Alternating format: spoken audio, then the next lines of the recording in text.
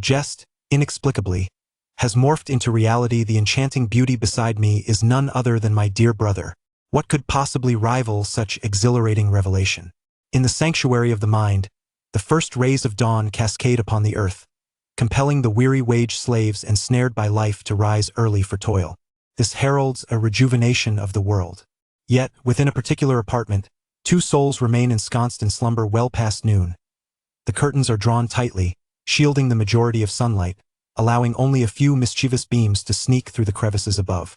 In this dimly lit chamber, garments of both genders lie strewn across the floor. On the table, a photograph lies fallen, depicting two spirited youths, arms draped over each other, their smiles radiating genuine camaraderie. Amidst the disarrayed bed, a young woman stirs awake, her mind clouded.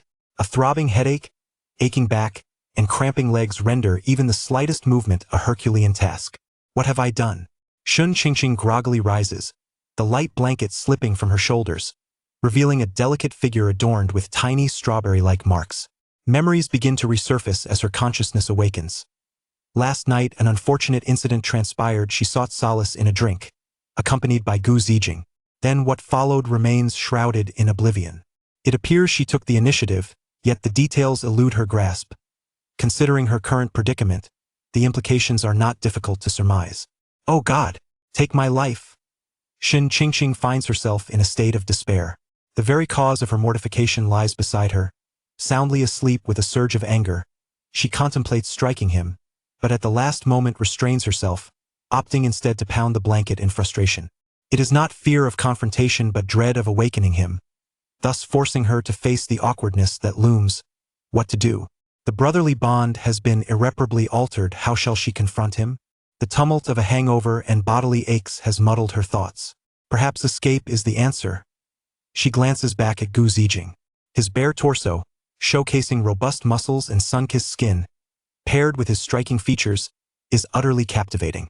A wave of despondency washes over her. What sin have I committed? How did it come to this? She recalls just months prior when she and this infuriating man were the closest of comrades. And she was still he. Months ago, at Haida University, a prestigious institution with a legacy spanning over a century, which has nurtured countless prodigies. Yet, even the most renowned of schools is not immune to some absurd and seemingly useless regulations. Currently, the weekly assembly is in session. Students gather, forming lines before the largest teaching building on campus. The principal stands at the podium, eloquently discussing everything from poetry and philosophy to the wonders of nature and the brilliance of the cosmos. Do not misunderstand, the principal speaks remarkably well, yet it induces a sense of drowsiness. The students seated beneath the podium have succumbed to the afternoon sun, drifting into a state of lethargy. In the midst of the crowd, there stands a dashing young man, slightly shorter than those around him, sporting a stylish wolf-tail hairstyle amongst the towering figures exceeding 6 feet. His height of just over 5 feet 7 inches does not render him short, yet it evokes a peculiar sensation of being caught between two extremes. His name is Shen Qing, a vibrant and cheerful young man aged 21 to speak candidly. These weekly assemblies are exceedingly tedious. There is seldom anything noteworthy to discuss over the course of a week, yet a summary must still be presented, reiterating the same limited points. The students, monopolized during their leisure time, are subjected to both mental and physical strain. After enduring more than 2 hours, the students are finally liberated, joyously dispersing in all directions. Amidst the throng, a handsome man swiftly maneuvers through the crowd, his objective being Shun Qing, who walks ahead. Although his strides are rapid, they convey an air of leisurely grace. Observing the man, he possesses a fair complexion and a hint of stubble, embodying an elegant poise as he traverses the courtyard with a deliberate gait. His slight stubble, perhaps 2 days unshaven, fails to diminish his striking good looks, instead adding an aura of brooding maturity. Once the assembly concludes, the campus is suddenly teeming with students. The surrounding noise is overwhelming, filled with myriad distractions. Yet the man's determination remains resolute. With purposeful strides, he swiftly approaches Shun Qing's side. Seizing the moment, he playfully taps Shun Qing on the back. "Why didn't you wait for me?" he remarks, a hint of complaint in his tone. Shun Qing, recognizing his companion, responds without irritation, "I thought you had left ahead of me." The man does not press the issue further, simply replying, "All right then." Perhaps due to their familiarity, their steps unconsciously synchronize. With only a year until graduation, have you decided what career path to pursue? The man inquires. Shen Qing ponders for a moment, a touch of distress evident on his face. Perhaps voice acting or working at a radio station. If all else fails, maybe even perform some comedic dialogue? Shen Qing is majoring in broadcasting and hosting, possessing a melodious voice and impeccable Mandarin, consistently ranking at the top of his class. His mother wishes to support his further studies, encouraging him to pursue a graduate degree. However, Shen Qing desires to enter the workforce as soon as possible. He believes that once he secures employment and earns a living, his mother will no longer need to toil so tirelessly each day. In contrast to Shen Qing's aspirations, the man, Gu Zijing, intends to delve deeply into the field of medicine. Though he is the same age as Shen Qing, he is a few months younger and is studying clinical medicine. His motivation for further studies is straightforward. The path of medicine is long and fraught with challenges. Shen Qing and Gu Zijing have known each other for 3 years, their initial acquaintance forged through a simple circumstance. When Gu Zijing began his freshman year and aimed to get fit, he sought a meal companion to help monitor his dietary intake, posting a public invitation on the campus wall. At that time, Shen Qing's dormitory had a rather strained atmosphere among his roommates, prompting him to seek new friendships. Coincidentally, he came across Gu Zijing's post, and thus, they connected. As a freshman, Gu Zijing, like many new students, harbored dreams of romance. Upon seeing a photograph of Shen Qing, he initially perceived him as a lovely junior and fancied the prospect of embarking on a sweet love affair. However, upon their first encounter, he discovered that Shen Qing was, in fact, a boy, which led to a moment of disappointment. Nevertheless, Gu Zijing did not reject Shen Qing as a companion for meals, and thus began their acquaintance, leading to a blossoming friendship. Gu Zijing was strikingly handsome, tall, and robust, standing nearly 6 feet 3 inches. Together, they presented a striking contrast, reminiscent of a towering husband and a petite wife. Why not consider becoming a cross-dressing influencer? You certainly possess the qualities for it, Gu Zijing jested. For years prior, Shen Qing had long hair, and upon first laying eyes on him, Gu Zijing had thought he resembled a girl, even entertaining the fanciful notion that there might have been a mistake regarding his gender. Alas, he soon realized there was no such error. Shen Qing was indeed a quintessential gentleman, albeit with a more delicate appearance. To encapsulate his beauty in a poetic line, the autumn waters are divine, with jade for bones, while the lotus blooms like his face and willows arch like his brows. Ha! I appreciate your assistance in eliminating the incorrect answers, Shen Qing retorted, casting Gu Zijing a sidelong glance, already accustomed to his teasing. At that moment, a couple strolled by, laughing and chatting, their harmonious demeanor starkly contrasting with the solitary figures of Shen Qing and Gu Zijing. Shen Qing could not help but sigh, "Ah, how I long for a sweet romance myself." Throughout 3 years of university, he had failed to seize a single opportunity, remaining single for over 20 years. As he observed yet another pair of couples pass by, envy coursed through him. Gu Zijing, unable to contain his frustration, remarked, "Opportunities won't simply fall from the sky, you must take action." He then proposed a plan, gesturing broadly at the surrounding students. "How about this? While walking, you can casually observe the solitary girls, and it'll help you obtain their contact information. What do you think?" Shen Qing felt utterly embarrassed and immediately dismissed the idea. "Absolutely not. If you don't mind the humiliation, I certainly do. Besides, what genuine love could one find in such a manner?" Shen Qing had always adhered to a singular belief regarding love. Once a choice is made, that person should be regarded as the one and only. During his freshman year in the dormitory, he had a roommate known for his numerous romantic escapades, who claimed one should date multiple people while young to gain experience. It was all merely a game. Shen Qing could not disagree more. He preferred to select wisely, nurturing a profound relationship with an ideal partner. If that proved impossible, he would rather remain single than squander someone else's feelings. Yet, this perspective had led to over 20 years of solitude, and each time he witnessed couples displaying affection, he was consumed by jealousy. Gu Zijing could hardly bear to watch any longer. He shot Shen Qing an exasperated look and said, "You constantly lament your loneliness and desire for love, yet fail to take any action. It's a miracle you even have a chance at a relationship." As the saying goes, the person involved is often oblivious while the observer sees clearly. Gu Zijing understood Shen Qing's predicament. He yearned for love, but lacked the courage to pursue it. In simpler terms, he was just being cowardly. "I'm not like you, a magnet for admirers. I'm so ordinary, who would ever take an interest in me?" Shen Qing gazed at the handsome countenance of Gu Zijing beside him and spoke in a low tone to Gu Zijing. With his striking looks, academic prowess, athletic build, and scientific acumen, naturally garnered much admiration from the female populace. It was not uncommon for girls to approach him for contact while strolling down the street. His image was even captured on the school's confession wall by others on occasion. In stark contrast, Shen Qing felt increasingly self-conscious about the notion of romance. Throughout his life, aside from possessing a somewhat delicate appearance, he was rather unremarkable, merely a common presence in the corner of the classroom, unnoticed and a mere shadow among his peers. I dare say, if you were a girl, you would undoubtedly be quite popular, Gu Zijing teased. Shen Qing, with his easygoing nature and seldom ruffled demeanor, was lively and animated in private. If he were a girl, who wouldn't fall for him? Gu Zijing often engaged in such playful banter with Shen Qing, occasionally leading Shen Qing, who had never entertained such thoughts before, to indulge in fleeting fantasies. Now, he even found amusement in such jesting. Of course, let me tell you, if I were a woman with my flair, would I ever struggle to find a partner? To this, Gu Zijing did not object. Then why wait for the next lifetime? Let it be this one. Just don't forget to make me happy when you transform. All right, when the time comes, I will ensure you ascend to the heavens first. Chapter 2. Emerging from the cocoon, the two of them playfully jostled each other as they encountered several of Gu Zijing's classmates in the middle of the road. Having returned to their dormitory only to quickly come back out, it was evident they had a purpose. Dressed in short sleeves and shorts, they held basketballs, laughing and chatting as they made their way toward the distant basketball court. Gu Zijing had always possessed a keen interest in sports, and feeling a surge of excitement, he decided to join them. On the other hand, Shen Qing had little affinity for physical activities and thus chose to part ways with Gu Zijing.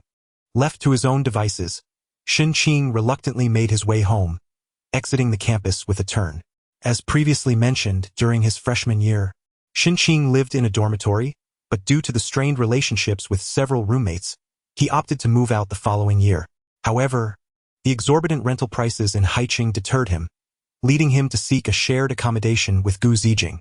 Now, after 2 years, apart from their academic commitments, they had essentially shared every meal, shared a room, played games together, and engaged in countless conversations, fostering a profound friendship. Upon returning to his residence, Shen Qing slipped into a pair of white slippers from the shoe cabinet, beside which lay a matching pair of black slippers belonging to Gu Zijing. He flopped onto the sofa, rarely turning on the television, yet after flipping through channels numerous times, he failed to find a program that piqued his interest. Aimlessly scrolling through his phone, he came across an abundance of humorous videos, yet none captured his attention.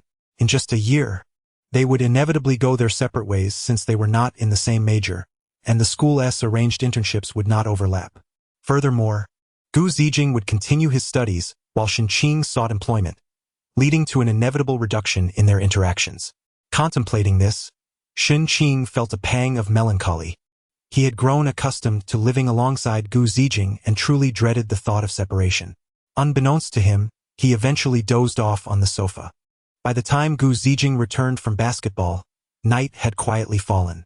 The television was broadcasting a football match on the sports channel, and the commentator had just mentioned that there was little time left for. Shen Qing's phone looped a video of a blogger discussing a certain academic topic. Perhaps something esoteric? The room was dim and somber, illuminated only by the flickering lights of the television and phone screens, casting a small figure on the sofa, still softly snoring. Gu Zijing sighed helplessly. Sometimes, living with Shen Qing felt akin to being in a romantic relationship. He approached and gently lifted the slumbering Shen Qing, carrying him back to his room. After a brief wash-up, he returned to his own space. The night was quiet and profound. A meteor streaked silently across the night sky. After this night, their fates would embark on a different trajectory. The following morning, Gu Zijing was jolted awake by a sharp scream emanating from Shen Qing's room. Realizing the source of the commotion, he hurriedly dashed over. Shen Qing had a habit of leaving his door unlocked while sleeping, so Gu Zijing entered without hesitation, only to be met with a scene that stirred his blood. Before him sat a slender young lady, elegantly cross-legged on the bed. The nightgown she wore was unmistakably one belonging to Shen Qing, yet on her it appeared rather oversized.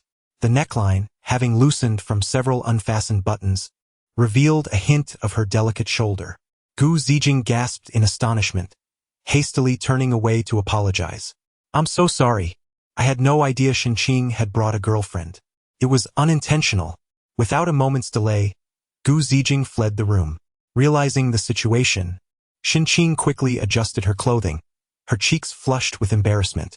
When Gu Zijing returned, properly attired, Shenqing disregarded her own rosy complexion and reprimanded him. How could you enter someone else's room without knocking? Gu Zijing felt aggrieved. Who could have anticipated that Shenqing would return with a girlfriend today? Hadn't Shenqing been asleep when he arrived? He had even helped bring her into the room himself. When had Shenqing brought her girlfriend home? And who was this mysterious partner? How could he keep such a significant detail from his close friend while lamenting his loneliness? Yet, at that moment, the priority lay in sincerely apologizing to the enchanting young lady. My apologies, miss. I came running upon hearing a scream, thinking Shenqing was in trouble.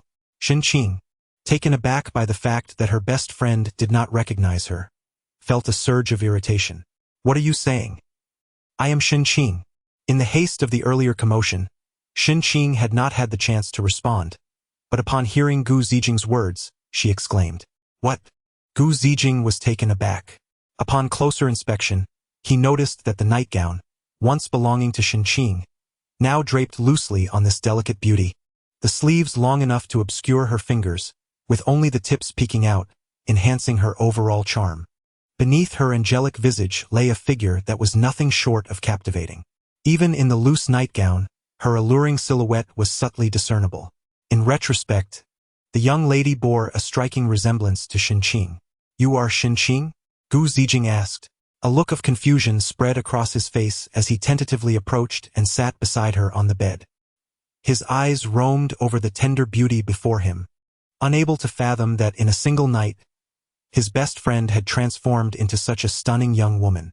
Was there truly such a miraculous occurrence in this world? Shenqing sighed, feeling utterly resigned to her current predicament. I too am at a loss as to how this happened. I awoke to find myself transformed from a man into a woman. Although she had often joked about such scenarios, the reality was far from easy to accept. Now, Gu Zijing had the opportunity to examine Shenqing closely. Her hair remained unchanged in length, and her features had hardly altered. However, the once handsome face had become softer and more beautiful in its femininity, embodying the essence of grace. Brows like distant mountains shrouded in mist, eyes resembling autumn waters rippling gently. Yet, the abrupt transition from male to female was simply beyond comprehension. As a student of clinical medicine, Gu Zijing was well acquainted with human anatomy. He was acutely aware that no ailment in existence could elucidate the peculiar circumstances surrounding Shenqing. At least, none that he had encountered in his studies. The extraordinary nature of such occurrences led Gu Zijing to contemplate another possibility. You wouldn't be Shenqing's twin sister, summoned here to play tricks on me, would you? Although Shenqing was rather innocent, one could never be too certain. Upon hearing this, Shenqing felt utterly speechless. Gu Zijing's thought process was indeed unconventional. Was this how all science-oriented individuals operated? Do you not know if I have a sister? Am I unwell, seeking her out to provide you with benefits? Which young woman would be so forthright with others just to assist her brother in pranking someone? After a moment of contemplation, Gu Zijing considered the implications. In that case, are you truly Shenqing? Gu Zijing remained incredulous at the unfolding situation. After all, his good friend had been an unequivocal man just yesterday, and now, inexplicably, had transformed into a delicate maiden. Furthermore, he had held Shenqing in his arms last night. The muscular build, the skeletal structure, there was no mistaking that he was indeed a man. As a medical student, Gu Zijing felt as though his entire worldview was collapsing. Could this phenomenon be explained through scientific reasoning? Was the pinnacle of medicine merely metaphysics? Shenqing, however, was displeased. After enduring incessant skepticism, she retorted with indignation, Nonsense. I still cannot believe it. What must I say for you to accept this? Shenqing felt on the verge of tears. The abrupt transformation into a female had already caused her considerable distress, and the fact that her good friend no longer recognized her only compounded her discomfort. Reveal a secret known only to you and Shenqing. Upon hearing this, Shen Qing fell into deep thought. Then, with a mischievous grin, she leaned in closer to Gu Zijing and whispered softly, "You like spaghetti straps?" Gu Zijing gasped. This particular inclination was his most closely guarded secret, known solely to his best friend, Shen Qing. It was highly improbable that Shen Qing would divulge such information to anyone else. Thus, could it be true that this young woman before him was indeed Shen Qing? You have truly transformed into a girl? Aware that the girl before him was, in fact, his closest friend, Gu Zijing felt neither estrangement nor any negative emotions. Instead, he was gripped by an unprecedented thirst for knowledge. I too can scarcely believe it. Upon waking, I felt a heaviness in my chest, and upon inspection, discovered two additional attributes. Shen Qing, completely oblivious to the subtle shift in Gu Zijing's gaze, innocently tugged at her garment's neckline to peer inside. Quite ample indeed, though Shen Qing herself was not well versed in this domain. Observing her actions, Gu Zijing posed a profound inquiry. Is this truly real? Shen Qing could not help but roll her eyes at him, teasingly replying, "Aren't you the medical student? Why not feel for yourself?" Chapter 3. Holding hands tight. Shen Qing's words successfully left Gu Zijing's mind in a state of chaos. After a moment of silence, she hurriedly waved her hand and said, "Never mind, trying it might lead to disaster." However, who would not be bewildered by such a thunderous revelation? Shen Qing gazed at her, momentarily speechless. It dawned on her the nature of her identity and the weight of her words. The crimson hue on her face betrayed the complexity of her emotions. For a fleeting moment, both turned away, unable to break the awkward silence that enveloped them. Eventually, Gu Zijing attempted to shift the conversation, breaking the tension. "What do you plan to do now? You still have classes this afternoon, right? You can't just..." Upon hearing this, Shen Qing recalled the societal challenges that loomed larger than her physical transformation. It was certain that she would be unable to attend. The potential for adaptation in her physical form depended on her own resolve, yet the transformation of her societal status could upheave her entire existence. She placed a hand on her forehead, sighing, "Oh, this headache." Over the course of the half-day, she began to grasp the gravity of her situation. The sudden shift into womanhood was a perplexing matter she did not know how to articulate. The pressing concern was how to navigate the life that lay ahead. Unlike the carefree narratives portrayed in comics and novels, transitioning into a girl did not grant her an untroubled existence. She felt as if she had become a shadow, a sudden apparition in this world, lacking identity and residence. Every endeavor would be fraught with obstacles. Shen Qing could already sense the world's malice encroaching upon her. Just moments ago, even her own phone failed to recognize her, displaying an error during facial recognition. Thankfully, she still remembered her password. "I should call my mother. I hope this won't alarm her." In this moment of crisis, Shen Qing's first instinct was to share her predicament with her mother. Throughout her life, her mother had been her sole pillar of support, embodying both frailty and strength in Shen Qing's memories. Shen Qing had an abusive father, inept and intoxicated, who would return home to unleash violence upon them. During those harrowing times, her mother would embrace her, shielding the little Shen Qing in her arms. As Shen Qing grew slightly older, she contemplated resistance, yet her diminutive stature rendered her powerless against her father. Each encounter left her battered and bruised. Home life was tormenting, and school proved to be equally stifling. When she first entered junior high, the boys around her began to mature, towering and robust, while she remained petite, resembling a young girl. A few unruly classmates would seize upon this, often teasing her. While it was not outright bullying, their mockery and antics provided them with amusement at her expense. Those years were shrouded in darkness for Shen Qing. In high school, her mother mustered the courage to divorce her father, and Shen Qing adopted her mother's surname, severing ties with her past self. Subsequently, her mother worked tirelessly, juggling 3 jobs, enduring hardships to ensure Shen Qing could attend university.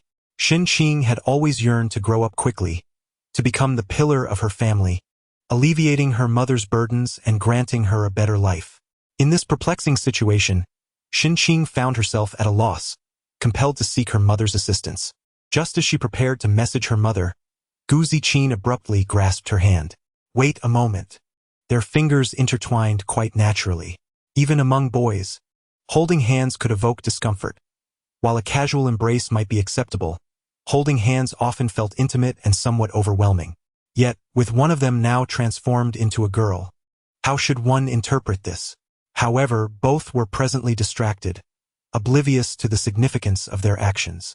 You need to consider how you'll explain this to Auntie, Gu Ziqin pointedly remarked, leaving Shen Qing momentarily speechless.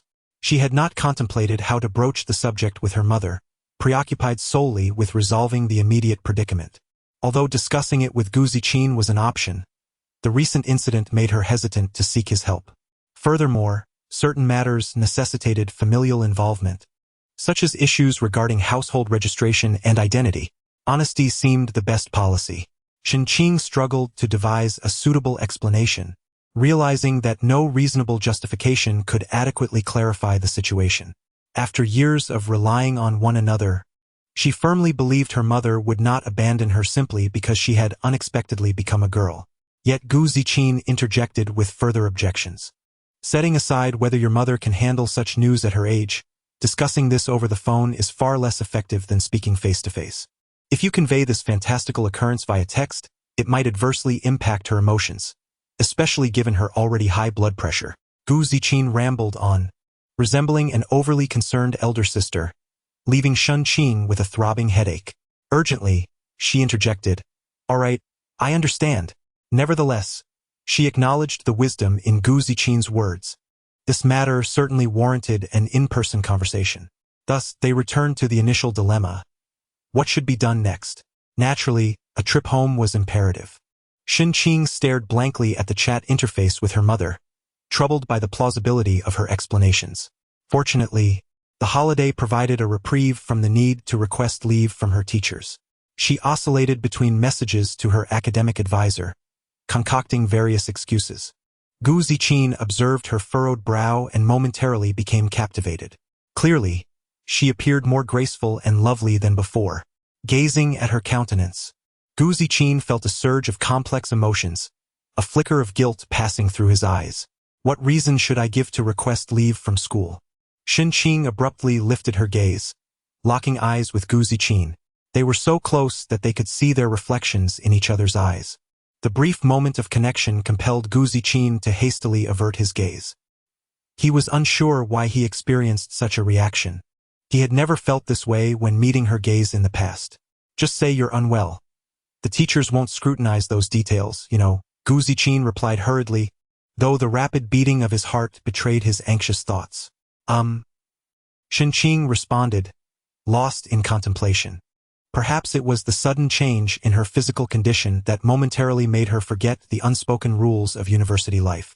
Consequently, she hastily concocted a reason to inform her counselor of her absence, though she received no immediate response. Next, she needed to explain her situation to her mother.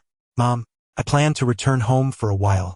Shen Qing's family resided in another province, and her mother, Shen Jiani, was working there to earn a living. Perhaps due to her work, Shen Jiani did not reply right away. Shen Qing felt a pang of anxiety as she waited. Half an hour later, upon seeing her son's message, Shen Jiani promptly initiated a video call. Knowing her son to be resilient and sensible, she sensed that something must be amiss, especially since he had not yet begun his vacation but suddenly expressed a desire to return home. Shen Qing found it challenging to articulate her current predicament to her mother, leading her to terminate the video call. However, it was uncommon for them to end a conversation abruptly, which only heightened Shen Jiani's concern. Son, has something happened at school? Shen Jiani sent a voice message, her tone laced with urgency. Shen Qing, still grappling with how to convey her situation, hesitated to respond with a voice message and opted for text instead. After all, her voice had transformed from a coarse timbre to a soft, melodic tone. Nothing much, Mom. I just miss you. Everything is fine, dear. Just focus on your studies. What's really the matter? A mother knows her child well. Shen Jiani was not swayed by Shen Qing's emotional appeal. She was certain her son was facing difficulties. Shen Qing felt a sense of helplessness, yet after considerable effort, she managed to convince her mother of her need to return home. Shortly thereafter, her counselor approved her leave. Given that Shen Qing was in her third year, Teachers generally exercised leniency regarding such matters, often granting leave for the most trivial of reasons. The most absurd excuse Xinqing had ever encountered was a student claiming they couldn't leave because their clothes and shoes did not match, and the teacher had granted that request as well. Having completed these tasks, Xinqing finally exhaled in relief. However, a new dilemma soon emerged. Since her family lived in another province, she would need to take the train to return. The current issue was that while tickets were still available, she found herself unable to pass through the facial recognition system at the station. It was only thanks to Gu Zijing's calm demeanor that, as Xinqing prepared to purchase her ticket, she was reminded of this potential obstacle, sparing her from the embarrassment of being detained at security. Yet, this realization struck Xinqing like a thunderbolt. Not being able to access the station meant she could not use any mode of transportation requiring identification. Even her desire to visit a hospital for a checkup was thwarted, as registration also required identification verification. Chapter 4, Brothers? What are you dawdling for? Lost in thought about how to return home, Xinqing noticed Gu Zijing daydreaming and waved her hand in front of him. Only then did Gu Zijing snap back to reality, focusing on the present Xinqing. It's nothing, he replied, shaking his head and dismissing some fleeting memories from his mind. He then inquired, have you figured out how you're getting back? Xinqing sighed in defeat, not at all. Traveling these days almost always requires an ID. The two rummaged through various modes of transportation and travel apps, ultimately settling on the most expensive option, a taxi. It seemed that hailing a cab was the only way that didn't necessitate identification. However, the fare for interprovincial travel was a substantial expense. Xinqing glanced at the taxi app, noting that even the cheapest fare exceeded 800 yuan. She gasped in dismay, her gaze shifting to her phone's balance. It was the end of the month, and her living expenses had dwindled to a mere 3-digit figure, starting with a 1. Clearly, she could not afford such a steep fare. What should she do? Instinctively, Xinqing considered seeking help from Gu Zijing. She was reluctant to ask her mother for money, knowing how hard she worked for it. Comparatively, it seemed that only Gu Zijing could assist her now. Gu Zijing, sensing her intention, felt a bit uneasy. It was evident he was on her mind for financial support. In the past, he would have resolutely maintained his persona of being broke, retorting with a phrase about having no money and being a mere mortal. But now, here was a lovely young woman, gazing at him with her enchanting, doe-like eyes truly captivating. Although this charming girl was, in fact, his good brother, did he not owe it to a friend in need to lend a helping hand? Gu Zijing was not one to be stingy, and he promptly stated, I have some funds available. Would you like to borrow some? Though he often projected an image of poverty, Gu Zijing's family was, in reality, quite affluent. His family was engaged in international trade, and their company ranked among the Fortune 500. His father, Gu Yuan, was an industry magnate of notable repute within the country. Thus, lending money was hardly an issue, and he could easily support Xinqing for the foreseeable future. Gu Zijing's generosity brought an instant smile to Xinqing's face. Really? Thank you, my dear brother. Just 1,000 yuan will suffice, and I promise to repay you next month, she said, her eyes sparkling like crescent moons. Her charming demeanor seemed to tug at a hidden string in Gu Zijing's heart, stirring an unfamiliar sensation within him. Gu Zijing fell silent, quietly opening the chat interface with Xinqing, preparing to transfer the funds. Xinqing watched eagerly as he accessed the transfer screen. However, he suddenly hesitated. What if Xinqing's circumstances changed, and she did not return after leaving? Doubts crept into Gu Zijing's mind. Wait, what if you don't come back after you leave? Faced with his concerns, Xinqing found his question perplexing and retorted, how could I possibly not return? Gu Zijing found herself momentarily engulfed in hesitation. How to articulate this?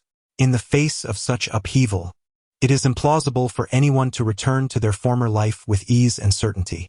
She had yet to visit the hospital, uncertain if Xinqing's symptoms could ever be alleviated.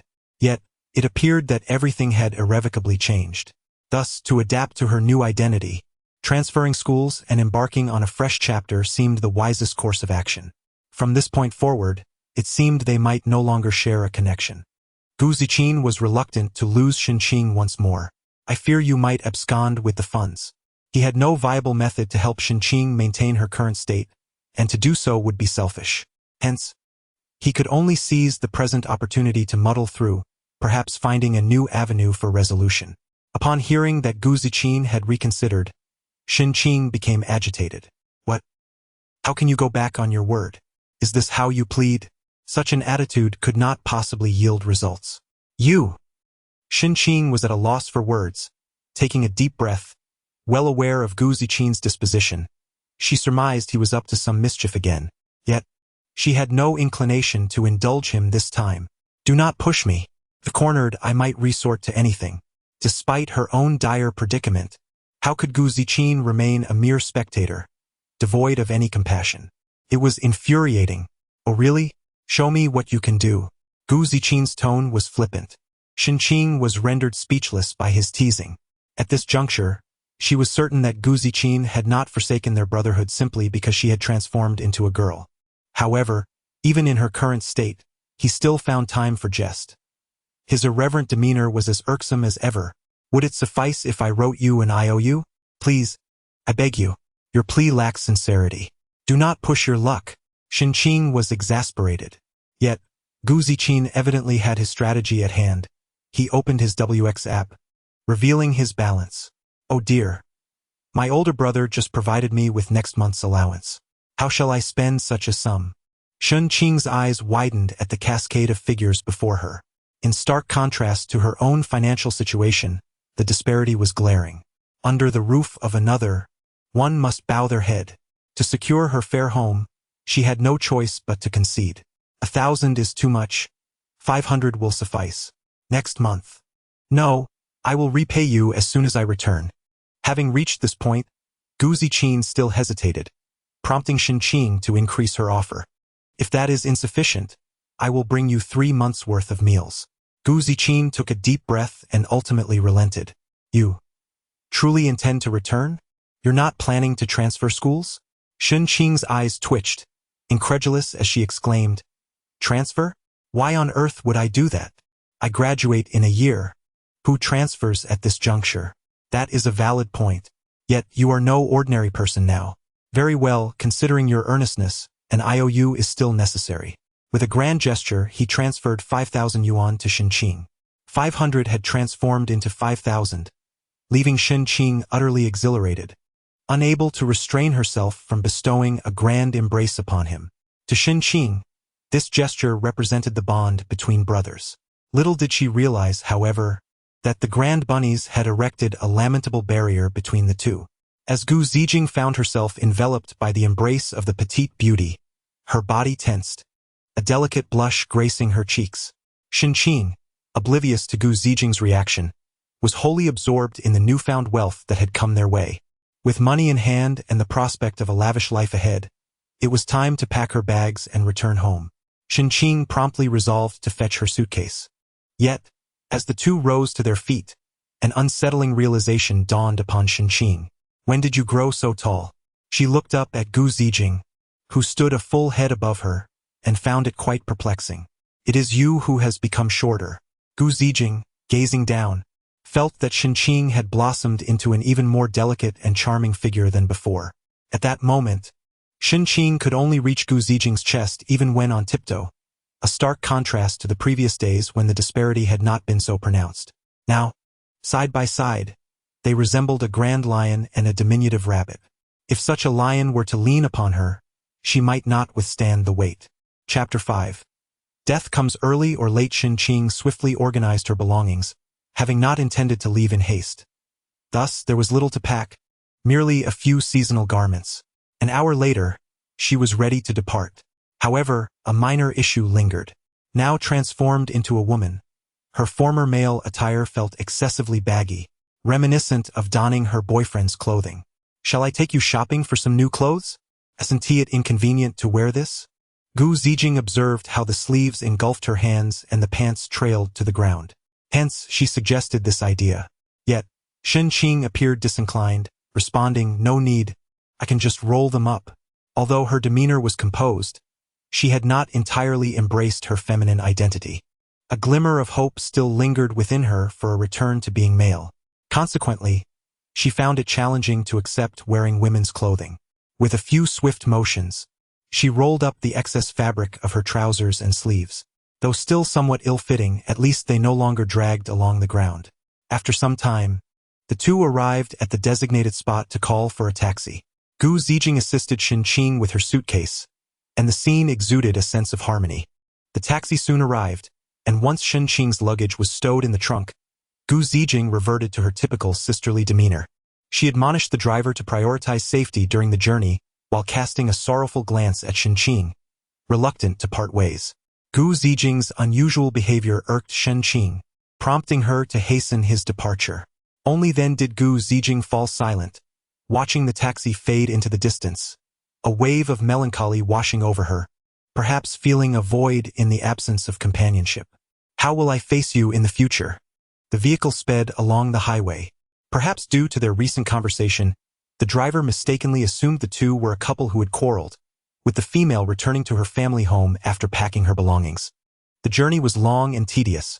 Perhaps to alleviate the awkwardness, the driver engaged them in conversation, playing the peacemaker.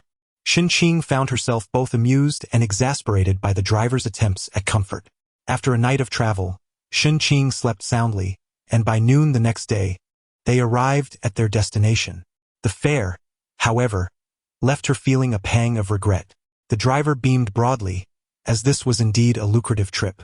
Shen Qing felt helpless. Her family was not affluent, residing in an old, dilapidated building in the city's outskirts. Standing below her home, a sense of melancholy enveloped her. At this hour, her mother was likely still at work. Yet, even in the absence of her family, she felt unprepared to confront them. Nonetheless, reality demanded her attention. She could not evade the truth of her transformed body. Taking a deep breath to summon her resolve, she grasped her luggage and ascended the steps. Meanwhile, Gu Zijing noticed that Shen Qing had yet to send any messages. Anxiety gnawed at her. They should have arrived by now. She distinctly recalled advising Shen Qing to inform her upon reaching her destination. It is settled. If she does not take the initiative, then he shall. Gu Zijing asked, "Have you been abducted?" After a brief interval, Shen Qing finally responded, "I've arrived and am just tidying up." Gu Zijing inquired, "Have you pondered how to broach the subject with your mother?" Shen Qing replied, "Not yet. I am quite troubled by this matter." "Ah well, whatever comes, let it come. Can my mother truly forsake me?" Gu Zijing encouraged, "It's good that you can maintain a positive outlook. If you need anything, reach out to me."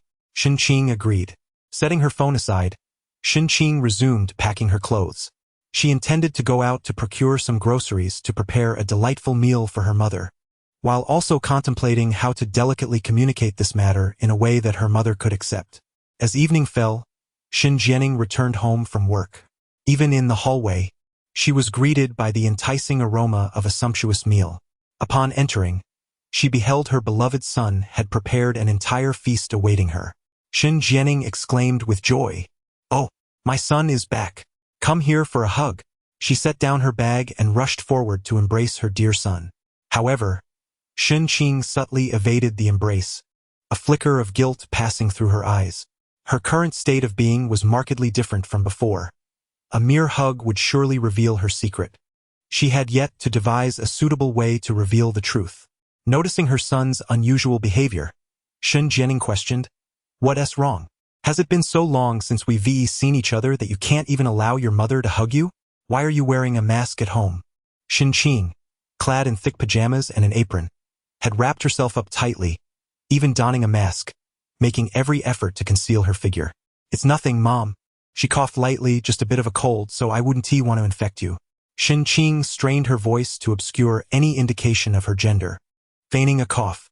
Hearing that her son had a cold, Shen Jianing expressed concern. "Oh dear, your voice is hoarse. Is it that serious? We have cold medicine at home. Let me fetch some for you." Just as her mother was about to rummage through the cabinets for medicine, Shen Qing hurriedly stopped her. "No need, Mom. I've already taken some medicine and I'm feeling better. I just have a slight discomfort in my throat. You should eat first." Upon hearing this, Shen Jianing glanced at the spread of delectable dishes. Having worked hard all day, she was indeed hungry. All right then. The mother and daughter soon sat down at the dining table, preparing to eat. However, Shen Jianing noticed that Shen Qing had yet to touch her chopsticks and asked, "Why aren't you eating? Not hungry?" Shen Qing, lost in thought, was jolted back to reality by her mother's question. "Oh, She dared not remove her mask. Anyone would perceive her face as that of a woman. "I have no appetite due to my sore throat. Please eat, Mom." "Very well." Throughout the meal, the two engaged in a casual conversation, primarily consisting of Shen Jianing's inquiries and Shen Qing's responses, which was no different from their usual interactions, leaving Shen Jianing oblivious to any suspicions. After the meal, Shen Jianing cleared the table and began washing the dishes, while Shen Qing retreated to her room. She continued to grapple with the challenge of how to disclose her sudden transformation into a woman, unable to find the right moment or words to share with her mother. In her heart, she felt a sense of turmoil, yet there was no one nearby to confide in. Consequently, she dialed Gu Zijing's number. "Oh dear, what should I do?" Upon witnessing her friend anxiously tugging at her hair, Gu Zijing immediately discerned the source of her distress. "Haven't you spoken to your mother yet?" "Well, my mom, despite her usually gentle demeanor, can be quite intimidating when angered. Although she is open-minded about many matters, she is fundamentally traditional. If I tell her, she will undoubtedly think I have lost my senses and suspect that I've secretly undergone surgery in Thailand. She would likely disown me and threaten to break my legs. That seems a bit extreme. I believe your mother wouldn't reject you solely based on your gender identity," Gu Zijing remarked lightly. "Easier said than done. If being direct proves unfeasible, perhaps you could first mention a few things you think your mother might find unacceptable, then gradually introduce the more acceptable aspects of your situation. Wouldn't that be more palatable?" Contemplating Gu Zijing's advice, Shen Qing pondered what her mother would find most difficult to accept, and it struck her that it was indeed her transformation into a girl. While such a change might not be too hard for the younger generation to fathom, for their parents' generation, it would be akin to turning the world upside down. Shen Qing felt a weight in her heart. Although venting to Gu Zijing had alleviated her distress somewhat, the issue remained unresolved. Alas, a dead horse is better than no horse at all. Whether by fate or folly, she had to confront the matter head-on. "Here goes. Wish me luck." Shen Qing hung up the phone, her eyes filled with determination, and strode confidently to the kitchen door. However, upon catching sight of her mother, her courage wavered. Such a topic was undeniably difficult to broach. Yet, silence was not an option. After much contemplation, Shen Qing resolved to first gauge her mother's perspective on the matter. Chapter 6. "I do not comprehend, yet I am astounded, mother. I have something to discuss with you." Shen Qing inhaled deeply, mustering the courage to speak. At that moment, Shen Jiani was busily washing dishes at the kitchen sink, the sound of rushing water filling the air. Without turning her head, she inquired, "What is it, my dear son?" Her hands continued their task, indicating that she did not take Shen Qing's words to heart. Noticing her lack of attention to his expression, Shen Qing bit his lip and reiterated, "It is truly important." Only then did Shen Jiani pause her work, turning to face him with a puzzled expression. "What is it? You seem rather mysterious." After much hesitation, Shen Qing finally articulated the long-buried sentiment. If one day you were to discover that the son you have raised for over 20 years suddenly became a daughter, what would you do?" Upon hearing this, Shen Jiani was initially taken aback, then burst into laughter. "You rascal, always trying to amuse your mother. Such a scenario is absurd. It's not a joke. I'm merely hypothesizing," Shen Qing anxiously clarified. However, Shen Jiani was unconvinced, responding with a serious demeanor, hypothetical or not. "That's out of the question. Do not entertain such nonsense. If you dare to change, I shall break your legs and cast you out." With that, she brandished the spatula in her hand, feigning a fierce appearance. Shen Qing was startled by his mother's reaction, his heart sinking. He quickly denied, "Of course not. I was just asking." Observing her son's anxious demeanor, Shen Jiani chided playfully, "I doubt you would dare. Enough of this. Do not ponder such bizarre matters." Yet, Shen Qing's expression remained troubled, and he murmured quietly, "What I mean is, I feel that I might be a bit different from others now." Shen Qing's renewed attempt to speak prompted Shen Jiani to sense something amiss. She furrowed her brow, contemplating his words seriously. In what way are you different? Perhaps your preferences have changed? Shinjiani was taken aback. Are you implying that you are? Sensing that his mother was on the brink of a significant realization, Shinqing hastily refuted. No. Shinjiani was momentarily stunned. Taking a deep breath, Shinqing continued. I mean, which of these two would you find more acceptable? Upon hearing this, Shinjiani's temper flared. I would not accept either. What is wrong with you today? Why are you asking such strange questions? What on earth does it mean to be different? She mused aloud. What has gotten into this boy? He suddenly expressed a desire to return home yesterday, and today he is back. Could it be that he has encountered some trouble? Has that man sought him out? Shinjiani gasped, attributing her son's odd behavior to the scoundrel. Ever since her divorce from Shinqing's biological father, they had not seen each other for several years. In the beginning, that man persistently sought to extort money from them, resorting to various forms of harassment when his demands were unmet, even threatening to harm both mother and child. Eventually, unable to bear it any longer, Shinjiani reported him to the police, which finally quelled his advances. However, after all these years, the man has resurfaced? Shinjiani, in a state of alarm, grasped Shinqing's arm with both hands, urgently inquiring, Has that man approached you? Did he come to your school? Did he do anything to you?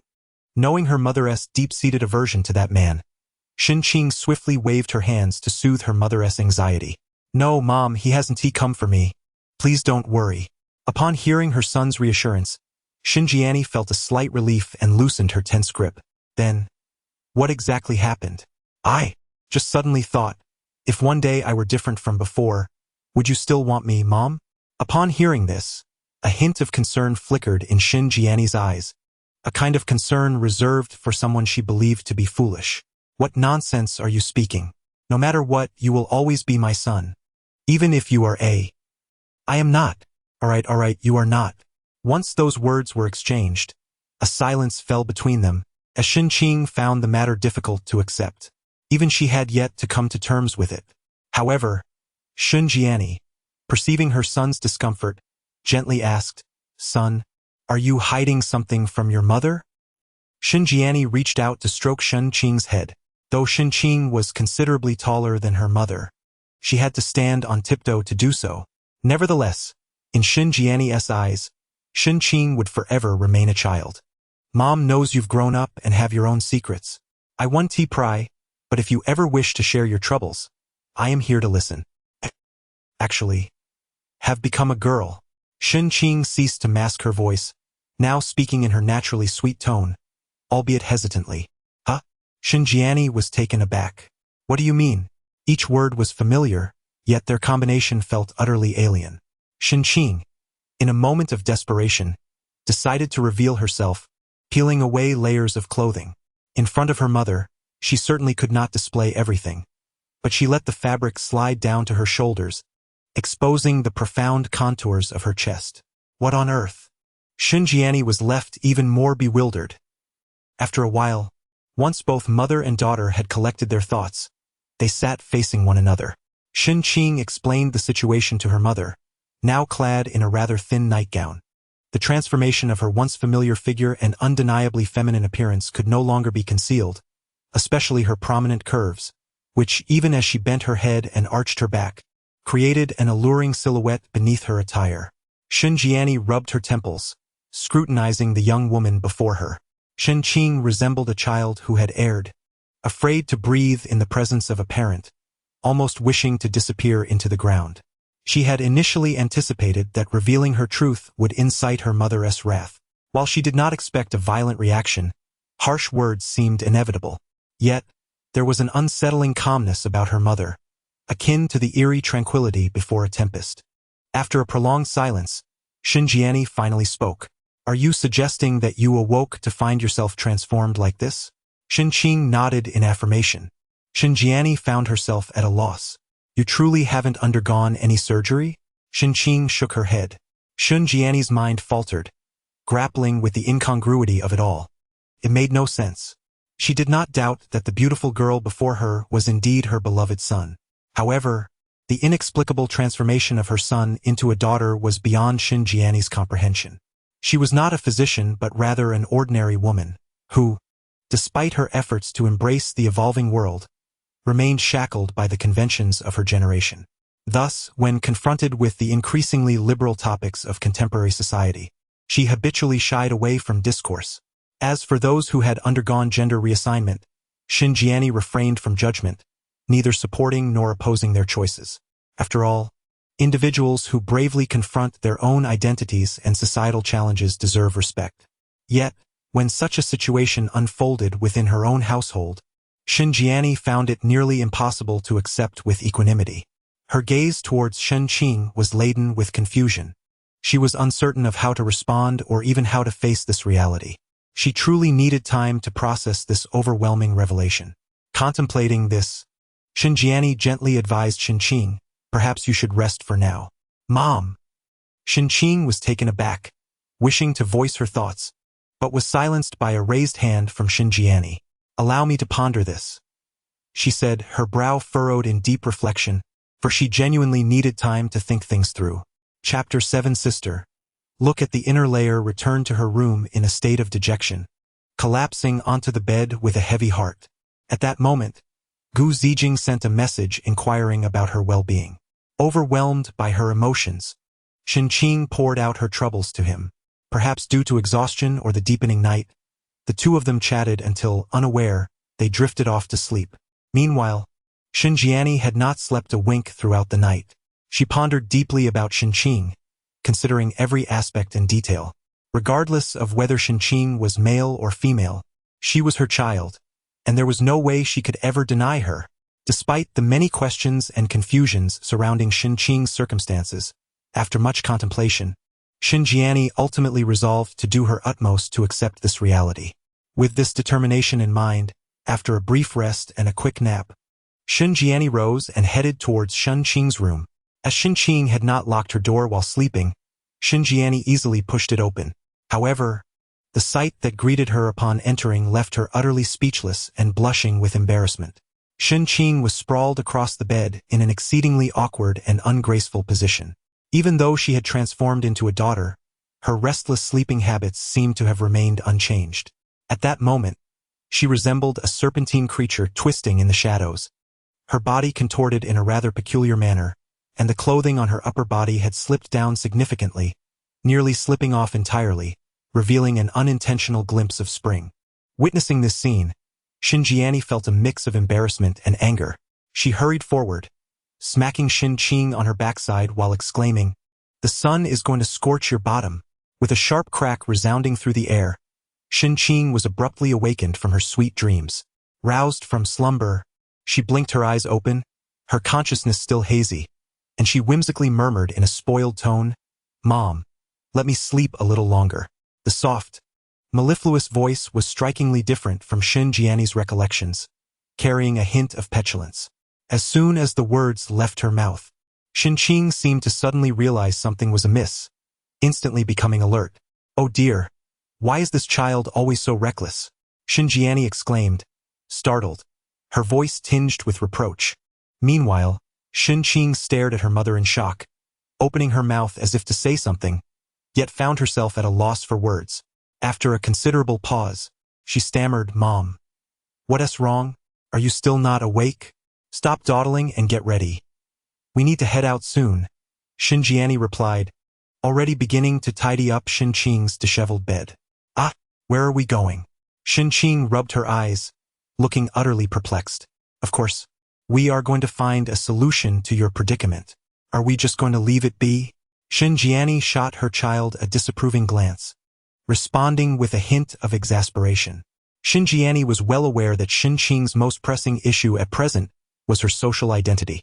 Individuals typically undergo surgical procedures to transition from male to female through conventional methods, yet such transformations can often lead to a multitude of complications. In the case of Shin Qing, who experienced a sudden change overnight, the situation is undoubtedly more intricate. Matters such as identity, household registration, and medical insurance are likely to require numerous bureaucratic visits.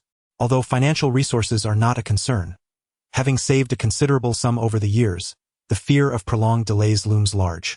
This thought alone causes Xinjiani considerable distress. Nevertheless, she resolves to tackle each issue one step at a time, beginning with a visit to the hospital to ensure there are no underlying health concerns that might have arisen from this abrupt transformation. While Xinqing attends to her personal grooming, Xinjiani seizes the opportunity to contact her school, fabricating a reason to request a month-long leave of absence. Although a month may prove insufficient, she subsequently reaches out to a friend at the hospital. Once Xinqing has finished dressing, Xinjiani finds herself displeased. Why? Because Xinqing is still wearing her male attire, which is excessively large, rendering her appearance rather unrefined. It is at this moment that a question strikes Xinjiani. Dear son, are you still wearing men's underwear? Well, I don't have anything else. Xinqing replies nonchalantly. What about a bra? I don't have that either, she responds, shrugging her shoulders, as if it were entirely normal. Xinjiani smacks her forehead, realizing that she had overlooked such an obvious detail. Clearly, this adds yet another item to their agenda. The mother and daughter soon arrive at a nearby shopping mall. Standing before the lingerie store, Xinqing feels a tumult of emotions. She paces back and forth, hesitant to step inside. Previously, she would have avoided this place entirely, but now she must enter with confidence. Inside the store, Xinjiani gently urges her. What are you thinking? Hurry up and come in. Finally, Xinqing snaps back to reality. Gazing at the array of feminine undergarments displayed in the window, she takes a deep breath. Well, it is what it is. Better to boldly charge ahead than to hesitate. With newfound courage, she steps inside, unlocking the door to a new world. Your daughter has developed quite well. I find myself envious, remarks a sales associate. Not just you, I envy her too, another chimes in. Have you seen the new styles in our store? They can create a cartoonish bust effect. Sounds good. Do you have the right size? Shall we measure? No need for that. I've been in this business for years. 36D is a given. And with that cute dairy oh my, a peach shape. A larger backside is a blessing for fertility. Her future husband will be fortunate. Amidst the flurry of comments from the sales staff and her own mother, Xinqing feels her face flush with embarrassment. What kind of brazen remarks are these? Is this how women converse? Boys tend to communicate with insinuations and subtle glances, but do girls speak so candidly? Xinqing is utterly bewildered. At this moment, she longs for a crevice to hide in. Someone, please rescue me. Before long, a pink lingerie set is presented to her, and Xinjiani promptly thrusts it into Xinqing's hands. Go try it on. Xinqing found it somewhat difficult to accept and cautiously inquired, Mother, can we discuss this? There is no room for negotiation. Hurry up, came the reply. Reluctantly, Xinqing acknowledged her fate and stepped into the fitting room, glancing back with each step. In the confined space, she disrobed completely. The full-length mirror before her allowed her to observe her body with unprecedented clarity. Like a magnificent painting, each curve exquisitely showcased the feminine grace and allure. Her long, fair legs were slender and straight, with taut muscles and smooth lines that exuded a vibrant vitality. Her delicate feet resembled exquisite pieces of art, with nails akin to shells of varying sizes adorning her toes, adding an enticing touch to her appearance. Unreservedly, one could say that she possessed a physique capable of igniting passion in all men. Gazing at her own form, Xinqing could not help but marvel at her beauty. I truly am stunning, she thought, sighing as she became aware of her inner musings. As she unwrapped the undergarment, the light fabric fell into her hands. Gritting her teeth, she resolved to wear it. Once dressed, she stepped out of the fitting room, feeling as if she had undergone a transformation. How does it feel? Is it a good fit? Xinjiani inquired with curiosity. It's all right, Xinqing replied shyly, nodding her head. The garment constrained her chest, lending her a more upright posture, though it felt a bit tight around her backside. That's good, Xinjiani remarked, pleased to see her elder daughter showing no resistance. Accepting this is already a significant step. It would be a pity if any psychological issues arose. Subsequently, Xinjiani addressed the shop assistant. Based on these measurements, please prepare a few more sets. Xinqing hastily interjected. ISNT1 outfit sufficient? How can that be? You need to have spares, don't you? Shen Qing fell silent. After settling the bill and carrying a bag of undergarments, the mother and daughter exited the lingerie store. Next on their agenda was to purchase new clothing. Shen Qing's wardrobe still consisted of her previous male attire. While the garments were somewhat oversized, they were still wearable. However, the pants were excessively baggy, particularly around the waist, and her shoes were several sizes too large, causing her to drag her feet as she walked. During the selection process, Shen Qing relied on her original aesthetic, opting for several outfits that leaned towards a more masculine style. Shen Jiani did not compel her to choose feminine attire, recognizing that merely replacing the undergarments was already a commendable beginning. Chapter 8. My name is Shen Qingqing. In the blink of an eye, 2 months had passed. Shen Qing was preparing to return to school. To ensure she would not become a ghost in this world, Shen Jiani had tirelessly taken her back and forth between their residence and her hometown during these 2 months. The hospital and the police station had become their frequent haunts. Finally, perseverance bore fruit, and Shen Qing successfully acquired her new identity as Shen Qingqing. Fortunately, after providing the necessary documentation, her academic credentials remained intact, allowing her to graduate normally, albeit under the name Shen Qingqing. On this day, Shen Qingqing had meticulously packed her luggage, ready to depart from home. Her hair, already not short, now exuded more vigor as a woman, infused with a touch of allure. She wore a white base layer that accentuated the curves of her figure, while her waistline was sharply defined, creating a striking visual impact. Her lower half was clad in a pair of loose-fitting straight-leg trousers, lending her overall appearance a more androgynous flair. In terms of attire, Shen Qingqing felt she could not fully embrace the feminine fashion. She was still reluctant to try skirts, form-fitting dresses, or delicate camisoles. As she prepared to leave home once more, Shen Jiani was still filled with concern. Have you packed your toiletries? Yes, Mom. What about your change of clothes? I've got them, Mom. And the house key? It's in my bag. Before she could step out, her mother repeated her reminders. Shen Qingqing understood her mother's worries. After all, unlike men, girls face greater dangers when alone in the world. Thus, she patiently responded, feeling not annoyance but rather a warm sense of maternal love enveloping her heart. Shen Qingqing held deep gratitude for Shen Jiani. During these 2 months, her mother had devoted herself to ensuring her comfort, helping her swiftly adapt to her new identity as a woman, thereby preventing any psychological distress. Upon arriving at the station, Shen Jiani continued her stream of advice to Shen Qingqing. Remember to call me when you arrive. Of course, Mom. Shen Qingqing nodded. Is someone picking you up? A friend is coming. Is it a man or a woman? A man. Shen Jiani's demeanor instantly shifted to vigilance. You must take care of yourself and be cautious around men. Shen Qingqing couldn't help but chuckle. I used to be a man too, Mom. That's different. Just trust me. All right, I understand, Mom. As long as you truly do. The train is about to arrive. I must go now. Take your time, don't rush. With her mother watching, Shen Qingqing passed through security, and her new identification was smoothly accepted at the ticket gate. Through the glass, she waved goodbye to Shen Jiani. After a brief wait, the train arrived. Once she found her seat and settled in, the train swiftly departed. As she gazed out at the receding landscape, a myriad of emotions swirled within her. She felt both anticipation for her return to campus life and apprehension regarding the curious gazes of her classmates. Recalling the days spent on campus, when she was still in her boyish form, playing basketball and skipping classes with her brothers, everything has since transformed. Now, she feels uncertain about how to confront those familiar faces.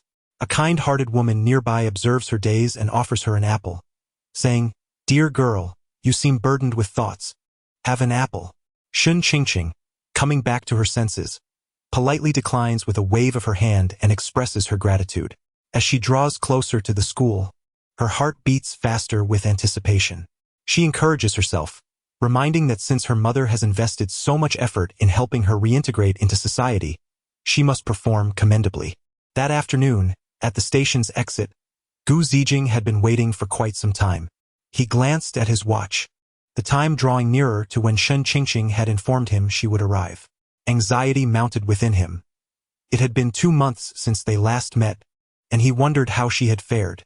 During this period, they had maintained communication through WeChat, and their conversations had oddly increased in frequency. The image of her striking figure lingered in his mind. Each night, he would reflect on that morning's scene, accompanied by a beautiful woman, who just so happened to be his close friend. Lucky you, Lizzie, he mused.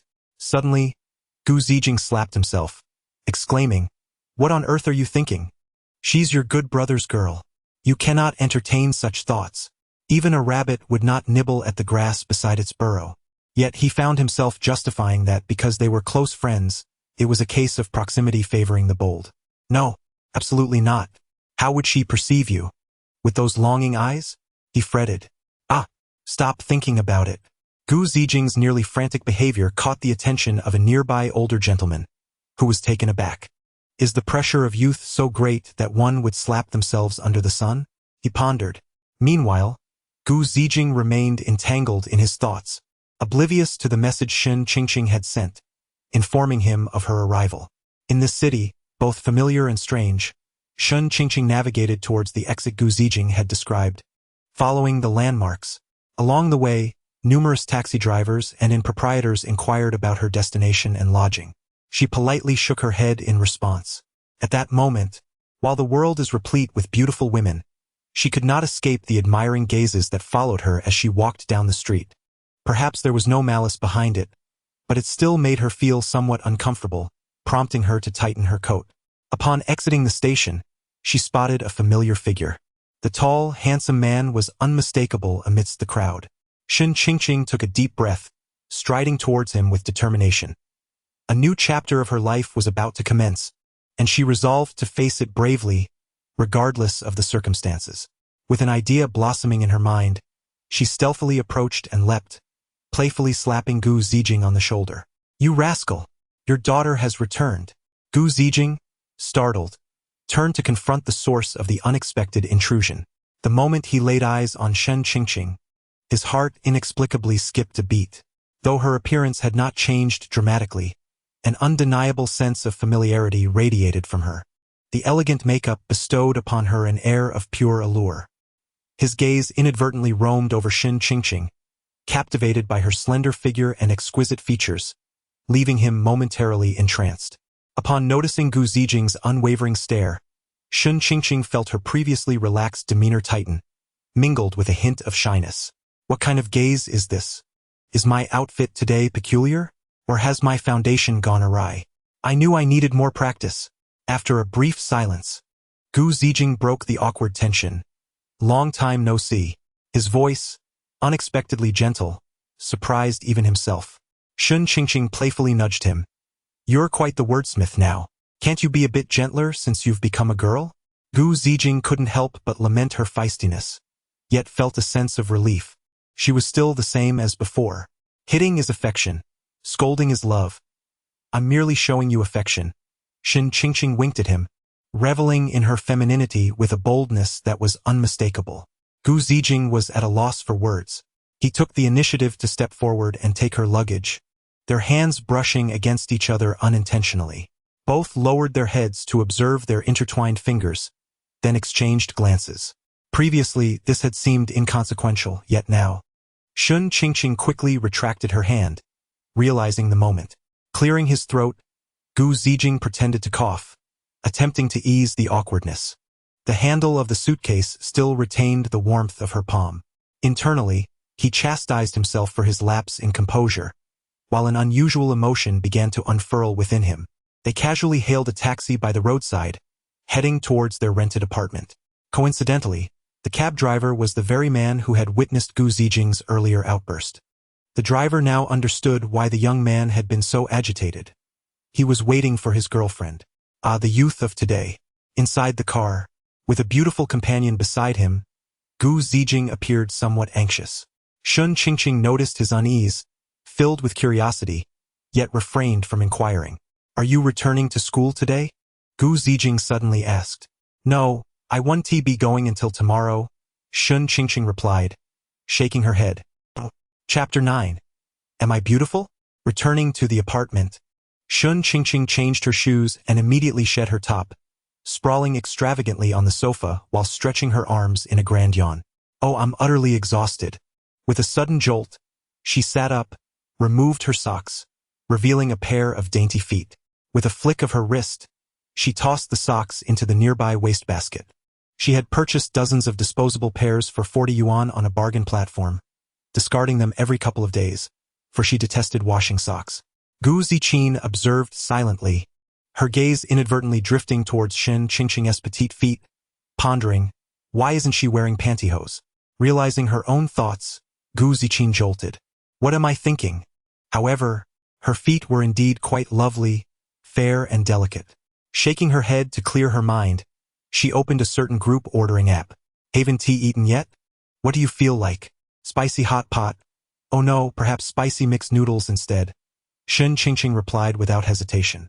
There was a restaurant nearby that served particularly delicious spicy mixed noodles, and she had been craving them ever since.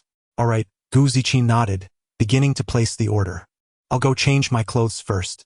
Shen Qingqing rose and returned to her room. Gu Ziqin looked at the indentation left on the sofa where Shen Qingqing had just sat, next to her discarded jacket, and noted how the once tidy living room now bore a hint of disorder. Yet it felt rather nice. Since Shen Qingqing returned home, the apartment, which had felt so lonely, now felt alive again. Before long, Shen Qingqing emerged from her room, donned in her loungewear. However, it was not anything provocative, merely a plain old sleep shirt, which happened to be a former men's garment of hers. Yet, this seemingly ordinary attire managed to accentuate her exceptional figure in a subtle manner. Gu Ziqin had also changed into his sleepwear, nestled on the sofa while engrossed in his phone, scrolling through a popular video app. As Shen Qingqing approached, she immediately heard the sounds emanating from his device. It was evident it was a suggestive video. Without uttering a word, she naturally settled beside him. Gu Ziqin didn't spare her a glance, yet his body instinctively stiffened, discreetly swiping away the video that had been looping moments before. Shen Qingqing remained silent, immersing herself in her own activities, but soon noticed something amiss. She observed that Gu Ziqin would swiftly swipe away any suggestive videos that appeared. What does that mean? When I'm not around, you let it play on repeat. Yet now that I'm here, you can't even bear to look? Oh, I see, my charm is overwhelming you, isn't it? With a mischievous glint in her eyes, she turned towards Gu Ziqin, resting her chin on one hand. Hey, am I beautiful? As she posed the question, her eyes sparkled with the radiance of crescent moons, exuding an undeniable beauty. Beautiful, Gu Ziqin replied, still avoiding eye contact and continuing to scroll through the videos. You didn't even look at me. Shen Qingqing pouted in mock anger. You don't need to look to know you're beautiful, Gu Ziqin nodded, still too timid to meet her gaze, continuing to scroll. Forget you. Shen Qingqing cast him a glance filled with disdain and turned away. Observing his wooden demeanor, her enthusiasm waned instantly. What was the matter? Was her physique not alluring enough? How disappointing, especially when she had hoped to use this to her advantage in the future. Little did she know that as soon as she turned, Gu Ziqin could not help but steal a glance. The flimsy nightgown, due to her reclining posture, accentuated her devilish curves. Her slender waist drew attention, while the sudden elevation below left one feeling awestruck. Lazy as he was, he felt fortunate. After approximately half an hour, the takeout arrived. Shen Qingqing, already famished, eagerly tore open the packaging and began to feast. After a whirlwind of consumption, she felt satisfied. I can't eat anymore. You take it, she said, glancing at the half-full bowl of spicy noodles. Gu Ziqin fell into contemplation. Is it just me?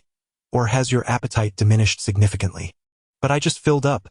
I can't eat anymore, she protested. I'm also full, he replied. Oh, come on, finish it, don't waste it. Reluctantly, Gu Ziqin accepted her bowl and continued to eat. Eventually, gazing at his now protruding belly, he burped in content. I can't believe it. Your appetite has shrunk since becoming a girl. Well, what can I do? My stomach is smaller, so I can't eat as much, she retorted, wearing a triumphant expression that made Gu Ziqin chuckle helplessly. What could he do? He was just a doting brother. The following day, Shen Qingqing officially returned to campus to register. Although 2 months had passed, she was quite familiar with university life and felt no discomfort. Sitting in the familiar classroom, her classmates trickled in, gathering in groups of 3 or 5. Yet, Shen Qingqing appeared somewhat solitary. She wore the same outfit as the day before, only donning a mask that obscured half of her face. Nevertheless, one could tell from her captivating eyes that her beauty was undeniable. Some students took note of the striking yet unfamiliar figure in the corner, casting curious glances, though it wasn't particularly astonishing. University classes, unlike those in high school, were not fixed. Several classes often shared a room. Thus, it was not unusual to see students from other classes wandering in during non-class hours. Yet, as the class time approached and the teacher was nearly there, the beautiful girl still had not departed. The class monitor, a sweet-looking girl named Zhou Emo, could not resist approaching Shen Qingqing to strike up a conversation. "Classmate, we're about to start." Hearing this, Shen Qingqing felt a bit perplexed. She thought to herself, "I know we're about to start, no need for a reminder." So she replied, "I know. I'm in this class too." Zhou Emo was taken aback. "Huh? You're in our class? How come I don't remember such a beauty in our midst?" "Yes." Shen Qingqing nodded, pausing for a moment before realizing the truth. She had indeed transformed into a girl, and to her classmates, she was merely a stranger. As the class was about to commence, it seemed rather inappropriate for a stranger to be eavesdropping nearby. Yet, she could hardly reveal her true identity as Qingqing. In a flurry, she exclaimed, "Oh, I'm a new transfer student. I just enrolled today. Is that so? What is your name?" Zhou Emo inquired, still somewhat skeptical. "A new student? How come I was not informed? The instructor didn't mention anything to me." "Shen Qingqing," she replied. Zhou Emo nodded, her gaze inadvertently drifting downward, and she felt a sudden pang in her heart. Instinctively, she wrapped her arms tighter around herself.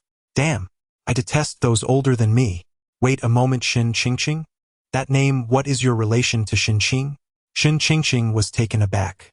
Indeed, the name was too easily associated with her former self. "We are not related. I don't know her." Those proficient in language understand that a double negative implies affirmation. However, to the naive and clear-eyed university students, such nuances eluded them. Zhou Emo nodded, choosing not to press further. She then turned back to her seat, seemingly convinced by Shen Qingqing's words. Perhaps the instructor had simply forgotten to inform her about Shen Qingqing due to a busy schedule. Speaking of which, it had been 2 months since Shen Qing had left. Would she ever return? Before long, the teacher arrived for the class. The instructor was strict, and it was customary to take attendance beforehand. The class roster had, of course, been updated by the instructor, ensuring that Shen Qingqing's name was inevitably called. This further assuaged Zhou Mo's doubts regarding Shen Qingqing's identity and piqued the interest of her classmates in this new student. Chapter 10. Beautiful girl. Let us add each other as friends. "Hey, away! That girl is stunning. What do you think about asking for her WeChat?" At that moment, in the back corner of the classroom, a few friends from the same dormitory were huddled together, their eyes gleaming as they gazed at Shen Qingqing, whispering conspiratorially in hushed tones.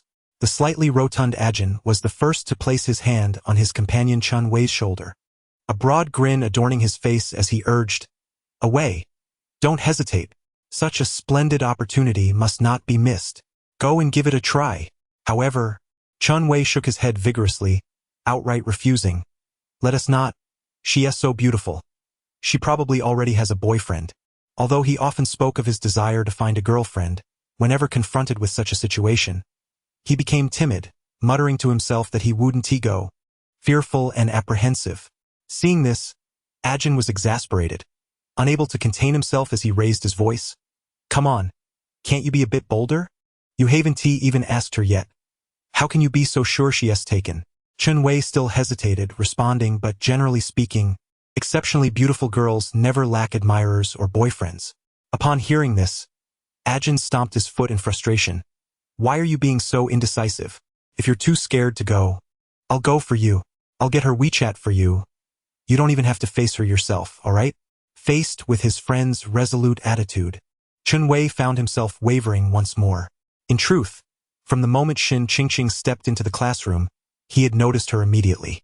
He had to admit that her fresh and ethereal beauty perfectly embodied his ideal girlfriend. At that instant, he felt as though he had fallen for her at first sight. Regrettably, despite his heart being filled with admiration and longing, He could never muster the courage to approach Shen Qingqing directly. After some deliberation, Chun Wei finally nodded in agreement. Seeing the protagonist consent, Ajin sprang into action. Meanwhile, Shen Qingqing was listening with a furrowed brow. How could these people gossip about her without considering their own discretion?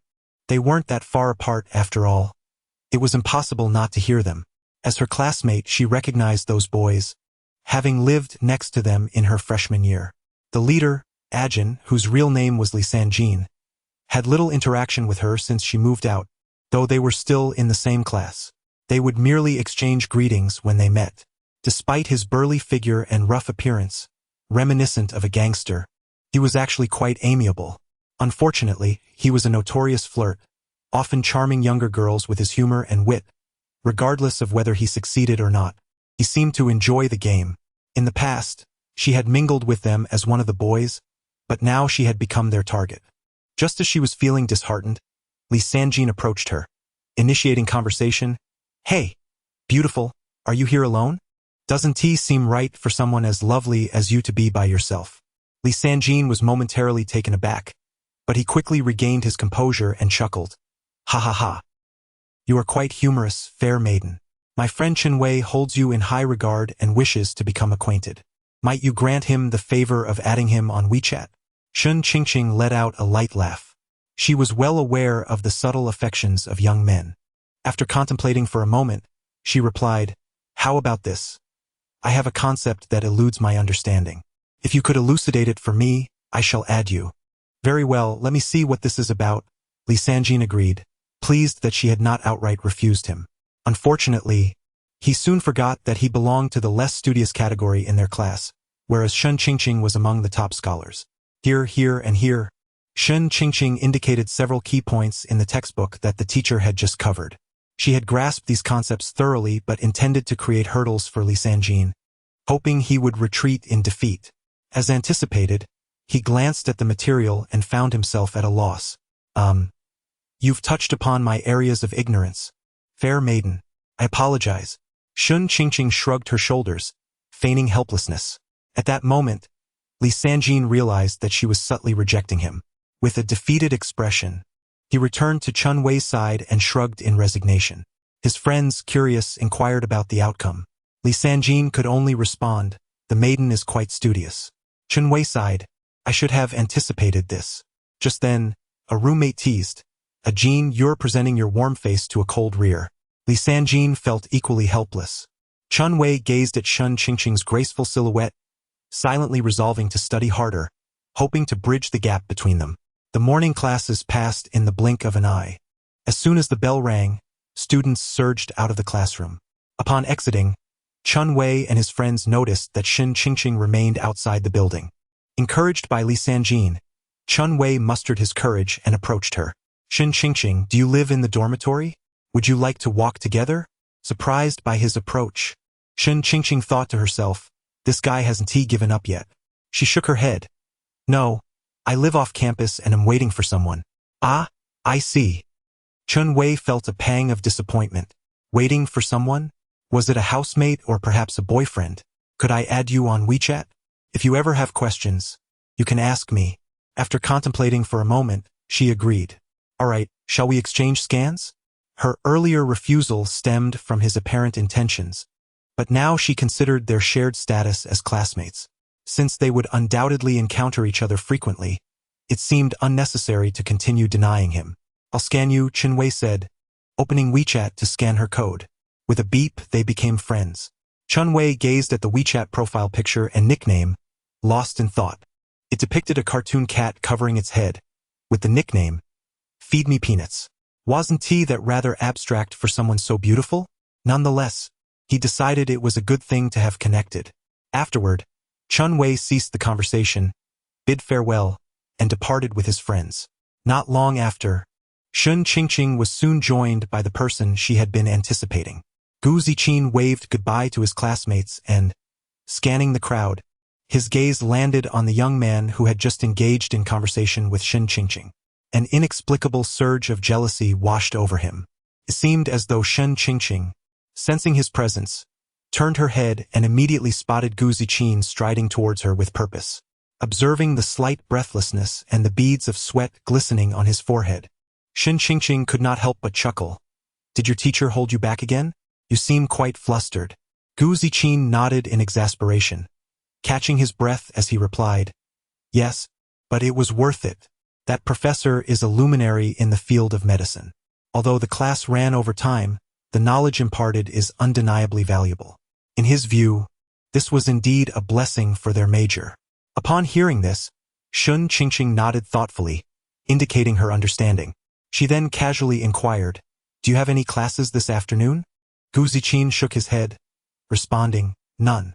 How fortunate, I have no classes either. Shall we head home together? Shen Qingqing's face beamed with a smile as she extended the invitation. Gu Ziqin softly replied, All right. The two then walked side by side towards the school gate. As they strolled, Gu Ziqin recalled the earlier encounter and asked, Who was the person you were talking to just now? Shen Qingqing glanced at him and explained, A classmate. He is quite the charmer. He was asked for his WeChat on the very first day of school. She spoke with a hint of pride. Oh, did you give it to him? Gu Ziqin inquired casually, though his gaze lingered on Shen Qingqing with an intensity that betrayed his indifference. He was compelled to know. Chapter 11. The fellow is quite popular, isn't he? Gu Ziqin exclaimed with excitement. If you insist, then so be it. Found his enthusiasm somewhat perplexing. After all, they were classmates, and even if they weren't particularly close, there would inevitably be opportunities to exchange contact information. Back when she was still Shen Qing, they had actually been friends. However, she was now Shen Qingqing, and her identification information had changed. Could she still use her previous WeChat account? Certainly not. Thus, she was compelled to utilize a new WeChat account for her social interactions. Her current contacts were limited to her mother, Gu Ziqin, and their instructor, with the addition of Chen Wei now. With a playful glint in her eyes, Shen Qingqing asked, What's wrong? Are you feeling jealous? Gu Ziqin tensed up immediately. No. How could that be? Shen Qingqing was not satisfied with his response. Let me tell you, my friend is indeed quite sought after, so you should be a bit more vigilant. Gu Ziqin fell silent. He had to admit that the current Shen Qingqing was undeniably a beauty and certainly in high demand. Her warning about needing to be aware of competition made him ponder. No, he shouldn't think too much. After all, they were good friends. How could their bond change simply because she had become a girl? Yet she was indeed a girl now. Did this imply that she might eventually date someone, marry, and have children? Gu Ziqin found it hard to accept the thought of Shen Qingqing potentially being with someone else in the future. Upon returning to the apartment, it was nearly mealtime. The two ordered takeout, and once again, Shen Qingqing couldn't finish her meal, leaving the remnants to Gu Ziqin. After dining, Gu Ziqin retreated to his room to review his medical studies, as diligence was paramount in his field. Meanwhile, Shen Qingqing was far from idle. She was preparing to return to her previous occupation. What was that occupation, you ask? Voice acting. After all, she had majored in broadcasting and hosting, possessing excellent vocal qualities and a mastery of various tones. Previously, she often took on jobs through a voice acting software, primarily voicing characters in novels.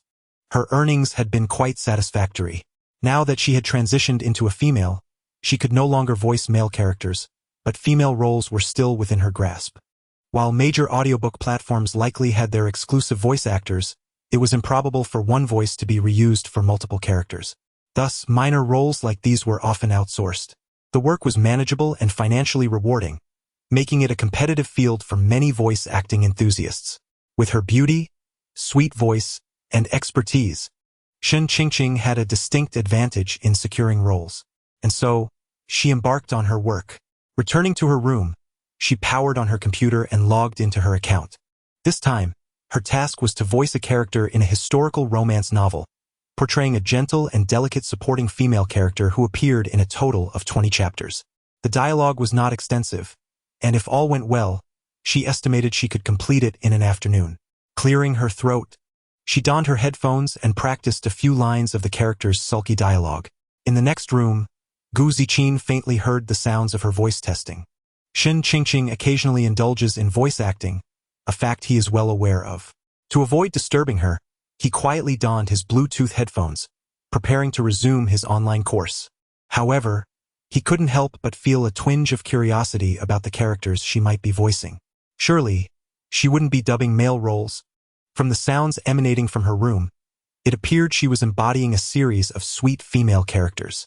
He promptly hit pause, intending to eavesdrop on her performance. "Does my new dress look beautiful, dear brother?" "Oh, which one is more appealing, me or the dress? Do you like it, brother?" The repetition of brother in her playful voice ensnared Gu Zijing's attention, even though she wasn't addressing him directly. The afternoon slipped away unnoticed as Shen Qingqing completed her voice work and stretched languidly. While recording, she hadn't fully appreciated her own charm, but upon listening back, she was astounded by her own captivating and vibrant voice, which exuded a delightful charm that perfectly captured the essence of the female character in the story. It was enough to make anyone's heart race. Shen Qingqing herself was taken aback, exclaiming, "Ah, I truly am adorable." As she began tidying up her equipment, the faint sounds reached Gu Zijing's ears, and he instantly understood what it meant. Shen Qingqing had finished her task. He swiftly rose and made his way to her room. Upon arriving before her, a gentle smile adorned his face as he inquired, "Have you finished? How did it go?" Shen Qingqing raised her chin slightly, her bright eyes sparkling with confidence, and responded with a playful grin. When Shen Qingqing takes action, one is worth two. It's not just a matter of skill.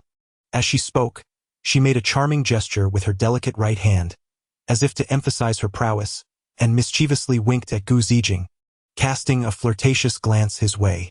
Seeing her so self-satisfied, Gu Zijing couldn't resist teasing her, a smirk playing on his lips as he quipped, "So impressive. When will you sweetly call me brother?" Shen Qingqing paused for a moment, her enchanting eyes darting playfully before she spontaneously exclaimed, "Brother." Gu Zijing was taken aback, not expecting to hear her call him that, and immediately pondered if he could elicit even more.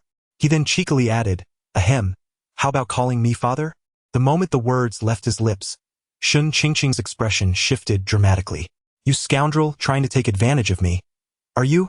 Her eyes widened in shock, and she angrily retorted, "You absolute jerk." Gu Zijing chuckled heartily, quickly changing the subject. "Don't be angry. Come on, let's go online and play together. It will be a nice way to unwind." They frequently engaged in a multiplayer online game set in a martial arts world, often gathering at an internet CAF for their gaming sessions. It wasn't that his own laptop was inadequate, but the CAF's machines had superior configurations, making for a more exhilarating experience. Shen Qingqing shot him a disdainful glance and replied with mock irritation, "All right, but don't you dare run off far away like last time, leaving me unable to support you." Gu Zijing waved his hand dismissively and said, "Not possible. It was merely a lack of feel last time. This time is different. It's akin to playing alongside a companion. Shouldn't we closely collaborate and showcase our skills?" The two reached a mutual understanding, quickly donning their attire before stepping out. Along the way, Shen Qingqing began to strategize. "You will take the offensive and I shall provide support. Let us synchronize our efforts, attacking anyone we encounter with relentless fervor." To be fair, Gu Zijing's skills were commendable. As long as they avoided being overwhelmed and singled out, her healing prowess would ensure his survival. Upon hearing this, Gu Zijing nodded vigorously in agreement. Absolutely. Upon arriving at the internet CAF, they successfully registered their accounts. Gu Zijing suggested whether they should settle in the main hall, as private rooms were comparatively more expensive. However, Shen Qingqing replied, "I think not. With our volume we would be unbearable." There was merit to her words. Shen Qingqing was the type to become emotionally charged while gaming, her excitement leading to an outpouring of exuberant remarks. Gu Zijing was not one to play in silence either. After all, communication was essential. Thus, they reached a consensus and chose a cozy double private room. Chapter 12. The frustration of Qi. As soon as the computer was powered on, Shen Qingqing encountered a predicament. Why is the mouse sensitivity so low? She furrowed her brow, watching the cursor on the screen spin in the center while her mouse skated off the mousepad. This had never happened before. "Let me have a look," Gu Zijing said, rising swiftly and striding confidently to stand behind Shen Qingqing. Without hesitation, he extended his large, sturdy hands, seizing her delicate fingers and the mouse beneath them with the precision of an eagle swooping down on its prey. In that instant, a warm sensation radiated from his hand to hers, as if an electric current had surged through Shun Qingqing's body. She found herself momentarily entranced, as if time had frozen. A mere second felt like an eternity, stretching into a lengthy century in her perception. Slowly, she turned her head, her gaze colliding with the striking profile of the man beside her. The proximity allowed her to discern the elegant lines of his high-bridged nose, the depth of his eyes, the slight curve of his lips, and the sculpted contours of his face. Though he bore a hint of stubble, it only added to his mature allure. For reasons unknown, in that fleeting moment, Shun Qingqing felt her heart racing uncontrollably, akin to a wild stallion galloping within her chest. A faint blush crept onto her cheeks, reminiscent of blooming peach blossoms in spring, vibrant and enchanting. All right, Gu Zijing suddenly turned his head, their gazes locking unexpectedly. At that moment, their faces were mere centimeters apart, close enough to count each other's eyelashes. The intensity of their proximity thickened the air around them, as if the world had vanished, leaving only the silhouettes of the two locked in a gaze. In that brief exchange, their hearts seemed to synchronize, momentarily halting as if ensnared by an invisible force. Shun Qingqing gazed at the handsome man before her, silently marveling at his beauty. Gu Zijing, in turn, beheld the captivating woman, inwardly acknowledging her charm. Eventually, Gu Zijing was the first to emerge from the intoxicating atmosphere, as if scalded, retracting his hand swiftly, a faint blush gracing his cheeks. A soft gasp escaped Shun Qingqing's lips, and she awakened from her reverie. Her cheeks flushed like the dawn sky, her eyes darting, unwilling to meet Gu Zijing's gaze, chastising herself for her earlier display of emotion. In her flustered state, she instinctively moved the mouse, only to be astonished to find the sensitivity restored to a familiar level. Grasping this lifeline, she seized the opportunity to break the suffocating tension that hung in the air. "How did you manage that?" Shun Qingqing feigned calmness as she inquired, her voice betraying a trace of undeniable tremor. Gu Ziqin steadied himself, cleared his throat, and replied, "It requires adjustment within the relevant software." As he spoke, he gestured towards a particular icon on the computer screen. "Oh, I see." Shun Qingqing nodded gently, her gaze following Gu Ziqin's gesture to the icon. Yet her thoughts had already drifted far away. At that moment, her mind replayed the brief yet exhilarating scene from earlier, her heart racing like a startled deer, leaving her in a state of turmoil. Realizing her peculiar reaction to Gu Ziqin, Shun Qingqing was taken aback. "Am I experiencing some psychological issue? Why does my heart race around him?" Noticing her momentary daze, the now cool-headed Gu Ziqin prompted, "Hurry up and enter the game. What are you thinking about?" "Ah." Shun Qingqing snapped back to reality, shaking her head to dispel the thoughts. Thus, a thrilling and heart-pounding ranked match commenced, unveiling its mysteries. After several rounds, there were victories and defeats, with some falling to ruin. Yet, overall it was a veritable slaughter. Gu Ziqin was responsible for the chaos, while Shun Qingqing provided the flair. Now, we must mention a particular round. The duo fought their way into the final circle amidst a chaotic melee. Several teams clashed. As previously noted, Shun Qingqing was the type to become emotionally charged and even sarcastic during gameplay, as if she were a different person entirely. "Come save me. Damn it!" Shun Qingqing cried out in frustration while entangled in a skirmish with multiple foes. However, Gu Ziqin was also preoccupied with his own battle and could not attend to her. Before long, Shun Qingqing was overwhelmed and met her demise, left to await her teammates' assistance. She deflated, exclaiming, "Wow, I can't even get a hit in. It's driving me crazy." On the other side, Gu Ziqin listened to her banter with a face full of exasperation. It was evident that Shun Qingqing's gameplay had become more flamboyant after her transformation into a girl. Although he was tempted to comment, he remained focused on the ongoing battle. In contrast to Shun Qingqing, he handled the situation with relative ease. After swiftly eliminating an opponent, he rushed to provide support. The two enemies were still present. With a racing heart and trembling hands, Shun Qingqing alerted Gu Ziqin to the situation. He deftly struck the mouse and keyboard, executing agile maneuvers, utilizing the weapon's mechanics to navigate through the fray, outsmarting the enemies. With a decisive strike, he concluded the conflict. The duo emerged victorious. He even took the time to revive her. Although it wasn't her doing, Shun Qingqing still found satisfaction in witnessing the triumph. You are so skilled. Why can't I perform like that? Shun Qingqing expressed her frustration. She possessed some gaming talent, but not much. In competitive games, she could dominate at lower ranks, but at higher levels, against more skilled opponents, she merely became a part of someone else's gaming experience. Without the presence of a master like Gu Zijing, she would scarcely dare to engage in ranked matches, often contenting herself with the simplicity of playing against bots for a fleeting sense of enjoyment. There are moments when she finds herself unable to triumph even against these programmed adversaries. Gu Zijing gazes at her with a sense of triumph. In the pond, there were 10 lotus flowers, and now only one remains. What does that mean? Shun Qingqing inquired with confusion. To gather 9 lotus flowers, Gu Zijing explained leisurely. Huh? Shun Qingqing's expression was one of bewilderment. Gathering 9 lotus flowers? Does that mean to practice more? You've got to be kidding me, Shun Qingqing exclaimed, her frustration palpable. Chapter 13. The pink underlayer under the fiery gaze and incessant threats of Shun Qingqing.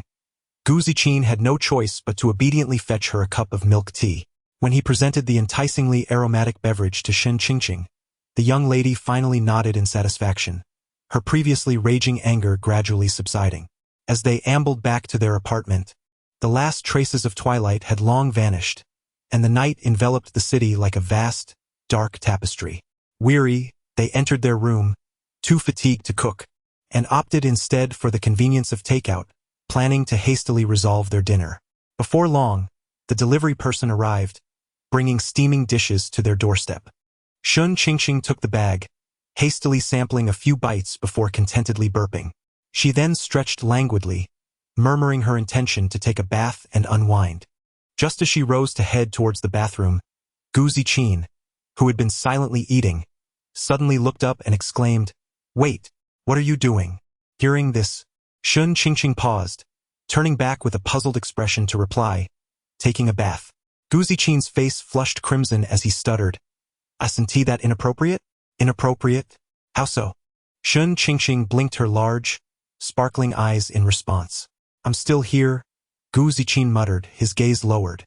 Perplexed by his words, Shun Qingqing inquired, "What's wrong with that?"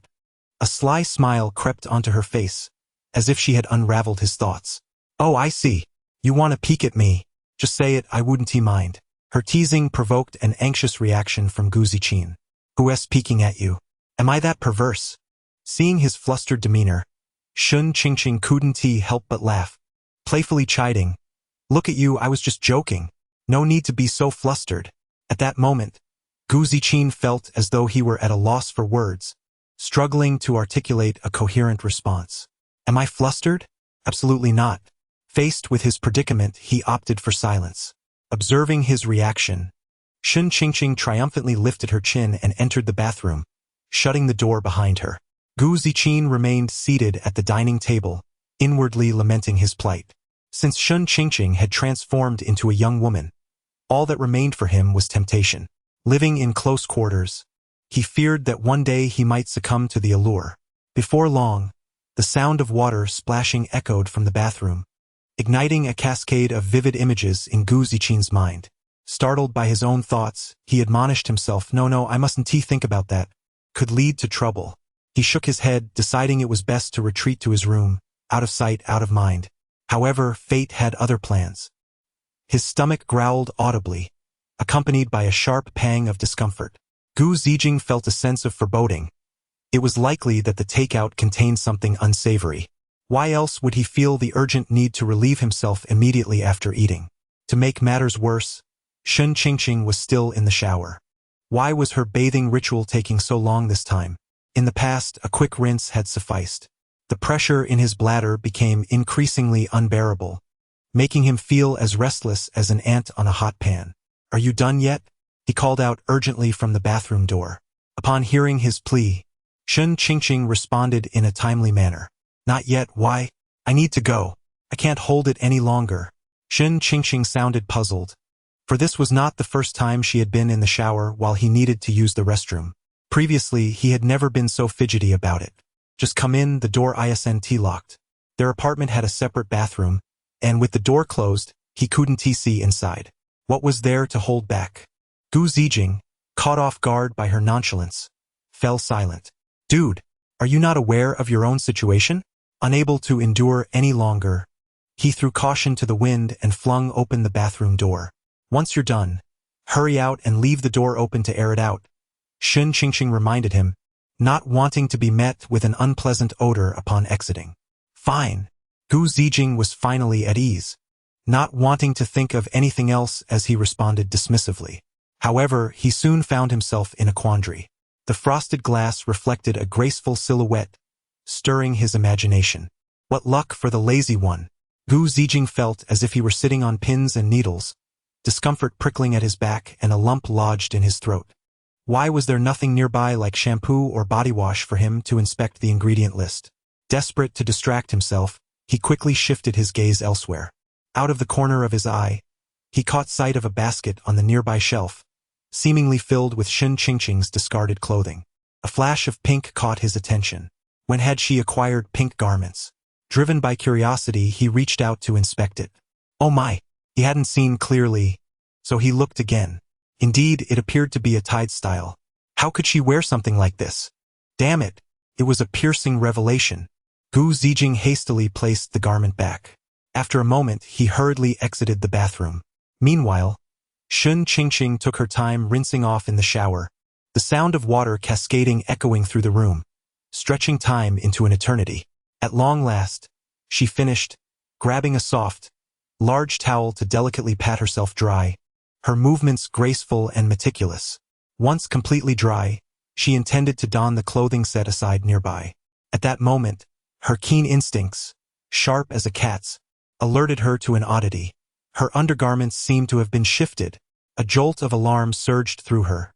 There were only 2 people in this apartment, and who else but Gu Zijing would engage in such antics? Quickly dressing, Shun Qingqing opened the bathroom door and stepped out. Her gaze immediately landed on Gu Zijing, who lounged lazily on the sofa, engrossed in his phone, his fingers gliding across the screen as he appeared to browse something amusing. However, Shun Qingqing saw through his facade at a glance. This old rascal often presented himself with an air of solemnity and moral integrity. Yet beneath the surface, he was rather repressed and coy. In this regard, they bore a striking resemblance to one another. With this thought in mind, a sly smile crept upon Shun Qingqing's face, and like a cunning fox privy to all secrets, she mysteriously approached and seated herself beside Gu Zijing. Her bright, expressive eyes fixated on him, unwavering in their gaze, as if seeking to penetrate his exterior and glimpse the depths of his soul. Feeling the intensity of Shun Qingqing's fervent scrutiny, Gu Zijing, who had initially maintained a semblance of composure, began to feel increasingly uneasy. He instinctively cleared his throat with a soft cough, attempting to shatter the awkward silence that enveloped them, but to little avail. Under the unyielding pressure of Shun Qingqing's penetrating gaze, Gu Zijing could no longer restrain himself and finally inquired, "Why do you keep looking at me like that?" As he spoke, his eyes darted about nervously, unable to meet Shun Qingqing's stare for fear that she might unearth the secrets hidden deep within his heart. Chapter 14. The tease. A subtle smile graced Shun Qingqing's lips as she gazed at her companion, her expression enigmatic and evasive regarding the question posed. Purposefully, she teased, "Did you see that?" Her voice seemed to carry a hint of enchantment, provoking an irresistible curiosity. Gu Zijing, exceptionally astute and quick-witted, swiftly pieced together the implications of her words. However, he chose not to reveal his understanding immediately, feigning ignorance as he blinked innocently and asked, "What do you mean?" His tone was laced with genuine perplexity. Seeing his demeanor, Shun Qingqing remained unfazed, continuing her playful air of mystery. "Do you like it? I bought it specially." As she spoke, she cast a flirtatious glance at Gu Zijing, igniting a tantalizing spark within him. Nevertheless, Gu Zijing seemed resolute in his act of pretense, raising his voice to repeat, "What do you mean?" His appearance was one of utmost innocence. This response irked Shun Qingqing, who stamped her foot in playful exasperation and exclaimed, "Are you still pretending?" Yet, Gu Zijing remained unmoved, shaking his head and murmuring, "I really don't understand what you're saying." Shun Qingqing was dissatisfied with his reaction. Leaning closer, her delicate arms draped over his shoulders, she subtly edged her body toward him. The sweet fragrance of her presence wafted toward his nostrils, while warmth brushed against his ear. In a low and suggestive whisper, she teased, "It's far less interesting when it's off. I'm wearing it now. Do you want to see?" With her words, the atmosphere thickened with an alluring tension. Even Gu Zijing, who had maintained his composure thus far, found himself faltering, feeling increasingly parched and breathless, his heart racing as if it might leap from his chest. What was happening? How had she transformed into a woman, adopting such a radically different demeanor, reminiscent of a charming yet perilous enchantress? Previously, Shun Qingqing had often spoken boldly, her words a cascade of bravado, yet she had always retained the innocence of a boy as pure as unblemished parchment. The so-called rebellious notions had merely been jest, never intended for fruition. Yet now, as she embraced her femininity, her boldness had seemingly multiplied. Had she been concealing her true self all along? No, that couldn't be right. Perhaps it was merely a momentary impulse. Or maybe she had not changed at all, merely delighting in verbal escapades? As these thoughts swirled in Gu Zijing's mind, an audacious idea took root. Why not test the waters? Perhaps unexpected rewards awaited him. Thus, he steadied his resolve, inhaled deeply, and with newfound vigor declared, "All right." Just as Gu Zijing had surmised, his straightforward response left Shun Qingqing momentarily stunned. Her expression transformed into one of disbelief, her mouth agape, emitting a simple, incredulous sound, eh? Evidently, she was completely unprepared for Gu Zijing to genuinely agree. Before Shun Qingqing could react, Gu Zijing eagerly continued, "I want to see. Let me see." This declaration struck Shun Qingqing like a bolt of lightning, causing her to frantically wave her hands in retreat, stammering an explanation. "And no, that's not." However, Gu Zijing was unwilling to let this opportunity slip away. Pressing closer and even seizing her wrist, she reiterated, "Let me see." Faced with Gu Zijing's relentless demeanor, Shun Qingqing finally succumbed. Her petite face had turned a deep shade of crimson. Reflecting on her earlier audacious words, now that he had accepted her challenge, she found herself hesitant. Was she really going to show him? Impossible. It was just a jest, a mere boast. How could he take it seriously? You... Wishful thinking. Shun Qingqing pivoted and fled, vanishing from Gu Zijing's sight in an instant. Observing her hasty retreat, Gu Zijing exhaled in relief. Fortune had favored the lazy. In the next moment, he couldn't help but chuckle with pride, as if he had discovered the key to her.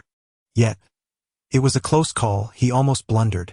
Despite his inner thoughts of treating her as a buddy as before, it was simply unattainable. Previously, Shun Qingqing had shown him her medical report, revealing her complete femininity and alluring beauty. Now, this enchanting woman, flaunting her fair skin and long legs, swayed in front of him, occasionally teasing him inadvertently. Who could remain unaffected? Testing an old hand like him? Even an old hand would falter. That night, Gu Zijing dreamt, continuing the earlier scenario, albeit with a different twist. The following morning, upon seeing the stains on the sheets, he felt a wave of regret. Time passed swiftly, and nearly half a month had elapsed since Shun Qingqing resumed her normal life. Embracing her feminine identity, she had integrated well with her classmates. Yet, a few individuals from her freshman year still made her uncomfortable, those with whom she had a rather strained relationship. However, as long as she refrained from conversing with them, there was little chance of interaction. One day, after a morning full of classes, a group of girls led by class monitor Zhou Mo approached her. "Qingqing, we're planning to go for a buffet. Would you like to join us?" During this time, Zhou Mo had noticed that Shun Qingqing often seemed solitary. Although she interacted well with her classmates, it appeared she had not formed any deep connections, perhaps still a bit reserved. As the class monitor, Zhou Mo felt a responsibility to help new students better integrate into the community. Seeing Shun Qingqing alone again, they stepped forward to extend an invitation. However, upon receiving the invitation, Shun Qingqing immediately contemplated declining. It was not that she had transformed into a girl. Rather, She had not yet adjusted to the dynamics of female camaraderie. In the past, when I was more familiar with the boys, our current relationship was not yet at a comfortable stage. Even when we went out together, a sense of awkwardness lingered. After much contemplation, she subtly expressed her refusal. Can't I have plans? Oh, is it with your boyfriend? The mere mention of having plans instantly conjured images of being with a partner. Moreover, Shun Qingqing often lingered after class, claiming to wait for someone, departing only when the room was nearly empty. This raised considerable curiosity about whom she was truly waiting for. In that moment, Zhou Mo resolved to indulge her curiosity. However, this inquiry left Shun Qingqing somewhat at a loss for words. Boyfriend? Does that count? She dared not affirm it. Gu Zijing was certainly not her boyfriend. Yet, if she refrained from clarifying, would they perceive her as lacking in dignity? Shun Qingqing was quite conscious of her image in the eyes of others. After a brief hesitation, she provided a vague response. I suppose so. However, her ambiguous answer not only failed to deter Zhou Mo and the others. Instead, it ignited their inquisitive spirits. What kind of boy is he? What department is he from? Is he in our college? With someone as attractive as Qingqing, he must be handsome, right? By the way, Qingqing, since you don't live on campus, do you live with your boyfriend? Cohabiting? Huh? How long have you been together? Planning to marry after graduation? The girls bombarded her with questions, resembling a gathering of overly inquisitive relatives, which only served to exacerbate Shun Qingqing's headache. Oh dear, he's almost here. I must take my leave. She quickly fabricated an excuse and escaped the classroom. Chapter 15. Let us go to the movies. Upon exiting the classroom building, Shun Qingqing was in no rush to leave, as she was waiting for Gu Zijing to accompany her. Thus, she lingered in front of the building, engrossed in her phone. To her surprise, Zhou Mo and a few other girls had also not departed. They gathered together, fiddling with their phones, deliberating among several different dining halls. At the same time, they were eager to discern the identity of Shun Qingqing's boyfriend. Noticing them, Shun Qingqing surmised their intentions and felt a wave of exasperation wash over her. What should she do? If they saw Gu Zijing, they would undoubtedly assume he was her boyfriend. Oh, what a headache! Should she just claim that Gu Zijing was her boyfriend? After all, they weren't in the same department and wouldn't have any interactions. It would appease their curiosity and spare her from the incessant attention from certain boys. Yes, Yu Chun Wei. Fine, that's what she would do. Before long, Gu Zijing arrived. Shun Qingqing greeted him with a radiant smile, affectionately wrapping her arm around his. Darling, you're here. Let us go. Gu Zijing was taken aback and elated. Was happiness arriving so unexpectedly? Though thrilled, he maintained a semblance of composure, understanding that Shun Qingqing's sudden display of affection must have a reason behind it. Curiously, he reached out to touch her forehead. No fever, so why was she speaking nonsensically in broad daylight? Shun Qingqing could not help but roll her eyes at him, lowering her voice to say, just play along with me. At the same time, she subtly gestured for him to follow her lead. Comprehending her silent cue, Gu Zijing's gaze swept past her and landed on the group of girls standing not far away. Although unfamiliar, he recognized them as Shun Qingqing's classmates. It seemed that her calling him darling was likely related to them. The exact reason eluded him, but it appeared to benefit him in the moment. Gu Zijing understood and flashed a knowing smile. Then, quite naturally, he said, all right then, let us go, my dear. We're off to the movies. With that, he extended his arm, draping it around Shun Qingqing's shoulders, drawing her close to him. Then, he lowered his hand and encircled her slender waist. Feeling the softness of her form, he couldn't resist giving her a playful squeeze. Shun Qingqing jolted at the unexpected touch, a rush of warmth flooding her cheeks. This guy, taking advantage of her request, was being rather brazen. Oh well, she thought, considering him a good friend, a little indulgence could be considered a treat for him. The pair strolled away, embracing each other, resembling the infatuated couples often seen on campus. Once they had distanced themselves, Shun Qingqing sighed in relief and hurriedly extricated herself from Gu Zijing's embrace. Observing her escape from his hold, Gu Zijing felt a tinge of disappointment. However, he quickly composed himself, a hint of confusion crossing his face as he inquired, "What is going on?" In response to his question, Shun Qingqing displayed no hesitation nor intention to conceal the truth. She gently bit her lip and slowly spoke. They invited me to dinner. You know I'm not particularly adept at dealing with girls. At this, Gu Zijing slightly nodded in understanding. Indeed, that is. She then pressed on. But how did it come to involve me? At this moment, a faint blush crept onto Shun Qingqing's cheeks as she softly explained.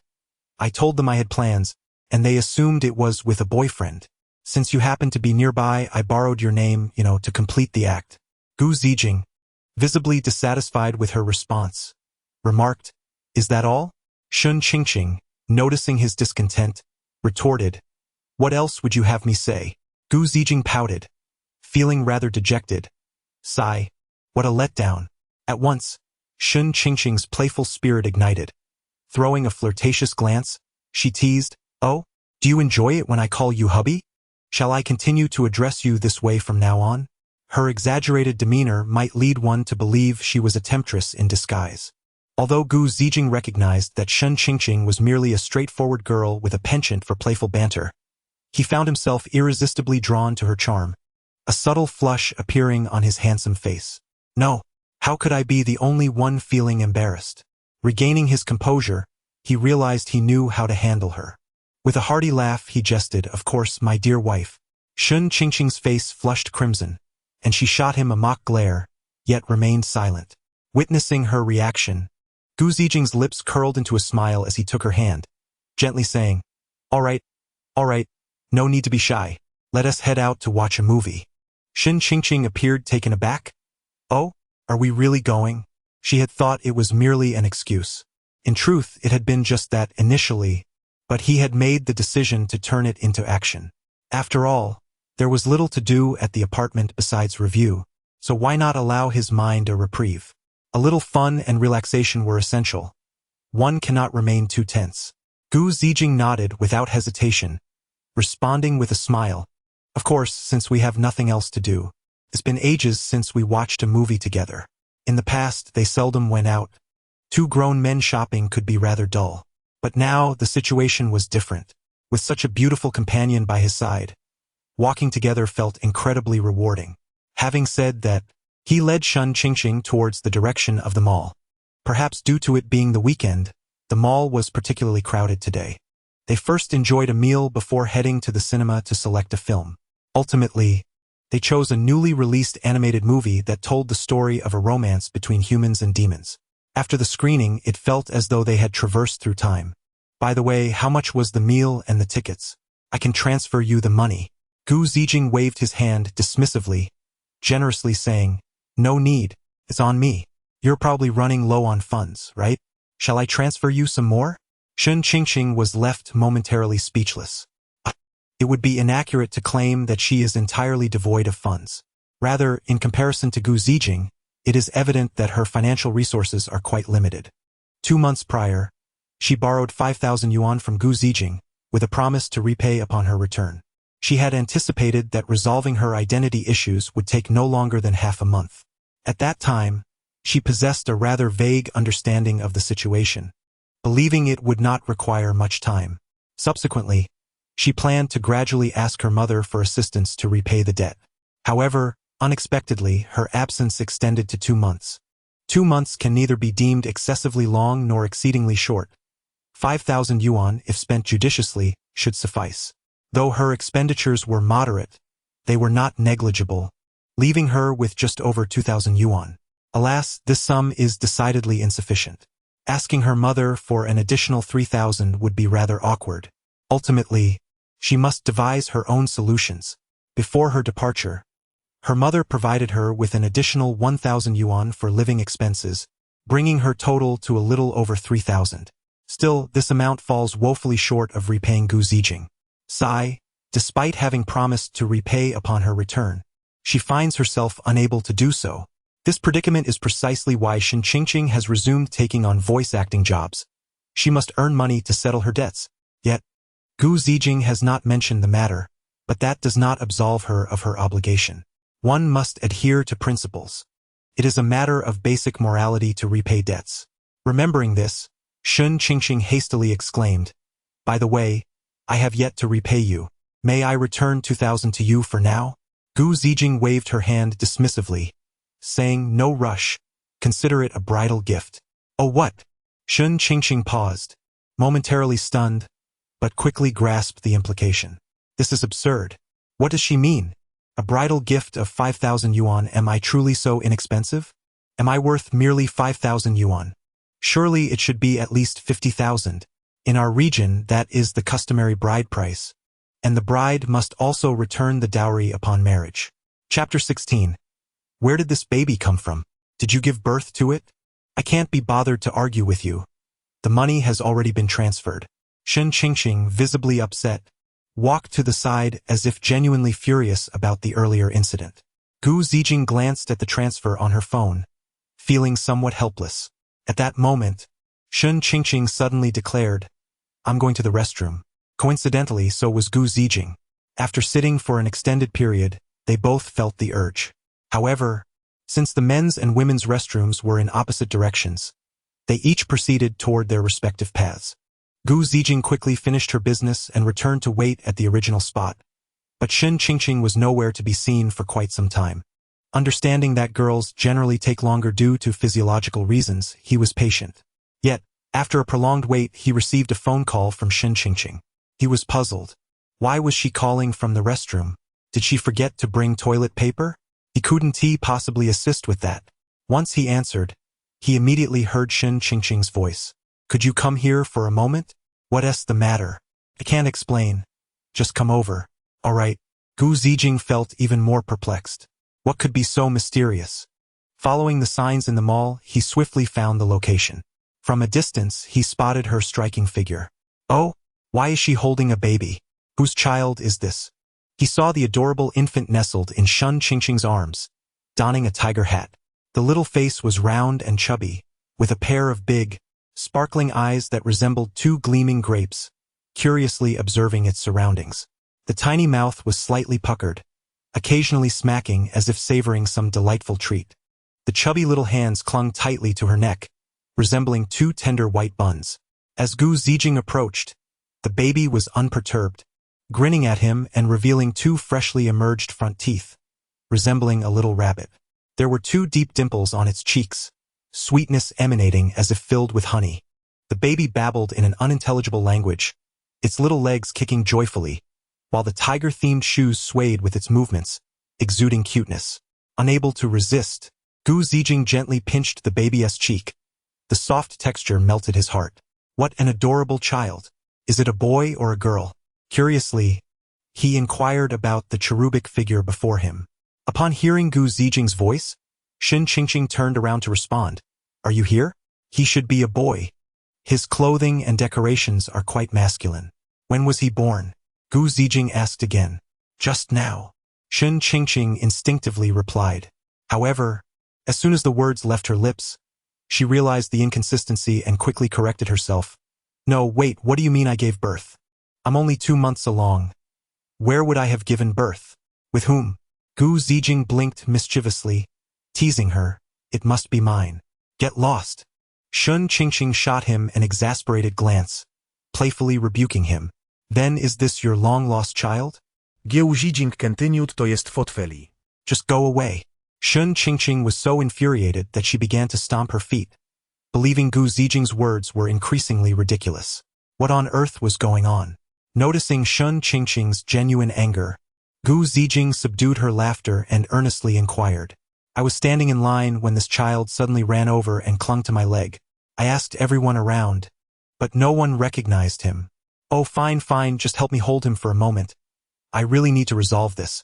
With no one else in line, Shun Qingqing felt the urgency to act. As she spoke, she reached to pass the child to Gu Zijing. However, just as she moved, the child protested vigorously, flailing his chubby little hands and clinging tightly to the front of Shun Qingqing's clothing. The child, unaware of the implications of his actions, irritated Gu Zijing. How infuriating! Shun Qingqing hadn't even let her touch him. Reflecting on this, Gu Zijing regretted not having taken the opportunity that day.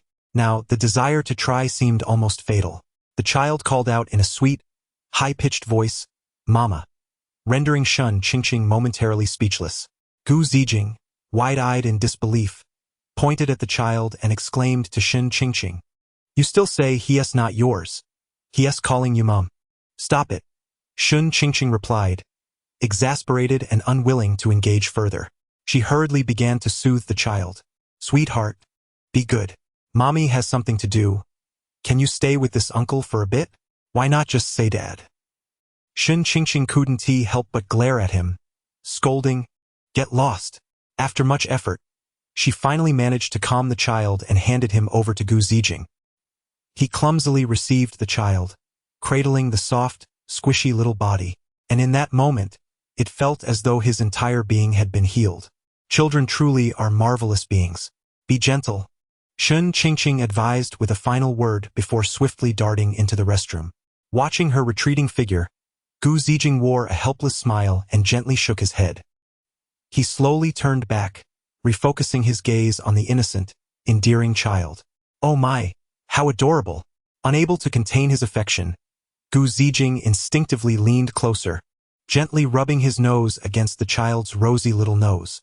This gesture seemed to awaken the child's sense of humor, eliciting a chorus of bright, melodious laughter, akin to the sound of silver bells. The childish big, sparkling eyes fixed intently on Gu Zijing, and suddenly, he opened his mouth and called out, "Mama." Hearing that call, Gu Zijing was momentarily taken aback. After all, how could such a tiny tot articulate words? At most, they would produce simple sounds to express their feelings and needs. Yet, at that moment, the only clear syllable to emerge from the child's lips was "ma." Perhaps his mother had been the one to care for him more often. With this thought, Gu Zijing couldn't help but harbor some silent resentment toward the family. Such carelessness, to have inadvertently left behind even a child so small. The consequences of encountering those heartless traffickers are simply unimaginable. Fortunately, they came across these two kind-hearted individuals. Now, they can only wait for Shen Qingqing to return and then discuss what to do next. Gu Zijing soon found a bench to rest momentarily. She began to playfully engage the lively and adorable child before her, attempting to alleviate his anxiety caused by the temporary separation from his family. When Shen Qingqing returned, the two were thoroughly engrossed in their play. Gu Zijing wore a radiant smile, lifting the child high while playfully exclaiming, "Up into the sky." With her movements and words, the child was delighted, emitting a series of clear, melodic giggles. Clearly, this little one felt no fear whatsoever, but instead was wholeheartedly immersed in this delightful game, relishing the unique joy it brought. As Shen Qingqing approached, she could not help but remind, "Be careful now, don't let him fall." It is often said that men can be rather rough when it comes to caring for children. Shen Qingqing herself had once been a man, yet she could not fathom what it would be like to care for a child if she were to have one in the future. Nonetheless, at this moment, she was genuinely concerned about the child's safety. Furthermore, this was not her own child. How could one play so recklessly? Chapter 17 What an adorable child! Have you ever considered bearing one yourself? However, despite Shen Qingqing's concern and admonitions, Gu Zijing remained remarkably unperturbed. With utmost confidence, he replied, "It's fine. I'm seated. I won't fall." Upon hearing this, Shen Qingqing found herself at a loss for words. "Who is talking about you? My worry pertains to the child." Gu Zijing chuckled and clarified, "The child is perfectly fine. I have it under control. Just look at how joyful he is." With that, he playfully tossed the child into the air. Shen Qingqing gasped in alarm. Exasperated, she shook her head and extended her hands, saying, "All right, enough of this. Hand the child over to me."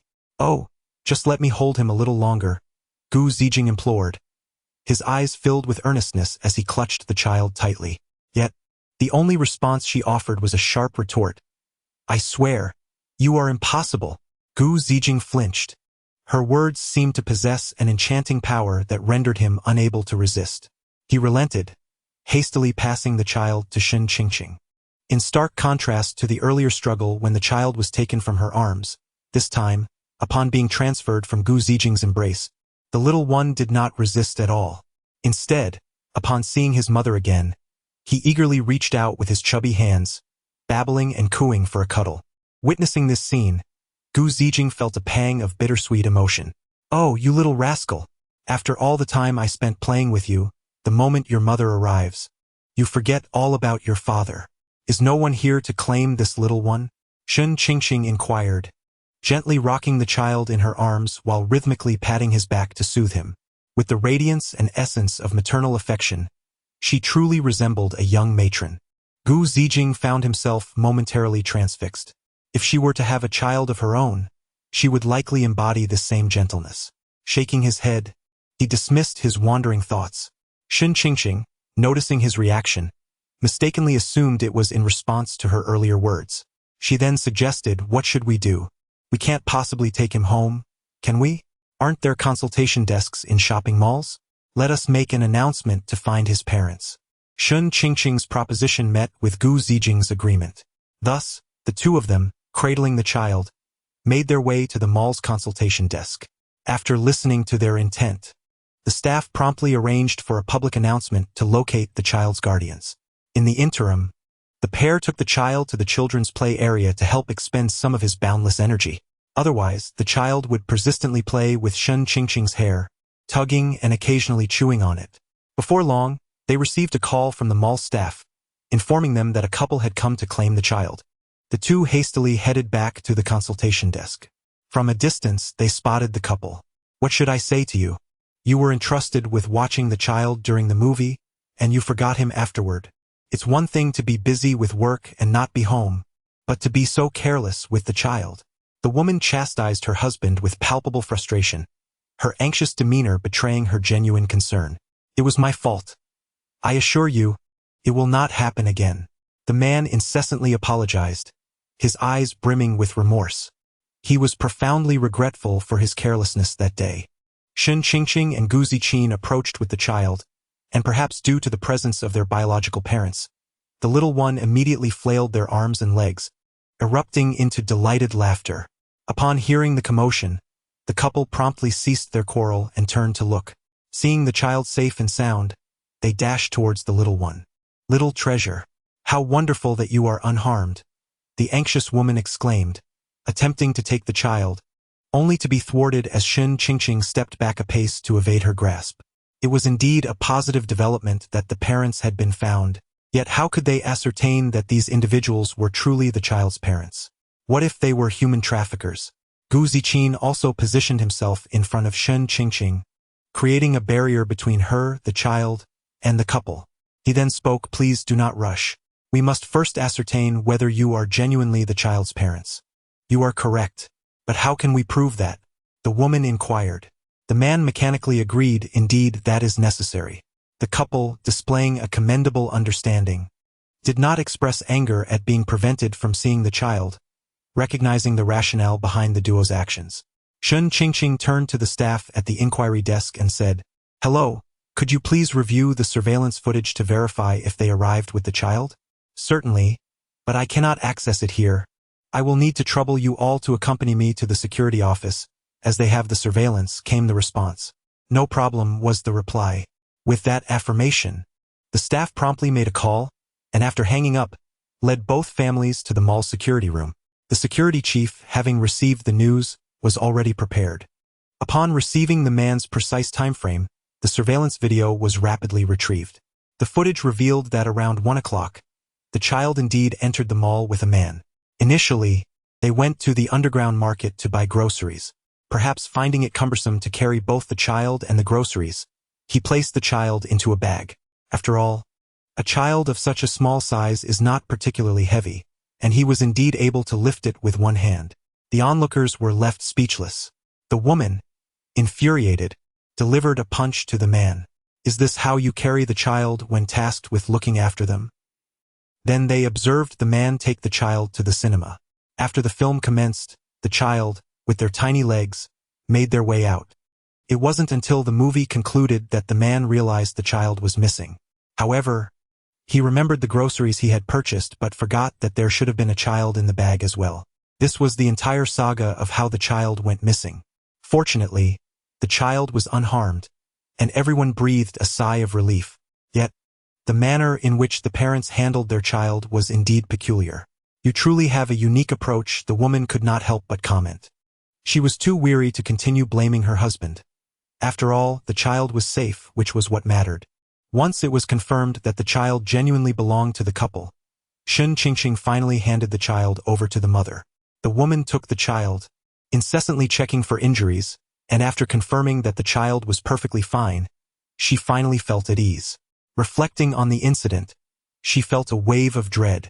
Had they not encountered these two kind-hearted individuals today, they would have regretted it for the rest of their lives. The woman hurriedly expressed her gratitude to Shun Qingqing and Gu Zijing for their assistance in caring for her child, insisting that they should not hesitate to ask for any form of compensation. The husband, with a simple demeanor, graciously thanked them, acknowledging their significant help. However, both Gu Zijing and Shun Qingqing were not the type to accept such offers. They promptly declined, with Gu Zijing saying, "Dear sister, you underestimate us. It was merely a trifling matter, truly unnecessary." Shun Qingqing nodded in agreement, adding, "Moreover, we found joy in playing with such an adorable child."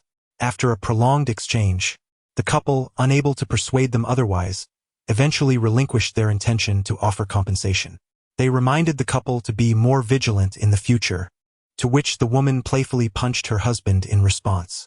Finally, after sincerely thanking them once more, the couple prepared to leave with their child. Suddenly, the little one reached out to Shun Qingqing, babbling "Mama." Everyone was momentarily taken aback. Shun Qingqing felt a bit embarrassed while Gu Zijing stifled a laugh nearby. The couple hurriedly reassured the child, claiming to be the parents, but the little one began to cry. Ultimately, Shun Qingqing had to hold the child once more, which brought back the child's smile. The two families exchanged awkward smiles.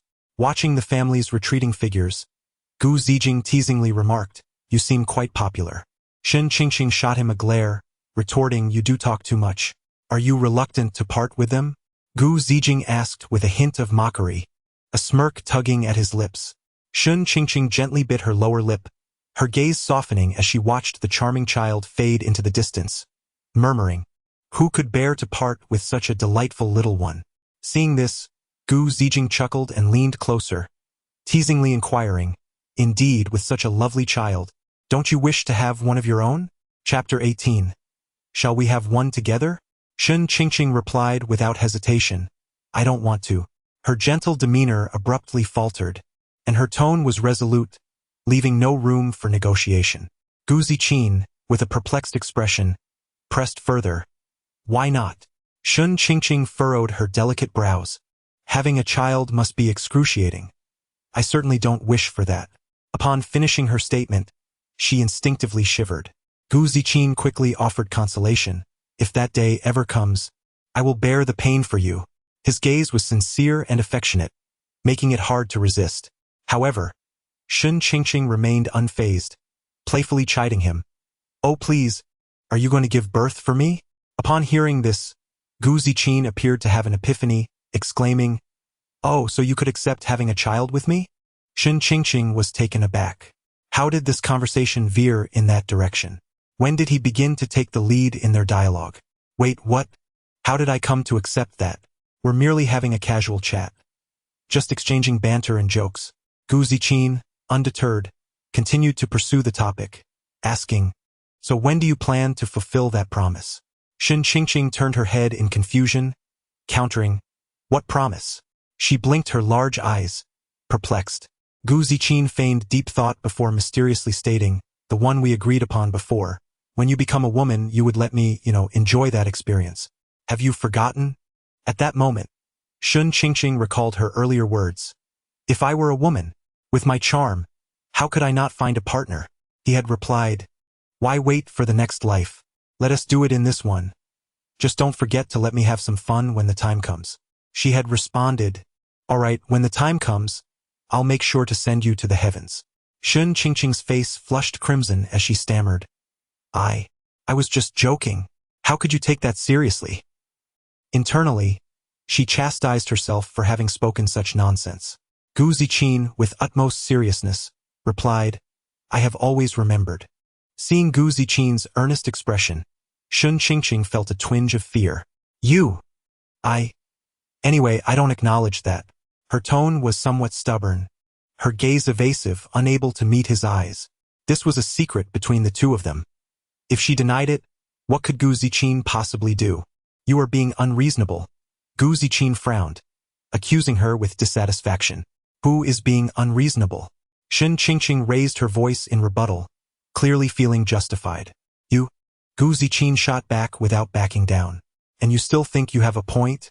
Shen Qingqing's eyes widened in indignation. Of course, those were your own words. Gu Ziqin crossed his arms, tilting his chin with a smug expression as he looked at her. I refuse to acknowledge it. What will you do about it? Shen Qingqing adopted a defiant stance.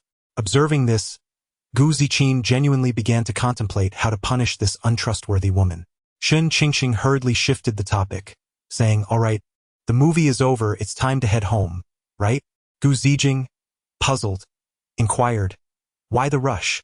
Nevertheless, despite his confusion, he matched Shen Qingqing's pace as they exited the mall and embarked on their journey home. I've taken on another job. I need to work tonight, Shen Qingqing elucidated. Since when have you been so passionate about voice acting? Gu Zijing asked. Isn't it because I owe someone money? I need to earn to repay my debts. Shen Qingqing replied with a shrug, playfully. Moreover, with less than a year until graduation, I'm about to enter society. I don't want to keep asking my mom for money, so I need to find ways to earn more. Previously, her occasional voice acting gigs would yield a modest profit, supplemented by her mother's allowance, which barely sufficed for her monthly expenses. However, that was limited to her university life. Stepping into the real world post-graduation, her current living expenses would no longer be adequate. Not to mention, she still needed to repay Gu Zijing. Upon hearing this, Gu Zijing understood. He had previously mentioned that the money didn't need to be repaid urgently, but he also recognized that, given Shen Qingqing's nature, she would never want to owe anyone a favor. This matter had undoubtedly been weighing on her mind. Regardless of how many times he insisted she needn't worry about repayment, it was of no use. Contemplating this, Gu Zijing quietly lowered his head, deep in thought. Moments later, a sudden epiphany struck him, and a confident smile graced his lips as he turned to Shen Qingqing and declared, I have a plan. What idea do you have? Shen Qingqing inquired. Gu Zijing replied leisurely, what's currently trending? Short videos. We should try making some. Shen Qingqing was taken aback and filled with curiosity, exclaiming, huh? Gu Zijing continued to explain, you must know that I sometimes post videos of myself online, right? I have 2 accounts, one shares daily life, and the other focuses on medical science popularization. Unfortunately, my daily account hasn't garnered much traction, but the science one is doing relatively well. The monthly dividends from the platform are quite decent.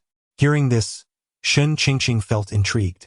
However, she hesitated, furrowing her brow as she remarked, but I've never made videos before. Starting from scratch seems daunting. Even if we do make videos, what content should we create? At this moment, Gu Zijing smiled with assurance, saying, I've already thought of that for you.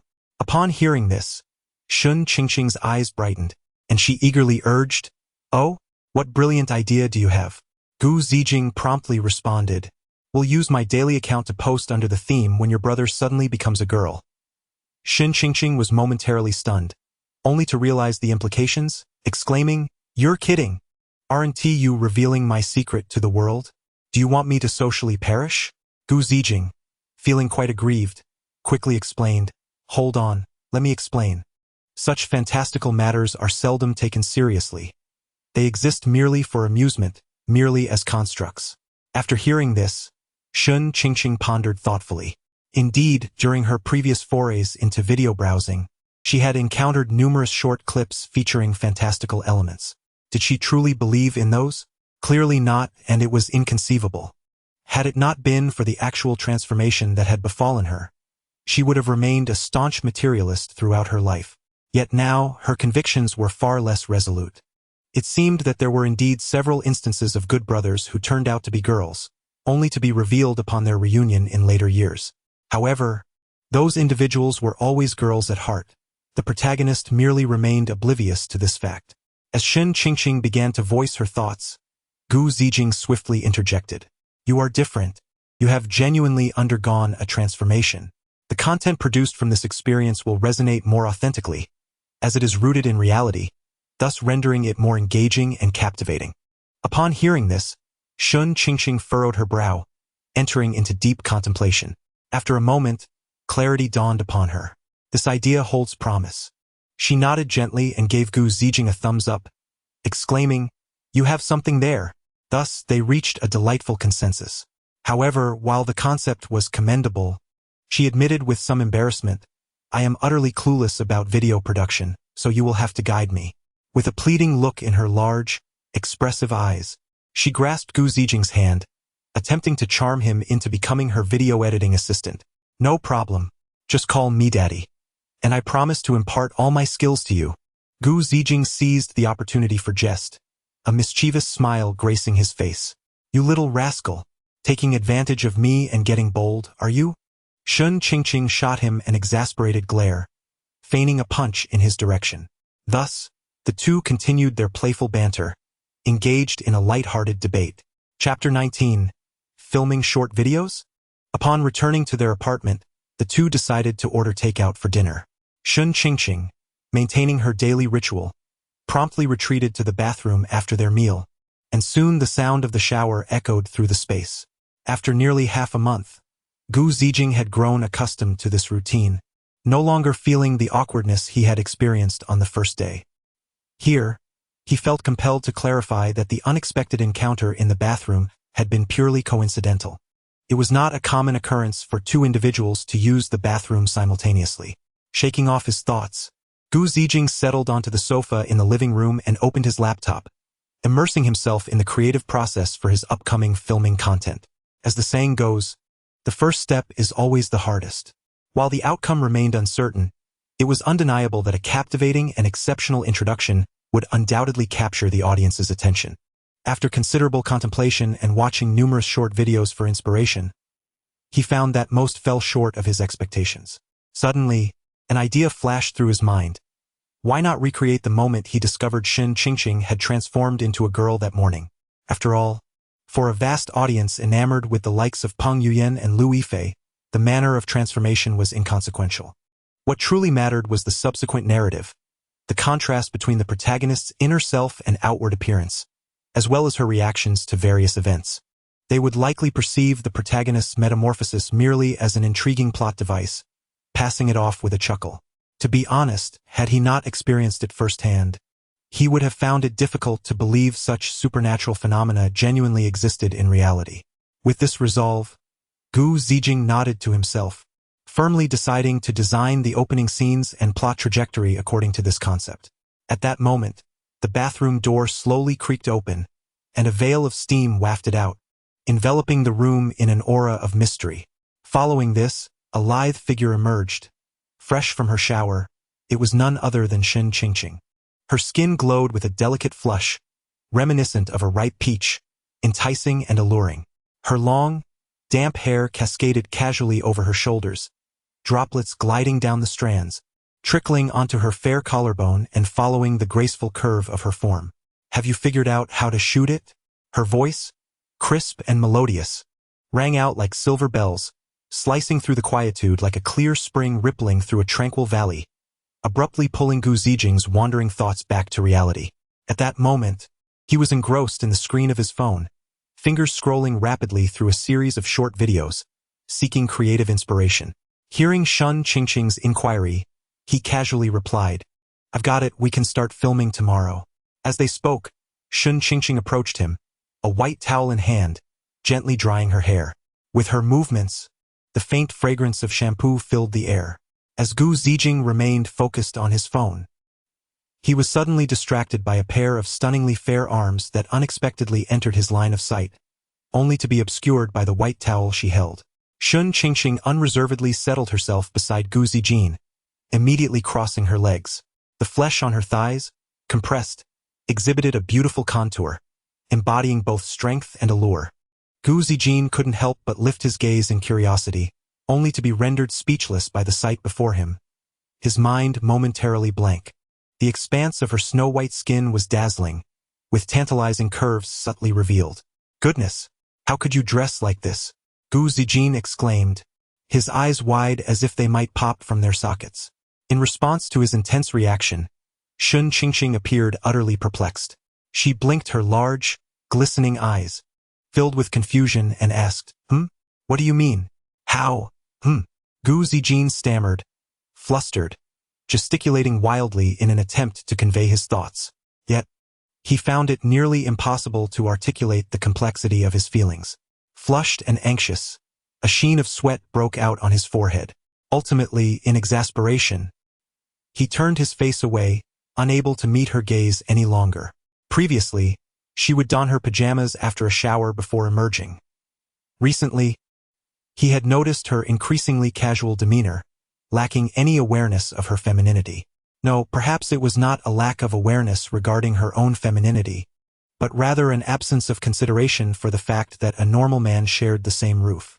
Now, she was even more audacious, wandering around the house clad only in a bath towel. Such a delectable feast was before him, yet he could not indulge. Gu Zijin mourned his own predicament inwardly. However, the more he tried to avert his gaze, the clearer and more vivid that heart-racing image became in his mind. Her skin, as smooth and delicate as jade, glistened with a few crystalline droplets. Particularly striking was the alluring curve of her bosom, reminiscent of morning dew glistening on lotus leaves, sparkling with an enchanting luster. Although the loose towel concealed much of her delicate figure, it still left much to the imagination. It was this half-revealed, half-concealed aspect that provoked boundless fantasies. Yet, Shun Qingqing seemed entirely unaware of the allure she exuded. She remarked, "So what? You won't do anything to me, right?" Gu Zijin was at a loss for words. Could he express what he wished to do? Clearly, he could not. Shun Qingqing was a person who enjoyed playful banter yet harbored a simple heart. She would neither dare nor would she ever. If he truly acted on his desires, their relationship would be irrevocably altered. Before he could formulate a response, Shun Qingqing spoke again. "All right, let's discuss how we should shoot this. This is my first time. Just a normal shoot will suffice, but we must wait until tomorrow morning. I recall you have no classes scheduled, right? Conveniently, I only have afternoon classes as well, so we can utilize the morning for our filming," Gu Zijin explained. "That sounds quite efficient. So what should I say? Surely, I need some lines or something?" Shun Qingqing inquired with curiosity. "There's no need for such formality. That would only come across as contrived," he remarked, waving his hand dismissively. "Just respond in your own way, as we would in a casual conversation." "All right, if that's the case, it shouldn't be too challenging." Shun Qingqing nodded in agreement. "Shall we give it a try now? It would be beneficial to familiarize ourselves with the process ahead of time," he proposed enthusiastically. "Sure, let's give it a go." Shun Qingqing readily acquiesced, sitting up straight, fully prepared for the endeavor. Thus, the two began to shoot a brief segment. Initially, it progressed smoothly, but before long, Shun Qingqing suddenly called for a halt, shaking her head in resignation. "Oh dear, this just doesn't feel right. I'm not accustomed to being filmed like this," she exclaimed, her expression one of exasperation. After a moment of contemplation, Gu Zijing, struck by a sudden idea, smiled and suggested, "What if we purchase a portable camera? That might help you feel more at ease." To his surprise, Shun Qingqing shot him a glare and retorted, "Just be careful not to use it to secretly film me, or I might just start to think you're a creep." "Shun Qingqing, you've changed. We used to be the best of friends, able to discuss anything.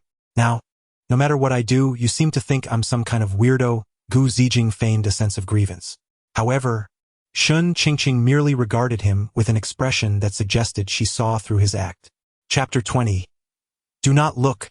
With a mischievous smile, Shun Qingqing whispered enticingly, "Akin to a devil's temptation, I'm wearing something extraordinarily alluring. Would you care to take a glimpse?" Upon hearing these words, Gu Zijing's eyes widened in surprise. He had not anticipated that the scene from that day would unfold once more. He vividly recalled how Shun Qingqing had similarly lured him back then, only to flee in embarrassment when he turned the tables on her. Clearly, she had not learned her lesson. Thus, Gu Zijing employed the same tactic, responding earnestly, "Absolutely. Allow me to see." To his astonishment, Shun Qingqing did not blush and run away as she had previously. Instead, she wore a triumphant smile. "You dare say you're not a pervert?" she asserted confidently. "Honestly, anyone would be captivated by this figure of mine. I refuse to believe I cannot sway you." Seeing her boldness, Gu Zijing could only shake his head in resignation, chuckling ruefully, "You're employing entrapment tactics. Even a seasoned man like me cannot withstand such a lure." Shen Qingqing, brimming with confidence, pressed on, "Stop making excuses and tell me, do I attract you or not?" Gu Zijing inhaled deeply, slowly beginning to articulate, "To be honest." Yet he abruptly halted. His gaze was fixed intently on the delightful figure before him. Her exquisite features, even without embellishment, her expressive eyes, and her soft, luscious lips stirred his heart profoundly. For reasons unknown, as he silently beheld her, he felt warmth creeping up his cheeks, a blush uncontrollably rising to his face. It was hard to fathom that merely days prior, this breathtaking beauty had been one of his closest friends. Yet now, the mere thought of this reality seemed to ignite a thrilling excitement within him, as if a stone had been cast into the tranquil waters of his heart, sending ripples cascading outward. "Speak," Shen Qingqing urged, noticing Gu Zijing's prolonged silence. As she spoke, she inched closer to him. With the diminishing space between them, Gu Zijing could distinctly sense the delicate fragrance that wafted from her, reminiscent of orchids and musk, intoxicating and irresistible. What normal man could withstand such temptation? Especially when a stunning beauty drew near, the overwhelming pressure and allure were simply irresistible. But was Gu Zijing a normal man? Indeed, could he resist? He must, for she was his brother's sister. He could not allow her to feel any discomfort. Reluctantly, Gu Zijing turned slightly, attempting to evade her advance. Yet, to his surprise, Shen Qingqing appeared utterly unconcerned about any potential impropriety on his part. Instead, she grew increasingly audacious and reckless. Thus, the two engaged in a playful chase, tugging and pulling at each other for quite some time. After enduring this playful struggle, Gu Zijing finally managed to articulate the response Shen Qingqing had longed to hear. As he responded, he lacked even the courage to meet Shen Qingqing's beautiful gaze. Upon hearing his answer, a satisfied smile slowly emerged on Shen Qingqing's exquisite face, and she gently nodded in acknowledgement. It was only at this moment that they both suddenly realized the undeniable intimacy of their current position. Shen Qingqing was nearly leaning against Gu Zijing's wide and sturdy chest. The sight of the compressed northern hemisphere was evident upon her lowering her head, which made the young Gu Zijing swell with pride. As they felt that firmness, both of them instinctively blushed. Shen Qingqing was suddenly on high alert. How could she have forgotten? This fellow was also inexperienced. What if her playful teasing pushed him too far, and he retaliated with a lesson of his own? That would truly be a disastrous turn of events. No. She could not linger here any longer. It was dangerous.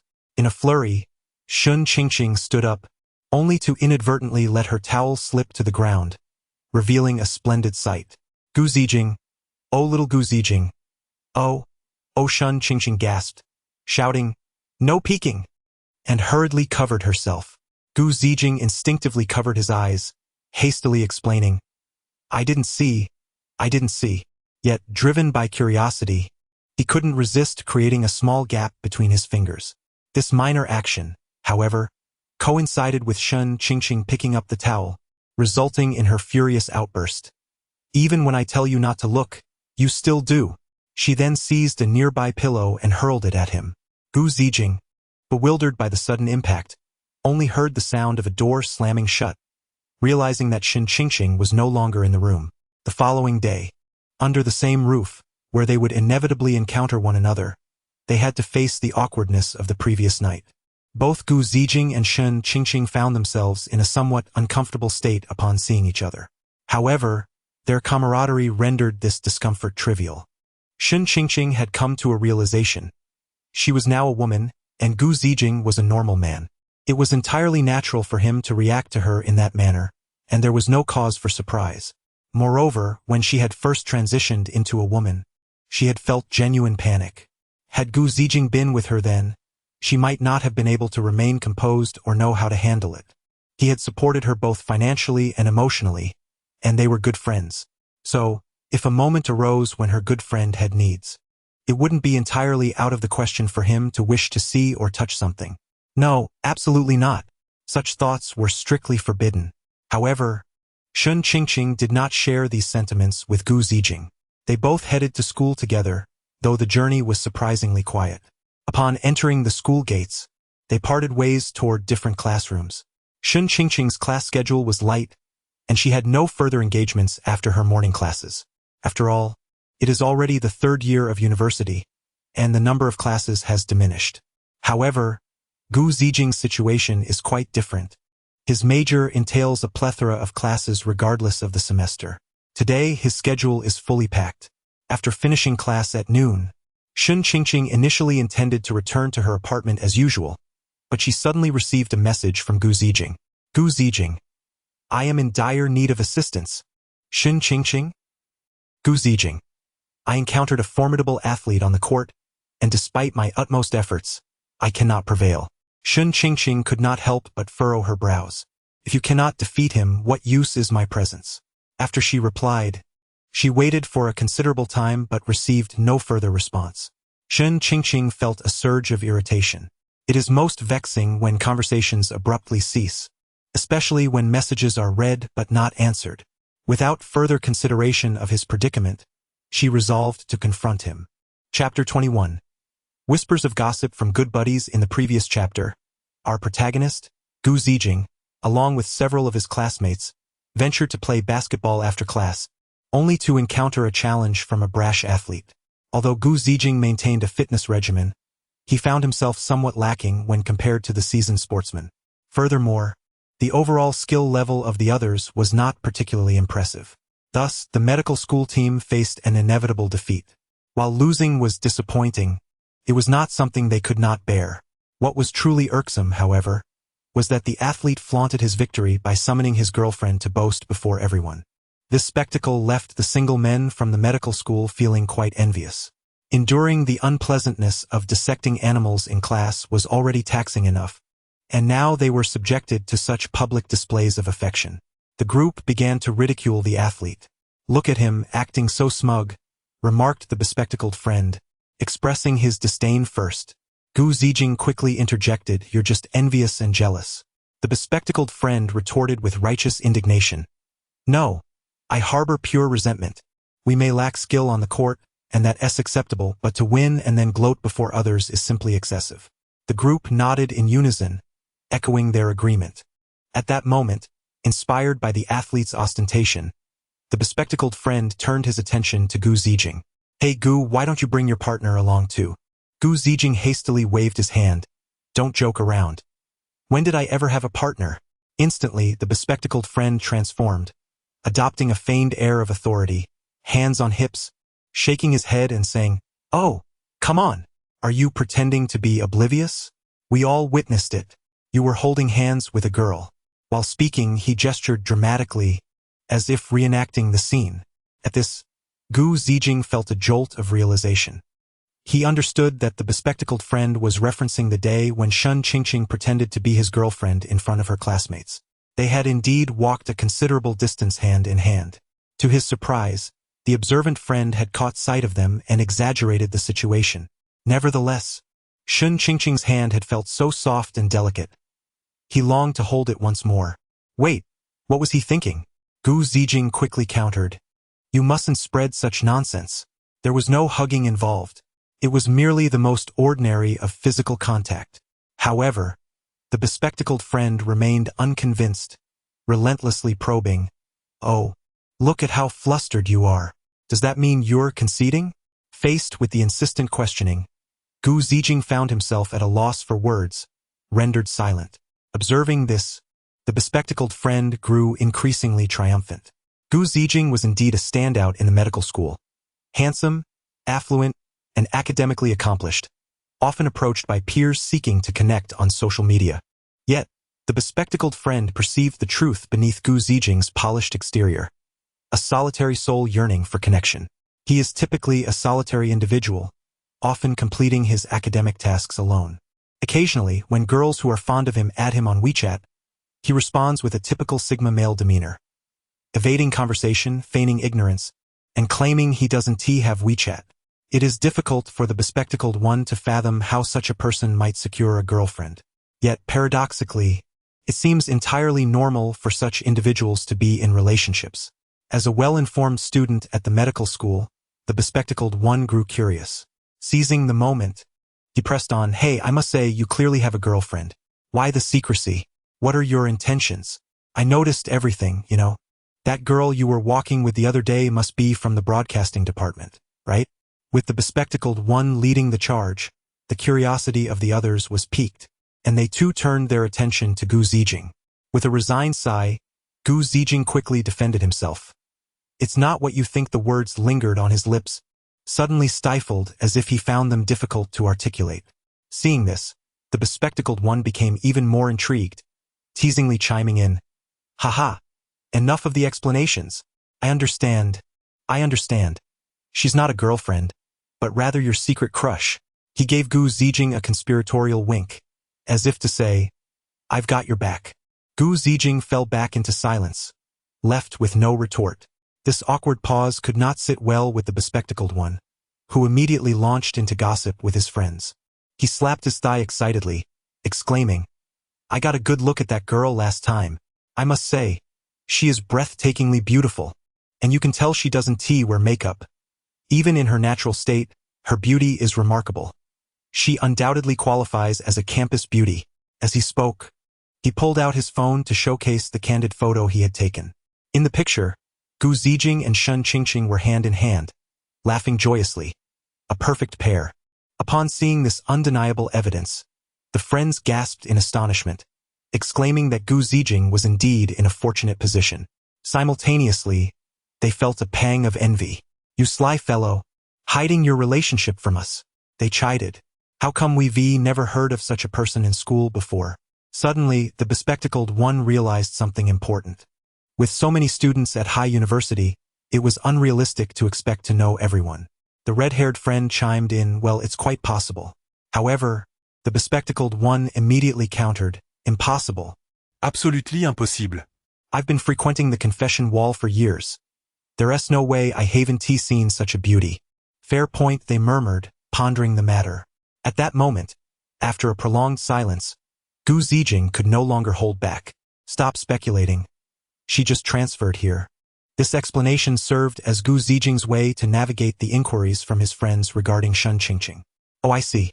The bespectacled one nodded slightly, accepting Gu Zijing's words without doubt. As soon as Gu Zijing opened his mouth, the topic swiftly turned back to him, with the bespectacled fellow eagerly urging, "Come on, Gu. Stop dawdling. Quickly call her over so we brothers can have a good look." Hearing this, Gu Zijing couldn't help but respond with a mix of amusement and exasperation. "Hey, the way you're talking makes it sound as if she's some kind of merchandise that needs inspecting. Is that really appropriate?" "That's not what I meant," he retorted. "Think about it. When that little black chick was boasting about his girlfriend earlier, he was so smug and full of himself. Didn't it irk you even a little? Don't you want to seize the opportunity to set the record straight and bask in a little glory yourself?" The bespectacled one grinned mischievously, encouraging Gu Zijing. Gu Zijing glanced over at the athletic, dark-skinned lad, who was engrossed in sweet nothings with his girlfriend nearby. It really is quite annoying. But how should I approach her? I can't just ask her to come over like it's some sort of talent show, strutting before us on a runway. That would be utterly disrespectful." Frowning, Gu Zijing displayed evident discomfort, yet his hand had already reached for his phone. At that moment, the bespectacled one suggested, "Hand me your phone. I'll speak on your behalf. I promise I'll handle it perfectly." Reluctantly, Gu Zijing passed his phone over, albeit with lingering doubts. He wasn't particularly worried about his friend doing anything malicious. After all, they were classmates who often played basketball together, and he had a modicum of trust. It was just that the bespectacled one had a rather sharp tongue. "Wow, you two really can chat," the bespectacled one remarked, chuckling as he browsed through Gu Zijing's phone. "Hey, don't go rummaging around," Gu Zijing exclaimed, quickly snatching his phone back from his friend's grasp. He scrutinized it carefully, relieved to find that he and Shen Qingqing had exchanged numerous messages, pushing their previous discussions about transformation to the forefront. The bespectacled one had merely scrolled a little, unaware of Shen Qingqing's secret. That was a close call, Gu Zijing thought ruefully, resolving never to let anyone look at his phone again. After much contemplation, he ultimately decided that he would speak to Shen Qingqing himself. Chapter 22. Untaken steps on the playground, Shun Qingqing stood with her arms crossed, her expression one of displeasure as she scrutinized Gu Zijin and the few individuals beside him, exuding an air reminiscent of a stern teacher reprimanding her students. Why treat them this way? It was absurd that they summoned her for such a trivial reason. Did they have any idea how long it took her to walk from the classroom building to this spot? A full 15 minutes. Infuriated, Shun Qingqing felt an overwhelming urge to teach Gu Zijin a proper lesson. However, she restrained herself for the moment. Fine, I'll give you face in front of your friends. I'll be heading back now. You should return home early. With that, she casually tossed a bottle of water towards Gu Zijin and turned on her heel, her steps light yet resolute as she gradually distanced herself. Only after her graceful silhouette vanished from sight did the remaining individuals exhale deeply, as if a heavy burden had been lifted from their shoulders. Brother Glasses, still shaken, patted his chest, murmuring, "Terrifying. Where is that girl from?" Gu Zijin replied nonchalantly, "Northeast." Upon hearing this, the others simultaneously wore expressions of sudden realization. Moments later, someone jestingly teased Gu Zijin, "Old Gu, you truly are fortunate. You've landed quite the catch." The others joined in with laughter, momentarily forgetting the recent humiliating defeat they had suffered at the hands of the physical education department. Faced with their comical expressions, Gu Zijin exasperatedly retorted, "Oh, come on." He longed to clarify that Shun Qingqing was not his girlfriend, but his friends had already made up their minds, and no amount of explanation would suffice. Never mind, he thought. He wasn't even looking for a relationship at the moment, so he would let it be for now. However, he was keen to change the subject, and thus he proposed, "So, shall we play another round?" Brother Glasses glanced at the athletes engaged in a fiercely contested game on the court, exclaiming, "No chance of comparison. Oh, let us just head to the internet CAF for some gaming. Isn't it better to enjoy a few rounds of games than to endure this frustration?" His enthusiasm was infectious. Another member promptly agreed, "Sure, let us hurry up and go." As they prepared to leave, the long-haired guy suddenly looked conflicted and said, "Sorry, I can't join. My girlfriend has been messaging me, urging me to come home. If I delay any longer, she might get upset." Seeing this, Brother Glasses jested, "All right, off you go then. By the way, Gu, doesn't your girlfriend want you home early too? Are you sure you can come with us?" Gu Zijin pondered for a moment, shrugged his shoulders, and, with a nonchalant smile, replied, "Don't joke. Can she really control me? I'll go wherever I please." The group, hearing this, unanimously raised their thumbs in admiration, exclaiming, "That's the spirit. Gu, let us not dawdle any longer. Let us depart swiftly." Thus, everyone exclaimed in unison, "Let us go." They then hastened together towards the internet CAF. Meanwhile, on another path, Shun Qingqing found herself walking alone back to her apartment after parting ways with Gu Zijin. Unexpectedly, she encountered a familiar face on campus. It was none other than the class representative, Zhou Emo. Though they had not been particularly close when Zhou was a boy, their interactions had increased since her transition to female, and they had grown somewhat familiar over time. The university campus features a straight road that runs north to south, which one must traverse regardless of destination. Consequently, it was only natural for the two to walk together and engage in light conversation. "Are you not leaving yet?" Shun Qingqing inquired first. She had always thought of Zhou Emo as someone who appeared and disappeared mysteriously, often vanishing immediately after classes. It was indeed peculiar to encounter her today while leaving school after visiting Gu Zijin. "No, I just went to the office to submit some materials," Zhou Emo replied, shaking her head, displaying a hint of fatigue. Being a class officer entails responsibilities beyond mere academic pursuits. While other students only need to focus on their studies, class leaders bear additional burdens. They are frequently summoned to assist teachers with various tasks, whether it be writing or running errands. Sometimes, even while she was in her dorm, she would receive a call from a teacher summoning her for assistance. If a student failed to submit their classwork, it was also her duty to remind them. Sighing softly, Shun Qingqing discerned the fleeting look of helplessness on Zhou Emo's face, and a pang of sympathy stirred within her. Feeling somewhat awkward, she remarked, Oh, the class representative works so hard." Zhou Emo's lips curled into a faint, bittersweet smile as she gently shook her head and replied, It's not hard. It's just unfortunate. But what about you? Why haven't you left yet? Hesitating at this question, Shun Qingqing opened her mouth to utter a single word. I. Zhou, noticing her hesitation, playfully winked and interjected. No need to say more. I can guess you're off to find a romantic interest, right? At this teasing remark, Shun Qingqing felt a flush of embarrassment. She regretted asking Gu Zijin to pretend to be her boyfriend to appease the girls. Now, it was a topic that would inevitably arise. She stammered, sort of. Observing Shun Qingqing's bashful demeanor, Zhou recalled her own roommates, who had all coincidentally gone out to find their partners that day, leaving her alone. A wave of envy washed over her, and she sighed heavily. With a hint of melancholy, she murmured, "How wonderful it is that each of you has a partner. Alas, here I am, a solitary soul for over 20 years. When will it be my turn to savor the sweetness of love?" At that moment, Shun Qingqing silently thought to herself, "Dear girl, I am much like you." There was once a time when she, too, eagerly anticipated having a gentle and considerate girlfriend by her side. Yet now, she was on the verge of becoming someone else's girlfriend. Reflecting on the past, Shun Qingqing had to admit that she had once held a genuine fondness for Zhou. Zhou possesses an enchanting and adorable appearance, accompanied by a cheerful and vivacious personality, which perfectly aligns with Shun Qingqing's preferences. Regrettably, at that moment, she lacked the courage to take that crucial step forward. As for now, it seems best to remain as friends. Just then, Zhou continued, "By the way, why haven't you been spending time with your partner?" Her bright eyes fixated on Shun Qingqing, as if she sought to discern something from her expression. Upon hearing this, Shun Qingqing momentarily froze, hesitating for quite some time before responding slowly. He went to play basketball.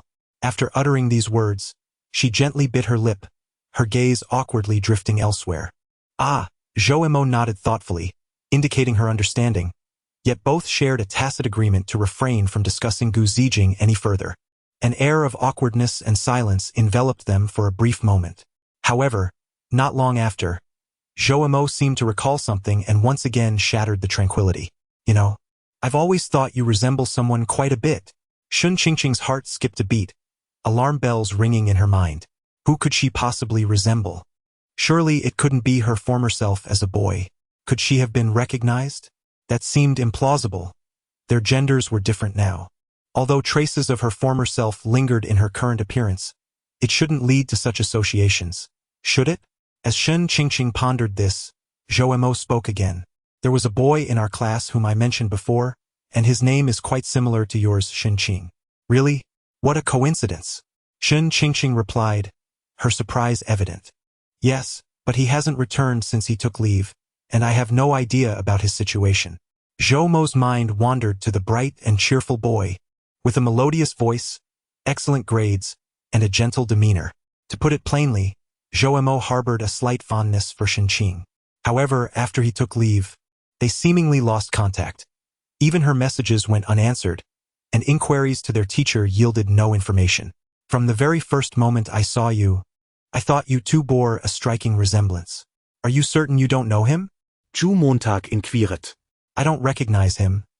I have a rather common face," Shun Qingqing replied. "Is that so?"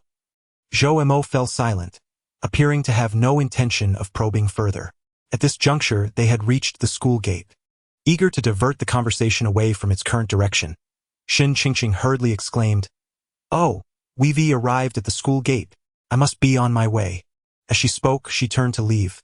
At that moment, Zhou called out to her once more, responding leisurely, "Actually, I'm also heading out." Hearing this, Shun Qingqing looked perplexed. "Huh?" Zhou proceeded to elaborate. "All my dorm mates are out, leaving me alone in an empty room, which is rather dull, so I thought I might as well go out for a stroll." Shun Qingqing hesitated for a moment before asking, "Are you going alone?" She felt a twinge of concern, as it can be somewhat dangerous for a girl to venture out alone. Zhou nodded in affirmation. "Yes, isn't it rather pitiful?" For a moment, Shun Qingqing found herself at a loss for words. After a brief hesitation, she softly suggested, "How about I accompany you?" To her surprise, upon hearing this, Zhou's face instantly lit up with a radiant smile, as she excitedly replied, Great. This was your own initiative. At this, Shun Qingqing was left momentarily dumbfounded, unable to suppress her exclamation. Ah! However, before she could fully comprehend the situation, Zhou Mo had already grasped her hand and joyfully exclaimed, "Let's go! Let's go! We must set off quickly." Thus, the two of them made their way outside the school, their figures gradually fading into the bustling crowd. Chapter 23. This is her first time in the evening, within a private booth of an internet CAF. A few brothers celebrated their successful entry into the finals and their triumphant victory with exuberant cheers. Gu Zijing let out a long sigh of relief, stretched languidly, and casually glanced at the time. To his dismay, he realized it was already past 8, nearly 9 o'clock. A sense of urgency washed over him as he recalled Shun Qingqing's earlier admonition to return home early. Although she had never previously voiced such concerns, for reasons unknown, Gu Zijing now felt an inexplicable dread at the thought of staying out late. Thus, disregarding the praises of his companions, he hastily announced his departure, packed his belongings, and dashed out of the CAF. His friends exchanged knowing glances, their expressions mingling understanding with a hint of schadenfreude. Not long before, or perhaps even earlier, Zhou Mo had taken Shun Qingqing on a shopping excursion to the mall. Though termed a shopping trip, Zhou Mo had a specific purpose in mind. Like many girls, she cherished beauty and had set her sights on a manicure she had long desired but never had the time to pursue. Having finally carved out some free moments, she seized the opportunity to visit the salon. She had made an appointment at a particular establishment, and upon arrival found it relatively empty, allowing her to begin immediately. However, the intricate design she chose required considerable time to complete. Shun Qingqing, feeling somewhat bored, occupied herself by playing with her phone while engaging in conversation with Zhou Mo. During their chat, the topic shifted to Shun Qingqing's apparent lack of interest in self-presentation. Zhou Mo inquired, "Qingqing, I've noticed you seem to struggle with dressing up." "Huh?" Shun Qingqing responded, puzzled by the sudden topic. Zhou Mo continued, "You rarely wear makeup and your clothing choices are quite simple." Although Shun Qingqing had transitioned into femininity for some time, it was not an extensive duration. She had yet to acquire much knowledge in the realm of female aesthetics. While her mother had imparted some wisdom, there remained private matters she hesitated to inquire about. Consequently, Shun Qingqing had only grasped the surface of these concepts and often retained habits from her time as a boy, such as being rather careless with her belongings. At this juncture, it is worth noting that these habits had caused Gu Zijing no small amount of inconvenience. While ordinary clothing might have been manageable, now that she possessed additional garments, they occasionally appeared in various corners of the house, only to be inadvertently discovered by Gu Zijing. Returning to the present, faced with Zhou Mo's question, Shun Qingqing did not shy away from the truth. "I simply don't know how," she admitted candidly. "What? You don't know how to apply makeup?" Zhu Montag exclaimed, astonished. In this day and age, it was indeed rare for a girl to lack such a skill. "Yes," Shun Qingqing affirmed softly, acknowledging that during her previous life as a boy, makeup had never been a necessity. Now transformed into a girl, she found herself somewhat intrigued. Her mother had previously mentioned teaching her the art of makeup. However, the quality of her mother's makeup skills left much to be desired, and since she was already quite attractive in her natural state, she thought it best to forego the idea. At that moment, a lovely staff member, who was diligently giving Zhou Mo a manicure, seized the opportunity to speak. "Miss, we also offer makeup services here. If you're interested, you might give it a try. While we may not match the expertise of a professional makeup studio, we can certainly provide a simple makeover." Zhou Mo immediately chimed in, suggesting that she should indeed give it a shot. A basic application wouldn't cost much and would also serve as a chance to learn. After pondering for a moment, Shun Qingqing reasoned that since she could no longer revert to being a boy and would undoubtedly live her life as a woman henceforth, this was a skill she would need to acquire eventually. Thus, she replied, "How about I give it a try?" Upon receiving her affirmation, the staff member beamed with delight. She turned to another female colleague and called out, "Xiao Wu, please introduce this lovely lady to our makeup packages." Of course, the young staff member quickly approached and began to outline the various packages and their respective costs. Shun Qingqing felt somewhat bewildered by the information, but she remained open to the experience. concerned that a simple look might yield unsatisfactory results and that a more elaborate option was too costly. She ultimately settled on a mid-range package. With that, the makeup application commenced without delay. Time seemed to accelerate, and before long, both Zhou Mo's manicure and Shen Qingqing's makeup were complete. Gazing into the mirror, Shen Qingqing was taken aback, exclaiming, "Is this really me?" The makeup was subtle yet expertly applied, enhancing her beauty magnificently. Her well-defined nose and elegantly curled eyelashes accentuated her delicate features. Shen Qingqing hesitated to touch her face, fearing she might smudge the artistry. She had felt quite anxious during the application, given that this was her first experience. As a boy, she had never been so closely attended to by a girl, causing her to blush frequently. The staff member playfully teased her about her rosy cheeks, noting how her fair complexion made the makeup application more challenging, which only deepened Shen Qingqing's embarrassment. After a while, she managed to regain her composure. Ultimately, the outcome was splendid, and she was charmed by her own reflection. She wondered how Gu Zijing would react upon seeing her transformation.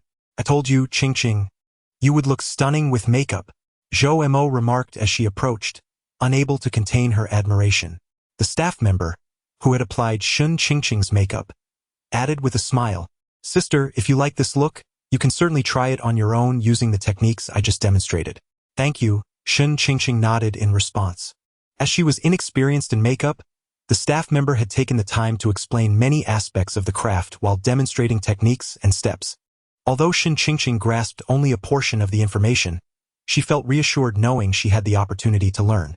Having completed their makeup and nail art, Shen Qingqing and Zhou Mo naturally prepared to head home. Just as they were about to leave, Zhou Mo inquired, "Qingqing, are you not considering getting your nails done as well?" Occasionally, she would extend her hands to admire her newly crafted manicure, clearly pleased with the result. "Not this time. Perhaps next," Shen Qingqing replied, shaking her head. After all, she had already indulged in numerous purchases. Moreover, she had plans to cook after a long time. If she were to get her nails done, wouldn't she feel clumsy in the kitchen? This notion had crossed her mind while applying her makeup. Remembering Gu Zijing's fondness for fish, she thought, perhaps I shall prepare a fish dish today." As they were about to depart, a sales clerk handed them a paper bag filled with cosmetics that Shen Qingqing had been persuaded to buy. It was hard to resist. The clerk had sweetly addressed her as beauty and sister, with a voice so melodious and an attitude so pleasant that even the most stoic of men could hardly withstand. After they walked some distance, Zhou Mo asked how much Shen Qingqing had spent that day.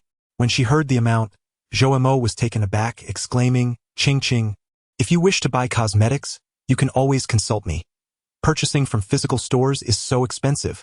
Shen Qingqing smiled gently, all right. Although she had spent quite a bit, she felt it was worthwhile. The two continued their conversation until they reached a fork in the road. Zhou Mo was headed back to school, while Shen Qingqing was returning to her apartment, and they parted ways there. On her way, Shen Qingqing made a detour to the market. Chapter 24. Take a good look at me. As time accelerated into the night, Gu Ziqin hesitantly opened the door. Upon entering, a delightful aroma enveloped him. It was his favorite dish, squirrel fish. Yet, before he could fully relish this moment of bliss, a voice shattered the tranquility. "Oh, you actually decided to come back?" Gu Ziqin glanced over to find Shen Qingqing seated on the sofa, one leg cradled in her arms. Her head tilted as she regarded him. On the coffee table before her lay a platter of squirrel fish, its orange-yellow morsels tantalizing enough to make anyone salivate. However, at that moment, Gu Ziqin was far too preoccupied to appreciate the dish. He was acutely aware that he was in trouble. Shen Qingqing's beautiful eyes sparkled with an unsettling intensity, making him shiver involuntarily. How curious. In the past, when he returned home late, back when Shen Qingqing was still male, he never felt this trepidation. Why now did she evoke such fear? No, not fear. It was a sense of respect. Gu Ziqin's mind raced to reassure himself, but he knew he must first provide Shen Qingqing with a reasonable explanation. "Why are you home so late?" She had initially returned home with joy, eager to showcase her culinary prowess and perhaps receive compliments on her new makeup. Just a few kind words about her beauty or her cooking would suffice. But alas, he had not yet returned. reflecting on his frequent late arrivals. Shun Qingqing had dismissed it initially, thinking that he had been warned beforehand and should not be excessively late. However, as the meal was prepared and time passed, her anticipation turned into simmering anger. Finally, the subject of her ire had deigned to return. Not waiting for Gu Ziqin to explain himself, she pressed on. You were told to come back early, yet here you are, so late and ignoring my messages. What exactly were you doing? Gu Ziqin scratched his head, stammering, Well, don't be angry just yet. Let me explain. With her arms crossed and a frosty demeanor, Shun Qingqing replied, Go ahead.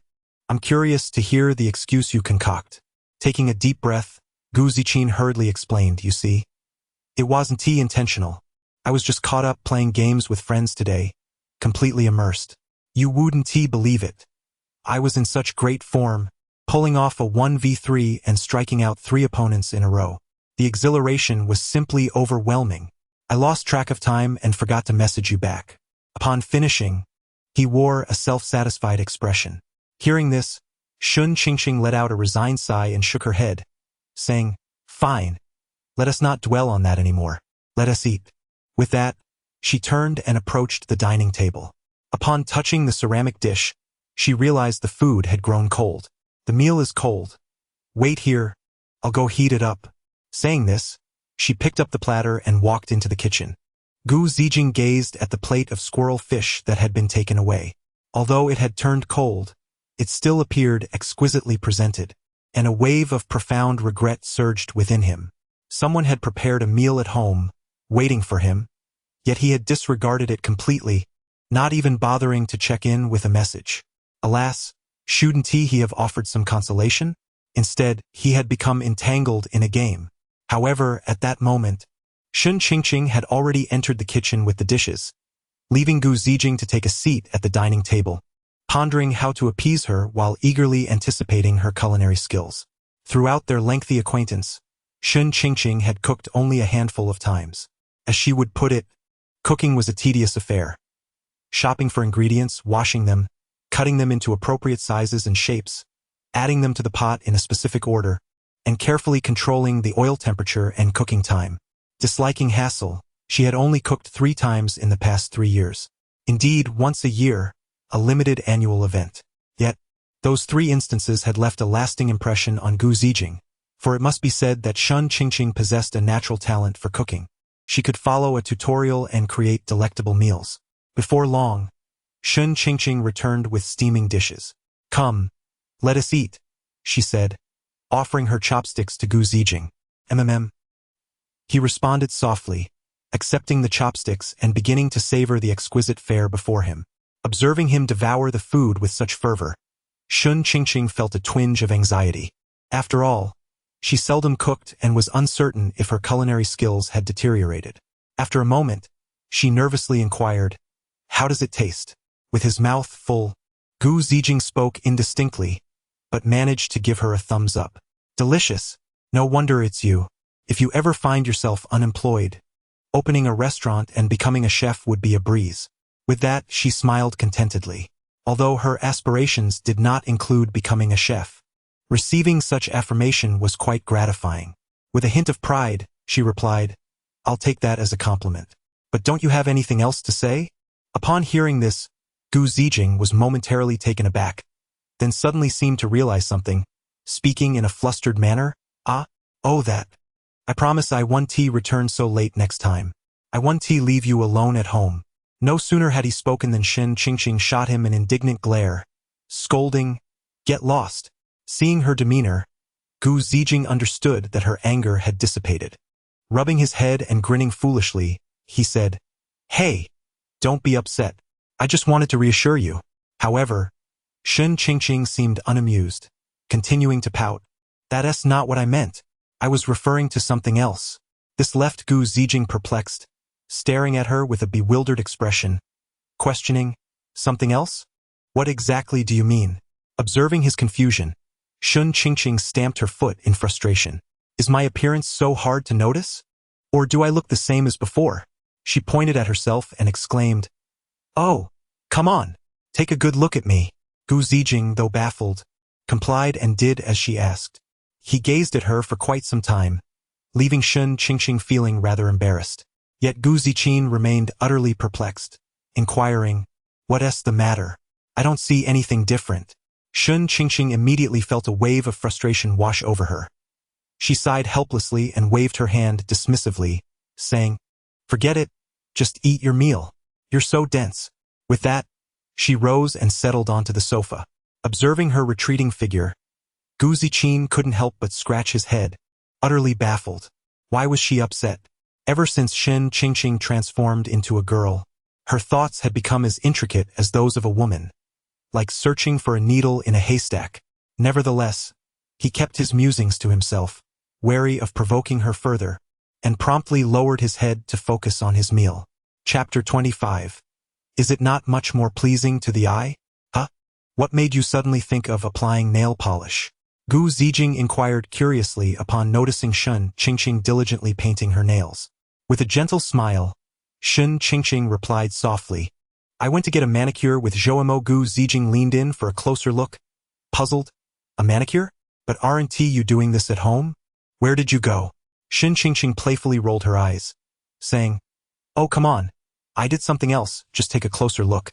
The young man scrutinized her hands and then her face, and after a considerable pause, he finally realized, "Oh, so you're wearing makeup, huh?" With a sense of pride, Shun Qingqing raised her chin and asked with a smile, "What do you think? Am I looking more beautiful?" He nodded repeatedly, praising, "Indeed, I thought you seemed even prettier today. It really makes my heart flutter." Hearing this, Shun Qingqing's cheeks flushed slightly, and she teasingly asked, "Oh, are you really feeling that way?" The young man perked up at her question, confidently asserting, "I truly am. Why don't you consider being with me? I promise to treat you well." However, confronted with such a forthright confession, Shun Qingqing fell momentarily silent. Gu Zijing, sensing the tension, anxiously pressed, "Why aren't you saying anything? Give me a response." Shun Qingqing perceived his words as mere jest, believing he was teasing her. Suddenly, with her brows furrowed in annoyance, she exclaimed, "Get lost." Instantly, Gu Zijing wilted like a withered plant, mumbling, "Oh." He then sulkily sat down beside her, feeling quite wronged. Shun Qingqing chose to ignore him entirely, focusing once more on her nail polish. Before long, her 10 delicate fingers were completely adorned with a tender pink hue, appearing exceptionally vibrant. "What do you think? Is it pretty?" Shun Qingqing asked proudly, extending her fingers before Gu Zijing for a clearer view. It's all right. The pink is quite lovely," Gu Zijing replied after a moment of contemplation. I was actually thinking of applying a coat on my toenails too, but the polish on my fingers isn't dry yet," Shun Qingqing said with a hint of regret. Upon hearing this, Gu Zijing's eyes lit up, and he eagerly offered, "How about I help you with that?" "You? Can you do it?" Shun Qingqing looked at him skeptically. "Of course, I will definitely manage. Hurry, stretch out your foot," Gu Zijing assured, thumping his chest. Allrecht. Shun Qingqing hesitated momentarily, still doubtful, but ultimately extended her petite foot toward him. A mischievous grin spread across Gu Zijing's face. Before Shun Qingqing could fully present her foot, he seized it eagerly. What a rare find! Unbeknownst to Gu Zijing, Shun Qingqing's face flushed a deep crimson, resembling a perfectly ripened apple. This guy must have some peculiar preferences. Previously, she only knew of his fondness for tank tops, but it seems he also has a soft spot for foot care. "Are you never going to stop? It's so itchy." Shun Qingqing finally could no longer endure his reckless behavior. To her surprise, Gu Zijing retorted, "It's supposed to be itchy. You jerk." Shun Qingqing exclaimed in exasperation, hastily retracting her foot. Just then, Gu Zijing suddenly remarked, "Speaking of which, let me take a closer look at your makeup." "Oh no, don't come so close." As Gu Zijing leaned in, Shun Qingqing quickly lifted her foot and pressed it firmly against his chest. Following that, she exerted her strength and kicked him away, sending the ravenous man flying like a wolf pouncing on its prey. Now, Gu Zijing was in a flurry, shouting, Hey, you actually used your foot on my chest? What if I catch athlete's foot?" "Nonsense. My feet smell delightful. Where would athlete's foot come from?" Shun Qingqing glared at him, her brows furrowed in anger. From a scientific perspective, women's feet are known to emit a stronger odor than men's, Gu Zijing argued defiantly. Get lost. Shun Qingqing was fuming, nearly ready to punch him. However, knowing his character all too well, she wasn't genuinely angry. She merely chided him. I don't need your help, you pervert. Gu Zijing, looking flustered, quickly explained. Don't be mad. I was just joking. This time, I promise to help you apply it meticulously. While speaking, he swiftly grasped Shun Qingqing's delicate, fair ankle. When she looked up into his eyes, she found them filled with sincerity and earnestness. In that fleeting moment, her heart fluttered slightly, pondering that perhaps she should grant him another chance to prove himself. Thus, she parted her lips, her tone serious as she warned, This time, I'm serious. No more nonsense. Without hesitation, Gu Zijing raised his right hand, extending 3 slender fingers, and solemnly swore, Rest assured, I promise I won't misbehave. However, no one anticipated that in the next second, taking advantage of Shun Qingqing's unguarded moment, this cunning fellow suddenly reached down and began to tickle the sole of her foot. Shun Qingqing was startled by this unexpected assault, her body jolting as she found herself unable to withstand the unbearable ticklish sensation. She instinctively tried to free herself from Gu Zijing's grasp, but alas, he held on too tightly, making escape impossible. She could only squirm and plead, Please, don't do this, it's too ticklish. Stop. Yet, Gu Zijing was in no mood to relent. Not only did he not cease his actions, but he also intensified them, tickling her with even more fervor. His once handsome face now beamed with a mischievous grin, and he chanted gleefully, Let us see how you escape my grasp this time. Just accept your punishment. Ah, the laughter echoed, a symphony of mirth. Shun Qingqing, nearly breathless from the tickling, trembled uncontrollably, tears of laughter brimming in her eyes. Gu Zijing, however, displayed no mercy, his playful demeanor unwavering as he continued to interrogate her. Do you acknowledge your mistake? Shun Qingqing, gasping for breath amidst her struggles, retorted defiantly. What did I do wrong? You were the one who started it. Upon hearing this, Gu Zijing feigned astonishment, raising his voice in mock outrage. Oh, you dare to retort? Seems a lesson is in order. With that, his hands moved with even greater fervor. At last, Shun Qingqing could endure the torment no longer, pleading, All right, I was wrong, I truly was. I beg you, spare me. Observing the once defiant girl now wholly subdued before him, Gu Zijing finally relented and released her. Yet, Shun Qingqing was far from appeased. Seizing the moment of his distraction, she swiftly retaliated with a playful slap that left him momentarily stunned. In an agile twist, she leapt from the sofa, hastening back to her room in a flurry of steps, leaving behind a teasing remark. That's what you get for provoking me. Chapter 26. A strong reaction. Several days have passed since that eventful day, and it seems that the relationship between Gu Zijing and Shun Qingqing has undergone a subtle transformation. Shun Qingqing can sense the shift, yet she cannot articulate the reason behind it.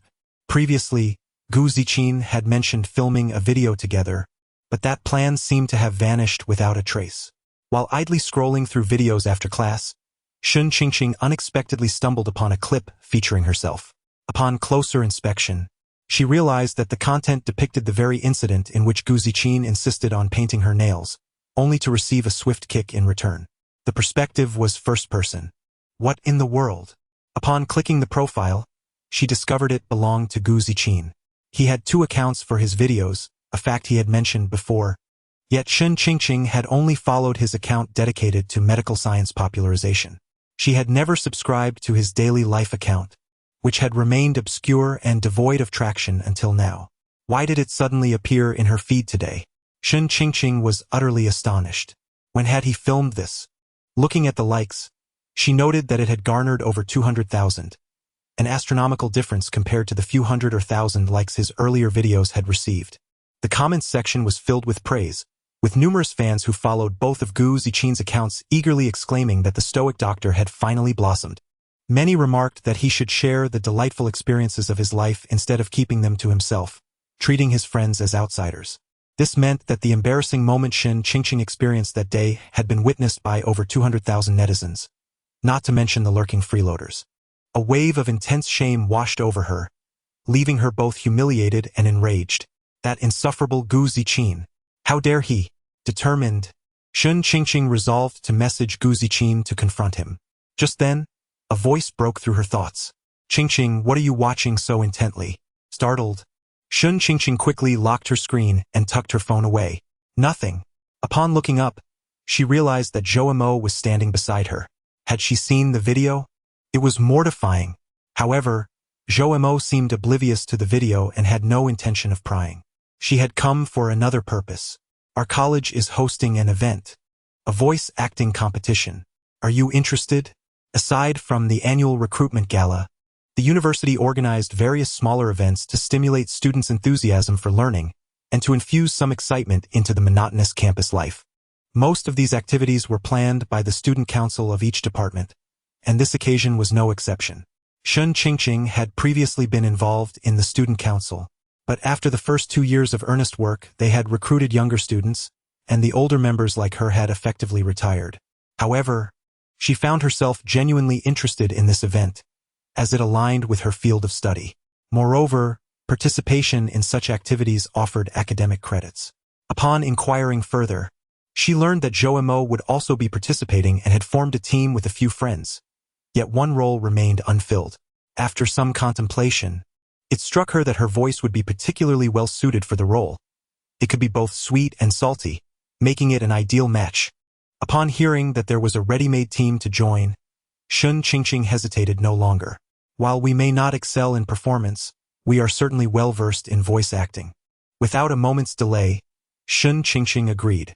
The two made arrangements accordingly. Returning home after class, Gu Ziqin was already back ahead of time. The first thing he said was, "Did you watch the video I sent?" Shen Qingqing initially froze, only to quickly realize what he was referring to. His mention of it ignited a fiery rage within her. With her brows furrowed and eyes wide, she playfully scolded, "How dare you bring that up? Just wait until I kick you." With that, she pounced on Gu Ziqin like an enraged little lion, her claws bared. Seeing this, Gu Ziqin turned pale with fright, exclaiming, "Oh my goodness, why are you so fierce?" He then darted away in a desperate attempt to escape, shouting, "Spare me, I didn't mean to." However, Shen Qingqing was relentless in her pursuit, her swift footwork resembling a tempest, leaving Gu Ziqin in a state of disarray. "What on earth has gotten into you? I was merely trying to help you gain some recognition," Gu Ziqin huffed, breathlessly explaining as he fled. "But a number of LSPs have been messaging me for your account. You even know they're LSPs? You could have at least given me a heads up before posting. It infuriates me," Shen Qingqing shouted in anger. "Don't be upset. As the saying goes, everyone has an appreciation for beauty. While attractive vases are common, it's rare to find one that possesses both beauty and talent. Like you." Gu Ziqin quickly offered a conciliatory smile. Upon hearing this, Shen Qingqing's expression softened slightly, muttering, "Well, at least you said something reasonable." "Huh? Wait a minute. What did you just say? So, in your eyes I used to be merely a vase?"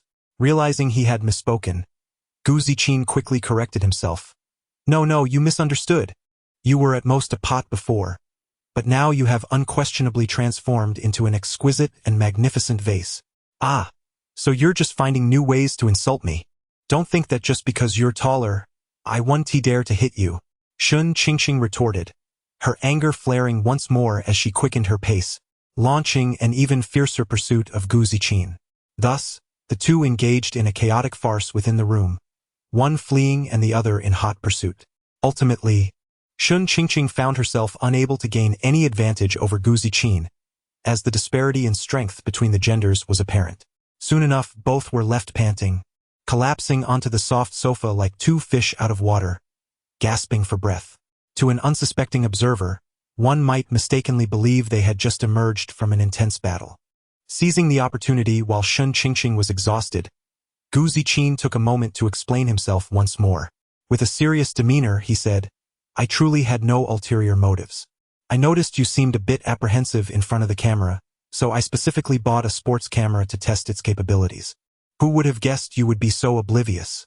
Upon hearing those words, Shun Qingqing, already slightly breathless, widened her eyes and retorted indignantly, "Do not attempt to wriggle out of this. That day, you were so engrossed in your game that you hardly had time to purchase a camera. Moreover..." "Wait a moment. How dare you call me foolish?" Gu Ziqin quickly raised his hand in denial. "I certainly did not intend to insult you. Please do not be so sensitive, it's quite unreasonable." However, Shun Qingqing was impervious to his reasoning. Hands on her hips, she shouted furiously, "Do not lecture me. It is undeniably your fault." Faced with Shun Qingqing's obstinacy, Gu Ziqin sighed in resignation. What could he do? He had to indulge his dear friend. Reluctantly, he conceded, All right, I concede. Let it be known that I am afraid of you." He muttered under his breath, "A good man does not quarrel with a woman." Yet, his murmurs did not escape Shun Qingqing's ears. Observing his cheeky demeanor, she felt exasperated but could only muster a retort. "You. Fine, I shall not stoop to your level." After all, she was indeed a woman at present. Subsequently, Gu Ziqin elucidated his thoughts to Shun Qingqing. It turned out he had no intention of adopting an abstract title like My Brother Becomes a Girl. After all, should acquaintances from the past catch wind of this, could lead to unforeseen complications. After much contemplation, he decided it was best to stick to the mundane aspects of daily life. He realized that without an eye-catching protagonist, his own daily musings would go unnoticed. And thus, the vibrant and vivacious Shun Qingqing, with her striking beauty and bold personality, was perfectly suited to fill that role. Chapter 27. There's no need for such deception, however. This time, Shun Qingqing's interest in creating short videos was genuinely ignited. Reflecting on her part-time voice acting journey, she realized that despite her efforts, she had yet to gain any notable recognition. Perhaps by producing a short video or sharing snippets of her daily life, she could cultivate some fame. Moreover, looking ahead, establishing a presence online could facilitate her aspirations, whether she chose to pursue voice acting full-time, become a broadcaster, or venture into other fields. Determined, Shun Qingqing sought guidance from Gu Zijing, an experienced mentor. Gu Zijing, being a seasoned professional, offered his wisdom. He emphasized that while short videos are relatively low cost, they should not be produced with minimal effort. At the very least, the visuals must be appealing, and the camera work should be steady and clear. Furthermore, there should be a cohesive theme. Aimlessness would yield little reward. Captivating content, ideally presented in a more direct manner, is crucial. What do contemporary young people gravitate towards? Abstract concepts. While traditional voice actors may not engage deeply with such material, if one creates content that is sufficiently abstract, it is bound to resonate with a certain audience. As for what to create, that insight must come from within. Some mysteries are not meant to be divulged. Gu Zijing spoke in a deliberately enigmatic manner, even feigning a stroke of his non-existent beard for effect. Inspired by Gu Zijing's counsel, Shun Qingqing resolved that very night to embark on her creative endeavor.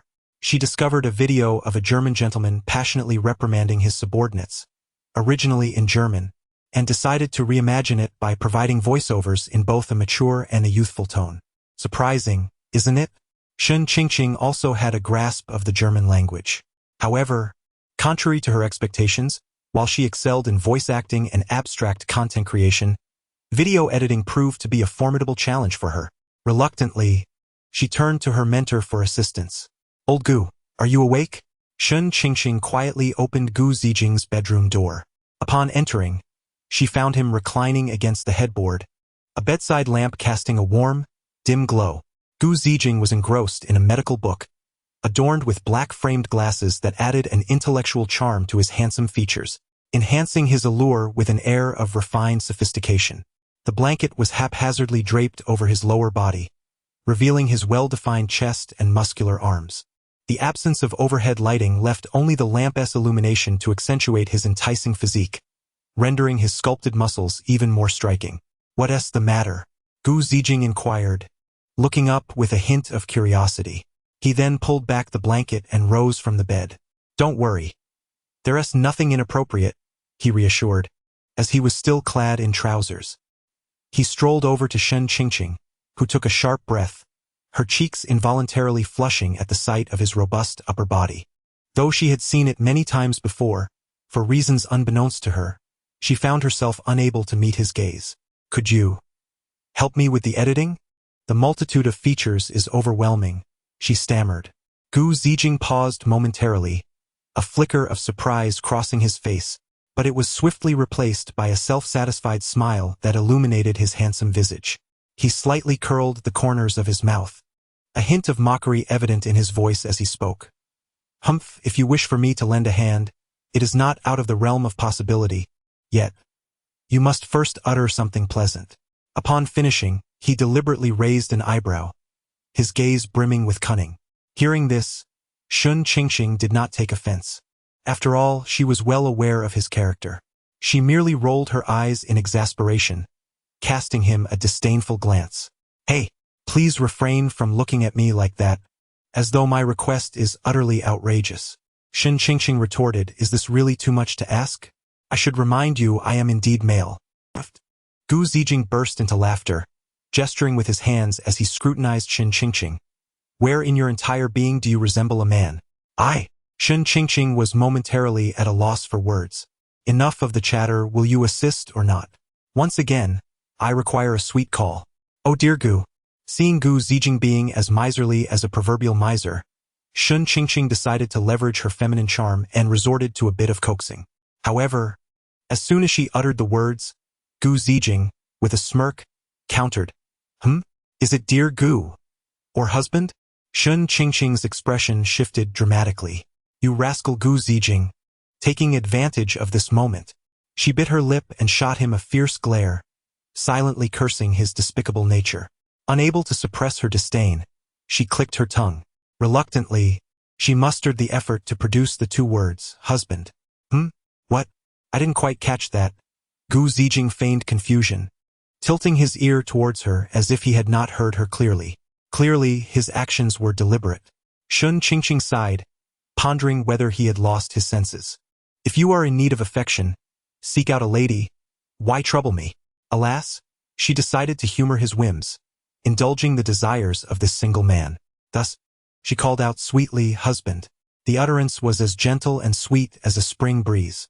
Upon hearing her call, Gu Zijing's face instantly lit up with a radiant smile. Répondit Nigerli. However, it seemed Gu Zijing was not yet satisfied, for he continued, why not call a few more times? Shun Qingqing displayed a hint of amusement, though it was clear her smile was more of a facade. Is this your demand now? You truly are a peculiar one. Very well. Today I shall show you the treacheries of the world. To lower Gu Zijing's defenses, she playfully called out several times, husband, husband, husband, each call more resounding and heartfelt than the last. Gu Zijing reciprocated with equal enthusiasm. His voice brimming with delight and affection, clearly reveling in the moment. At that instant, Shun Qingqing's lips curled into a sly smile as she softly inquired, Are you pleased now? Without hesitation, Gu Zijing nodded fervently, responding with a beaming smile. Indeed, I am very pleased. That radiant smile seemed capable of illuminating the entire room. Suddenly, Shun Qingqing, with a playful smirk, inquired, would the baby like to have some more milk? As she spoke, she gestured as if cradling an infant to feed. Gu Zijing was entirely oblivious to the mischievous glint in Shun Qingqing's eyes. Initially taken aback, he soon widened his eyes in astonishment, exclaiming, Really? Is that truly possible? Wouldn't that be a tad too forward? His surprise was intermingled with delight, as anticipation glimmered within his gaze. Though he suspected that Shun Qingqing was merely jesting, he couldn't help but feel exhilarated by the prospect. Shun Qingqing, unaware of Gu Zijing's thoughts, seemed to have captivated his heart entirely. You truly dare to accept, huh?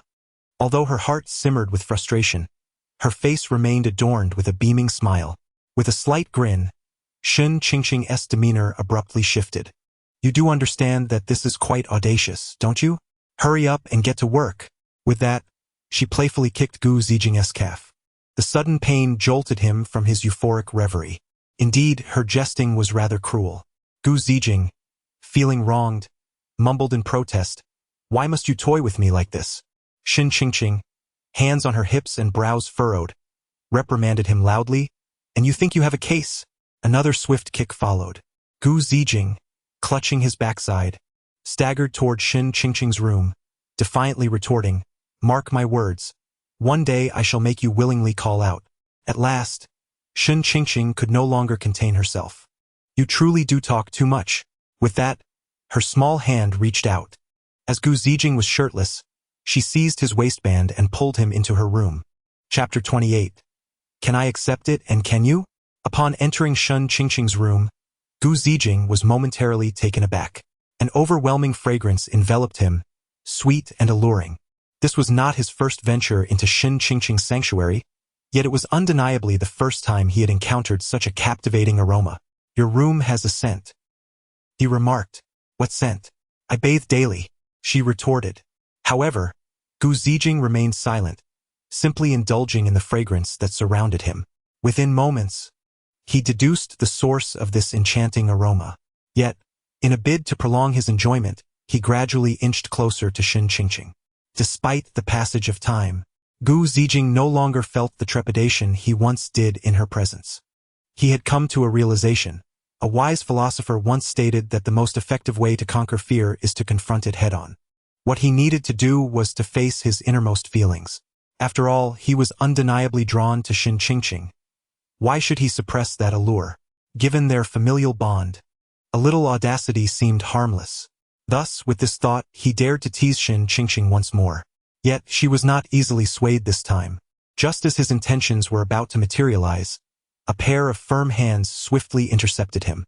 "What do you think you're doing?" Shen Qingqing demanded, her voice laced with skepticism. "Are you attempting to take advantage of me again? Can't you be more straightforward about it instead of resorting to such tactics?" Yet, deep down, she pondered, if he truly desired it, she would not be entirely unwilling. However, at that moment, she found herself unable to cross that threshold. Realizing his advances had been thwarted, Gu Zijing quickly shifted the topic. "It's the scent emanating from you," he mused. It was likely the fragrance of her femininity that had unknowingly lingered in her own room. Since it was her personal space, and she slept there daily, she had become desensitized to it. "Huh?" Shen Qingqing replied, her expression one of disbelief. She thought he was insinuating she had an unpleasant odor and quickly defended herself. "I bathe every day." "No, it's your natural scent. I notice it daily, and I assure you, it is unmistakable," Gu Zijing replied with an air of feigned seriousness. Upon hearing his claim, Shen Qingqing paused, her face involuntarily flushing a delicate shade of crimson. "How annoying. Hurry up and get to work," she exclaimed, pushing Gu Zijing towards the computer, compelling him to assist her in editing a video. With no option but to oblige, Gu Zijing donned the headphones, opened the editing software, and began his task. Typically, a wall separated them, allowing him to faintly hear Shen Qingqing's busy tones. But today he could discern her voice with startling clarity. Although the abstract German expletives she uttered were incomprehensible, her gentle tone quickened his heartbeat.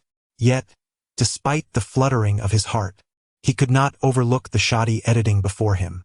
"Did you edit this yourself?" Gu Zijing inquired, furrowing his brow, his mood decidedly less than cheerful. Shen Qingqing, fully aware of the quality of her work, awkwardly admitted, "I tried it myself, but when I realized it was ineffective, I sought your help." Gu Zijing remained silent, feeling overwhelmed. Initially, he thought it would be a simple task to make a few modifications, but it soon became clear that a significant overhaul was necessary, leaving him uncertain about the time it would require. Without uttering a word, he buried himself in his work. Shen Qingqing, pouting slightly, moved a chair beside him, glancing at the screen intermittently, and then at him, her mind swirling with thoughts. What does he truly think of me? Does he regard me as a brother, or merely as an ordinary woman? Shen Qingqing found herself increasingly perplexed by Gu Zijing's feelings towards her. Unable to decipher her confusion, she decided to ask him directly. "Hey, do you like me?" "Ah?" Shen Qingqing's sudden inquiry caught Gu Zijing off guard, leaving him momentarily stunned. Noticing his bewilderment, she pressed on, "Do you like me?" Gu Zijing was at a loss for words, recognizing the sincerity in Shen Qingqing's tone. Unlike their usual banter filled with playful teasing, this time she seemed to have set aside all frivolity and was earnestly posing a question. In that instant, Shun Qingqing herself was taken aback by the nervous flutter in her heart, akin to a fawn leaping about. Confronted with her unexpected question, Gu Ziqin appeared slightly taken aback, furrowing his brows in confusion as he replied, "Why do you ask that?" His voice carried a hint of perplexity. Shun Qingqing took a deep breath, seemingly mustering her courage before saying, "Because your attitude towards me as a boy and now as a girl is entirely different." Upon uttering these words, she fixed her gaze intently into Gu Ziqin's eyes, hoping to discern some truth within his expression. Gu Ziqin hesitated momentarily before responding. "Aren't you a girl now? How could things remain the same? We used to share a bed, but can we do that now? I can accept it, but can you?" His words, somewhat rushed and tinged with offense, posed the question back to Shun Qingqing, revealing an air of naturalness as if to ease his own tension. Upon hearing this, Shun Qingqing bit her lip gently, murmuring, "Is that so?" The atmosphere became subtly charged. After a brief silence, Gu Ziqin seemed to realize something and quickly added, Please don't overthink it, we are still the best of buddies." While saying this, he patted her shoulder reassuringly. However, to Shun Qingqing's ears, his words felt oddly jarring, particularly the phrase best buddies, which sounded painfully harsh. A wave of disappointment washed over her. Could it be? Shun Qingqing gasped softly, suddenly startled by her own conjecture. Could it be that she harbored deeper feelings for Gu Ziqin? Oh heavens! Is something wrong with my heart? She opened her mouth, but ultimately said nothing, merely lowering her gaze and refraining from looking at him again. As Gu Ziqing observed Shun Qingqing's silence, he assumed that the conversation had come to a natural conclusion. He resumed editing the video, occasionally stealing glances at Shun Qingqing. Noticing her furrowed brows and seemingly lost in thought, her lips curled into a subtle smile, he mused, "Silly girl, what occupies your mind?" Unbeknownst to them, time slipped away until the late hours of the night. At some point, Shun Qingqing had succumbed to slumber, resting her head upon the table. Once Gu Ziqing finished his tasks and uploaded the video for her, he stretched his limbs with a great yawn. Turning around, he was surprised to find Shun Qingqing peacefully asleep beside him. A wry smile graced his lips. With gentle care, he cradled her in his arms, lifting her horizontally. However, the Princess Carrie inadvertently startled the delicate creature. Gu Ziqing's body tensed in response. Was she always this unguarded in sleep, or was it a trait unique to girls? He couldn't ascertain, yet the current position left him with little choice but to maintain his hold. A glance downward revealed that her collar had somehow loosened, widening the already V-shaped neckline. Her exquisite collarbone and the hint of mystery it concealed tantalized Gu Ziqing's senses, stirring an unexpected reaction within him. At that moment, his youthful pride resurfaced, demanding attention. He internally scolded himself. Foolish heart, now is not the time for arrogance. Feeling discomfort, Shun Qingqing furrowed her brow and shifted in her sleep, attempting to alleviate her unease. Terrified of waking her, Gu Ziqing hastily laid her on the bed, ensuring to tuck her in snugly. Sighing in relief after the ordeal, he felt fortunate that she remained undisturbed, for her awakening would undoubtedly spell trouble for him. He gazed quietly at her serene sleeping visage, his heart swelling with tenderness. Chapter 29. Jealousy transforms her. He turned to leave, yet the dimly lit room blurred his vision, causing his toes to inadvertently collide with the corner of the bed. Unable to stifle a cry, he exclaimed, "Ouch!" The sharp sound disturbed Shun Qingqing, who groggily opened her eyes, only to realize she was not seated in a chair but rather lying on the bed. She surmised that Gu Ziqing must have carried her over, a warm feeling blossoming in her heart. However, she couldn't help but wonder why one side of her body ached. Perhaps it was merely an illusion.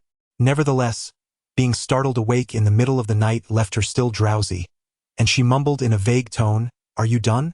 "Yes, everything is ready. I've uploaded it for you. Remember to check the feedback tomorrow," Gu Ziqing replied, finally regaining his composure, though his voice still quivered slightly. Shun Qingqing sat up groggily, contemplating how he had stayed up late to assist her with video editing. Feeling both hungry and tired, she thought it was time to reward him properly. Rubbing the remnants of sleep from her eyes while stifling a yawn, she said, "Thanks. I'll bring you breakfast tomorrow." A faint smile lingered on her lips. Upon hearing this, Gu Zijing's face lit up with a brilliant smile as he joyfully responded, "Haha, I'll hold you to that." Seeing his triumphant demeanor, Shun Qingqing chuckled helplessly and firmly affirmed, "Of course, I meant it." Just then, Gu Zijing turned to leave the room but abruptly halted, glancing back with an expression full of anticipation. Playfully, he asked, "Aren't you going to try and keep me here?" Shun Qingqing paused, realizing he was jesting, and decided to play along. She blinked mischievously and retorted, "How about you stay?" "Sure." Gu Zijing, quick to respond, agreed before his mind could fully process the implication. For a moment, both were caught off guard, the atmosphere shifting to one of awkwardness and subtlety. After a considerable pause, Gu Zijing awkwardly suggested, "Well, I should head back. You should get some rest." Shun Qingqing softly replied with a simple She watched as Gu Zijing slowly exited the room. As the door clicked shut, tranquility returned to the space, leaving Shun Qingqing alone, quietly seated at the bedside, her thoughts drifting far away. The following day, due to their differing class schedules, their timetables naturally varied. Gu Zijing left early for school to prepare for his classes, while Shun Qingqing continued to sleep soundly, though she managed to rise slightly earlier than usual, motivated by the desire to bring breakfast to Gu Zijing. Dismissing any notions of a lovingly prepared bento, she simply purchased an egg-filled pancake from a street vendor, embellished with sausage, egg, and spicy strips. A rather extravagant yet simple meal. Upon arriving at the school, she calculated that Gu Zijing had yet to begin his class and hurried towards the medical college. This was her first visit to the realm of the medical faculty, and it appeared no different from other departments, with students entering the lecture halls in pairs or small groups.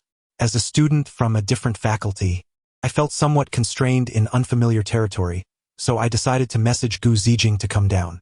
It wasn't long before he arrived. Clad in a pristine white lab coat, he stood tall and walked with a steady gait. His glasses perched on his nose, behind which his deep and bright eyes radiated a gentle yet focused demeanor. His hair was meticulously arranged, adding an air of refinement to his presence. This was the first time Shun Qingqing had seen him in such a light after knowing him for so long. Without a doubt, Gu's good looks were quite striking. Upon meeting, they exchanged trivial pleasantries. However, Gu Zijing's composed and reserved image crumbled within mere minutes in Shun Qingqing's presence. He began to tease her deliberately, provoking her to chase him in mock frustration. Yet, she could never bring herself to truly retaliate. Thus, in Gu Zijing's eyes, it resembled more of a playful flirtation than a genuine scuffle. Gradually, he found himself enjoying the banter, much to the envy of the single boys and girls around them. Among them, one girl reacted particularly strongly. Unlike the other onlookers who quickly turned away after a glance, she had been hiding behind a pillar in front of the teaching building, secretly observing the two, specifically, Gu Zijing. Her gaze towards Shun Qingqing was filled with resentment. At that moment, Gu, humming a tune as he strolled, caught sight of the girl out of the corner of his eye. Despite his poor vision, he recognized her instantly. Wasn't he that Qi Lanyu from his class? What was she up to, lurking in the shadows? Curious about Qi Lanyu's strange behavior, he approached her and inquired, "Good morning. What are you looking at?" To his surprise, his friendly greeting was met with a sharp rebuke. "None of your business." Taken aback, he stepped back from this irate girl, muttering under his breath, "So fierce in the morning. Did she eat gunpowder?" As he glanced away, he noticed Shun Qingqing and Gu Zijing in the distance, laughing and playing. Gu understood the situation well. Within their class, and indeed the entire school, Gu Zijing was quite popular among many girls, often receiving requests for his contact information and subtle expressions of affection. Yet, our Gu, like a lotus flower, maintained a respectful distance from those who expressed their feelings towards him. He would typically respond with phrases like, "Thank you, you are a good person.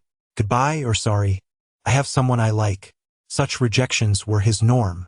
In a university environment where most yearn for romantic love, he stood out, untainted by its allure. Therefore, when Gu learned that Gu Zijing had a girlfriend, he was genuinely astonished. This explained his relentless curiosity about the matter. Additionally, There was another girl in their class who had long harbored feelings for Gu Zijing, none other than the very Qi Lanyu in question. She came from a prominent background, rumored to have substantial family wealth. She is exceptionally beautiful and academically accomplished, yet her disposition leaves much to be desired. With a perpetually sulky demeanor that alienates those around her, she exudes an air of arrogance. Recently, after Qi Lanyu's unsuccessful confession to Gu Zijing, her affection for him has become an open secret, sparking considerable gossip among their peers. However, it seems only Gu Zijing believes that a mere rejection would diminish Qi Lanyu's feelings.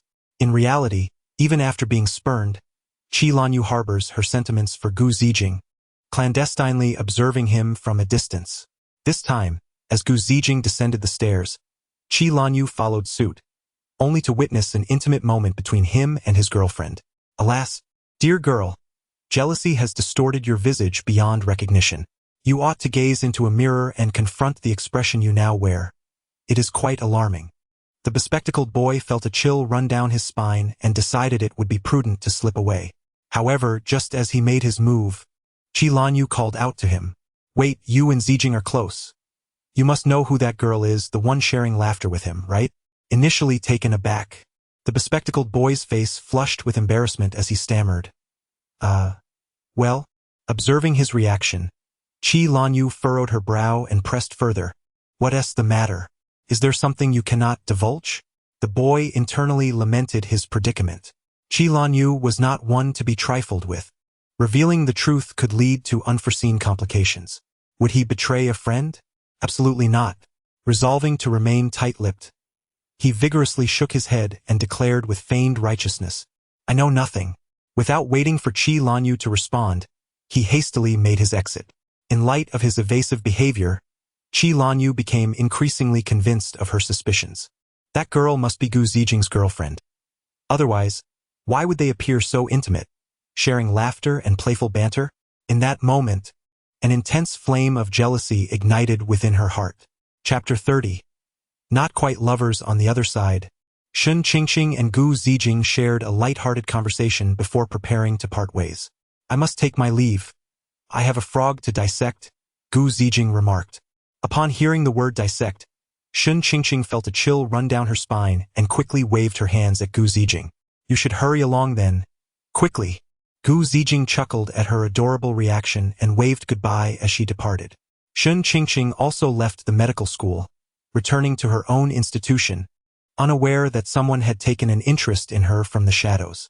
In the classroom, Shen Qingqing, Zhou Mo, and two other girls gathered together, discussing the upcoming voiceover competition. Given Shen Qingqing's knowledge in this field, she naturally assumed the role of the team's cornerstone, guiding the girls on how to pronounce words correctly. Although voiceover and broadcasting both rely on the use of voice, they are distinct in nature. The modulation of tone was something the others struggled with compared to Shen Qingqing's proficiency. The girls showered Shen Qingqing with compliments. It was the first time she experienced such adoration from her peers, leaving her feeling a mix of discomfort and pride. During class, Shen Qingqing found her attention drifting, her thoughts wandering. She suddenly recalled that Gu Zijing had mentioned he had uploaded their video and wondered how many views it had garnered. She immediately checked her phone. To her dismay, the results were underwhelming. It had not gone viral, receiving merely a few hundred likes and scant comments. Despite believing her voiceover was commendable and Gu Zijing's editing exceptional, the lack of response was disheartening, slightly shaking her confidence. After class, as her classmates began to disperse, Shen Qingqing and the girls decided to find an empty classroom to rehearse. Of course, she informed Gu Zijing, as it was uncertain how long the practice would take. She did not wish to keep him waiting indefinitely. Turning back to discuss the rehearsal, the roles had already been assigned, with Zhou Mo arranging parts according to each individual's vocal characteristics. Initially, the group struggled with errors. Either their intonation was off or their emotions fell short. All of them were from the broadcasting department, so their vocal abilities were undoubtedly adequate, yet they lacked experience and knowledge on how to adjust. With Shen Qingqing's involvement, their progress accelerated remarkably. Under her guidance, the girls gradually found their rhythm. As they practiced continuously, their synergy improved. Zhou Mo demonstrated impressive progress, successfully tackling more challenging segments. Filled with determination, They were resolved to achieve commendable results in the voiceover competition. Witnessing the enthusiasm of her peers, Shun Qingqing felt a profound sense of accomplishment. Midway through rehearsal, the girls took a break and began to chat casually, eventually delving into their romantic lives. Some expressed grievances about their boyfriend's shortcomings, yet their expressions betrayed a sense of delight.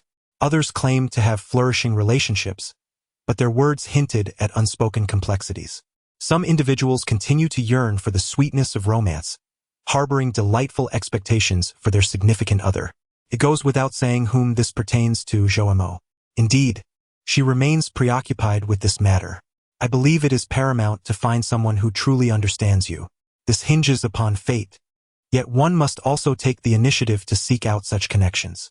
Engaging in social activities to broaden one's social circle seems to be a prudent approach. Several young women exchanged lively banter, creating a harmonious atmosphere. Prior to embarking on a romantic journey, it is essential to first cultivate oneself, to enhance one's own qualities.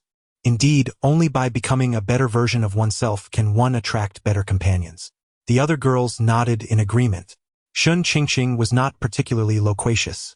She mostly listened, and now, as the conversation had shifted to her, she remained silent. Naturally, the girls turned their attention towards her. Gu Zijin had quite a reputation, and although they attended different institutions, the girls were still somewhat familiar with her name. They eagerly pressed Shun Qingqing to share tales of her connection with Gu Zijin. Shun Qingqing felt a surge of despair. Why had the conversation gravitated towards her? There was nothing noteworthy between them. Yet, given their newfound familiarity, perhaps it was best to clarify. Actually, we are not in a romantic relationship. Upon uttering these words, the girls gasped in astonishment. What? No way! Faced with their scrutinizing gazes, Shun Qingqing finally revealed the truth. It was not that she had fabricated a romantic pretense out of thin air. Rather, the other day, under intense questioning, she had felt compelled to feign a relationship with Gu Zijin. The girls exchanged awkward glances, realizing the misunderstanding was, indeed, their doing. However, despite not being romantic partners, their acquaintance was genuine, was it not? Oh right, so, Qingqing, what do you feel about Gu Zijin? Surely you must have some affection for him? Why else would you choose to disguise your relationship with him instead of someone else? They inquired. Yes, I also believe you two make quite the pair. Why not actually pursue a relationship? They encouraged. If you're interested, we girls can brainstorm some ideas for you. As they grew more enthusiastic, Shun Qingqing hurriedly urged them to return to their rehearsal. Women can be rather formidable. After taking a sip of water and preparing to continue, an unexpected stomachache seized her. She was unsure if it was due to something she had eaten, but the pain was quite intense. Yet, she did not feel the urge to use the restroom, which added to her discomfort. In her distress, Shun Qingqing reluctantly announced her need to leave early. The girls, having practiced sufficiently, noticed her discomfort as she broke into a cold sweat and became immediately concerned. Qingqing, are you alright? You don't look well. Did you eat something that upset your stomach? The voices of concern echoed with palpable worry. No, it's not that. I don't need to use the restroom. It's just that my stomach is cramping, Shun Qingqing replied. Her brow furrowed as she instinctively pressed her hand against her abdomen. Where exactly does it hurt? Can you clarify for me? Zhu Montag presset anxiously. In that moment, Shun Qingqing pointed to the source of her discomfort, a faint blush gracing her cheeks. As a newcomer among the girls, she was momentarily oblivious to the underlying cause of her discomfort. However, the other girls, well versed in such matters, immediately inferred the reason behind Shun Qingqing's abdominal pain. Oh dear, Qingqing, could it be that you have arrived at that time of the month? They exclaimed. Startled by their observation, Shun Qingqing became flustered. Upon reflection, she realized that her monthly cycle had indeed coincided with this very period 2 months prior. Just before her departure, her mother had earnestly reminded her to take heed of such matters. How could she have forgotten something so significant? What am I to do now? I left home without any sanitary pads, Shun Qingqing exclaimed anxiously. The other girls exchanged glances, shaking their heads in unison, indicating that they too were unprepared. After all, if one could accurately predict the arrival of their menstrual cycle, there would be no need to carry sanitary pads daily. In that moment, a sense of helplessness enveloped them all. Reluctantly, Shun Qingqing concluded that she must return home. Chapter 31. A sense of comfort in his company upon hearing Shun Qingqing mention her participation in a voice acting competition and her need to rehearse, which would likely delay her return home, Gu Ziqin initially felt a tinge of loneliness. However, as he traversed halfway along his path, he suddenly spotted a figure in the distance that was extraordinarily familiar. It was none other than Shun Qingqing. Instantly invigorated, Gu Ziqin quickened his pace, almost bounding towards her in a series of swift strides. Soon after, he leaped forward with the agility of a lithe leopard, raising his right hand to deliver a playful slap upon Shun Qingqing's shoulder. The sharp sound echoed, startling her momentarily. At that moment, an all-too-familiar voice rang out. "Weren't you supposed to be rehearsing? Why are you out here?" Turning at the sound, Shun Qingqing found Gu Ziqin regarding her with a puzzled expression. Instinctively, she rubbed her shoulder where he had playfully struck her, a flicker of annoyance washing over her. "Of course, I had my reasons for coming out." Yet, her delicate features betrayed a hint of displeasure. Noticing her demeanor, Gu Ziqin began to feel uncertain. Could she genuinely be upset? That seemed unlikely. Their playful banter usually never led to such irritation. What could be the matter? Was something troubling her? He cautiously inquired, "Is something wrong? Are you feeling down?" "Not really. Just a bit of pain," Shun Qingqing murmured softly, her tone imbued with a weariness that suggested a sense of deep-seated grievance. Upon hearing her words, Gu Ziqin's heart sank. Had he perhaps struck her too hard? With a friendly smile, he quickly apologized. "Oh dear, I'm so sorry. I certainly didn't intend to hit you with any force." He noticed her brow slightly furrowed, as if the delicate clouds of worry had settled between her gracefully arched brows. Her eyes glimmered with unshed tears, resembling dewdrops clinging to morning lotus leaves, teetering on the brink of falling yet reluctant to do so. This sight evoked a profound sense of sympathy in Gu Ziqin, tightening his heart. "Please don't cry. Let me help you." He reached out to soothe her injured spot. However, Shun Qingqing brushed his hand away, pouting slightly as she replied, "It's not that spot that hurts. It's my stomach." Gu Ziqin's expression shifted to one of concern. "Stomach pain? Did you eat something bad? We should get you some medicine right away." Shun Qingqing shook her head gently, whispering, "No need. It's just that I have my period. I'll be fine at home." With that, she continued to walk ahead, recalling that her mother had given her some sanitary pads, though she had long forgotten where she had placed them. For a moment, Gu Ziqin was taken aback, struggling to fully comprehend Shun Qingqing's admission. His gaze inadvertently slipped downward, and suddenly, he appeared to have discovered something astonishing. His eyes widening in disbelief, mouth agape, his face awash with astonishment. For he had clearly seen a small patch of dark red gradually seeping from the area of Shun Qingqing's hips. At that moment, Gu Ziqing comprehended the gravity of the situation. His face flushed crimson, and he stammered, struggling to find the words, feeling a twinge of embarrassment. Observing her laborious steps as she clutched her abdomen, Gu Ziqing felt a jolt of determination surge within him. Resolutely, he removed his outer jacket without hesitation. He then strode forward with purposeful strides. Just as Shun Qingqing had yet to react, he swiftly reached her side and expertly tied his jacket around her slender waist. The back of the jacket gracefully draped down, perfectly concealing her rear. After executing this series of actions without pause, he quickened his pace, swiftly positioning himself in front of her. He then crouched down, presenting his back entirely to Shun Qingqing. In that moment, he simply uttered a single, profound word. "Come." Startled by his command, Shun Qingqing instinctively asked, "What for?" Without turning around, he replied, "What else? I'm carrying you back." She stubbornly shook her head, insisting, "No, I can walk myself." However, Gu Ziqing appeared unfazed by her refusal, urgently imploring, "Oh, come on. How can you walk in such pain? Don't dawdle, hop on." As a native of northeast China, his words possessed a certain charm that made Shun Qingqing want to acquiesce. Perhaps it was the concern in his voice that moved her, or perhaps the physical pain had become unbearable. Ultimately, after much hesitation, she softly consented. All right. Her voice was so faint it seemed only she could hear it. Yet Gu Zijing's keen ears caught it. Then, like a cautious little cat, she gingerly climbed onto Gu Zijing's broad and sturdy back. The moment she nestled against him, a wave of warmth and safety enveloped her. Hold tight, Gu Zijing gently reminded her from behind. Hearing this, Shun Qingqing nodded lightly, responding in a whisper, Amichim. Her delicate arms encircled his neck, resembling a tender embrace. Gu Zijing's hands instinctively reached back, securing her soft thighs. To his surprise, she felt unexpectedly light. He had anticipated a heavier burden, which caught him off guard. Her long, flowing hair brushed past his ear, carrying with it a faint, enchanting fragrance. Even though they were separated by fabric, the weight of her presence behind him stirred an unsettling sensation within his heart. Soon, Shun Qingqing appeared to have a sudden realization and inquired, Am I heavy? Her tone was laced with a subtle hint of tension and anticipation. Gu Zijing paused momentarily, a mischievous smile curving his lips as he playfully teased, Do you wish to hear the truth or a falsehood?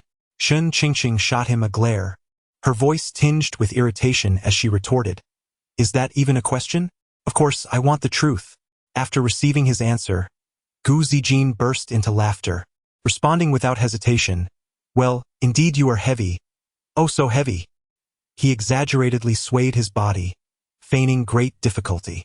Shun Qingqing nearly lost her balance, which caused her to cling on even tighter in a panic. Her face darkened with irritation as she glared at the back of his insufferable head.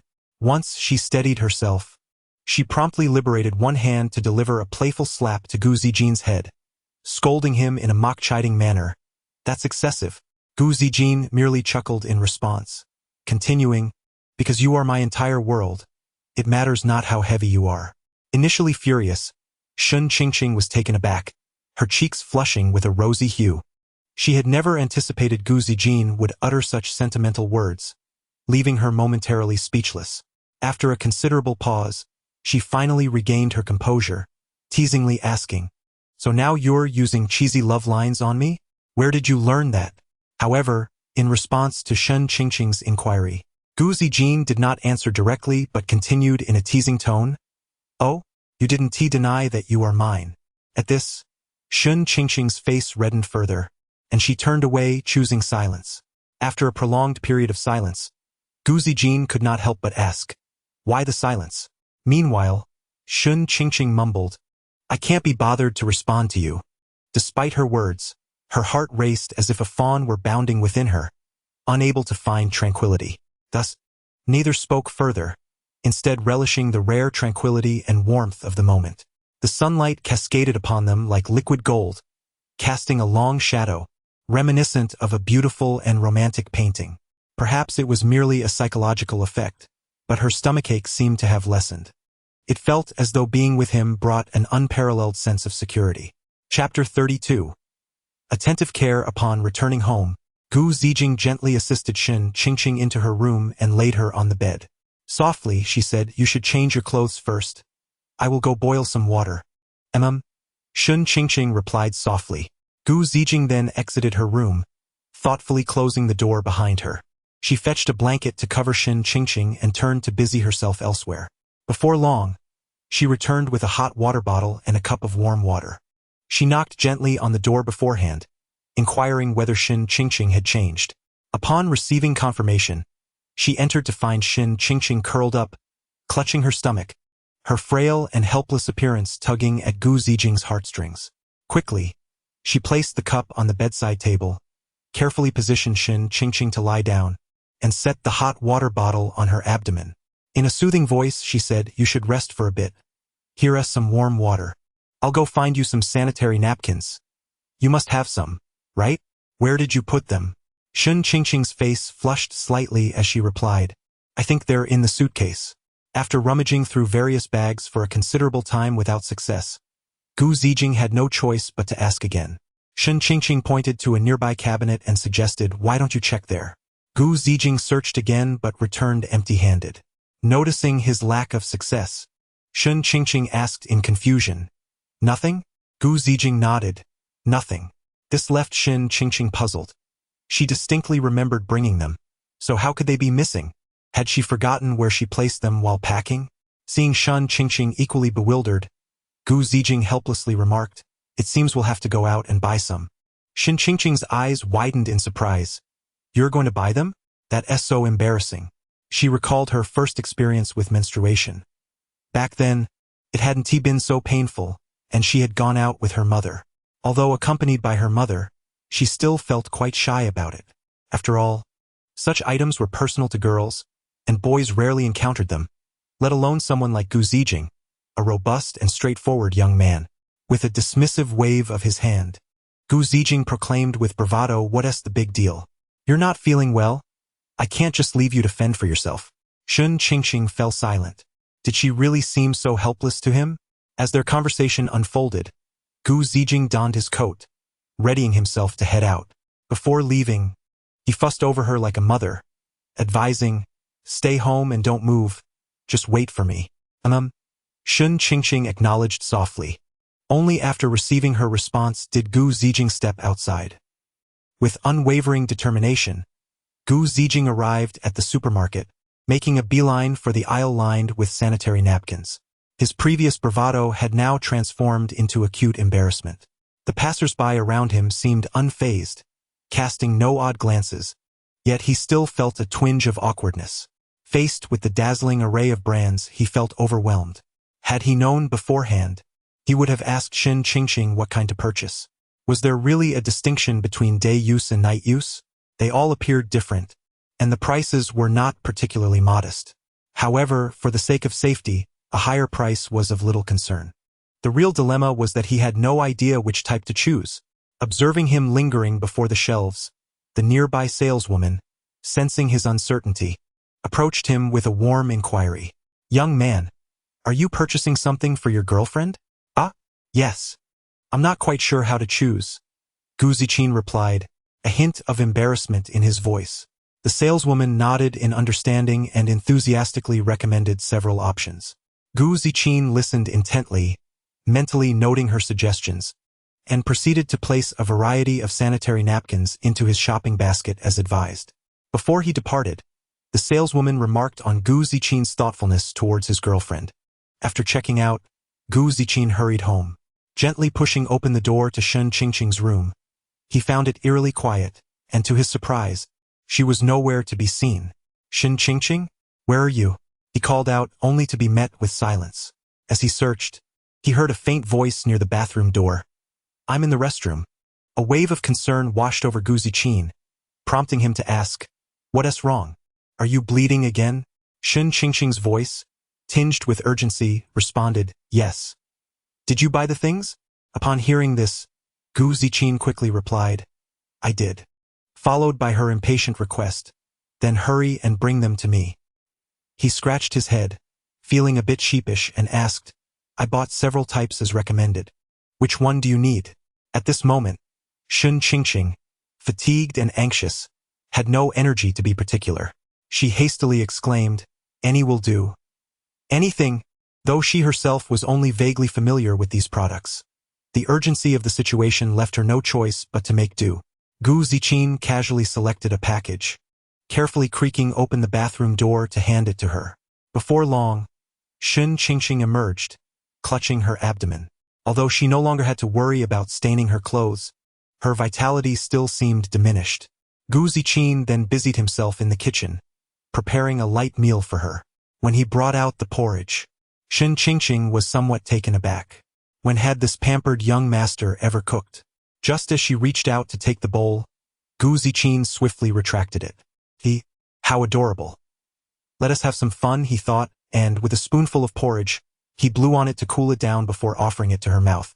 Shen Qingqing was left speechless. Did he truly perceive her as incapacitated? It was merely a visit from Aunt Flo. It wasn't as if she were dying.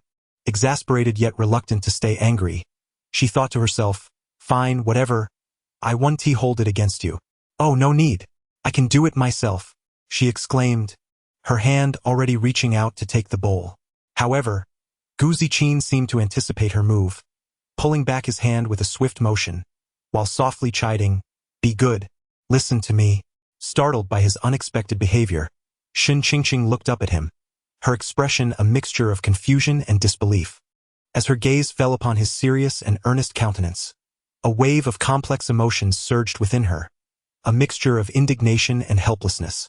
She found herself devoid of the energy to resist, and in the face of Gu Zijing's unwavering resolve, she perceived no better alternative. Thus, Gu Zijing patiently fed Shen Qingqing, spoonful after spoonful, bringing the food to her lips. Despite her profound reluctance, Shen Qingqing ultimately yielded to the stubbornness of the man before her, obediently opening her mouth to consume bite after bite. As time elapsed and having already eaten several spoonfuls, Shen Qingqing could no longer endure the humiliation of her situation. She quickly gestured for him to stop and exclaimed, "All right, enough. It's quite tasty." Upon hearing this, the corners of Gu Zijing's mouth lifted slightly, revealing a barely perceptible smile as he replied, "It's passable." After a brief pause, Shen Qingqing seemed to suddenly recall something. Her curiosity piqued. "By the way, how did you manage to prepare all this so quickly? Did you start cooking before you left the house?" Faced with Shen Qingqing's inquiry, Gu Zijing felt a twinge of guilt. He hesitated momentarily before responding vaguely, Noticing his evasive demeanor, Shen Qingqing sensed something amiss. Could it be that he had added a hint of sleeping tea to the porridge? Ha ha ha, just kidding, that's impossible. Her gaze swept across the room and landed on a packaging bag in the corner of the kitchen's trash bin. Prepackaged porridge, she thought, feeling a wave of exasperation wash over her. Gu Zijing, whistling and looking away, clearly feigned nonchalance after being caught in his ruse. Realizing the atmosphere had turned awkward, he promptly sought to shift the conversation. He swiftly reached out, clasping Shen Qingqing's delicate hand. His eyes sparkled with intensity, like flames ablaze, as he earnestly declared, "Qingqing, for me, as long as you are safe and healthy, I will face any challenge, no matter how arduous or difficult, without a trace of hesitation or retreat." Chapter 33. Is it just a matter of official announcement for the two of you? Upon hearing this remark, Shen Qingqing displayed no visible reaction. She was well aware that this frivolous man was once again indulging in his antics. However, despite her outward demeanor, warmth blossomed within her heart. Yet, she retorted with a hint of irritation, "I am perfectly fine." In the next moment, Gu Zijing abruptly shifted his tone, grinning as he continued, "Hee.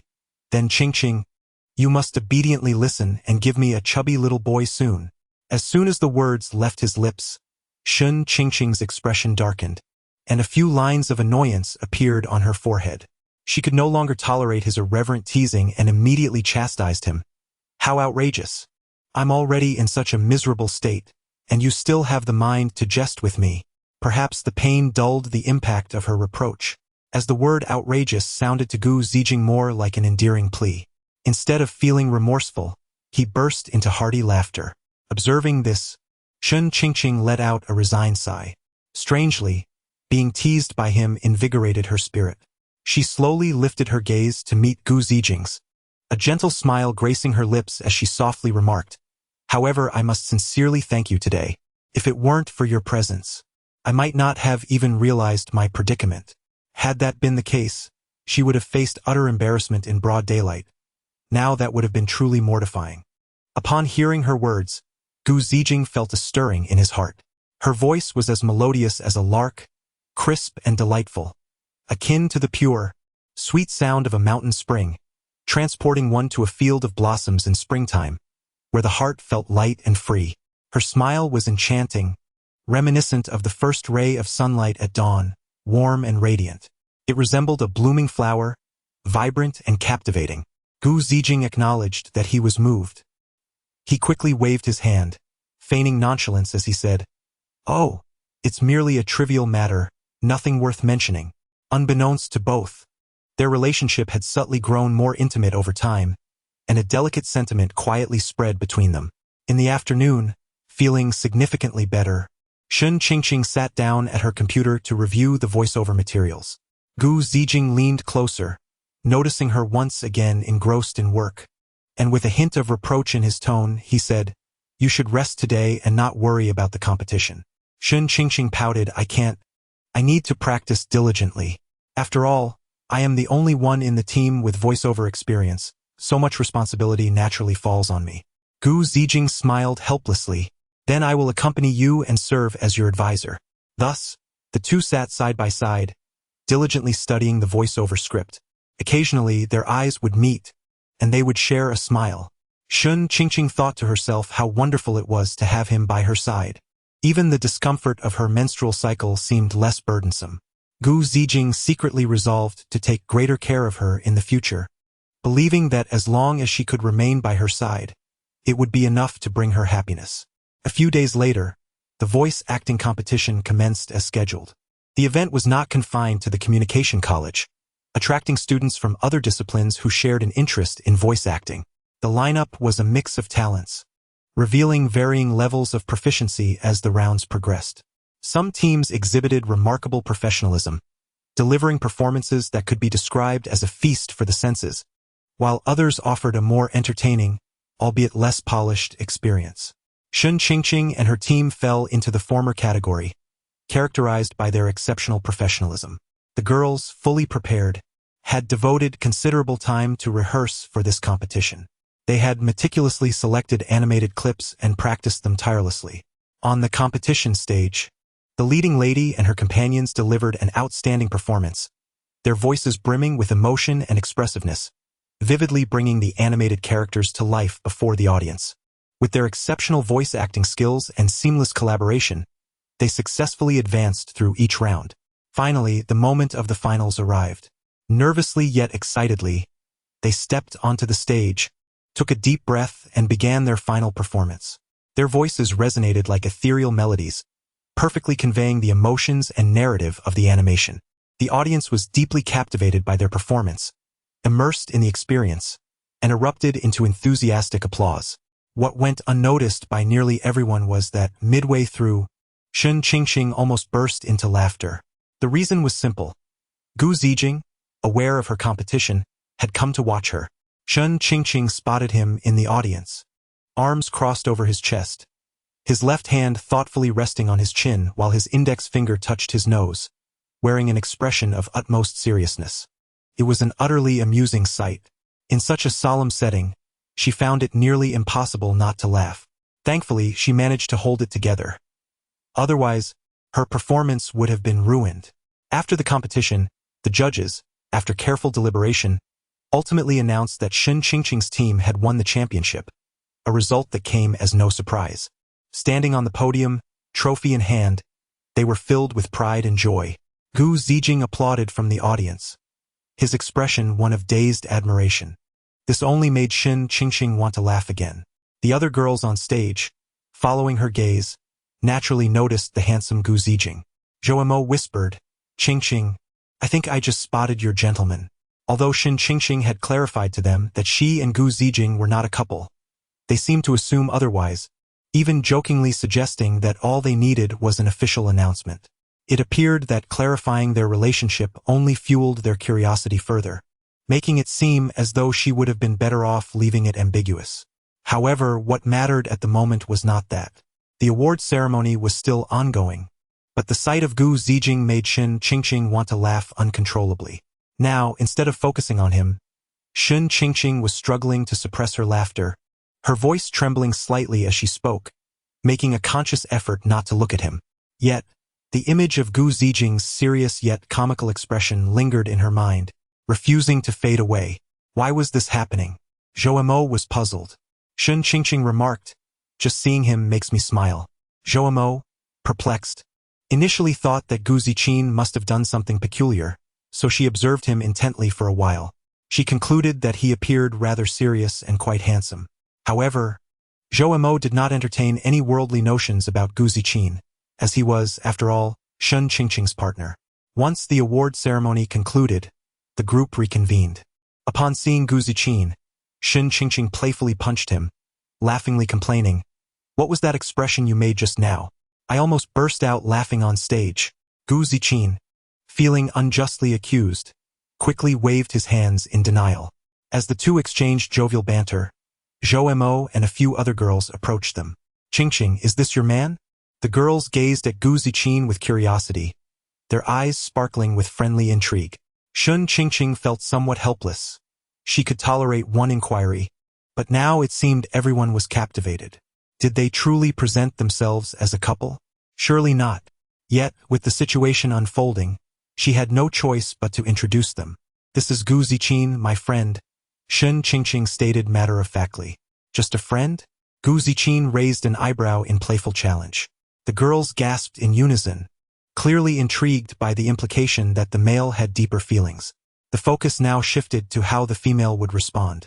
Shen Qingqing retorted, "What else could it be?" Clearly, the female was quite innocent. It was best to concentrate on Gu Ziqin. "We must ensure that he meets the standards for our dear Qingqing. Despite his status as the campus heartthrob and an exceptional student in the medical school, if he were lacking in character, he would not be worthy of our Qingqing." Instantly, the girls began to interrogate Gu Ziqin, their demeanor resembling that of a pack of inquisitive spiders. The only difference being that these ladies were not after his physical charms. Chapter 34. The banquet. Observing Gu Zijing's discomfiture, Shen Qingqing initially relished in his misfortune. However, the more she watched, the more she sensed something amiss. How could this fellow appear to revel in the attention of a throng of girls? And he even added her on WeChat. Agreed to it without hesitation. Shen Qingqing stood at a distance, her gaze fixated on the figure besieged by a gaggle of enthusiastic young women. The more she scrutinized, the more agitated she became, her brows knitting tighter with each passing moment. At length, unable to contain her inner turmoil any longer, she strode purposefully towards them. With an assertive swipe, she seized Gu Zijing's wrist, yanking him away from the ardent circle of girls. "We're leaving," she declared, not sparing a glance behind, as if the very thought of lingering was unbearable. "Oh, don't go, Qingqing, let us chat a bit longer," the girls called out, attempting to retain the pair. Gu Zijing remained silent, merely allowing himself to be drawn along by Shen Qingqing. "I have other matters to attend to," Shen Qingqing replied over her shoulder. Upon hearing this, the girls ceased their entreaties and instead advised, "Don't forget to join us for the banquet tonight." "Certainly," Shen Qingqing replied briskly, quickening her pace as she led Gu Zijing away. Walking side by side, a pall of heaviness and awkwardness enveloped them. After a few moments, Gu Zijing broke the silence. "Thanks, those girls are truly intimidating. Yet you, my dear, are quite endearing." At his words, Shen Qingqing rolled her eyes, unperturbed by the compliment, and retorted with a hint of irritation, "Oh really? You seem to be enjoying yourself quite a bit. What kind of remark is that? I can't very well be rude to them, can I?" Gu Zijing defended himself, sensing her sarcastic tone and feeling somewhat wronged. "How was I to know?" Shen Qingqing maintained her aloof demeanor. Gu Zijing cautiously studied her expression, tentatively asking, "Are you upset?" "Not at all," she replied, her tone resolute. "Jealous, perhaps?" He probed further. At this, Shen Qingqing's patience waned. Raising her voice, she glared at Gu Zijing and exclaimed, "I said I am not." Upon witnessing her vexation, Gu Zijing chuckled softly. "What is so amusing?" Shen Qingqing halted, hands on her hips, glaring at him. "Nothing at all." Gu Zijing quickly stifled his laughter, a subtle smirk betraying his satisfaction. "You!" Shen Qingqing, exasperated, could only turn on her heel and continue forward. In the aftermath, it took Gu Zijing quite some time to appease her. Nightfall. The city shimmered with radiant lights as Shen Qingqing arrived at a restaurant as promised. Previously, their gatherings had felt awkward due to unfamiliarity. However, times had changed. Having shared the experience of striving together in competition, they had forged a bond. It was this newfound camaraderie that led Shen Qingqing to accept Zhou Mo and the others' invitation to celebrate their victory. The young ladies had reserved a private room, seated around a round table, eagerly awaiting the arrival of their dishes. A gathering is incomplete without a meal, and certainly, the presence of wheat juice is essential. The girls, in high spirits, stretched their legs and with a bold glare declared, "Cheers! Let us drink until we are inebriated." Within the confines of the room, glasses clinked, and joyous cheers resonated continuously. Meanwhile, Gu Zijing sat alone at home, feeling a tinge of loneliness. Having just concluded her work, her phone rang. Upon seeing her father's name illuminate the screen, she hesitated for a moment, a complex wave of emotions washing over her. Since her mother's passing, her father, Gu Hongzhao, had devoted himself entirely to his career, often away from home, resulting in the father and daughter seeing each other infrequently. She slowly extended her finger, gently pressing the answer key on her phone. As the crisp tones signaled connection, a voice, both familiar yet tinged with strangeness, came through. Zijing, it's Dad. The mere sound of his voice allowed her to perceive the passage of time etched upon her father's being. His tone was markedly older than she remembered, as if each word was painstakingly extracted from the depths of his throat, interlaced with an undeniable weariness. Has 3 years really passed so swiftly? Since entering university, it had been over 3 years since they last met, although they occasionally communicated through messages. Yet often, their conversations were cut short by his work obligations. How have you been lately? Is your money sufficient? Is it cold at your school? Her father's inquiries flowed forth like a tide of concern. Gu Zijing paused briefly before responding with a smile. Dad, everything here is quite well. There's no need for you to worry. A moment of silence enveloped the line, before her father spoke with a hint of remorse. I'm sorry, Zijing. I've been so busy that I haven't taken the time to check in on you properly. She quickly reassured him, it's all right, Dad. Your dedication to your work is for our family. Of course, your career is important. At that moment, her father's tone brightened. By the way, Zijing, I should be able to come home to celebrate the new year with you this year. Gu Zijing tightened her grip on the phone, momentarily at a loss, and after a long pause, her eyes glistened with unshed tears. Really, Dad? Her voice quivered slightly, as if fearing this might be a fleeting dream. Indeed, with most of my work settled, I finally have the time. His voice was resolute and strong. A smile unconsciously crept onto Gu Zijing's lips, her eyes sparkling with delight. Over the years, she had grown accustomed to facing life's challenges alone. Yet deep within, she had always yearned for her father's companionship. In that moment, the news felt like a warm sun in winter, filling her heart with warmth. After ending the call, Gu Zijing gazed out the window. Though the spring festival was still some time away, she had already begun to anticipate its arrival. After several rounds of drinks and a delightful array of dishes, the moon hung high in the sky. The wheat juice served during this gathering was merely a tantalizing taste. Naturally, the revelers were not yet satiated. They proceeded to the karaoke bar, eager to indulge in song and merriment. However, the vodka served was potent, and the intoxication soon overwhelmed them, causing the world to spin. Shun Qingqing had indulged a bit too much, not solely out of joy but also burdened by unspoken thoughts. She sat on the sofa in a daze, consuming one drink after another. The flickering red and blue neon lights in the private room cast a mesmerizing glow on her face, rendering her gaze even more enchanting, tinged with a playful allure. At this juncture, a dilemma arose. Aside from Shun Qingqing, the other girls had returned to their dormitory. They could assist each other in their inebriated state. What about Shun Qingqing? Given her current condition, even navigating her phone seemed a daunting task. It was at this moment that the WeChat contact of Gu Zijing, whom Zhou Mo had added earlier, proved invaluable. Zhou Mo, ever decisive, promptly sent Gu Zijing her location. Gu Zijing responded with an okay, followed by an inquiry about their meal, unfortunately met with silence. Though she had alerted Gu Zijing, it was illogical to leave Shun Qingqing to wait alone. Thus, 2 girls departed first, while Zhou Mo and another companion stayed behind to await Gu Zijing's arrival. Chapter 35.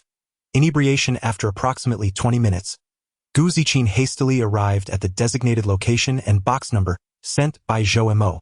The bar was enveloped in a haze of swirling lights, and the music reverberated loudly. Upon entering, he immediately spotted the adorably tipsy Shun Qingqing, swaying and gazing vacantly from the sofa. He quickly approached her, gently supporting her. First, he expressed his gratitude to Zhou Mo and another girl, then turned his attention to Shun Qingqing with concern, saying, Qingqing, let us return home. Shun Qingqing furrowed her brow slightly, raising her head to behold Gu Zijing's handsome visage, her eyes reflecting a hint of confusion. Perhaps emboldened by her intoxication, she wrapped her arms around his neck, pressing her face closer, and giggled foolishly for a while. Gu Zijing was taken aback. He hadn't anticipated that the inebriated Shun Qingqing would exhibit such boldness.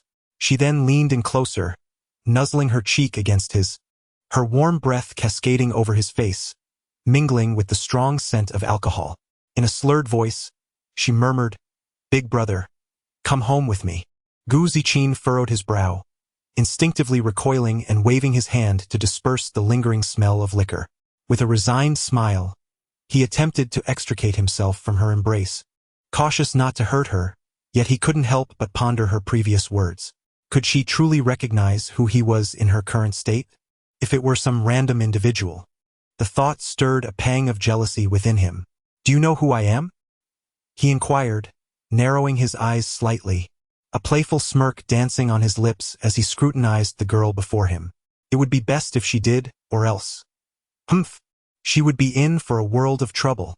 Shun Qingqing lifted her gaze, casting a glance at him.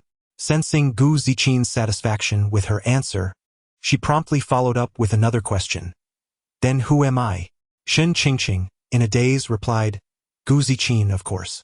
After speaking, she raised her glass, tilting her head back to drink it all in one go. Observing this, Gu Ziqin swiftly snatched the glass from her, placing it to the side, away from her reach, reproaching her lightly, "Still drinking? You're already this drunk." Having her drink taken away and being chastised for her inebriation incited Shun Qingqing's indignation. "You're talking nonsense. I can hold my liquor. You have no idea how much I used to drink. This is nothing," she exclaimed, raising a finger to point at the empty bottles on the table, her face glowing with pride. Zhou Mo and the other girl, witnessing Shun Qingqing's seemingly drunken antics, felt a wave of helplessness wash over them. She had been so well-behaved moments ago. Why did she transform into this upon Gu Ziqin's arrival? Was this the perfect pairing? A wondrous chemical reaction? They then suggested to Gu Ziqin, "Why don't you stay with Qingqing to help her sober up before leaving?" Gu Ziqin nodded in agreement. "Very well, you may depart first." Zhou Mo and the other girl promptly took their leave. Unable to resist Shun Qingqing's persistence, Gu Ziqin resignedly soothed her, assisting her to sit properly. Shun Qingqing, her steps unsteady, clung to Gu Ziqin's arm, but lost her grip and plopped down onto the sofa. Seeing her unharmed, Gu Ziqing sat down beside her. As she mentioned, she indeed used to hold her liquor well, drinking without a hint of intoxication and brimming with vitality. Of course, her claims of outdrinking the men of 10 villages were a mere exaggeration. However, things have changed. Her body is no longer what it once was. Strangely enough, although Shun Qingqing could drink, she was not particularly fond of alcohol. So why had she consumed so much today? Why was she inebriated to such an extent? Gu Ziqing, filled with doubt, naturally inquired, "Why have you drunk so much? Is there something on your mind?" The moment the words left his mouth, he felt somewhat foolish. What accurate answer could one expect from a drunken person? Indeed, Shun Qingqing merely shook her head, her expression dazed as she murmured, "I don't know." Her gaze seemed shrouded in a hazy mist, increasingly enigmatic and profound, making it difficult to discern the genuine emotions concealed within. It appeared as though countless thoughts were intricately woven within her eyes, reminiscent of a complex web binding all her feelings tightly within. Shun Qingqing realized that her feelings for Gu Ziqing had transformed. This change was so subtle that even she could not articulate it, could not pinpoint when it had begun. Perhaps it was when she witnessed him surrounded by other girls, a wave of jealousy swelling within her. Or maybe it was during one of those ordinary days when, while she was unwell, Gu Ziqing displayed meticulous care and concern. Or perhaps it was when she first transformed, in her moment of greatest need. Or was it even earlier? Since their first acquaintance, how many quiet nights had he spent with her? Whether working on papers, doing voiceovers, binge-watching shows, or sharing gossip. Had this peculiar sentiment already taken root in her heart, unbeknownst to her? Yet at this moment, what left Shun Qingqing feeling bewildered and uneasy was the realization that if this were indeed the case, it was her dilemma. Even though her current body was female, she had previously been male. It would be one thing to harbor special feelings for another male while being male oneself, but this felt insurmountable. Moreover, she had no way of knowing how Gu Ziqing truly viewed her. How many of their conversations were sincere, and how many merely casual platitudes? This question loomed like a heavy enigma, pressing upon her heart and leaving her unsettled. Noticing her sudden stillness, Gu Zijing grew curious about her thoughts. Perhaps a drunken mind was always in disarray. Just as he prepared to observe Shen Qingqing more closely, she unexpectedly made a move. With a swift motion, she hooked her arm around his neck and forcefully pushed him down. Gu Zijing was taken aback. Before he could react, he heard Shen Qingqing's reproachful words. Gu Zijing. It's all your fault. Her voice, laced with intoxication, carried a hint of grievance, soft yet imbued with a boldness. Her strands of hair cascaded onto her cheeks, and her delicate brows furrowed. Anxiety etched across her flushed face. Gu Ziqing's body tensed. Was it my fault? What is wrong with me? No, what is wrong with you? Shen Qingqing's hand gently caressed his face as she murmured. What should I do? It seems I have developed a fondness for you. Gu Ziqing gazed at the woman before him, who had unintentionally confessed her feelings, his heart beginning to race uncontrollably. He could detect the faint fragrance of alcohol wafting from Shen Qingqing, and her slightly tipsy demeanor stirred something within him. As Shen Qingqing spoke, she leaned in closer, the distance between them diminishing. At that moment, their eyes were filled with the reflection of one another. The surrounding cacophony of music seemed to fade away. The instant of the girl's drunken confession indelibly etched in Gu Ziqing's heart. She was drawing nearer. What should I do? Gu Ziqing felt at a loss. Yet a flicker of anticipation stirred within him. Thump, thump, thump, thump, thump, thump. Whose heartbeat was that? As they drew closer, their breaths intertwined, warm and hurried. Finally, her lips gently brushed against his, and in that moment, it felt as if time had come to a standstill. This woman was infuriatingly sweet. The girl approached cautiously, like a dragonfly skimming the water, as if afraid to disturb this exquisite moment. His lips bore a cool touch as they softly grazed hers, feeling the slight tremor of her lips, a signal of nervousness and excitement intermingled. They both instinctively closed their eyes, surrendering to this blissful moment. Shen Qingqing's hands instinctively found their way to Gu Ziqing's chest, as if this was the sole support anchoring her in this instant. Just as Gu Ziqing intended to deepen the kiss, his tongue beginning to explore, Shen Qingqing suddenly turned her head aside, leaning against his shoulder as if utterly spent. The warmth he had anticipated never materialized, leaving Gu Ziqing quite disappointed. All that met him in response was Shen Qingqing's soft snoring. She had fallen asleep just like that. Gu Ziqing longed to awaken this woman who tugged at his heartstrings and shout, "Wake up, let us continue." But perhaps it was best to refrain, as his own mind was in disarray. Chapter 36. Psychological issues sunk in a stupor.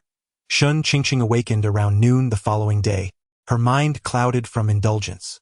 She could scarcely recall how she had made her way home. Only a vague memory of Gu Zijing's presence lingered. Perhaps he had escorted her back. A troubling thought crossed her mind. Did she lose control in her inebriation?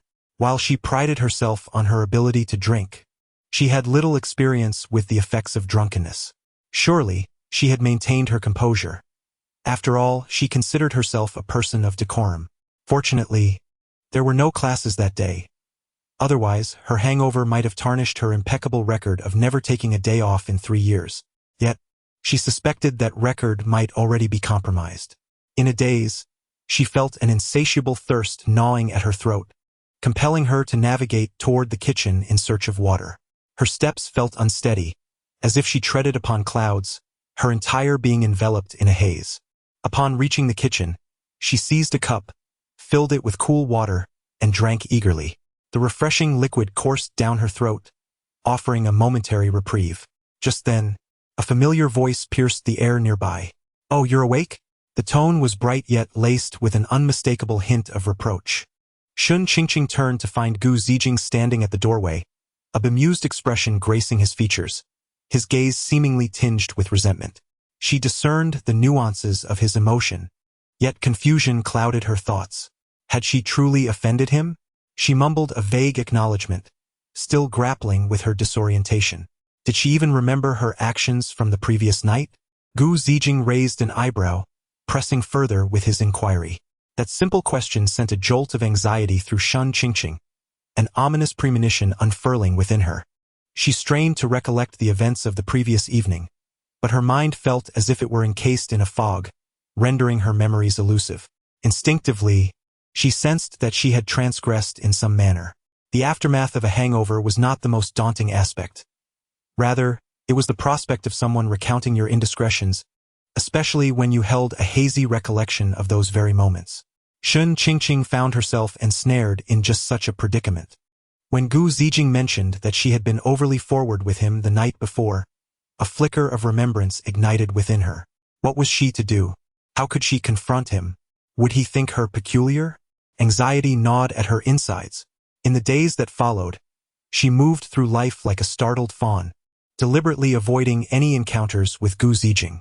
Each time she spotted his figure in the campus or elsewhere, she would hastily turn away, her steps quickening. Unwilling to linger for even a moment, she refrained from walking with him to and from classes, and when he called out to her, she feigned ignorance, hastening her pace to escape. Upon returning home, she locked herself in her room, deliberately avoiding conversation with him. This self-imposed isolation tormented Shun Qingqing's heart. She did not wish to behave this way. After all, resorting to silent treatment was the most cowardly of actions.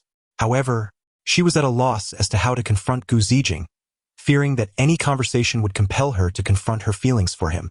Present, Shun Qingqing felt there was something amiss within herself, and if there was a problem, it needed to be addressed. Finally, she resolved to visit a psychological clinic alone at a chosen time. In the consultation room, Shun Qingqing appeared restless, her hands unconsciously tugging at the hem of her clothing. The psychologist, a woman with a gentle gaze, seemed to possess a remarkable ability to listen. "Doctor, I've recently discovered an issue that is driving me to the brink of despair." Shun Qingqing took a deep breath, struggling to articulate her thoughts. Her voice trembled slightly, as if she had summoned immense courage. The doctor regarded her with warmth, her expression imbued with encouragement and reassurance, softly saying, "Take your time, speak slowly." After much hesitation, Shun Qingqing finally mustered the courage to continue. I have a friend who was originally male but, due to unforeseen circumstances, has transitioned to female. Then she has a friend. It's not me, but someone else. Recently, he has realized that he seems to have developed deeper feelings for this friend, almost like falling in love. This feels quite abnormal. She believes she has a significant problem, feeling anxious every day and unable to sleep at night, unsure of how to proceed. As she spoke, a flush crept across her face, and she lowered her gaze. She repeatedly emphasized that the protagonist of the story was her friend and not herself. Yet, how could this fool the psychologist's discerning eye? The doctor had encountered many patients who were too ashamed to speak of their own situations and thus projected their struggles onto others. However, at this moment, there was no need to clarify. The individual had come seeking psychological solace, not to be unmasked and burdened further. The doctor nodded slightly, her brow furrowed, perhaps in contemplation. Was she uncertain as to how to respond, or were Shun Qingqing's words too abstract? Yet, she had already formed a conclusion in her mind. A transgender person developing feelings for a friend, believing herself to be homosexual, yet unable to attain gender affirmation. After a brief pause, the doctor gently spoke.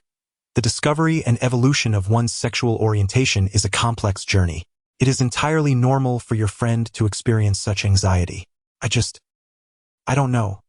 My friend, she doesn't know how to face her friend and what her friend might think of her. She believes she has a problem. Shun Qingqing's voice conveyed a sense of helplessness, clearly illustrating her confusion. Previously, without a partner and with her mother not pressuring her in this regard, she felt quite solitary. She thought if change was to occur, then so be it. Living as a daughter in a son's heart was not a cause for concern. After all, she had often been told in her youth that she resembled a girl. Yet, she realized that her heart had transformed as well. This was different from accepting a female identity, for she had developed feelings for a male.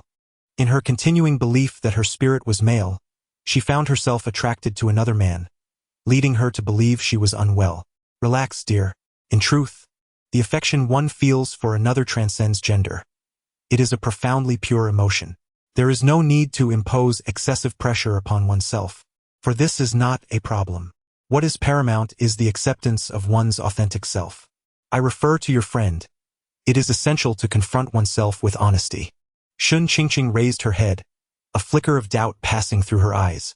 The doctor continued, advising her not to be overly concerned with the opinions of others, but rather to prioritize the care of her own heart. Allow yourself some time and space to untangle these feelings and embrace your true self. Shun Qingqing nodded thoughtfully, her brow still furrowed, yet the anxiety within her had indeed begun to dissipate somewhat. Subsequently, the doctor departed the consultation room, leaving Shun Qingqing with the opportunity for reflection and solitude. Chapter 37. The outburst. Upon returning home, Shun Qingqing found herself still pondering the words of the doctor. It seemed that the expenditure was not quite justified. She remained in a state of confusion. However, she had come to a realization.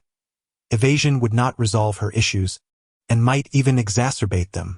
Thus, she resolved to confront Gu Zijing. Yet, before Shun Qingqing could take any action, Gu Zijing approached her first. Gu Zijing was nearing her limit with the cold indifference Shun Qingqing had directed towards her. The sense of anxiety was not felt solely by Shun Qingqing. Gu Zijing too was engulfed in turmoil. What was the meaning of this silence? Did she intend to avoid me indefinitely? Was this unscrupulous woman taking advantage of the situation without bearing any responsibility? Was that permissible? Some time prior, while Shun Qingqing was preoccupied with visiting a psychologist, Gu Zijing was attending class. In the classroom, sunlight streamed through the mottled windows, casting patterns upon the desks. Gu Zijing satte her disk, her brevfugeål. Her mind consumed by the myriad expressions of the female lead, yet she remained entangled in how to confess her feelings to her. At that moment, a classmate, Qi Lanyu, approached her, tilting her head slightly, her eyes reflecting a mix of hesitation and anticipation. It was none other than Qi Lanyu, who had been heartbroken upon witnessing Gu Zijing walking with Shun Qingqing on campus. In recent days, she had noted that Gu Zijing seemed troubled, indicating a conflict with her girlfriend. Qi Lanyu boldly speculated that they were on the verge of a breakup, and thus, an opportunity had arisen. Seizing the moment, she resolved to make her move and attempt to win Gu Zijing's affection. With audacity, she stepped forward to strike up a conversation. "Hello, Zijing. I have a question about a problem I can't solve. Could you help me?" Gu Zijing paused for a moment, slowly lifting her head, only to recognize the speaker. "Oh, it's you." Her gaze flicked over Qi Lanyu, devoid of any significant reaction, as if observing an ordinary passerby. Although she herself was quite irritated, she still inquired about the problem. "Which one?" Seeing him respond, Qi Lanyu's heart leaped with hope, yet she maintained an air of calm. She pointed to a specific spot in her mistake book and said, "This one." Gu Zijing replied casually, "The original question is on page 108 of the textbook." "Is that so?" Qi Lanyu had merely sought an avenue for conversation, yet it had only grown more awkward. Just then, Gu Zijing suddenly turned her head, her expression serious as she asked, "Lanyu, I am curious. How did you muster the courage to confess to me that day?" Qi Lanyu was taken aback. She did not comprehend why Gu Zijing had abruptly inquired about this. Yet memories flooded back to her. She slowly began to speak. "Actually, it was rather painful, considering I was rejected. And you didn't even offer me a bit of comfort." Her words hinted at a touch of disappointment and grievance. Gu Zijing responded with an air of indifference, "I have rejected many. If I were to comfort everyone I turned down, I would be utterly exhausted." It appeared she had grown accustomed to such situations. However, Qi Lanyu did not become angry or complain. She merely nodded gently in understanding. Then she continued, "Indeed, but I harbor no regrets." Her tone was resolute and unwavering. Upon hearing this, Gu Zijing couldn't help but feel intrigued and pressed further. Why? At that moment, she slowly lifted her gaze towards the distant horizon, her eyes seemingly sparkling with fragments of past memories. She spoke softly, "You must have forgotten by now, but on the day of our freshman registration, I accidentally took your suitcase. When we exchanged it back, I realized I had developed feelings for you, and that affection has lingered ever since. You mentioned your intention to pursue further studies, while I have decided to return and take over the family business. It appears we may have little intersection in the future." Suddenly, it dawned on me that some opportunities, once missed, are indeed lost forever. If I could not express the words that had long been buried in my heart, I would regret it for a lifetime. After sharing these sentiments, she took a deep breath, as if lifting a heavy stone from her heart. Gu Zijing, upon hearing her words, fell into contemplation, to avoid leaving regrets. In an instant, he felt as though struck by a jolt of electricity, a profound realization washing over him. He understood that love inherently requires courage. If one continues to hesitate, they may truly miss out on the one they cherish. Rising to his feet, Gu Zijing fixed his gaze firmly on the corridor outside the classroom, as if he could already envision the heroine's silhouette. He inhaled deeply, a slight smile gracing his lips, silently resolving to act. Then, the scene unfolded much like that day. Gu Zijing took the initiative, asking, "Do you remember what you did?" On that day, Shun Qingqing had immediately feigned ignorance. Yet, they both knew the sequence of events. It was simply unspoken. Today, however, Shun Qingqing replied, "I remember." In Gu Zijing's mind, he anticipated that she would again pretend not to remember, prompting him to say, "Don't remember? Let me help you recall." He envisioned himself stepping closer, seeking to reclaim his dignity. However, the moment he uttered that line, he realized what Shun Qingqing had actually said. "Oh, you remember. Just moments ago." He had been so self-assured, but now he felt utterly bewildered, the entire scenario unraveling before him. Observing his dazed expression, Shun Qingqing felt exasperated. He remained as unreliable as ever. Sighing softly, she stepped forward with graceful determination, her gaze imbued with resolve. Her strides appeared casual, yet exuded an irresistible force. Gu Zijing, still flustered and contemplating how to steer the conversation back to his scripted intentions, became increasingly anxious as he noticed Shun Qingqing approaching him with a serious demeanor. Instinctively, he retreated until his back met the cold wall, trapped with no escape, cornered by Shun Qingqing. Despite their height difference, the petite Shun Qingqing, standing at a mere 1.6 meters, possessed the audacity of one who stood at 1.8 meters. Suddenly, she raised her arms, pressing her hands against the wall, effectively trapping Gu Zijing between herself and the wall, executing a perfect wall slam. Gu Zijing was momentarily taken aback. It was the first time in his life that he had been pinned against a wall by a girl. How should one articulate this? Felt rather extraordinary, particularly since the girl in question was a close friend. He observed Shun Qingqing as she slightly tilted her head back, her gaze unwaveringly fixed upon his eyes, revealing a mix of curiosity and a subtle hint of tenderness. Gu Zijing's heart began to race uncontrollably, and as he stared at the girl so near to him, his breath grew somewhat erratic. The faint fragrance that enveloped her lingered at the tip of his nose, leaving him in a daze. "What are you doing?" Gu Zijing endeavored to make his voice sound composed, yet the slight tremor at the end betrayed his current anxiety. "I shall ask you one question. Answer me earnestly." Her gaze was intensely locked onto him, as if she sought to penetrate through his eyes to uncover the deepest secrets of his heart. "All right." Gu Zijing swallowed hard, responding with a voice both deep and resolute. "How do you truly perceive me?" Shun Qingqing took a deep breath, gathering the courage to voice the question she had long harbored yet had never dared to articulate. "I." Gu Zijing opened his mouth to speak, but abruptly closed it again, his eyes flickering uncertainly. He hesitated, his heart a chaotic tangle of emotions. Chapter 38. The moment of commitment for Shun Qingqing. His emotions were a complex tapestry woven with threads of brotherhood, camaraderie, and companionship. They were faux lovers, pretend spouses, and jesting parents in a playful narrative. These sentiments ensnared him like an intricate web, rendering him unable to escape or articulate his feelings. As time ticked away, the air thickened with a suffocating silence. Shun Qingqing gazed intently at him, scrutinizing every subtle shift in his expression. Yet, all she discerned was the hesitation in Gu Zijing's eyes, a hesitation that pierced her heart like a merciless blade. "I see," she uttered softly, her tone laced with disappointment and desolation. She gently released her arms, her entire being seemingly devoid of strength. It appeared to be time to gather her belongings. Turning to depart, she was halted by Gu Zijing, who could not bear to witness her despondency. With a determined glare and a resolute heart, he lunged forward. "Regret will haunt us for a lifetime if we miss this moment." He swiftly pulled her back, pinning her against the very spot he had just occupied. "Ah!" Shun Qingqing gasped, taken aback by Gu Zichin's sudden assertiveness. In that instant, the dynamics shifted. Gu Zichin's gaze bore a resolute intensity, igniting a wave of anxiety within her. His eyes blazed with an irresistible fervor. Shen Qingqing, startled by his unexpected action, felt the cold wall pressing against her back, leaving her with nowhere to retreat. Gu Zichin raised his hand and forcefully slammed it against the wall, encasing Shen Qingqing within the confines of his arms, creating an imposing barrier. He leaned in slightly, their proximity allowing them to share the warmth of their breaths. Shen Qingqing's heart raced like a drum, her cheeks flushed with a rosy hue.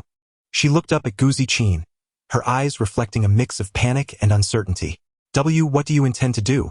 Shen Qingqing's voice trembled as she struggled to regain her composure. Gu Zichin's lips curled into a sly smile, exuding a sense of triumph. To tease you, he replied, his voice deep and magnetic, imbued with an almost enchanting allure. Shen Qingqing averted her gaze, unable to meet his eyes, yet he reached out, firmly grasping her chin and compelling her to face him once more. You cannot escape, Shen Qingqing. His gaze roamed over her features, imbued with profound affection and yearning, reminiscent of a lovesick soul. After what you did to me, do you still wish to flee? At that moment, Shen Qingqing's heart was thrown into disarray, ripples of confusion washing over her, leaving her at a loss for words. His eyes, deep and fervent, locked onto her, as if he were poised to consume her entirely. The dim light in the room cast an intimate atmosphere, thickening the air with unspoken tension. Gu Zichin's gaze remained fixed on the woman before him, brimming with pent-up emotions and desires long suppressed. Shen Qingqing tilted her head slightly, meeting his gaze, her lips quivering as if she yearned to speak. Before she could react, his towering figure suddenly closed in, one hand firmly gripping the back of her head, while the other encircled her waist, ensnaring her entirely within his embrace. Without allowing any room for protest, he assertively leaned in. Startled, Shen Qingqing found herself overwhelmed by his urgent and dominating kiss, which pressed heavily against her lips. It was fervent, sweet, yet forceful and impossible to resist. This unexpected invasion rendered her mind blank. Instinctively, she attempted to struggle, placing her hands against his solid chest, yet found herself unable to push him away. All she could do was whimper in futile protest, gripping his clothing tightly enough that her fingertips turned pale. Gu Zichin seemed to sense her resistance, but he paid no heed. His assault grew even more fervent, coarse, and devoid of finesse, driven solely by raw emotion. After what felt like an eternity, her thoughts were stolen away, and her strength waned, leaving her to yield to his powerful embrace. Realizing her inability to resist any longer, her struggles gradually subsided, and her body unconsciously relaxed. Slowly, she closed her eyes, surrendering to the warmth of the kiss. When rivers diverge and silver threads snap, she felt an insatiable yearning. Their breaths became rapid and erratic, their gazes meeting, filled with deep affection and longing. Qingqing, do you understand now? He murmured. I do, but I shouldn't know anymore. But suddenly, with a resounding thud, Shen Qingqing landed a punch on Gu Zichin without mercy. Ouch! Gu Zichin exclaimed, wincing in pain, and reproached her. Why did you hit me? Why? Shen Qingqing retorted angrily. My tongue is numb. My lips are swollen. My legs are weak. You used so much force. Shouldn't you be hit for that? Shen Qingqing was genuinely furious. She had intended to have a serious discussion about their relationship, only to find him hesitating. Well, she understood now. He couldn't accept it. So, she thought, let us just give up. Just as she contemplated leaving, he pulled her back, enveloped her without a word, and began to kiss her. What did that even mean?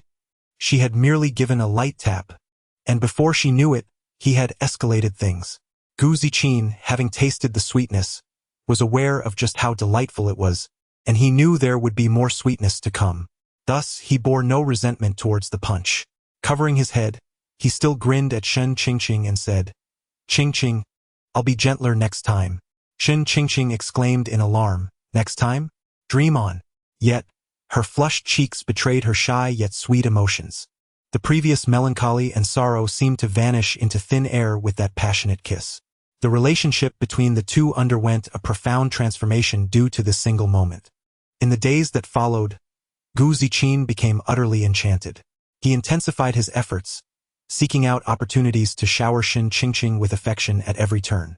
For instance, on a sunlit campus, as Shen Qingqing strolled along, listening to music and contemplating what to eat next, Gu Ziqin stealthily approached from behind and poked her shoulder. When she turned around, there was no one there. Seizing the moment while she was utterly unguarded, Gu Zijing swiftly planted a fleeting kiss upon her cheek, akin to a dragonfly skimming the water or a chick pecking at grains. Shen Qingqing was momentarily taken aback. Her face flushed crimson as she turned to glare at Gu Zijing with a mixture of astonishment and ire, yet he merely wore a mischievous smile of triumph. Upon noticing her clenched fist, he immediately took flight, escaping her wrath. At home, Shen Qingqing was nestled on the sofa, engrossed in her phone. Gu Zijing had been secretly observing her, and seeing her completely absorbed in her screen, he stealthily approached. In an instant he pounced, pinning Shen Qingqing beneath him. She gasped. Again? Without allowing her a moment to react, he leaned in, forcefully besieging her defenses. Her eyes widened as her hands instinctively attempted to push him away, but the man, emboldened by the moment, would not grant her the satisfaction. After a brief ceasefire, he effortlessly restrained her wrists with one hand, compelling her arms above her head, rendering her utterly defenseless, unable to escape.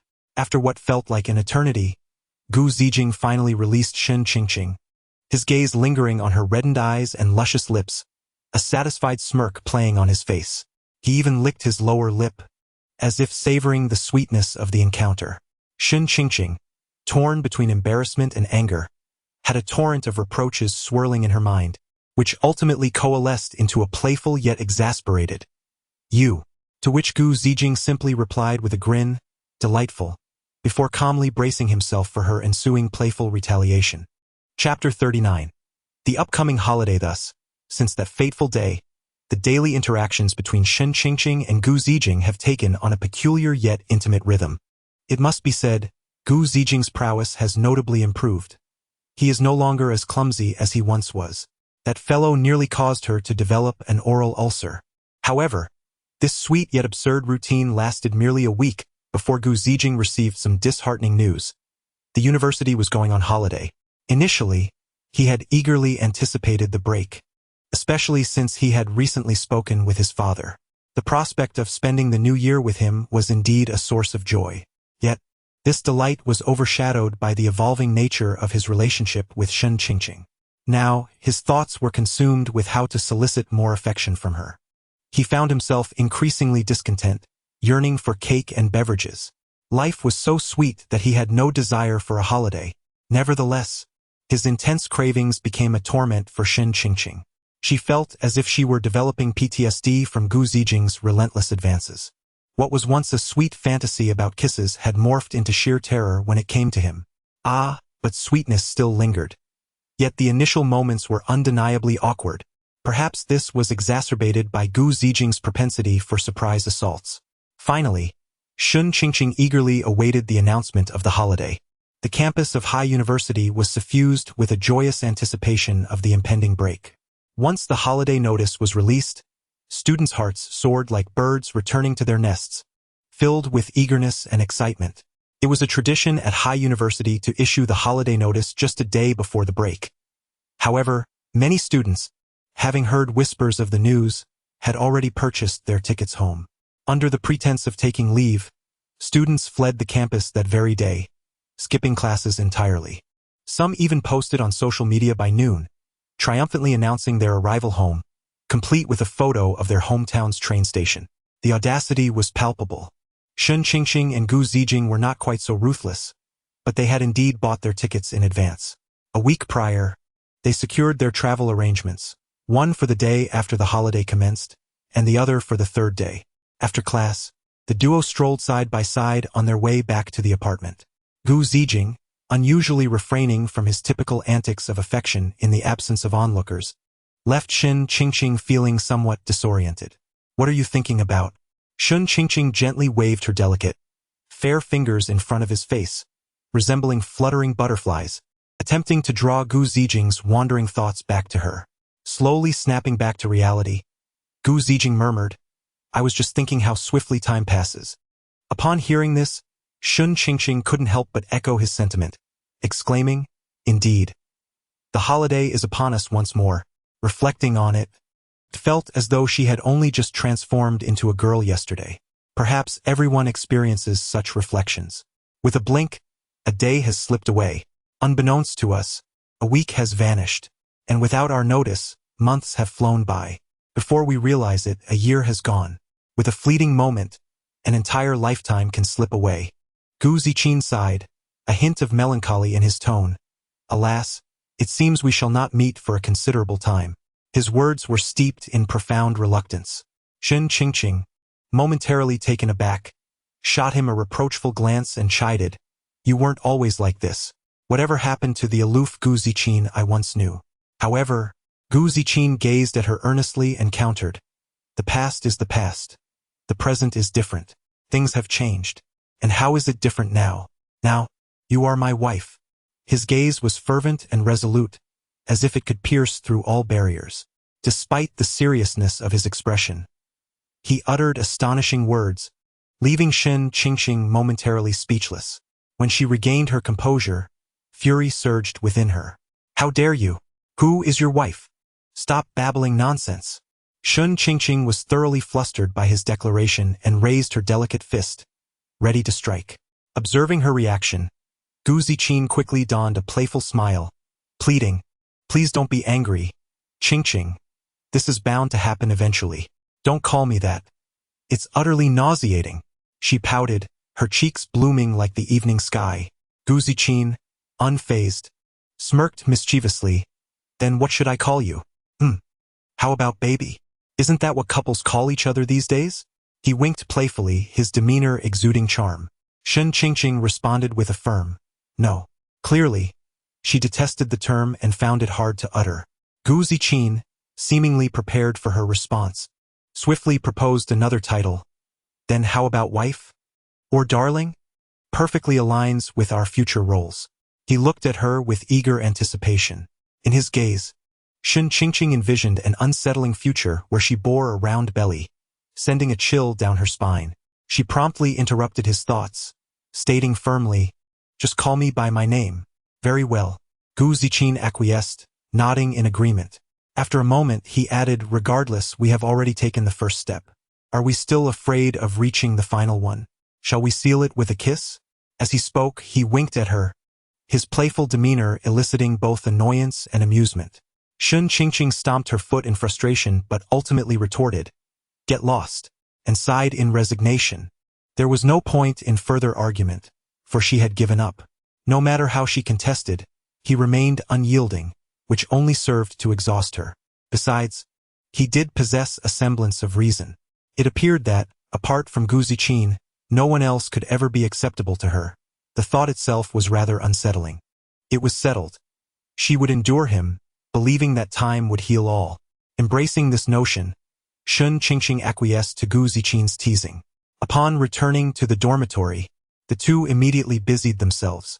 Shun Qingqing meticulously retrieved seasonal clothing from her wardrobe, folding each piece with care before placing them into her suitcase. These clothes would be taken home, never to be worn again.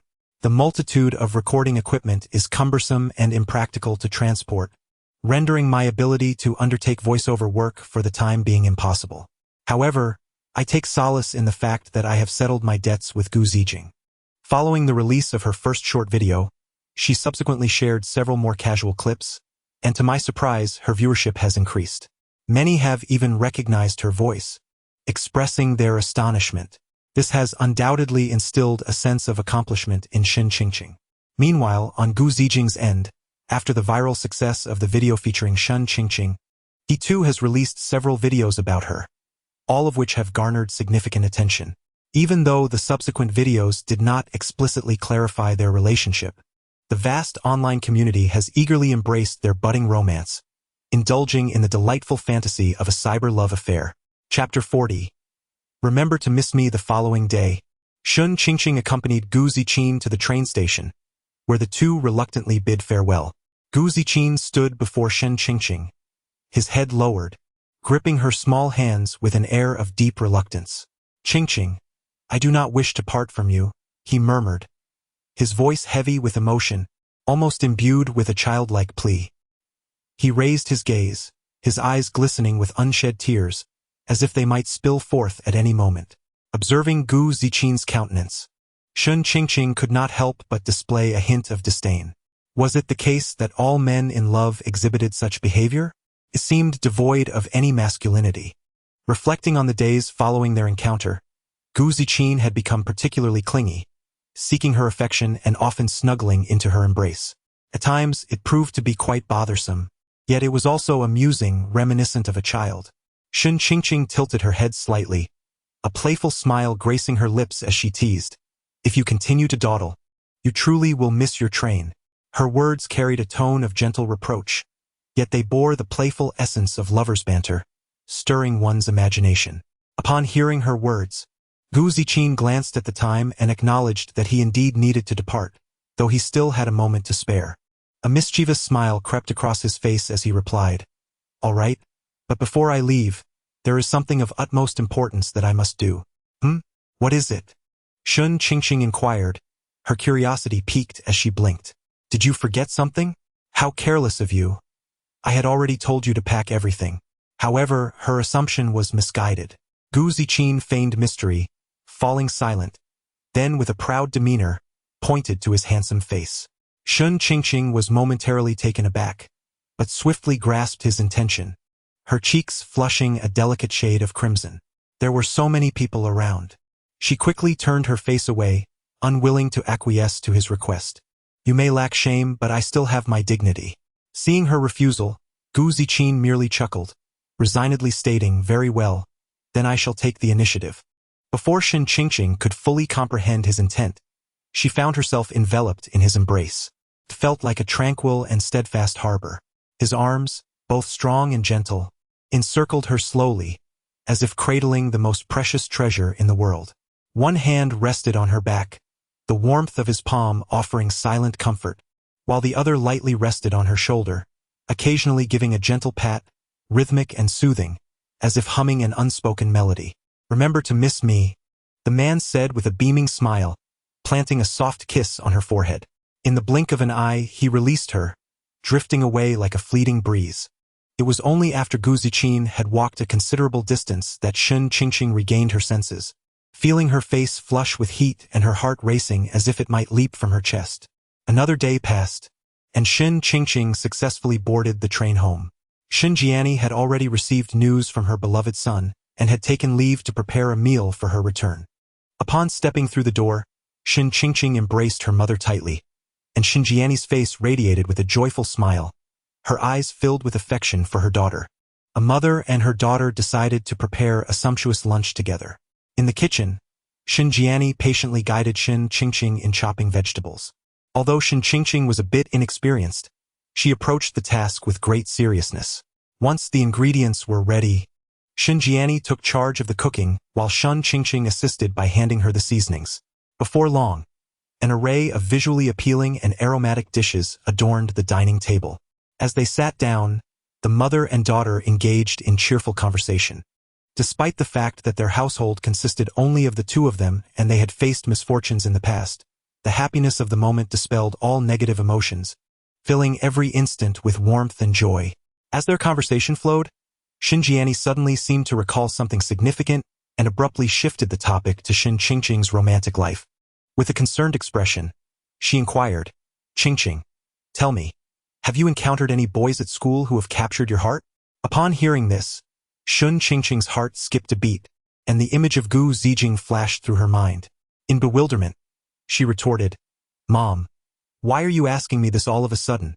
Shen Jiani chuckled softly and replied matter-of-factly, "Is it strange for a mother to ask about such things when you are at this age? What university student isn't questioned by their parents about their love life?" Previously, when Shen Qingqing identified as a boy, her mother would often ask if she had any crushes on girls. Now, things had changed. She was a girl herself, and the questions had shifted to boys. "You're not my biological mother. Consider my situation," she thought to herself. However, faced with her mother's inquiries, Shun Qingqing felt compelled to remain respectful.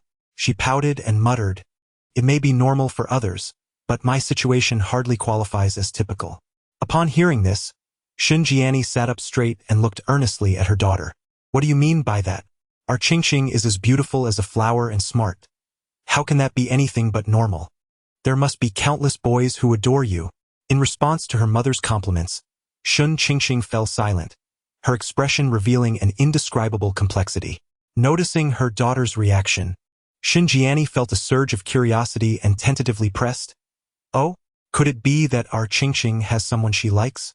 Shun Qingqing quickly shook her head in denial, exclaiming, "No, absolutely not." Observing her daughter's strong resistance, Shun Jiani pondered for a moment.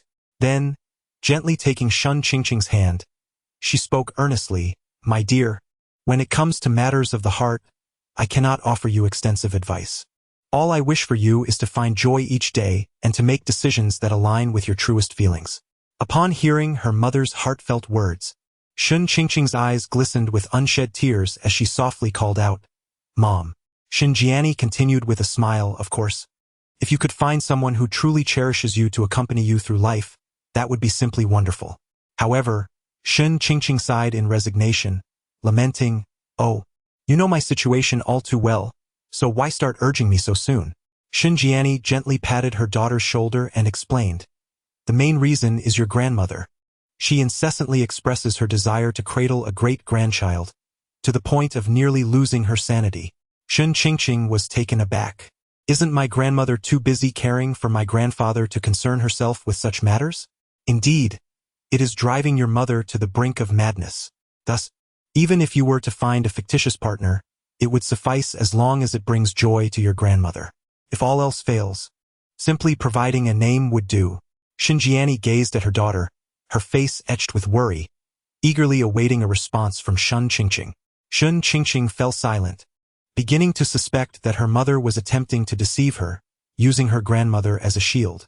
However, who could fathom the thoughts of the elderly? "If it comes to that, perhaps you could mention the name Gu Zijing to her. After all, it's just a harmless ruse." Shun Qingqing shrugged nonchalantly. Upon hearing this, her mother immediately perked up and began to inquire with fervor. "When did you meet? Where did you meet? How did you come to know each other? How long have you been together? Male or female?" This sudden enthusiasm made Shun Qingqing momentarily wonder if her mother had indeed been trying to trick her. Chapter 41. The proud yet playful one. Under the persistent questioning of her mother, Shun Qingqing found herself compelled to divulge everything in detail. Naturally, she refrained from sharing any embarrassing specifics, as such revelations would be too humiliating in front of her mother. Upon hearing the news, Shun Jiani exclaimed, "Ah, there's a foundation of affection here. If both parties are amenable, wouldn't that be splendid?" Shun Qingqing then revealed a photograph of Gu Ziqin. Upon viewing it, Shun Jiani was immediately taken with him, exclaiming that the young man was quite handsome and impeccably dressed, rivaling her own son before his transformation. Ultimately, she insisted that Shun Qingqing find an opportunity to bring him home for an introduction. Shun Qingqing nonchalantly agreed, deciding to speak with Gu Ziqin about it. After all, she had resolved that since they had already kissed, he must take full responsibility. There would be no escape from that obligation. Meanwhile, thousands of miles away, Gu Ziqin suddenly sneezed violently, causing the coffee he had just sipped to surge through his nostrils, resulting in a fit of coughing that left him in quite a state. "Who is speaking of me?" he mused, the words dissipating like smoke into the air, met only with silence. Standing in his vast, cold home, a wave of loneliness washed over him. In the expansive room, every corner felt desolate, with the neatly arranged furniture devoid of life. He reminisced about the small apartment he shared with Shun Qingqing. Despite its limited space, it was filled with warmth and affection. Just having her nearby, even if it was merely a smile or a greeting, could transform the entire atmosphere into one of coziness. Yet now, returning to his solitary abode, he faced the unending silence, which was one reason he was reluctant to take a break. At this moment, he couldn't help but wonder what Shun Qingqing was doing. Was she still busy with voiceovers? Or was she leisurely enjoying her own time? Regardless, he yearned to be by her side, to once again experience that familiar warmth and care. Lost in thought, he unconsciously opened WeChat and sent a message. I miss you, 3. On the other side, Shun Qingqing's phone chimed, illuminating the screen with his message. What a delightful coincidence. As this moment unfolded right beside her mother, Xinjiani suddenly remarked, Oh, your fiancé has sent you a message. Shun Qingqing responded with playful reproach. Mom, please don't make any presumptions. We haven't even begun to define our relationship. Observing her daughter's reaction, Xinjiani quickly waved her hand with a smile, saying, all right, you two take your time. I'll head back to my room. Once her mother had turned to enter the house, Shun Qingqing let out a resigned sigh. She had never anticipated her mother's mindset to be so progressive, accepting the situation more swiftly than she herself did. Yet it was precisely because of her mother that she could comfortably embrace her new identity as a woman. Otherwise, she might have grappled with troubling thoughts. Soon after, she composed herself and began to engage in a lively conversation with Gu Ziqin, who had been waiting for a reply for quite some time. A message suddenly popped up on the phone screen. You startled me. Gu Ziqin hurriedly replied. What happened? Then, Shun Qingqing began to explain. I was just chatting with my mom when you unexpectedly sent a message, and she saw it. Of all things you could have sent, you chose this one. I miss you. How utterly cheesy. Gu Ziqin seemed unfazed and promptly responded. Isn't that perfect? Not at all. Can your mother actually accept you being with a man? Shun Qingqing quickly provided a definitive answer. Haha. Not only can she accept it, she positively encourages it. She has even started urging me to find a partner. After a moment, Gu Ziqin did not reply but instead initiated a video call. Shun Qingqing immediately answered, only to see Gu Ziqin looking quite anxious, issuing a warning. You dare to go look for one. Shun Qingqing, however, remained unfazed, teasingly asking, what is the rush? Oh dear, my wife wants to find a partner. How can I not be anxious? Gu Ziqin complained, his face etched with worry. Upon hearing him refer to her as wife with such familiarity, Shun Qingqing stomped her foot in frustration. Who is your wife? I never agreed to that, she retorted playfully. It was just a kiss. You're getting carried away. Oh, you still want to admit it? Have you forgotten that night when you were drunk and confessed your feelings for me? Gu Ziqin chuckled, reveling in the memory. He finally understood Shun Qingqing's true nature. The little girl had two faces. When inebriated, she was bold and forward, but once sober, she transformed into a prideful, playful character. He fondly recalled when she first returned to school, their camaraderie as brothers, and how she would tease him. Now that he had exposed her, she seemed shy. How nostalgic it all felt. I was just rambling when I was drunk. Don't bring it up again. What are you laughing at? Stop it. Seeing Gu Ziqin's blissful expression, Shun Qingqing's face flushed crimson, glaring at him in annoyance. I'll laugh all I want. After all, you're on the other side of the screen and can't do anything about it. Gu Ziqin laughed even more heartily. Just as they concluded their conversation, Gu Ziqin's phone rang again before he could set it down. Noticing his father's number flashing on the screen, a sense of foreboding crept over him. Upon answering, he quickly heard his father's weary voice. Ziqin, I'm sorry, but I may have to cancel again. Gu Ziqin's heart sank. It was the same old story. With his mother gone, it was just him and his father left to rely on one another. Every year during the New Year festivities, he hoped to reunite with his father, to sit together for a meal. Yet such a simple wish always seemed out of reach. Memories of the past, spent in a cold and lonely room, waiting for the New Year's chimes to ring in silence, flooded his mind. As her father reiterated, a significant project has arisen at the company, and I truly cannot extricate myself. He added, I'll send you some extra money. You can buy yourself something nice. This was not welcome news. Gu Ziqing sighed inwardly, nearly bursting into a scream, and felt an overwhelming urge to weep. However, she reminded herself that she had matured and could not afford to cry. Gathering her composure, she replied softly, All right, Dad, I understand.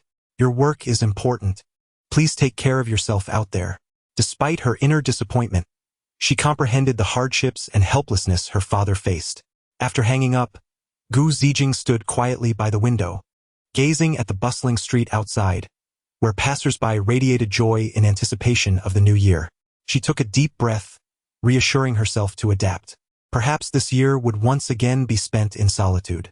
The following day, the morning sun filtered through the curtain seams, gently illuminating the room. Shinjiani rose early, and after a brief wash, began preparing for the day's work. Dressed in a neat professional outfit, she appeared hurried yet composed. She entered Shen Qingqing's room, finding her still fast asleep. Leaning over her daughter, Shinjiani spoke tenderly. "Qingqing, Mommy is going to work.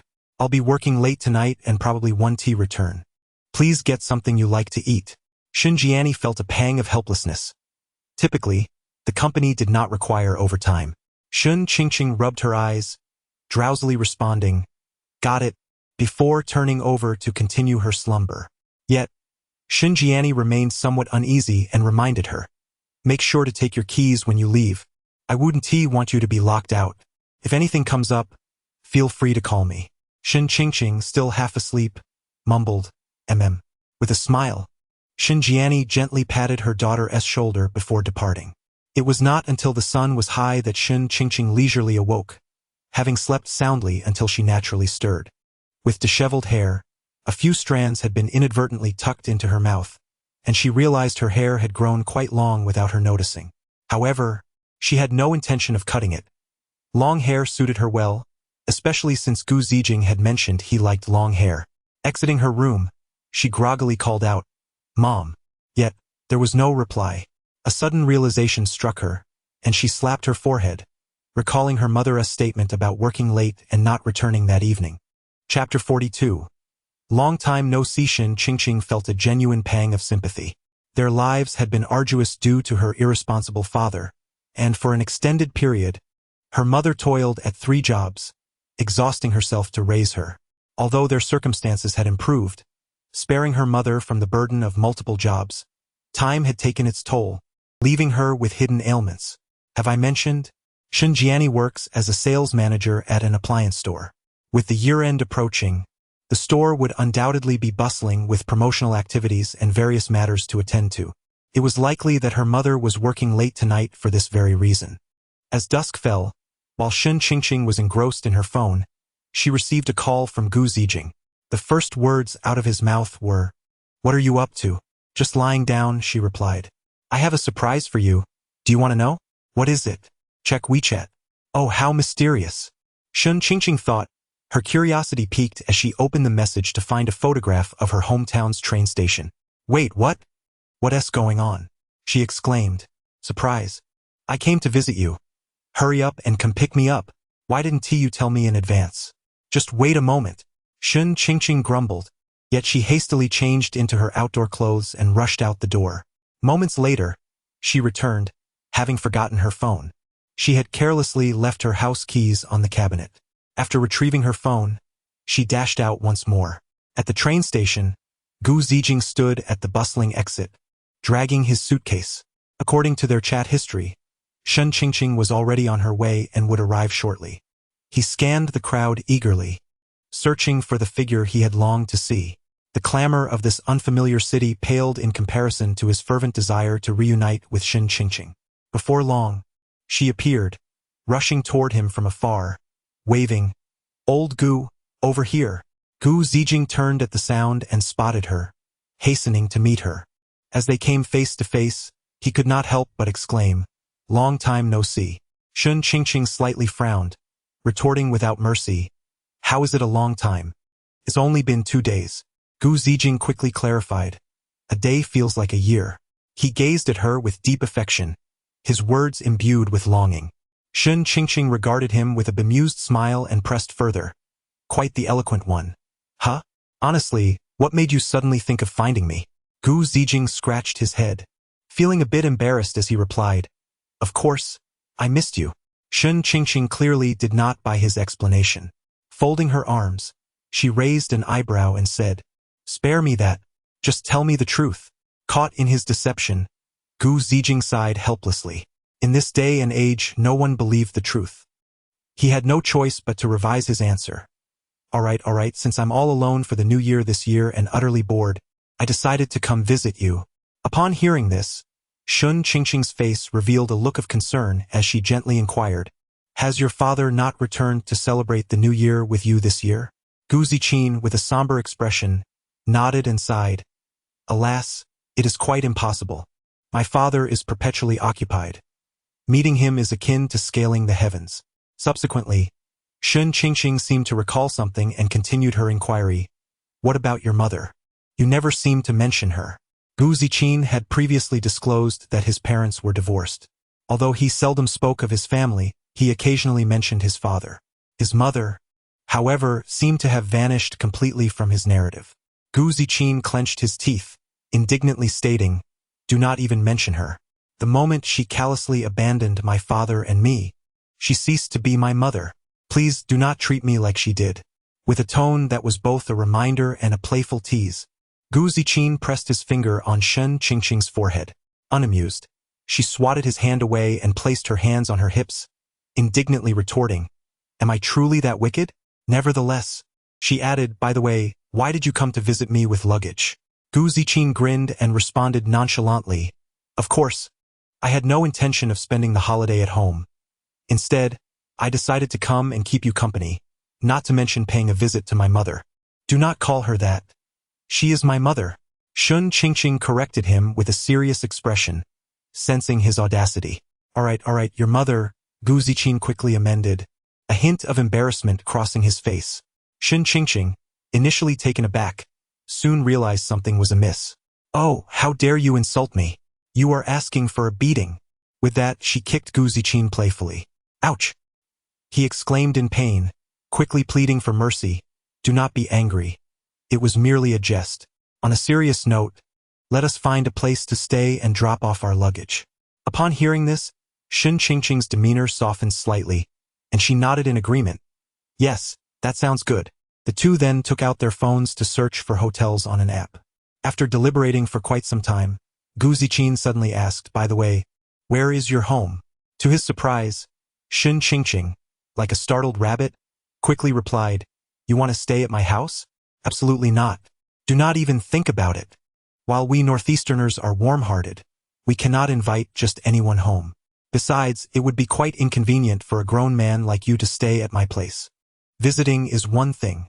Perplexed by her vehement reaction, Gu Ziqin hurriedly clarified, "Oh, where did your mind wander? I merely wanted to ascertain your home's location to find a suitable hotel nearby, making it easier for us to meet." Upon hearing his explanation, Shun Qingqing realized her misunderstanding and felt her face flush with embarrassment as she stammered, "Oh, I see."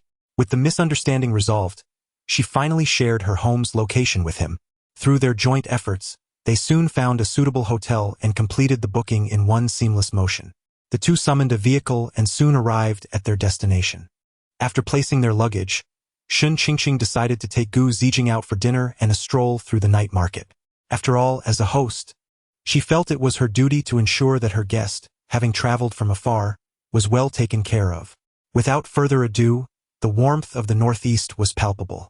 Unbeknownst to them, nightfall had quietly descended.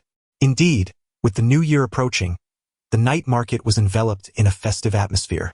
Colorful lanterns hung high, casting a dreamlike glow upon the streets, resembling a brilliant river of stars. The air was filled with the enticing aromas of various delicacies. At the roasted sweet potato stand, the tubers sizzled in the oven, exuding a sweet fragrance as the vendor skillfully turned them while calling out to passers-by. In a large pot of candied chestnuts, the nuts rolled amidst black gravel, glistening with oil as they emerged, tempting children with their glossy sheen.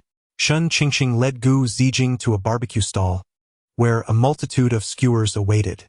With a few bottles of beer, the two indulged in hearty laughter and revelry. Fortunately, Shun Qingqing managed to avoid inebriation this time.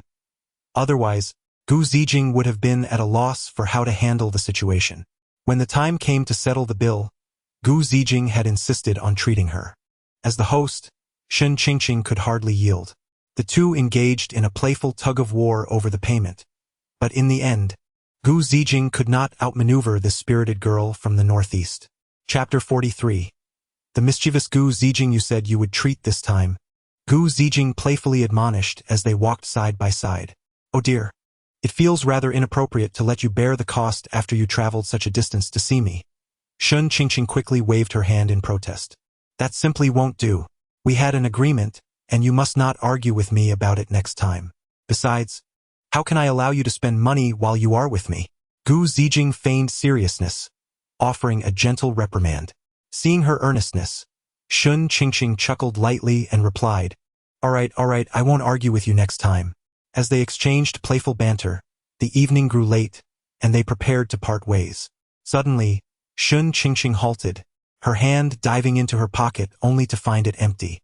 Her expression shifted from calm to flustered as she rummaged through her clothing in a panic. After a moment, she came to a disheartening realization. Oh no.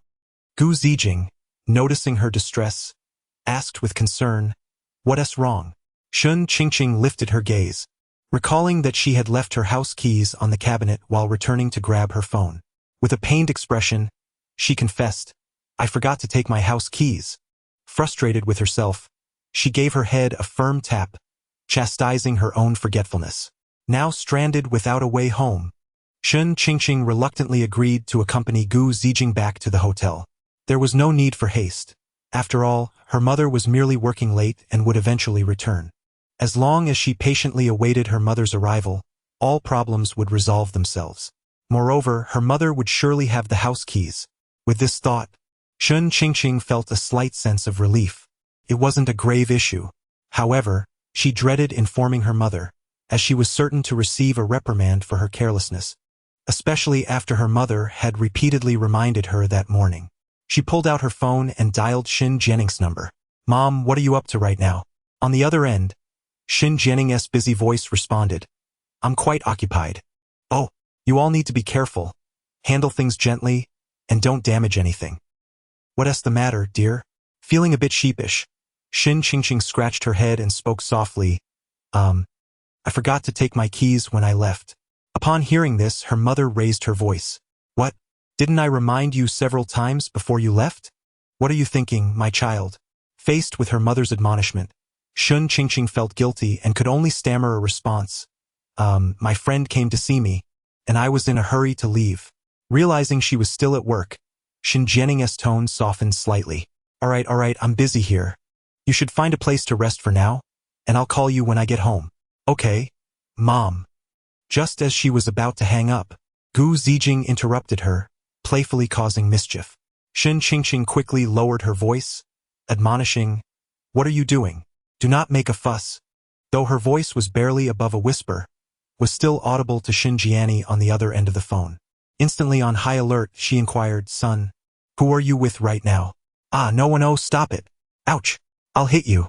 Shun Qingqing responded to her mother's questions while simultaneously dealing with the incessant antics of Gu Zijing. Wait, my son. You must be hiding something from your mother. Speak honestly, who is it? Xin Jianni perceptively sensed the unusual tension. There really is no one, just a friend. Shun Qingqing feigned calmness as she explained. A friend? Male or female? Xin Jianni continued to interrogate her. As the question left her lips, she suddenly recalled a name mentioned by her son the day before, and quickly asked, Is it that young man named Gu Zijing you mentioned yesterday? Upon hearing this, Shun Qingqing momentarily froze before stammering, Yes. It's him. Oh, is it really him? That's wonderful. I forgot to ask last time.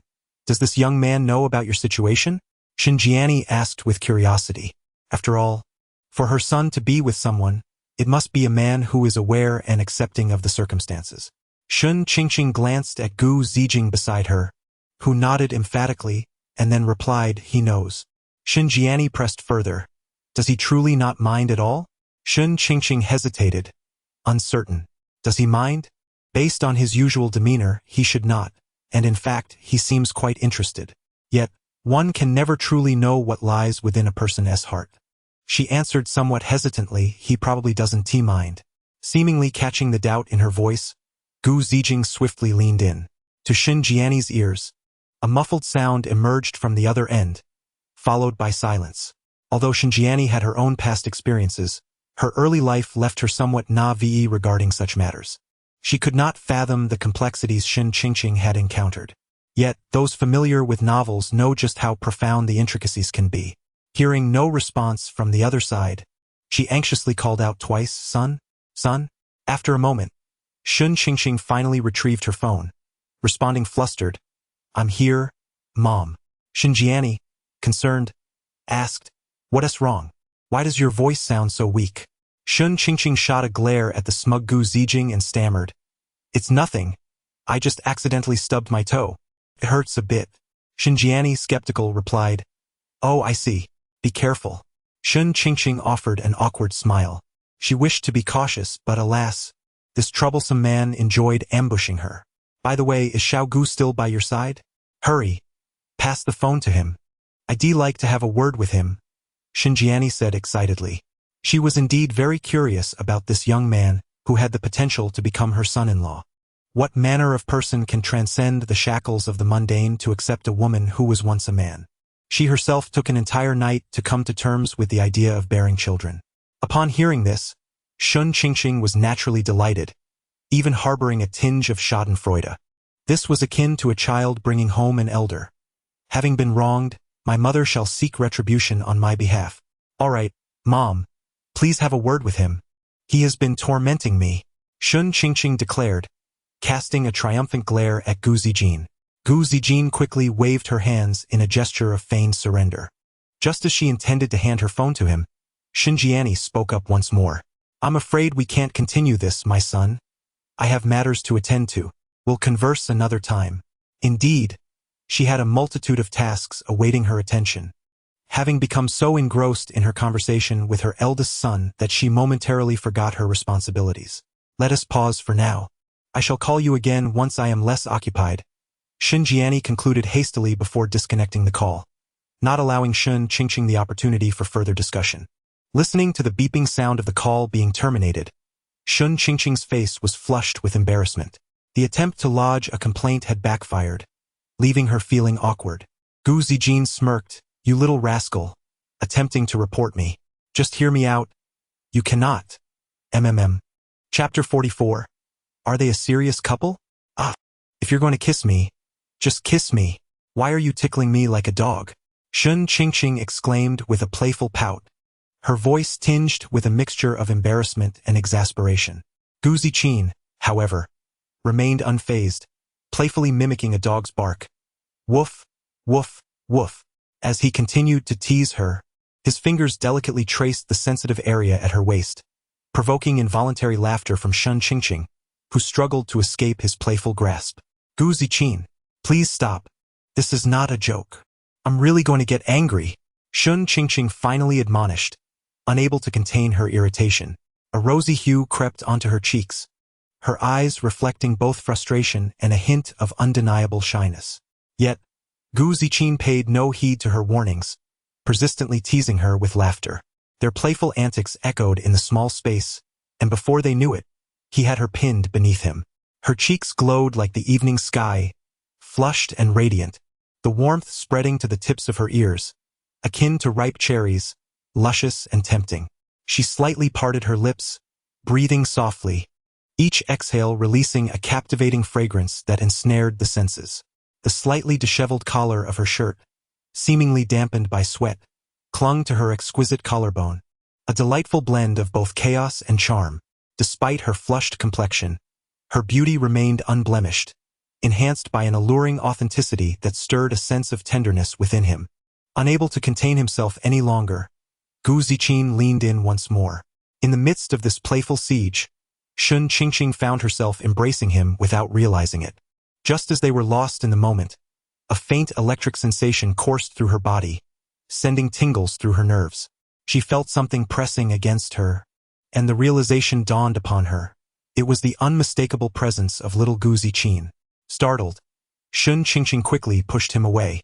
The sudden separation left them both momentarily awkward, their eyes meeting in shared embarrassment, both aware of the implications of their earlier reactions but uncertain of how to address it. Ultimately, it was Gu Zijin who broke the silence, clearing his throat and stammering, I think I'll go take a shower." Seizing the opportunity, he made a hasty retreat to the bathroom.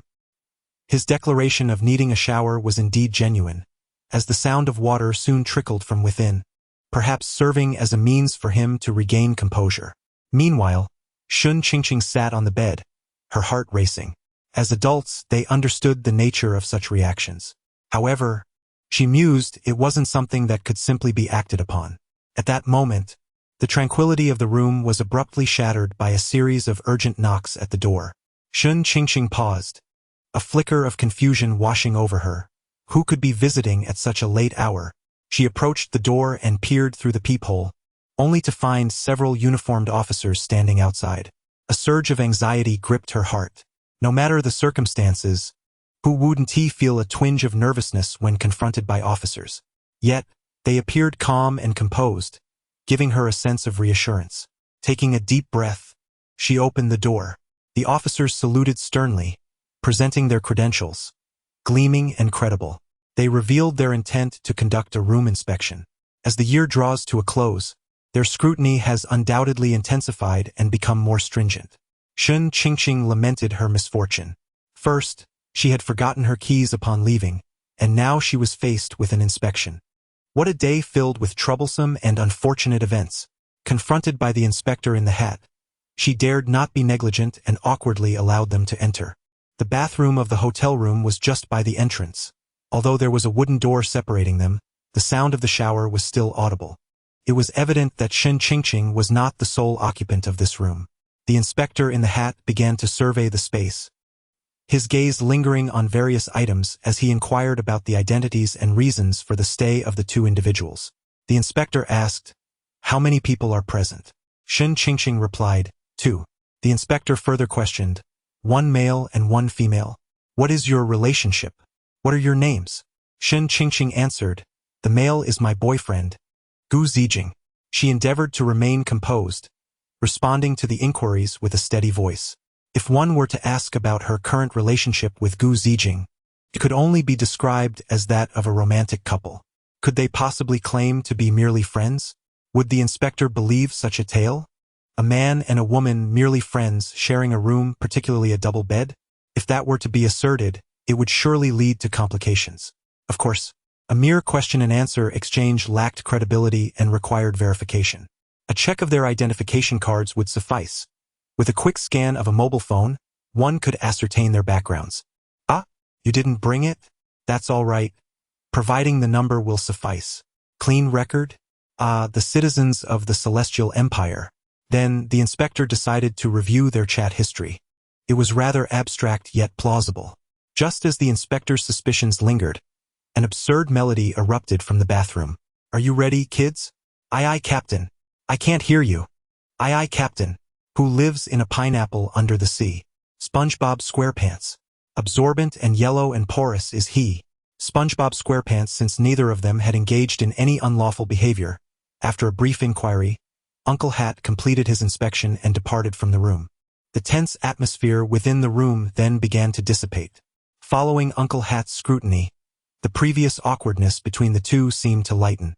Shun Qingqing gazed at Gu Zijing and recalled his earlier awkward singing. What had initially felt embarrassing now struck her as amusing. Lost in her thoughts, she could no longer contain herself and burst into laughter. "Ha ha ha! SpongeBob, you're killing me." After this commotion subsided, the two continued to wait. They nestled together on the bed, indulging in binge-watching shows, chatting, watching movies, playing games, and occasionally teasing each other. Time passed swiftly. As the clock approached 1 or 2 in the morning, Shun Qingqing suddenly realized that she had yet to receive a call from her mother. Growing anxious, she wondered why her mother had not called yet. Was she still working late? If her mother didn't finish her shift, how could she return home? Shun Qingqing felt quite distressed. Just then, the long-awaited call finally came through. "Darling, I'm not busy anymore," said Xinjiani. Shun Qingqing was overjoyed. "Finally, I can go home. That's wonderful. So, can you leave work now?" However, Xinjiani hesitated before replying, "It seems not yet. They mentioned another batch of goods is arriving, so I probably won't be able to come home tonight." What am I supposed to do?" Xinjiani then suggested, "How about I send you some money for a hotel?" Shun Qingqing was left speechless. Chapter 45. Sharing a bed before she could gather her thoughts, Xinjiani spoke again. "By the way, at this hour, where are you?" "I'm with Gu Zijing," came the reply. Upon hearing this, Xinjiani grew anxious. Wait a minute. You two haven't done anything inappropriate, have you? Earlier, I wasn't worried since it was still early. But now it's late at night, nearly time for bed, and you're still with someone else. Even if he is a friend, it doesn't seem appropriate, does it? Unbeknownst to her, Shen Qingqing had only informed Shen Jiani that her relationship with Gu Ziqin was merely that of ordinary friends. There is a significant difference between friends and romantic partners. Shen Jiani would never allow her daughter to lose her innocence so casually. Startled by her mother's serious inquiry, Shen Qingqing quickly responded, "We haven't done anything. I've just been waiting for you to finish work until now." "That's good. Now, give me your phone.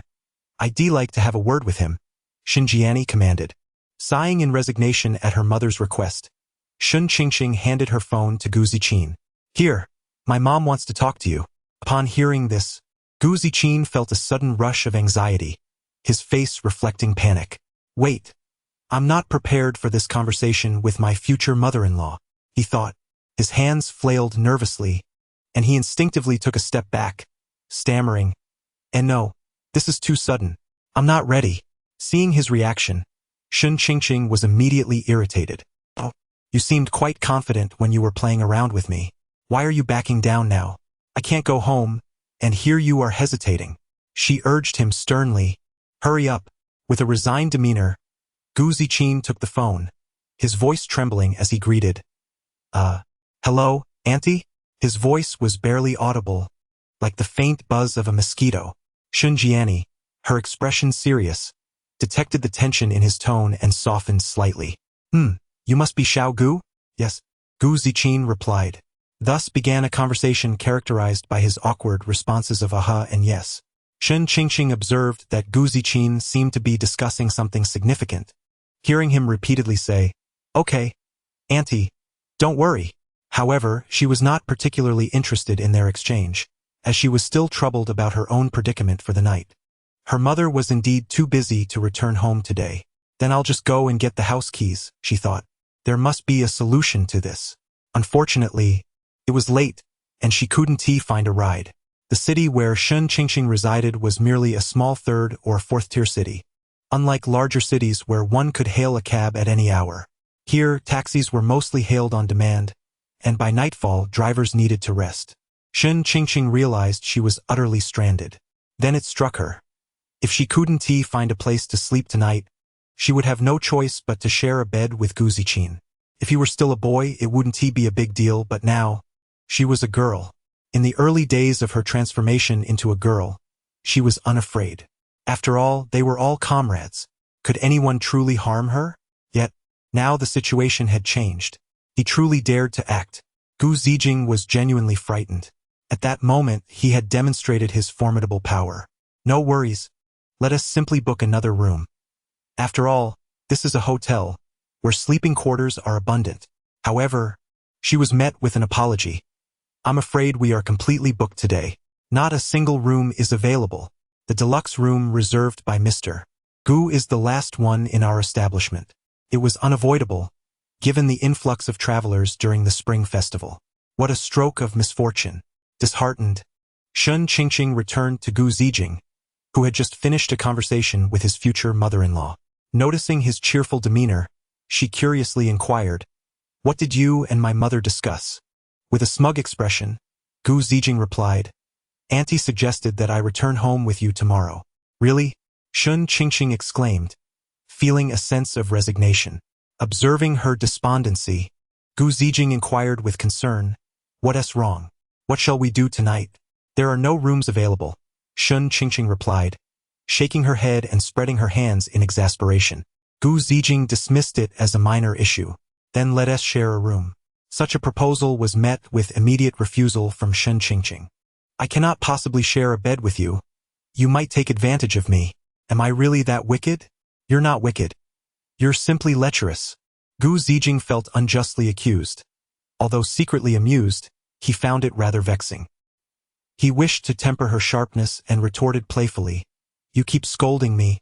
Yet even a clay statue has its limits. Be wary, or I might truly embrace this lecherous persona." To his surprise, Shen Qingqing responded with feigned indignation. "Has my brother lost the ability to explain himself? Look at me. I've merely spoken a few extra words, and you berate me in such a manner. Her voice trembled, as if she bore a heavy grievance, her eyes glistening with unshed tears. Gu Zijing, taken aback, quickly yielded. All right. I promise I won't touch you. Please stop with this dramatic display. He wondered where she had acquired such poetic expressions. As midnight approached, the moon hung high in the sky, and the lights dimmed in slumber. The young couple lay on a bed, partially undressed, sharing a single blanket in the deluxe room. Though nothing had transpired, their hearts raced nonetheless. Shen Qingqing, still somewhat anxious, initiated the conversation. Are you asleep? Not yet. Why aren't you sleeping? I can't. After a brief silence, Shen Qingqing turned to face him. Let us review one more time. Dear sister, we've already reviewed it thrice. Before retiring to bed, Shen Qingqing had insisted on establishing 3 rules. No kissing, no touching, and no reactions. Clearly, Gu Zijing had left her with some psychological scars. Gu Zijing then remarked, when did you become so sensitive? I sent tea at your fault? If you hadn't kissed me that day, would I be in this predicament? Yet, the kiss was still unsatisfactory, and it frightened Xiao Gu Zijing. Had I not kissed you that day, our relationship would have been irreparably damaged. Shen Qingqing fell silent, for she knew Gu Zijing spoke the truth. Had he not forcibly pulled her back for that passionate kiss, their bond would have surely frayed. Moments later, Gu Zijing proposed, if you are truly afraid, I have a solution. What solution? Let me indulge you tonight, and I shall promise to be a sage. Get lost. Shen Qingqing retorted angrily, delivering a swift kick beneath the covers. Gu Zijing winced in pain, feeling aggrieved. See, I said it, and you are displeased. I won't bother with you anymore. I'm going to sleep. However, despite his antics, she felt a surprising sense of relief and soon succumbed to slumber. Hearing the faint sound of breathing beside her, Gu Zijing shook his head and sighed in resignation. Chapter 46. Who is being dishonest? While Shen Qingqing urged others to be honest, she seemed to have forgotten her own lack of integrity. Gu Ziqin was on the brink of slumber when a soft, plump thigh unexpectedly draped over him in the darkness, rendering the room invisible. Startled, he barely had time to react before being enveloped in a fragrant embrace. He sensed that this night would be arduous, and couldn't help but internally lament. Who is truly being dishonest here? After enduring Shen Qingqing's antics for what felt like an eternity, Gu Ziqin finally succumbed to sleep, dreaming of a whimsical world filled with candy, soft cotton candy and bouncy pudding, particularly a large, enticing pudding. As dawn broke, sunlight filtered through the sheer curtains, casting dappled shadows across the room. Shen Qingqing gradually awakened, blinking softly as her consciousness returned. Yet, just as she regained awareness, an unusual sensation washed over her. She shifted slightly, immediately sensing something was amiss. The feeling was subtle, akin to a gentle grasp upon her body, while her armpit tingled with a faint tickling, reminiscent of a soft breeze caressing her skin.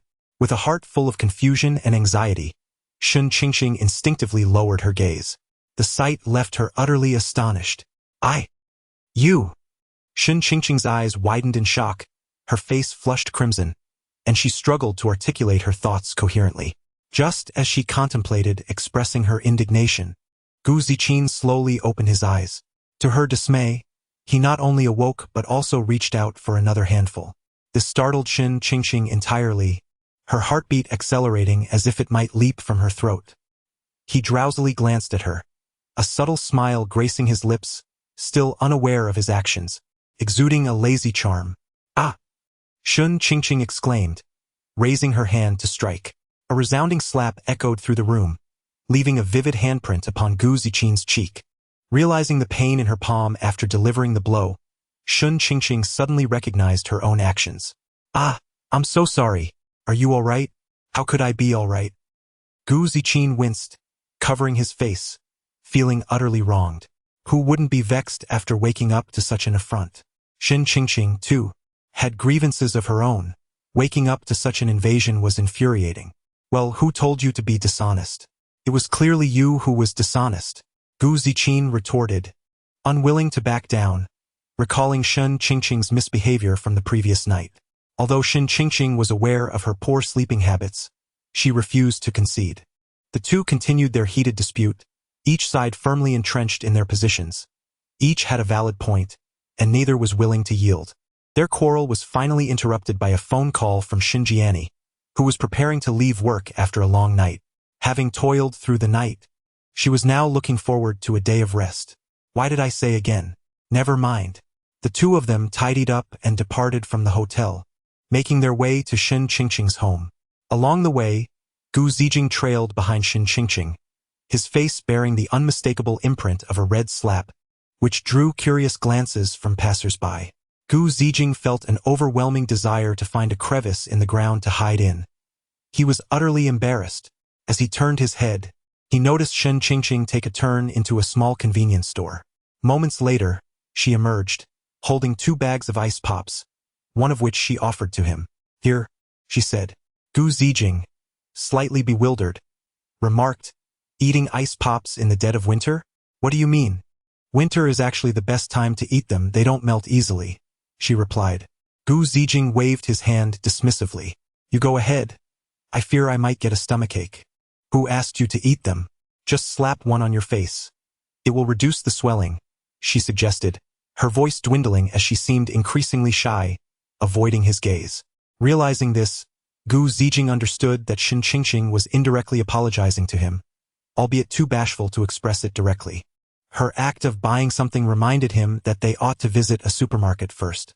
After all, it would be quite impolite to visit someone, especially his future mother-in-law, empty-handed. Shin Qingqing had no objections. It was a perfect opportunity to stock up on supplies for the upcoming festivities, so they decided to buy more. After a significant shopping spree, the two of them were laden with 4 hefty bags filled to the brim, almost resembling a supply delivery. Upon arriving at the doorstep, Shin Qingqing set down her bags and prepared to knock. Gu Zijing immediately halted her, and in the midst of her puzzled expression, he adjusted his clothing and hair to present a more polished appearance, taking several deep breaths as if quite anxious. Sensing his tension, Shin Qingqing spoke reassuringly. "There's no need to be nervous. My mother isn't a strict person." "I know. I'm not nervous," Gu Zijing replied, taking a deep breath as he readied himself. As if sensing movement from within, the door swung open before Shin Qingqing could knock, revealing Shen Jianing clad in an apron, wielding a spatula. A delightful aroma wafted from the house, indicating that Shen Jianing was in the midst of cooking. Upon seeing the two, her face lit up with a warm smile. "You're back, Guomein," she exclaimed, casually taking the bags from Shin Qingqing's hands. Gu Zijing followed Shin Qingqing inside and greeted her politely. "Good day, Auntie." His voice trembled slightly, betraying his nervousness. After all, the difference between conversing over the phone and in person was stark. Meeting someone face-to-face naturally induced anxiety. "So this is little Gu. You look even more handsome in person than in your photos." Shen Jianing's immediate impression of Gu Zijing was favorable. She scrutinized him with a broad smile, her eyes brimming with appreciation. Gu Zijing smiled shyly and replied softly, "You flatter me." He lowered his head slightly, his humble demeanor further pleasing Shin Jianing. "Dear, when you come to visit, there's no need to bring so many things. It feels too formal," she added. As she spoke, she extended her hand to accept the gift presented by Xiao Gu, her face brimming with joy. It was evident that she had already regarded Gu Zijing as a prospective son-in-law. Gu Zijing hastily explained, "This isn't my first visit, after all. I was uncertain about your preferences, so I purchased a variety of items, hoping they would meet your approval. If anything is unsuitable, please do not hesitate to let me know." His intention was to cater to Shin Jiani's tastes, yet Shin Qingqing herself was unaware of what her mother truly liked. Throughout the years, her mother had been preoccupied with work and providing for the family. Although their relationship was strong, they had little time to truly understand each other's preferences.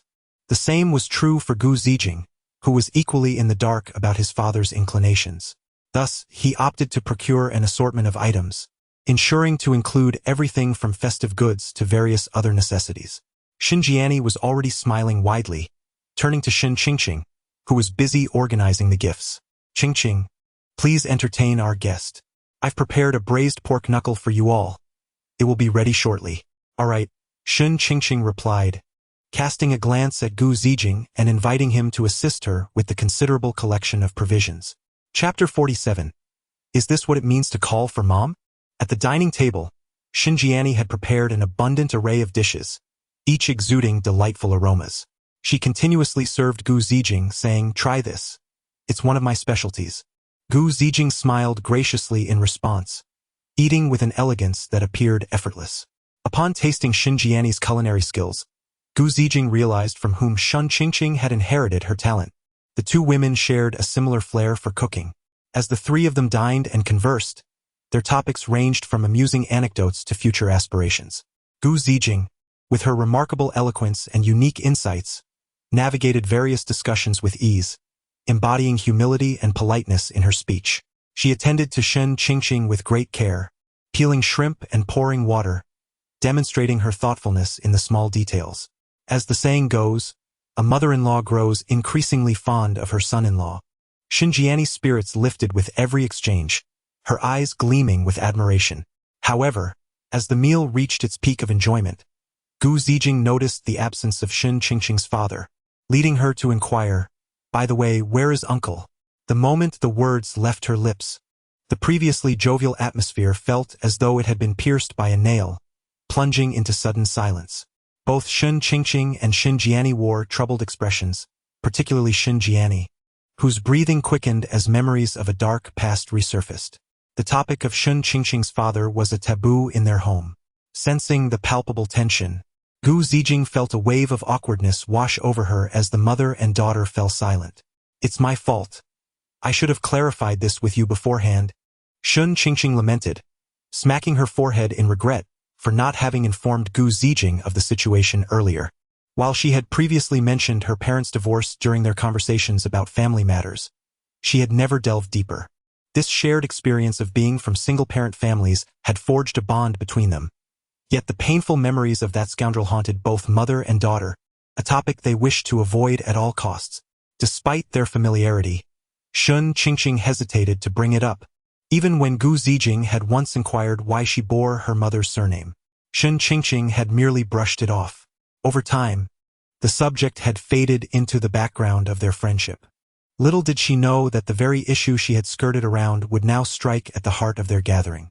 Noticing her mother's increasingly troubled demeanor, Shun Qingqing's heart tightened, prompting her to step forward and gently place her hand on Xinjiani's back. Softly, she murmured, "Mom, don't dwell on those thoughts. It's all in the past." Like a small sparrow whispering soothing words, her gentle reassurances gradually calmed Xinjiani's once restless heart, providing a modicum of solace. Reflecting on those unbearable days, Xinjiani felt a wave of sorrow wash over her. During that bleak period, her spirit had endured profound wounds, leaving her with the deepest psychological scars. Even as time flowed relentlessly onward, that shadow lingered, haunting her as a specter, periodically resurfacing from the depths of her memory to pierce her heart anew. Yet, remarkably, it was her daughter who equally despised those days, striving to offer her comfort in this moment. As she contemplated this, Xinjiani made a concerted effort to muster a smile, feigning nonchalance as she spoke. "My dear, Mother is perfectly fine. You are right. The past is behind us. We must look ahead and not allow ourselves to be shackled by what has transpired." Hearing these words, Gu Zijing, filled with remorse, replied, "I'm sorry, Auntie. I didn't mean to upset you. I didn't know. It's my fault." Xinjiani gently shook her head, sighed softly, and responded, "It's all right, dear. I merely did not anticipate that after all these years, that person could still affect me. However, everything will gradually improve. Let us forget this episode and not dwell on unhappy matters." Shun Qingqing linked her arm with her mother's, playfully giving it a shake. "Yes." Xinjiani replied with a smile, though her brow furrowed, the sense of fragmentation truly painful. She then added, "Please continue eating. It will get cold." Seeing that her mother was indeed feeling better, Shun Qingqing momentarily set aside her concerns and returned to her seat. Once seated, she immediately raised her hand to playfully swat Gu Zijing, whispering reproachfully, "It's all your fault. Why bring up that person?" Though she hadn't forewarned him, it was thoughtless to inquire about matters others preferred to keep unspoken. Despite acknowledging her misstep, Gu Ziqin felt a wave of grievance wash over him. He replied helplessly, I didn't mean to. I truly had no idea. Shun Jiani observed the playful banter between Gu Ziqin and her daughter, a knowing nod of approval swelling within her heart. As the meal concluded, Shun Jiani took Gu Ziqin's hand and sincerely expressed, Ziqin, I'm truly pleased with our conversation today. You and Qingqing must take good care of each other from now on. Gu Ziqin nodded earnestly. Auntie, you can rest assured, I will take good care of Qingqing. Shun Qingqing, however, felt unable to contradict this, realizing her mother had completely entrusted her to Gu Ziqin. As the conversation continued, Gu Ziqin, moved by the moment, confessed, Auntie, to speak frankly, my parents are also divorced. This happened when I was very young. Meeting you today has deeply touched me. I wish my mother hadn't abandoned us. I long for her to cook a meal for me like you do. Tears welled in his eyes, seemingly laden with endless sorrow and emotion.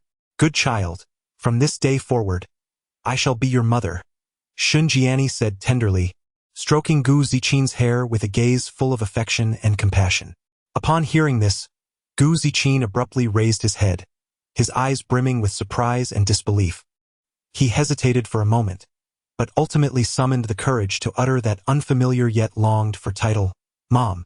Though his voice was soft, it resonated with profound emotion. Ah! Shun Jiani responded, her heart aflame with excitement. Shun Qingqing looked at Gu Ziqin, unable to suppress an internal sigh, thinking, is that all it takes? Well, given your pitiable circumstances, I shall refrain from criticizing you.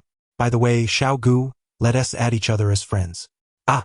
This girl Qingqing possesses an exceedingly impulsive temperament. Should she ever dare to mistreat you in the future, do not hesitate to inform Auntie. I shall certainly teach her a proper lesson and vindicate you. Upon hearing this, how could Shun Qingqing possibly endure? She pouted her lips and playfully retorted, Mom, how can you say such a thing about me? I would never bully him. However, Gu Zijing seized the opportunity without hesitation and promptly reported to Shun Jiani. Mom, she's bullying me right now. Observing their lively exchange, Shun Jiani couldn't help but chuckle, though she feigned seriousness as she chided, Oh, you little rascal. Even in front of your mother, you remain so unruly. Before she finished speaking, she raised her hand and playfully yet somewhat reproachfully tapped Shun Qingqing's shoulder. The chastised Shun Qingqing pouted in dismay, resembling a pitiful little rabbit that had sustained a hurt. Chapter 48. Returning home for the new year as dusk fell, Gu Zijing prepared to depart. Shun Jiani instructed Shun Qingqing to see him off, and Shun Qingqing felt compelled to comply. The two strolled leisurely beneath the moonlight, unhurried. The quiet and enchanting night streets were illuminated by the soft glow of street lamps, casting elongated shadows of Shun Qingqing and Gu Zijing. Walking side by side, they gradually transitioned to discussing their pasts. Shun Qingqing softly recounted her past struggles and confusions. Her tone, tinged with a hint of melancholy, also conveyed a sense of acceptance. Gu Zijing listened intently, his gaze gentle and focused, occasionally nodding in understanding. When it was Gu Zijing's turn to share, his voice became low and resonant as he revealed unspoken heartaches from days gone by. Shun Qingqing looked up slightly, her eyes brimming with compassion and understanding. In this exchange of confessions and attentive listening, their hearts drew ever closer.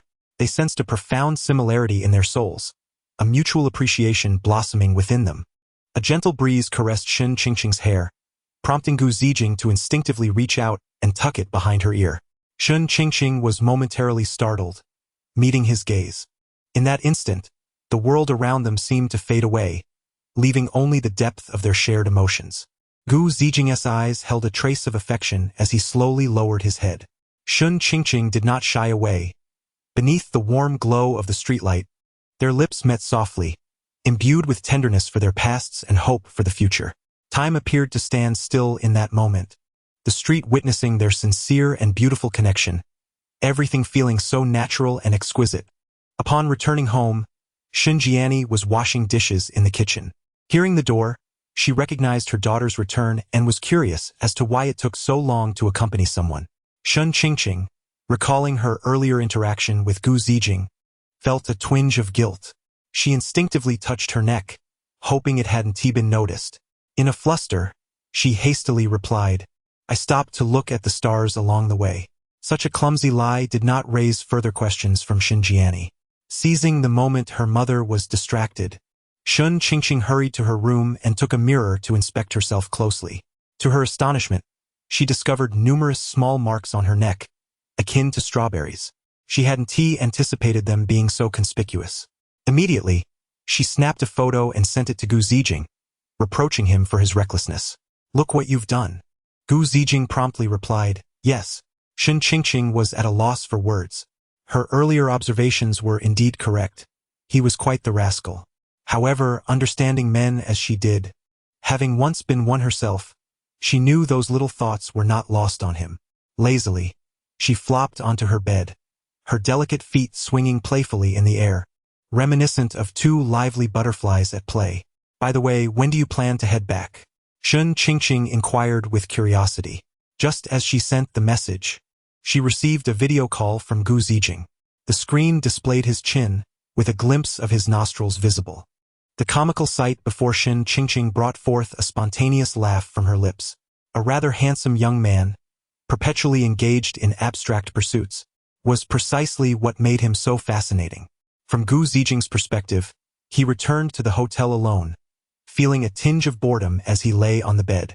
However, upon catching sight of Shun Qingqing's pose, he instantly perked up. With a teasing tone, he remarked, so refreshing. Shun Qingqing glanced down in response, fully comprehending his implication, and returned his gaze with a charming smile. Gu Zijing continued with a playful tone. Heh, if you don't mind, I might just stick with you. After all, I'm all alone at home. It's quite desolate. And what's the point of returning? Celebrating the new year anywhere is still celebrating. I assent it? He grinned, exuding a carefree demeanor. But you can't possibly stay in a hotel indefinitely. That would incur quite a cost.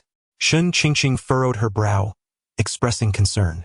What a little money. It's just a trivial matter. Gu Zijing waved dismissively, a smug smile gracing his face. I almost forgot you're the heir of a wealthy family, Shun Qingqing retorted, pursing her lips with playful annoyance. Be modest, be modest. Gu Zijing feigned restraint, waving his hand. However, my family always returns to the countryside for the new year. Are you really planning to wait here for me to return? Shun Qingqing tilted her head, her eyes sparkling with allure. Upon hearing this, Gu Zijing, who had been light-hearted moments before, fell silent, momentarily taken aback. He contemplated in silence. Although he yearned to be by Shun Qingqing's side at all times, having already met his mother, he pondered whether it would be presumptuous to accompany her, even to her hometown, especially for her elder's sake. After a considerable pause, Gu Zijing sighed and said resignedly, Then I suppose I shall wait. Seeing the solemn expression on Gu Zijing's face, Shun Qingqing felt a pang of softness in her heart. After a brief contemplation, she suggested, How about you join me in returning to my hometown for the new year? You could celebrate with us. Ah, wouldn't that be a bit inappropriate? Might it disturb your family? Gu Zijing hesitated, scratching his head. You've already met my mother. Didn't you think it was intrusive then? Shun Qingqing countered. Well, she is an elder, he replied, considering the gravity of the matter. Shun Qingqing recalled her mother mentioning that her grandmother hoped she would bring home a boyfriend. She was taken aback, wondering how her grandmother, at such an advanced age, had adapted to the situation so swiftly. When she had first transitioned into a girl, she felt it necessary to inform her elder, leading her to return home. Initially, they had been perplexed about how to broach the subject with her grandmother, considering a subtle approach to gauge her acceptance, lest it cause undue distress. To their surprise, her grandmother recognized her immediately with just a glance. Though astonished by the changes in her granddaughter, she quickly accepted it, remarking that having lived such a long life, there was little she hadn't seen. As long as her grandchild was happy and joyful, that was all that truly mattered. She said, Rest assured, my grandmother is still hoping that I will find her a grandson-in-law. Is that true? Is my grandmother really so open-minded? Gu Zijing was somewhat astonished. But wait a moment, let me inform my mother, she added, and with that, Shun Qingqing swiftly exited the room. Shun Jiani readily accepted Shun Qingqing's proposal. After all, It was akin to bringing a son-in-law home for the new year, which was entirely agreeable. Thus, a few days later, the entire family set off for their rural hometown. Shun Qingqing's ancestral home was quite modest, a small village that, when viewed on a map at its maximum scale, could only be identified by name, devoid of any notable terrain. Chapter 49. The hard of hearing grandfather Xinjiani drove with great anticipation, her heart racing to return home. The only route to the village was lined with a group of elderly men and women gathered at the entrance, undoubtedly engaged in some lively discussion. As they approached, Shun Qingqing instinctively ducked down, pressing her head against Gu Zijing's, seeking refuge beneath the car window. Why? This was the village gossip hub. Even a passing dog would not escape scrutiny. If they caught sight of the daughter of the Shin family returning with unfamiliar companions, rumors would surely abound by the next day. Fortunately, they passed by without incident. Turning onto a narrow path, they soon arrived at the family home. Upon entering, a warm and inviting atmosphere enveloped them, as Grandma had been eagerly awaiting their arrival at the door. Shun Qingqing leapt from the car and rushed towards her grandmother, exclaiming excitedly, "Grandma, I've missed you so much. My dear granddaughter, I have missed you too." Grandma replied with enthusiasm. Turning her gaze, she noticed Gu Zijing, instantly piquing her curiosity. "Oh, and who might this be?" she inquired. With a beaming smile, Shun Qingqing pointed at Gu Zijing and said, "Grandma, remember how you used to say you wanted me to find a wonderful husband? Well, here he is." She punctuated her words with a playful wink. Gu Zijing, possessing an elegant demeanor, smiled graciously and slightly bowed to Grandma, softly greeting her. "Hello, Grandma." His voice was gentle and clear, akin to a refreshing spring breeze that caresses the heart. Hearing such polite greetings, Grandma's face lit up with joy, her eyes narrowing into crescent shapes as her smile broadened. Unable to contain her delight. "Oh, what a good child," she exclaimed, nodding vigorously. "Come in quickly. Don't stay out in the cold. Be careful not to catch a chill." With that, Grandma eagerly extended her arms, ushering the three of them into the courtyard. Perhaps overwhelmed with happiness, her smile became even more radiant, and the wrinkles on her face seemed to deepen. Yet this only added to her warm and amiable appearance, making her all the more endearing. Upon entering the courtyard, they were greeted by a cacophony of barks. The family's large yellow dog, usually well-behaved, was barking wildly, likely alerted by the presence of newcomers. In this household, Grandma held authority. With a stern look, the dog promptly retreated to its den, much to the amusement of the guests. Once inside, Shun Qingqing set down her luggage and headed straight for her grandfather's room. He lay on the kong, wrapped in several layers of blankets. Upon seeing his granddaughter return, joy filled his heart and he made an effort to sit up. She gently took his hand, concern etched on her face. "Grandpa, I'm back to see you." Gu Zijing followed suit, and upon witnessing the grandfather's condition, he felt a twinge of surprise. However, he maintained his composure and, much like with Grandma, offered a polite greeting. "Hello, Grandpa." Grandfather trembled as he pointed at Gu Zijing, equally curious about his identity. He looked at Shun Qingqing and inquired, "Who is this?" Before Shun Qingqing could respond, Grandmother stepped forward and declared, "Old man, this is our son-in-law." Oh, our son-in-law. Wonderful, wonderful." A radiant smile blossomed on Grandfather's wrinkled face, reminiscent of a blooming chrysanthemum, as he joyously repeated his approval 3 times, his voice resonant with delight. His weathered eyes sparkled with excitement as they fixated on the young man before him. Just then, Xinjiani gracefully entered the room, her light footsteps barely making a sound. The once spacious room felt somewhat cramped with the addition of several people. She approached the bedside and gently covered Grandfather with a blanket, her movements tender as if cradling a rare treasure. Then, she leaned in slightly, her expression filled with concern, and asked, "Dad, how are you feeling? Have you been taking your medicine regularly?" Grandfather nodded eagerly, responding, "Yes, I've been taking it on time." However, Grandmother could not resist interjecting, "What are you talking about?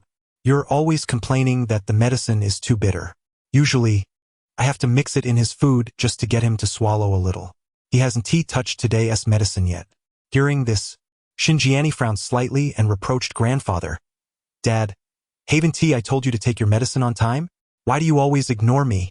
Grandfather, chided by his daughter, shrank back like a child caught in mischief, daring not to utter a word of protest. Given grandfather's stubborn nature throughout his life, he only complied in the presence of his daughter, prompting Shen Jiani to personally supervise his medication. Meanwhile, Shun Qingqing led Gu Zijing to another room to rest. Seizing the opportunity, Gu Zijing inquired about grandfather's condition. What's wrong with him? He asked. Shun Qingqing, not wishing to conceal the truth, shared the situation.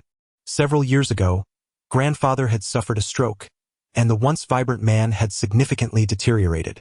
Previously able to stroll around with the aid of a cane, he had suffered a more severe episode and now had little sensation on one side of his body, rendering him weak and immobile, confined to bed and requiring assistance even to stand. Shun Qingqing couldn't help but feel a pang of sympathy for grandmother, who must have been burdened with the weight of caring for him alone. Gu Zijing fell silent, understanding that every family has its own struggles, and no one wishes for such misfortune. Oh, by the way, when you speak to my grandfather, make sure to raise your voice, Shun Qingqing kindly reminded him. Why is that? Gu Zijing asked, puzzled. Haven't you noticed? Whenever my mother or grandmother talks to him, they always speak loudly. Grandfather is quite hard of hearing, and if the voice is too soft, he can't understand, or worse, he might misinterpret, Shun Qingqing explained patiently. Having witnessed numerous amusing incidents due to grandfather's hearing difficulties, Shun Qingqing vividly recalled them. Now, she had conveyed this information to Gu Zijing, leaving it to him to heed her advice. Indeed, understood, I shall remember this. Gu Zijing nodded briskly, indicating her comprehension. However, at that moment, it was evident that Gu Zijing had yet to fully grasp the gravity of the situation. Soon, she would come to realize it. The kitchen was filled with an enticing aroma, signifying that a delectable feast had been completed. Various dishes were laid out on the table, while Shen Jiani and Shun Qingqing assisted their grandmother, allowing the idle Gu Zijing to serve the meal to their grandfather. Gu Zijing carefully carried a bowl of visually appealing and fragrant dishes from the kitchen, arriving before her grandfather. With a gentle smile gracing her face, she softly announced, Grandfather, it's time to eat. Yet, her grandfather, finally hearing her, turned his head in confusion, tilting his ear towards Gu Zijing and loudly inquired, Huh? You want to change the television? Gu Zijing found herself momentarily bewildered by her grandfather's unexpected remark, her mind swirling with questions as she stood frozen in place for a while before regaining her composure. At that moment, her grandmother could no longer bear to watch and called out to her husband, Oh dear, the child is calling you to eat. Your old ears. With that, she shook her head in exasperation. Gu Zijing managed a sheepish smile in response. Chapter 50, Who knows? Perhaps the character you play in the future will be voiced by me. During her stay at Shun Qingqing's home, Gu Ziqin diligently cared for her grandfather. She gently helped him turn over and wiped his body with tender, practiced movements, fearful of causing him discomfort. Every detail was attended to with utmost care, her eyes filled with sincerity and patience. Observing this scene, Shun Qingqing's grandmother felt a swell of emotion, her eyes slightly reddening with gratitude. She grasped Shun Qingqing's hand and softly remarked, What a wonderful child. Shun Qingqing smiled and nodded, Grandma, Ziqin has always been like this. During the New Year festivities, Gu Ziqin was particularly busy, assisting her grandmother in preparing the reunion dinner, engaging her grandfather in conversation to alleviate his boredom, and bringing laughter and joy to the household. The family gathered together, relishing this rare moment of reunion. As the warmth of familial bonds enveloped the room, they stayed up together to welcome the new year, and when the clock struck midnight, happiness radiated from everyone's faces. This year, thanks to Gu Ziqin's presence, the celebrations felt especially warm. Her grandmother, always beaming with joy, was genuinely fond of this child. When someone asked, Why are you so happy? She could not divulge the family matters and simply replied, I have a good granddaughter. The person remarked, Come on, your grandson doesn't even come home for the new year.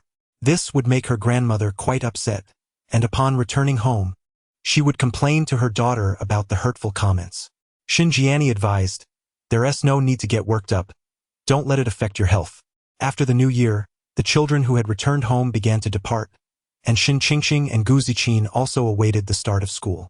They skillfully avoided prying eyes at the village entrance before embarking on their journey back to the city. After spending a few more days at Shin Qingqing's, Gu Ziqin returned to her own home. However, the two maintained a daily video call, chatting and laughing in a manner that was utterly endearing.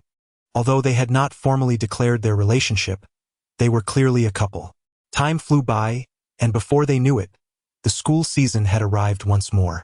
A new year brought fresh beginnings, and the day of registration was bustling with both new and returning students, creating a vibrant scene filled with fluttering red flags and the sound of drums, a veritable sea of humanity. Yet, for Shin Qingqing and her friends, this was merely routine, having grown accustomed to it as returning students. Naturally, during the holidays, they had not ceased updating their videos. Rather, their daily antics and Shin Qingqing's strikingly abstract video style had garnered them a significant following. Not an overwhelming number, but substantial nonetheless. Perhaps due to their success in video production, a gaming company approached her, inviting her to voice a character in their new game. The specifics of the content and style were kept under wraps, only to be revealed upon her arrival. Shin Qingqing was aware of the company, particularly known for a popular two-dimensional game that she herself enjoyed. After confirming that this was not a scam, she eagerly accepted the offer. Gu Ziqin, upon learning this, was incredibly supportive, exclaiming, "My wife is simply amazing," with a booming voice filled with admiration. Shin Qingqing, hands on her hips and brimming with pride, responded, "Of course. Perhaps in the future, the character you play in the game will be voiced by me." Upon hearing this, Gu Ziqin felt a surge of excitement.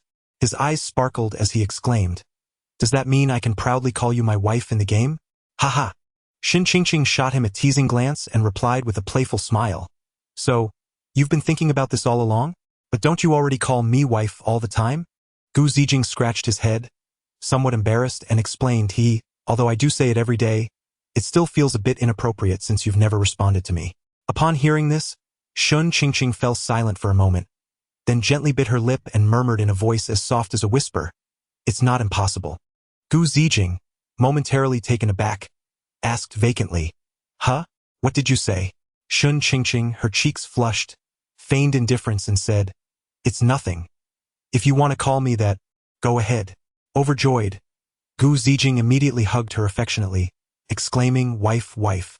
A few days later, on the agreed date, Shin Qingqing arrived at the address provided by the game company, which was indeed the headquarters of the firm. Located in the city center, it was a towering structure of over 100 meters, adorned at its entrance with a whimsical slime-shaped hot air balloon. It was Shin Qingqing's first time visiting such a grand company, and she felt a twinge of nervousness. Taking a deep breath, she stepped inside, explained her purpose to the receptionist, and then waited in a nearby area. Before long, someone came to escort her upstairs to a certain floor. After navigating several twists and turns, they arrived at a reception room. There, the staff explained the job details and various contract stipulations, including compensation and confidentiality agreements. After a moment's contemplation, Shin Qingqing agreed to the terms. Once everything was settled, they proceeded to the recording studio, where work commenced immediately. The voice director informed her that this was an important character for the subsequent storyline, highlighting the complexity of the role. However, today she would only record a single segment, allowing her to find her rhythm. Upon glancing at the script, she noted the striking resemblance to the character Dayu. A light bulb went off in her mind. This was right up her alley. Frequently, she would recite lines from Dayu to Gu Ziqin, and soon enough, she found her groove, recording with unexpected ease. However, since they were only recording a segment, and even jumping between lines, she remained unaware of what kind of character she was voicing or whether they would be a hero or a villain in the unfolding narrative. This underscored how meticulously the company safeguarded its secrets. After concluding the day's recording, Shin Qingqing returned home. As she recounted her experiences to Gu Ziqin, her descriptions were vivid, leaving her feeling somewhat unsatisfied. Gu Ziqin, of course, was thrilled for her. However, Shin Qingqing suddenly grew contemplative. After I graduate and start working while you choose to pursue further studies, will we still be able to walk this path together as we do now?" With this unexpected question, The originally light-hearted atmosphere shifted to a more somber tone. Society, a realm both alluring and daunting. It is believed that every soon-to-be graduate experiences a sense of bewilderment. What should one pursue in the future? Will they be able to secure a job that aligns with their field of study? Will it be a position that brings personal satisfaction? Will it be exhausting? Will they encounter numerous challenges? There is even the possibility of failing to find employment, leading to unemployment immediately after graduation. How did this topic arise? Gu Zijing was evidently caught off guard by her words, her face revealing a trace of surprise and confusion. At that moment, Shen Qingqing slightly lowered her head and sighed softly, saying, "It's nothing much, really. I just suddenly began to contemplate my path forward." The mere thought of the myriad uncertainties that lie ahead after graduation fills her heart with a wave of panic and helplessness. Chapter 51. I want to sing for you. As she spoke, her beautiful eyes gradually dimmed, revealing a flicker of confusion and deep-seated unease. Oh dear, don't overthink it. Haven't you already secured a commendable job? Besides, it was they who sought you out. Opportunities will undoubtedly abound in the future, Gu Zijing reassured her hastily.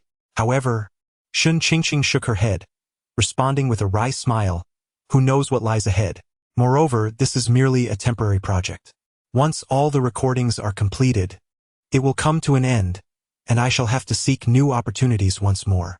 As she spoke, she fell into silence again, seemingly enveloped by an invisible pressure. Gu Zijing looked at Shen Qingqing, a surge of compassion welling up within him. He gently took her hand, his larger one enveloping her smaller one, as if to shield her in a protective embrace. Do not worry, we will certainly remain together, he said softly. He paused before continuing, graduation and further studies are merely stages in our lives. Though we may encounter challenges and difficulties, they also present us with opportunities for growth.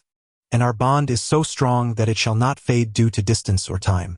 I will always support you no matter what you choose to pursue. Listening to Gu Zijing's comforting words, Shen Qingqing's anxiety gradually dissipated. She lifted her gaze to meet his eyes, and with a playful shift in tone, she teased, "What if I were to rob a bank?" Understanding her jest, Gu Zijing countered playfully, "Then I would have to uphold justice. I would personally bind you and deliver you to the police station, using turtle shell bindings to ensure your compliance." Shen Qingqing, feigning indignation, retorted, "You are insufferable, truly insufferable."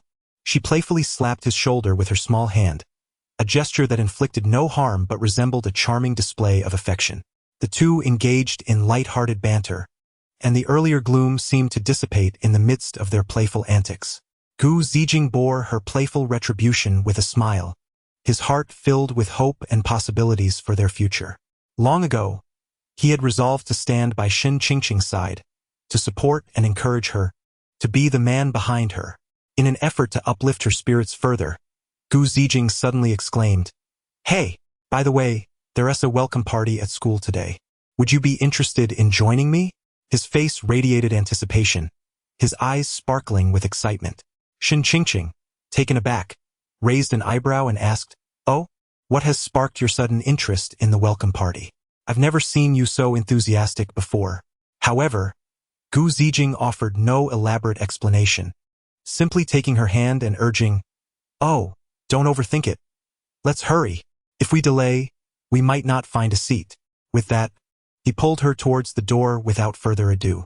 "Wait, I need to change," Shen Qingqing cried out in haste. Upon arriving at the welcome party venue, they found that the performances had already commenced, and the seats were filled to capacity. The two exchanged glances, marveling at the scene before them. To her surprise, a multitude of students attended the welcoming party, a stark contrast to previous years when they showed little interest and hardly paid attention. Reluctantly, she found a spot with a decent view to watch the festivities. The stage was alive with flashing lights, and each performance was nothing short of spectacular. The students of Hai University displayed their diverse talents, singing, dancing, rapping, and showcasing their basketball skills, all with an infectious rhythm and exuberance. Gu Zijing swayed gently to the music, occasionally glancing at Shen Qingqing, who, too, was swept up in the atmosphere, her face beaming with joy. As the stage lights dazzled, the senior students from the vocal department made their grand entrance, their smiles radiating confidence and passion as they prepared to offer their voices to every audience member present. When the music began, they harmoniously sang "I Want to Sing This For You." Their voices, akin to celestial melodies, were pure and enchanting, each note infused with emotional depth that resonated profoundly within the hearts of listeners, drawing them into a state of rapture. The students below were equally captivated by this exquisite serenade, with cheers and applause rising and falling like waves, particularly those seated who were visibly excited, their faces alight with enthusiasm and delight. Some even swayed gently to the rhythm, wholly immersed in the ocean of music. Couples, deeply moved by the ambience, embraced each other tenderly, savoring the warmth and affection they shared, as the surrounding clamor seemed to fade away, leaving only their profound connection. Even more audaciously, some young individuals boldly kissed in public, unbothered by the gaze of onlookers. Their actions conveyed a direct expression of love, infusing the atmosphere with romance and sweetness. Watching their boldness, Shun Qingqing couldn't help but recall the once daring and assertive Gu Zijing, and a wave of embarrassment washed over her. Thankfully, he had tempered his behavior considerably. However, at home, he seemed to lack restraint, often crossing boundaries that required considerable effort on her part to refuse, fearing that if she succumbed, he would take advantage of her completely. After all, he was a Scorpio, driven by intense desires. As Shun Qingqing pondered, she suddenly heard Gu Zijing softly humming the same song in her ear. Turning to look, she found him gazing at her with affectionate eyes, brimming with tenderness, as if using the song to confess his feelings. Her cheeks flushed, a blend of shyness and sweetness reflected in her gaze. As the song came to an end, a silent connection passed between them. The vocal department continued to dazzle, with several senior girls adorned in pristine white dresses taking the stage to perform an enchanting dance. Gu Zijing leaned closer to Shun Qingqing and whispered, "They must be freezing." She shot him an annoyed glance, thinking he was overly concerned. His eyes, however, remained fixated on the stage, as if he were spellbound. Witnessing this, a surge of inexplicable jealousy welled up within her. Just moments ago he had been singing love songs, and now he was entranced by something else entirely. "Humph, are you genuinely concerned about whether they feel cold? Or are you merely captivated by their legs?" She couldn't help but inquire, her tone laced with a hint of dissatisfaction and reproach. At home, she often observed him engrossed in short videos. Although she understood the allure of attractive men, an inexplicable discomfort lingered within her. "Why is it that, if I do not appeal to you, you find them appealing?" Upon hearing this, Gu Zijing abruptly turned her head, her eyes widening as she fixed her gaze on her, exclaiming, "Shun Qingqing." Her voice seemed to carry an undertone of seriousness. "What is it?" she retorted defiantly, hands on her hips, striking a pose of righteous indignation. "Such words cannot be spoken so plainly," he asserted with an air of righteousness. Chapter 52. Gu Ziqin, the eccentric Shun Qingqing, was momentarily at a loss for words. "If you hadn't concealed it from me, would I be in this predicament?" However, Shun Qingqing was unyielding, retorting with a cold laugh, "Oh please, haven't you indulged enough in your usual viewing? Let us not dwell on that. You've certainly received your fair share of benefits, haven't you? It's all visible." Upon hearing this, Gu Ziqin mumbled, "Seeing but not touching is more agonizing than death itself." Shun Qingqing paused, taken aback by his words, and fell silent. After a brief moment, she clenched her teeth, as if resolved to make a decision, and said, "All right then, when we get home. You may touch." In truth, she was calculating that if she allowed this fellow a small reprieve now, perhaps he would not persistently harass her in the future. With this thought in mind, the words slipped from her lips. Gu Ziqin, upon hearing this, instantly became animated. Grasping her hand, he inquired, "Is that true?" Shun Qingqing hesitated to meet his gaze, responding with uncertainty. Gu Ziqin pressed further, "Is it really true? You're so annoying. I've already said so. Must you keep asking?" Frustrated by his relentless questioning, Shun Qingqing nodded emphatically. "Yes." Gu Ziqin gazed at her with unwavering determination, his previous apprehensions evaporating. He grasped Shun Qingqing's delicate hand with resolve, his tone firm. "Let us go home." Shun Qingqing was evidently startled, her eyes widening. "Huh? Aren't we going to look anymore? Why the rush? Yet, Gu Ziqin merely smiled gently, pulling her closer and softly murmuring, "No more looking. Nothing compares to the sweetness of being with my wife." Shen Qingqing covered her face, feeling overwhelmed. This guy was undeniably a leg enthusiast, or perhaps even more. Observing her exaggerated reaction, Gu Ziqin sighed, "Don't overreact as if I've done something outrageous." Shen Qingqing looked skyward, lamenting, "I feel sullied." As she spoke, she even took the time to play a tune on her phone, a cut of Plum Blossoms. As the snowflakes danced and the northern winds howled, Gu Ziqin could no longer bear it. He snatched the phone from her and turned it off, then tossed it back to her. "All right, tomorrow let us go on a date together. Whatever you wish to buy or do, I'll cover the expenses." How come you're so free this semester?" Shen Qingqing asked, puzzled. Gu Ziqin explained with a wry smile, "The new class schedule just came out. Conveniently, I have no classes tomorrow, and this is the only day I can rest all week." He continued, "Most fourth-year students at this point hardly have any classes left. They either play all day or, if ambitious, venture into entrepreneurship. But here I am, studying medicine, with no time to unwind. Just thinking about it is disheartening. Oh no, I don't want to go. I'd rather stay home and play games in comfort." Shen Qingqing pouted decisively, rejecting his invitation. She turned over, sprawled on the sofa, and shifted into a more comfortable position to continue her phone games. Gu Ziqin began to feel anxious. Having attended classes my entire life, am I not entitled to a bit of enjoyment? He exclaimed, grabbing her ankle and pulling her outside. "Ah, all right, I'm coming. Isn't it tomorrow? Please, stop tugging. My leg is nearly dislocated," she shouted, desperately clinging to the edge of the sofa to avoid being ensnared by his grasp. For a moment, she feared he intended not to take her on a date, but rather to drag her back inside. Upon hearing her protests, Gu Zijing did not release her. Instead, he used one hand to maintain his grip on Shen Qingqing's ankle, while the other hand gestured in a theatrical manner, stating earnestly, "Firstly, the human leg structure is not that fragile. Under normal circumstances, dislocations are quite rare. Secondly, you are not one to uphold your promises, and I fear you may change your mind tomorrow." As he spoke, he tightened his hold on her ankle, refusing to let go. Shen Qingqing internally lamented her plight.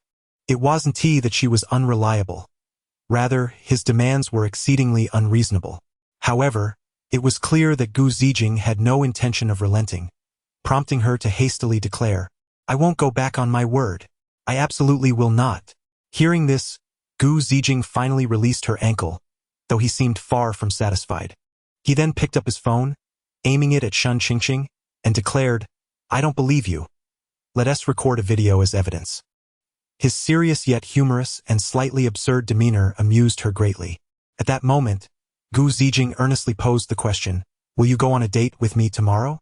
Shen Qingqing laughed so heartily that her stomach hurt, covering her face with her hands as her laughter trembled.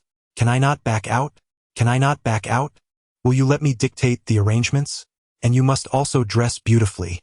All right, Gu Zijing seized the opportunity. "Can you call me husband?" Taken aback, Shen Qingqing instinctively replied, "I can." Gu Zijing shouted with glee, a mischievous smile gracing his face. "Yes, the plan is in motion." It was only then that Shen Qingqing realized the implications, hastily waving her hands. "No, wait, you've ensnared me." In stark contrast, Gu Zijing remained unfazed, earnestly replying, "I've called you wife numerous times. How can it be unreasonable for you to call me husband just once? It's not that it's unreasonable, but, oh dear, that feels quite embarrassing." Shen Qingqing's face flushed crimson as she bowed her head, her hands nervously fidgeting with the hem of her clothing. Gu Zijing, with a devilish grin, teased her, "You've called me that before." At this, Shen Qingqing's face turned even redder, and she internally lamented her situation. Truly, he possessed no sense of shame whatsoever, showing no disdain for her past as a man. At times, she even wondered if he had contemplated such matters while she was still male. Previously, their banter had been in jest, but now that they were genuinely together, the prospect of calling him such an intimate term felt rather mortifying. Shen Qingqing bit her lip, hesitating several times before finally summoning the courage to take a deep breath and softly call out, "Husband." Though her voice was barely audible, it was imbued with shyness and sweetness. Gu Zijing, upon hearing this tender address, felt his heart blossom with joy, a radiant smile illuminating his face. How delightful! He stepped forward, gently ruffling Shun Qingqing's hair, and tenderly remarked, "Such a good girl. From now on, call me that." His face still beamed with happiness, resembling a mischievous villain. Shun Qingqing swiftly swatted his hand away and hurriedly retreated to her room. Just before closing the door, she defiantly shouted, "Gu Zijing, you big pervert." Gu Zijing, watching her fleeing figure, could only find her adorably endearing. That evening, Shun Qingqing gazed at the array of outfits her mother had purchased for her: short skirts, camisoles, high heels, and various stockings. Remembering Gu Zijing's request for her to dress attractively the following day, she fell into deep contemplation. Chapter 53. A day of dating. The following day, Gu Zijing awoke with exuberance, eagerly preparing for his date. He meticulously selected a dapper outfit and had even reserved a table at a restaurant along with movie tickets. Shun Qingqing unusually rose early as well, yet she remained ensconced in her room until Gu Zijing had everything ready. Gu Zijing had washed his face, styled his hair, used the restroom, and charged his phone. But wasn't Shun Qingqing taking a bit too long? He decided to check on her. Upon entering Shun Qingqing's room, he found her seated at the vanity, engrossed in applying her makeup, seemingly at the stage of testing lipsticks. Through the mirror, Shun Qingqing noticed Gu Zijing's arrival and immediately turned her head, holding 3 lipsticks that appeared strikingly similar in color, eagerly asking him, "Which one do you think looks better?"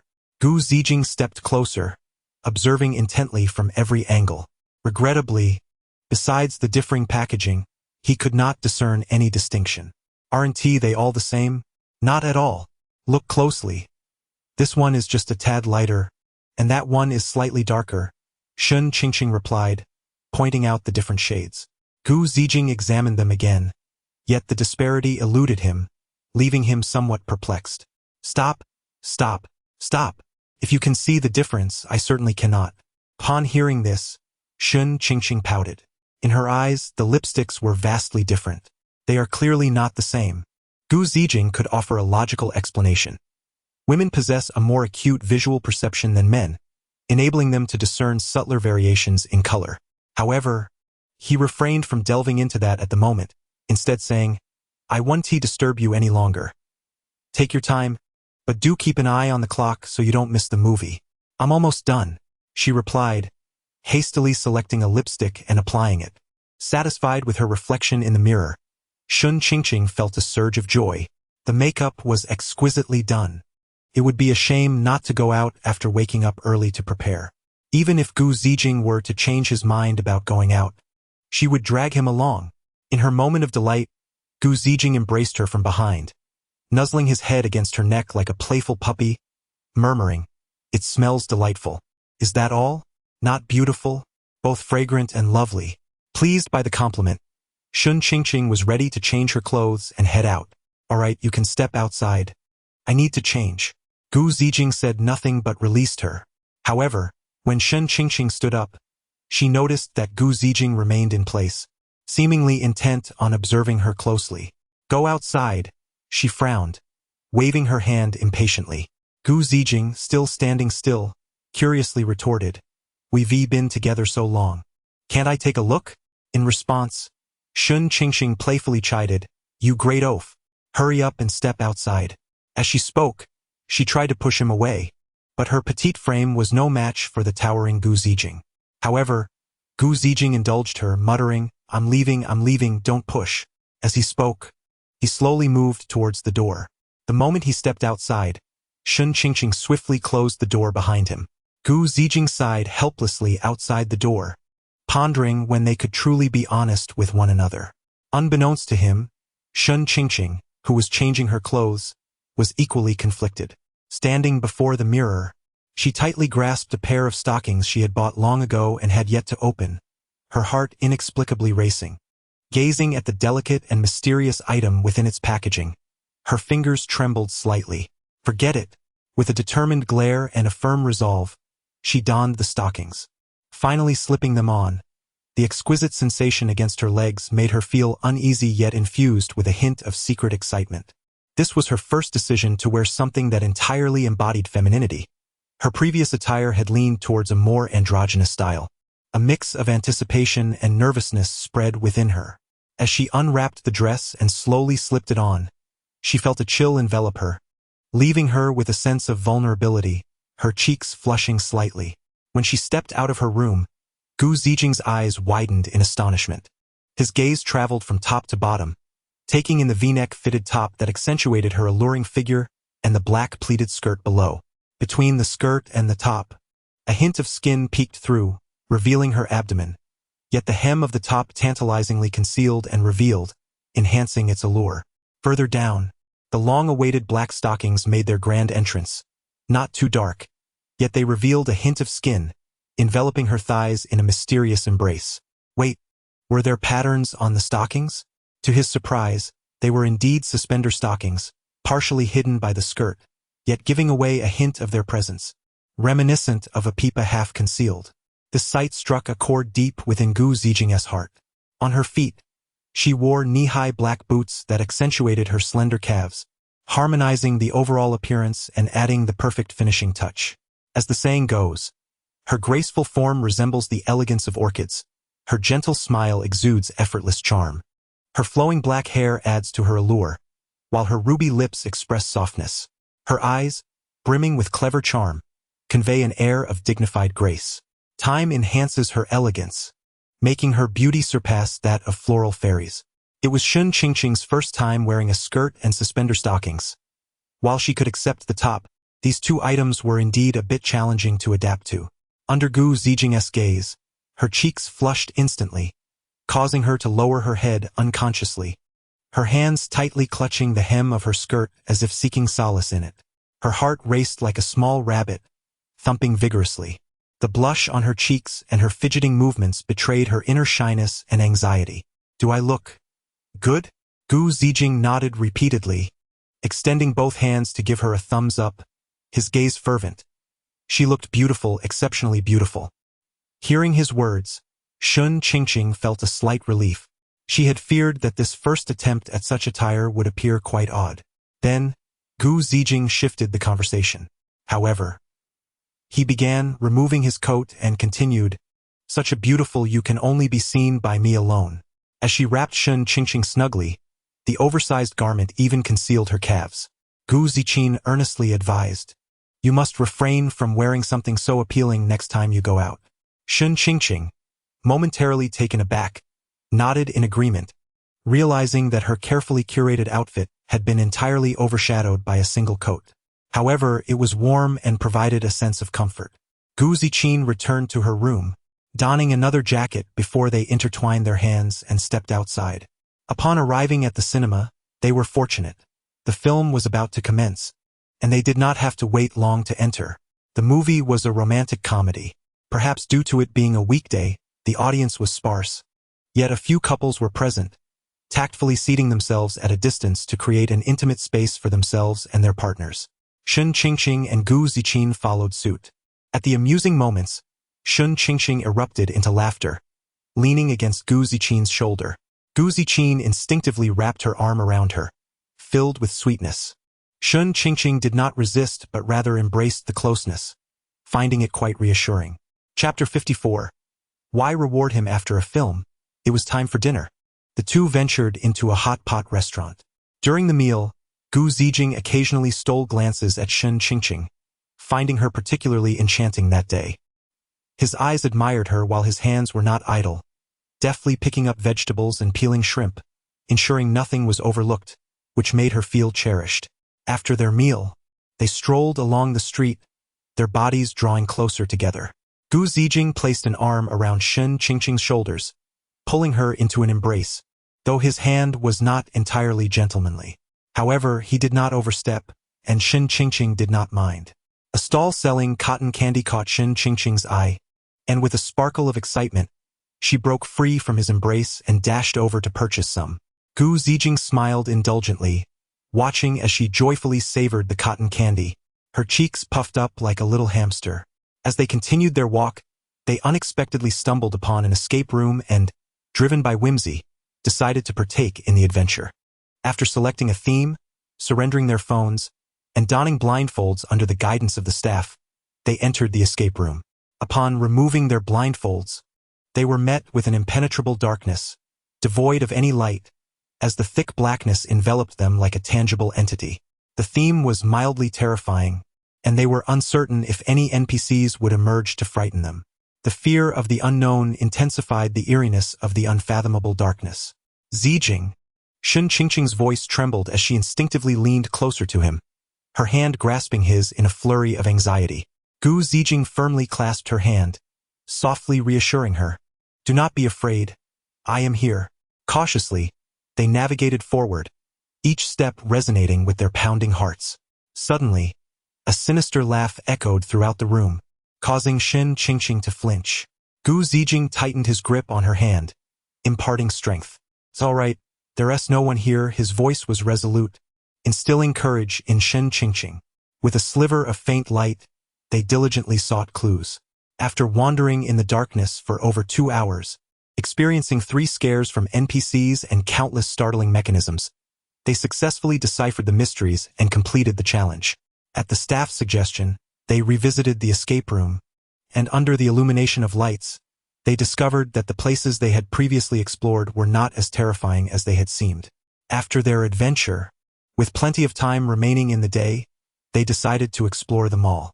Strolling through the bustling shopping center, surrounded by a throng of people and an array of shops, Shun Qingqing soon began to feel overheated due to the warmth of the air and the oversized, thick garment Gu Zijing had lent her. Unable to resist, she unzipped her jacket. The V-neck line provided relief, cooling her down significantly. Unbeknownst to her, Gu Zijing, ever the jealous one, noticed her action and immediately stepped in front of her, zipping her jacket back up. Didn't I say that this outfit is only for my eyes? Shun Qingqing felt tears welling up in her eyes. But I'm hot. Why don't you lend me your lighter jacket? At least Gu Zijing's garment was thinner. After pondering for a moment, Gu Zijing replied, Very well. Let us find a clothing store first. They then sought out a boutique, borrowing a fitting room to change into different attire.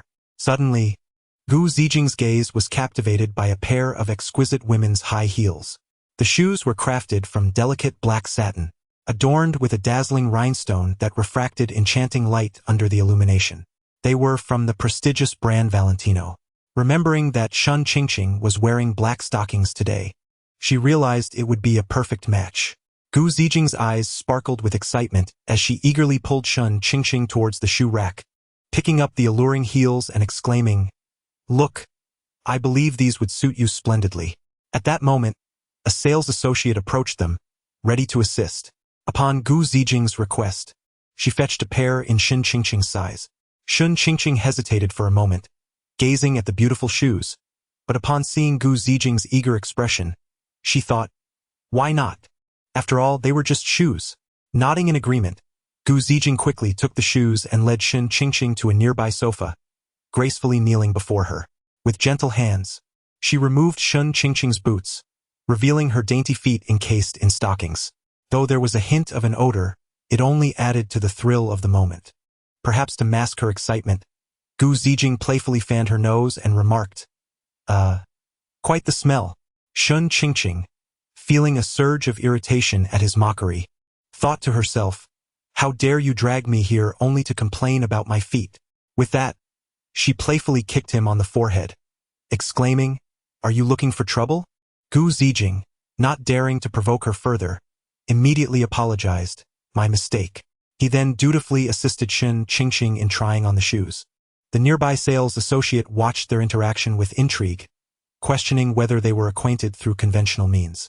Once the shoes were on, Gu Zijing, with a theatrical tone, announced, Your Highness, the shoes are ready for you. Shun Qingqing decided to indulge him, replying, Well, help me up, dear Gu. As she stood, her entire demeanor transformed. With her height already notable among women, the addition of the heels elevated her elegance even further. Gu Zijing's eyes sparkled with admiration as he encouraged, Take a few steps. Shun Qingqing attempted to walk, her heels suddenly much higher and supported by a slender stilt. As a novice in high heels, she struggled to maintain her balance and stumbled after just a couple of steps. Gu Zijing swiftly caught her. Shen Qingqing chuckled shyly, and upon seeing her reflection in the mirror, she felt a surge of joy. Encouraged by Gu Zijing, she ultimately decided to purchase her very first pair of high heels. However, upon glancing at the price tag, she gasped, "What on earth? This is exorbitantly priced. Let us go, I'm not buying it." Gu Zijing, undeterred, waved his hand dismissively, stating, "I'll cover this." Before Shen Qingqing could fully comprehend, he had already swiped his card to complete the transaction. Shen Qingqing marveled at his willingness to spend so much for a mere indulgence on her behalf. This evening, allow yourself some indulgence. After purchasing a pair of shoes, the two strolled along the bustling commercial street. Suddenly, a familiar figure appeared not far ahead. As Shen Qingqing focused her gaze, she recognized the girl. It was her class monitor, Zhou Mo. The man beside Zhou Mo seemed somewhat familiar as well. They were engaged in lively conversation, with Zhou Mo affectionately linking her arm with his, exuding an intimate couple-like aura. Shen Qingqing couldn't shake the feeling of familiarity. As they drew closer, she finally recognized the man. A pang of anxiety gripped her heart as a complex array of emotions, shock, anger, and memories, flashed in her eyes. Gu Ziqin sensed Shen Qingqing's unease and followed her gaze, noticing Zhou Mo joyfully entwined with her boyfriend's arm, radiating happiness. In an instant, Shen Qingqing's memories were transported back to her school days, when this man had relentlessly bullied her, subjecting her to verbal humiliation and social exclusion, plunging her into a period of darkness. Now, encountering him again, those painful memories surged forth like a tidal wave. Her body trembled slightly, and she instinctively tightened her grip on Gu Ziqin's hand. Perceiving Shen Qingqing's distress, Gu Ziqin inquired, "What's wrong?" Shen Qingqing took a deep breath, striving to compose herself. "He bullied me during high school." Chapter 55. Recovery. She did not wish to lose composure in such a setting, nor did she want the shadows of the past to tarnish the beauty of the present moment. Upon hearing this, Gu Zijing's gaze towards the man ignited a flicker of anger. He gently clasped Shen Qingqing's hand, offering reassurance. "Do not fear, I am here." Shen Qingqing shook her head, saying, "No, I am not afraid. I am concerned for Zhou Mo. That man is not a good person. The possibility of a villain reforming exists, yet she could never believe this individual would change." Wang Chao, a scoundrel of the worst kind, had been the source of her resentment for countless nights. As they spoke, Zhou Mo and Wang Chao approached. From a distance, Zhou Mo unmistakably recognized Shen Qingqing and her companions. Upon reaching them, they exchanged greetings. Wang Chao's eyes gleamed upon spotting Shen Qingqing, akin to a ravenous wolf locking onto its prey. An involuntary smirk, both lascivious and greedy, crept across his lips. He had recently transferred to Haida University, leveraging his modest social skills to gain entry into the student council, and had fortuitously become acquainted with Zhou Mo. His interest had surged instantly. However, the class president of the broadcasting department was rather naive, and after a few casual exchanges, they had arranged to meet today. He had anticipated a successful pursuit by evening, yet he now found himself face to face with a beauty, seemingly a classmate of hers, who was even more stunning than he had expected.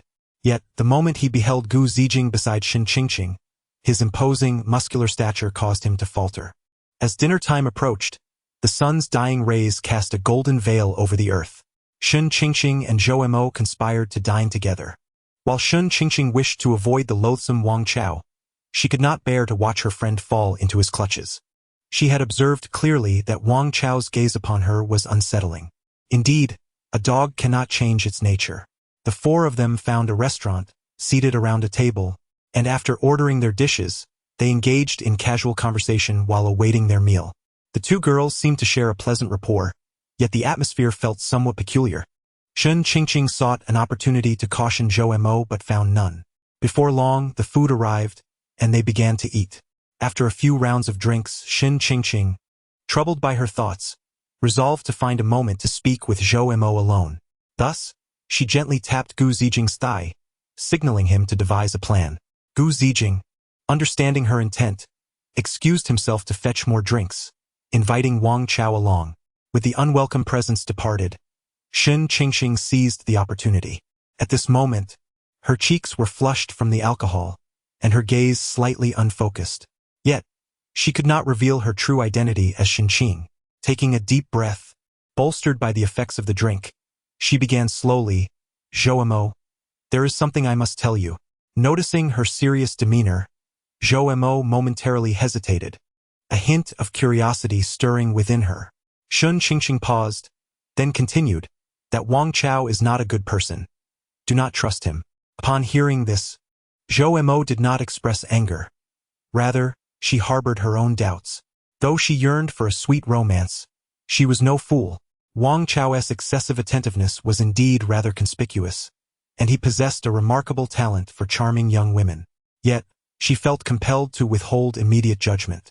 She inquired, "Qingxing, is there some misunderstanding between you two?" Shen Qingxing shook her head. "Do you still remember Shen Qing?" A sudden pang echoed within Zhou Mo's heart. Subsequently, from an outsider's perspective, Shen Qingxing recounted her experiences of being bullied by Wang Chao during their high school years.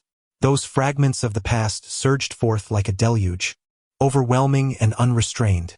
Zhou Mo listened intently, her countenance growing increasingly solemn, her eyes a tapestry of surprise, empathy, and complex emotions. She refrained from questioning how Shen Qingxing possessed such intimate knowledge of Shen Qing's past, perhaps harboring her own suspicions. At that moment, Gu Zijing and Wang Chao returned. Wang Chao, noticing the unusual expressions on their faces, was momentarily puzzled. Gu Zijing, however, discreetly observed the traces of tears at the corners of Shen Qingxing's eyes, as a tempest of intricate emotions quietly brewed at their modest dining table. "Qingxing has had a bit too much to drink. I shall take her home," Gu Zijing declared, leading Shen Qingxing away. Unbeknownst to them, after their departure, Zhou Mo broached the subject of Shen Qing with Wang Chao. His only inquiry was regarding how she had come to know, his demeanor decidedly unnatural. This revelation led Zhou Mo to form her own conclusions. With a sudden clatter of chopsticks, she stormed off, leaving Wang Chao seething with indignation. Let us not dwell on those troubling matters. Today has been filled with joy. We must not allow trivial concerns to mar our good spirits. Gu Zijing gently reassured Shen Qingxing. Honestly, I often ponder the fortune and destiny it takes to encounter someone truly trustworthy, someone to whom one can entrust their entire life. Just look at my mother. After countless selections, she ended up with a man so unreliable, leaving her with an indelible shadow in her heart. And Zhou Mo, she almost fell into the jaws of a predator, deceived by a villain. Alas! As she spoke, Shen Qingxing let out a long sigh, her eyes reflecting a mixture of regret and helplessness. Gu Zijing listened silently to her confessions, his gaze tenderly fixed upon her, as if his quiet presence could offer her the utmost comfort and support. "And you? Will you always treat me well? Can I trust you for eternity?" Shen Qingxing suddenly lifted her gaze, her eyes brimming with both hope and trepidation, as if under the influence of the wine. She sought to entrust him with something profoundly significant. Gu Zijing halted, placing his hands on her shoulders, his expression gravely sincere. "Qingxing, you must understand, since the moment I met you, my heart has belonged solely to you. My feelings for you are not a fleeting whim, but a desire for lifelong companionship." Shen Qingxing's eyes shimmered with unshed tears. Yet, the future was fraught with uncertainties, and no one could predict what might transpire. Gu Zijing gently brushed her nose with his finger. "Regardless of what the future holds, I shall remain steadfast by your side. In every challenge, in every setback, I will be your strongest support. Just as today, I will shield you from Wang Chao or any lurking threats." Shen Qingxing's tears transformed into laughter. "You speak so beautifully, yet at times I cannot help but feel fear." Gu Ziqing enveloped her tightly in his embrace, reassuring her, "Do not be afraid. Action will prove everything. There are still countless beautiful experiences awaiting us. Traveling together, raising pets, and growing old side by side." Leaning against him, Shen Qingxing felt the strength of his heartbeat, and her worries gradually dissipated. Upon returning home, Shen Qingxing felt drowsy, her vision slightly blurred as if everything around her was shrouded in a haze, her mind seemingly incapable of processing any thoughts. Just as Gu Ziqin had taken off his coat, Shun Qingqing sprang towards him. Under the gentle embrace of the moonlight, they held each other tightly. The moment their lips met, it felt as if time itself had come to a halt. The rhythm of their heartbeats intertwined, composing a symphony of love. Gu Ziqin's hand gently caressed her back, his movements tender and cautious, as if afraid to disturb this exquisite moment. Shun Qingqing tilted her head slightly, responding with increasing intoxication, their breaths gradually quickening. Gu Ziqin instinctively pulled her closer, wishing to meld her into his very being. As their emotions intensified, their kisses grew ever more fervent.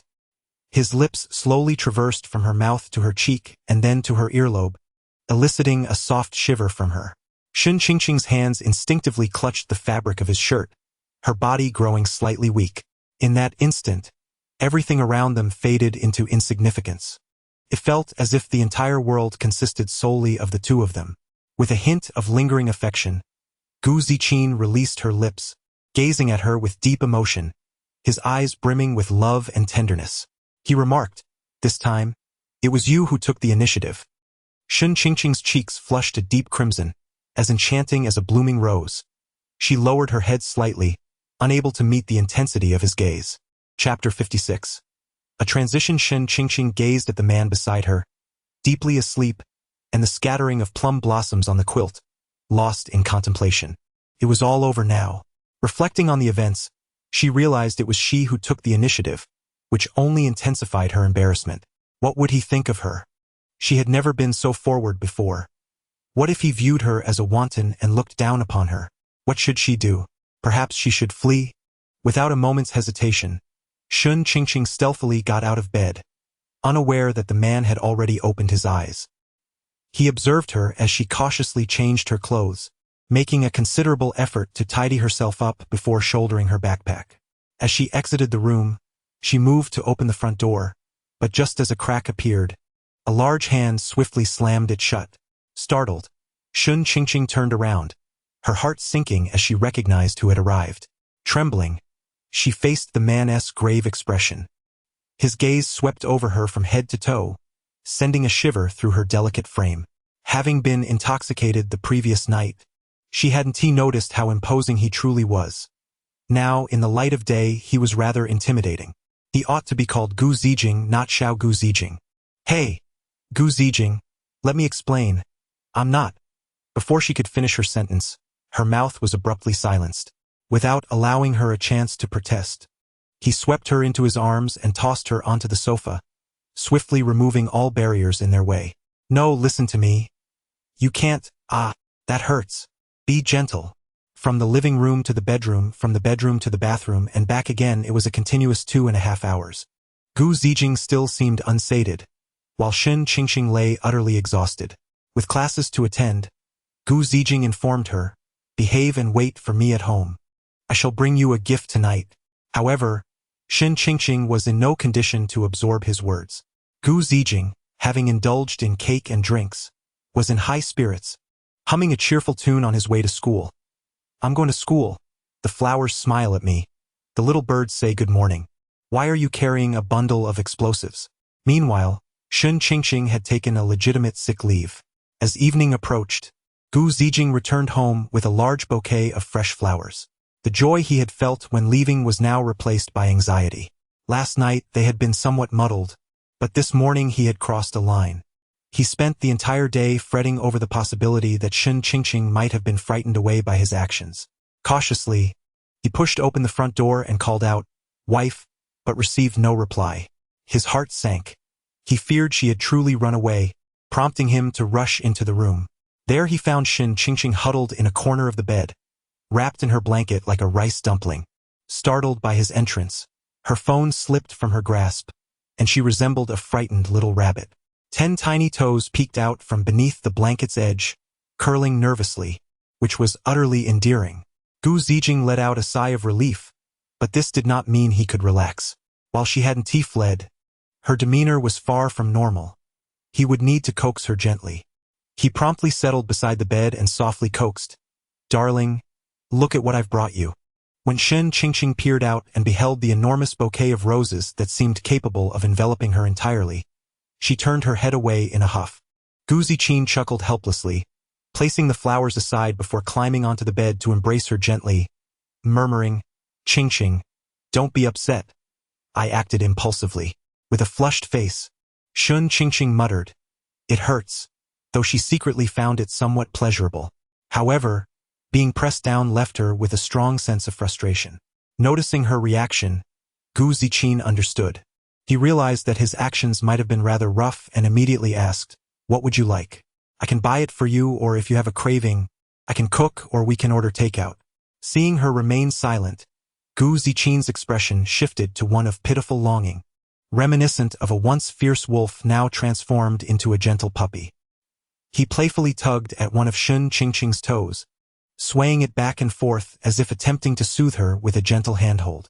Irritated, Shun Qingqing withdrew her small foot, hiding it beneath the covers. Observing his eager demeanor, she couldn't help but chuckle. Finally, she softly murmured, "I'm hungry." At her words, Gu Ziqin's spirits soared. Having a request was certainly better than having none at all. He quickly replied, "All right, I'll go cook for you right away. What do you want to eat? Meat?" Upon receiving her answer, Gu Ziqin immediately turned and busied himself in the kitchen. Before long, the sounds of washing and chopping vegetables echoed through the air. Seeing him so obediently responsive brought a smile to Shun Qingqing's face. Throughout the day, she had come to terms with her feelings, realizing her earlier anger was forgotten, and she merely wished to seize this opportunity to teach this oblivious fellow a lesson. Not long after, delightful aromas wafted from the kitchen. "Wife, dinner is ready," Gu Ziqin called out joyfully, yet after a moment of silence, he received no response. A sense of doubt crept in. Had Shun Qingqing not heard his call? With this thought in mind, Gu Ziqin decided to search for her personally. He hurriedly approached the door and gently pushed it open. However, upon entering the room, the sight before him made his eyes widen in astonishment. Shun Qingqing was in the process of changing clothes. Her already alluring figure seemed to possess even more charm post-maturation. Perhaps too absorbed in her task, she was oblivious to his entrance. At that moment, Shun Qingqing suddenly heard the faint sound of the door opening. Startled, she trembled like a frightened fawn. Recognizing it was Gu Ziqin, she felt a rush of embarrassment and anger, her face turning crimson as she shouted, "Get out! Who let you in?" Instinctively, she hurled a cushion from the bedside at him, striking his face squarely. Gu Ziqin could only retreat in dismay, waiting until Shun Qingqing called for him again before daring to enter. Yet, she remained on the bed, softly instructing, "Come here." Upon hearing her call, Gu Ziqing could not help but feel a twinge of confusion, uttering a soft inquiry, "Huh?" Shun Qingqing, reminded of her physical condition, felt a flush creep across her cheeks. She then said, "My legs are weak. Carry me." With that, she deliberately adopted a pitiful demeanor, extending her hands toward Gu Ziqing. That haughty expression, that coy gesture, how could Gu Ziqing possibly resist? He immediately stepped forward, lifting Shun Qingqing effortlessly into a prince's embrace, exuding an overwhelming sense of security. Gu Ziqing gently placed Shun Qingqing by the dining table, setting her down with utmost care. In a fleeting moment, he stealthily pressed a kiss upon her lips. Shun Qingqing, feeling both flustered and exasperated, could hardly respond. She resolved to prioritize her hunger instead. At last, she was able to partake in her first meal of the day. After all, following the morning's events, her legs had remained weak all day, rendering her unable to flee even if she wished to. Her movements were confined to the bed. Thus, she devoured her meal with great urgency, for she was truly famished. Chapter 57. Happiness and joy. As their meal neared its conclusion, Shun Qingqing appeared quite content. Gu Ziqing seized the moment, scratching his head with a hint of an apologetic smile gracing his face. "I must admit, I was a bit impulsive this morning," Shun Qingqing retorted, her voice tinged with a touch of grievance and dissatisfaction. "Will you still bully me like that in the future?" In a hurry, Gu Ziqing raised his hand in a pledge. "I assure you, next time I will be exceptionally gentle and will never be as rude as I was today." Yet, his gaze inadvertently wandered elsewhere, as if he were still savoring the events of earlier. Observing his demeanor only fueled her anger, prompting her to exclaim playfully, "You rascal!" She thought to herself how he seemed utterly unrepentant, still preoccupied with past moments. However, in her current state of weakness, she could not muster the energy to reprimand him. Instead, she remained seated, glaring at him fiercely to convey her indignation. Gu Zijing chuckled softly. Their ability to jest with one another signified that Shun Qingqing's anger had dissipated. Well, after this experience, our relationship has surely progressed, he remarked with a sly smile. Shun Qingqing shot him a mock glare, placing her hands on her hips. Now I have firmly chosen you. No one else will do. If you dare to abandon me or act irresponsibly, you shall face dire consequences. With that, she waved her tiny fist in a mock threat. Gu Zijing quickly raised both hands in a gesture of surrender, grinning as he replied, all right. Everything will be according to my beloved's wishes. I will do my utmost to behave. That's more like it, Shun Qingqing said, her lips curving into a satisfied smile as she nodded gently. Her bright, star-like eyes sparkled with joy, resembling flowers blooming vibrantly in the spring. Let us go. Back to the house, Gu Zijing declared with enthusiasm. Almost instantaneously, he took a swift step forward, gently scooping Shun Qingqing into his arms. Caught off guard, she exclaimed. What? Where are we going? We just finished eating. Are we heading back already? Noticing the determined look on Gu Zijing's face, she sensed he had something special in mind. Her heart raced involuntarily at the thought. Yet, in response to her inquiry, Gu Zijing merely laughed heartily. As he carried her towards the house, he boisterously announced, to sleep. What?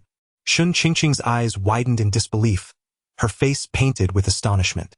She could scarcely believe her ears, though it was precisely the type of remark one would expect from Gu Zijing. For a moment, her mind went blank, leaving her unsure of how to react to this sudden turn of events. Surprisingly, she felt a flicker of anticipation within her. But wait, this could be quite painful. From that day forward, Shun Qingqing and Gu Zijing embraced a blissful life together. One day, Gu Zijing, playfully caressing her belly, chuckled, soft and squishy. Perhaps you're pregnant? Shun Qingqing countered, you have quite the imagination. Initially, she had not given it much thought.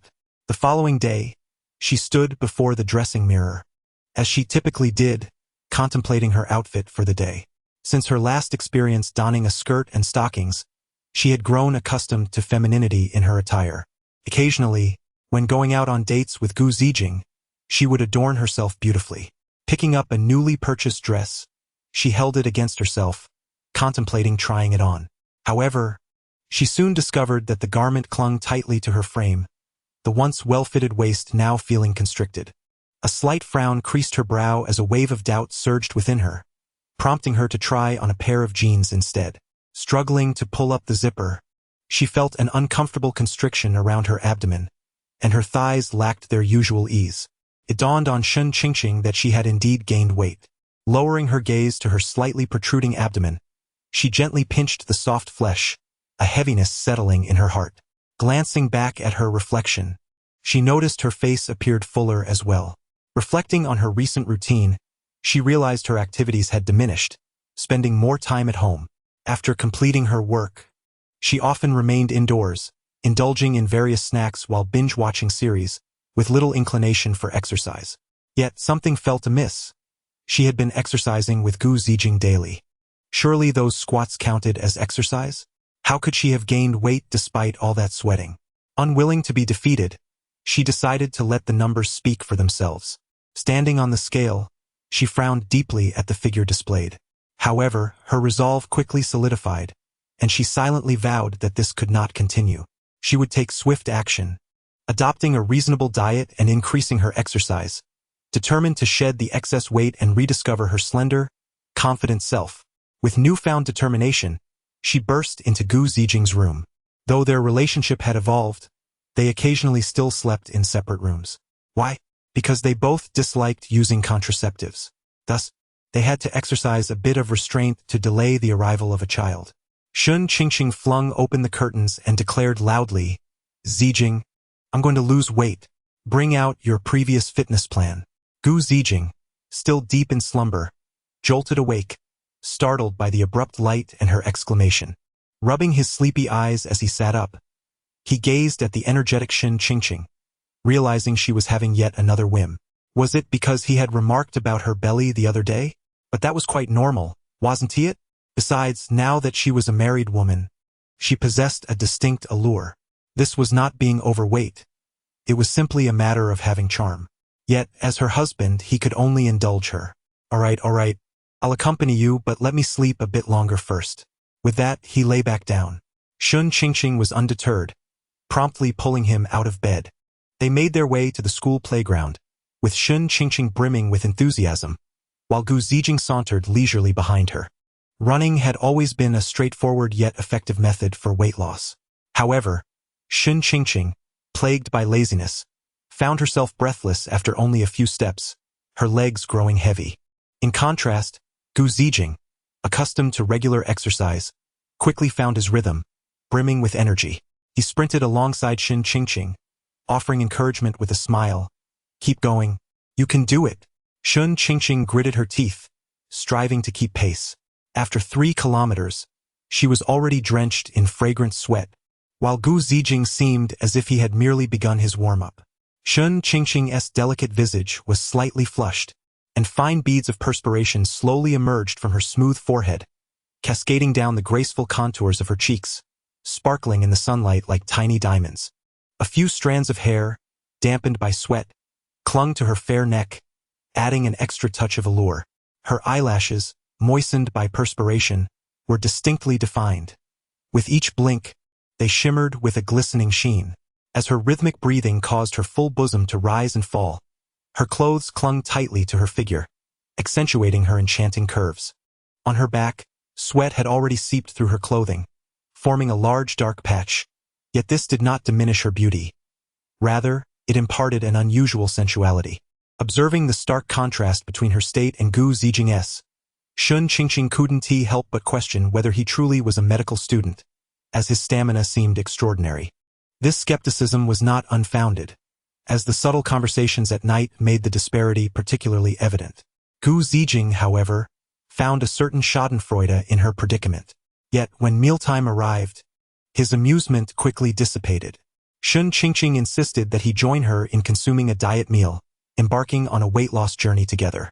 As they gazed at the myriad of delectable dishes in the school canteen, Gu Zijing's mouth watered, but he was tugged by Shun Qingqing to select vegetables instead.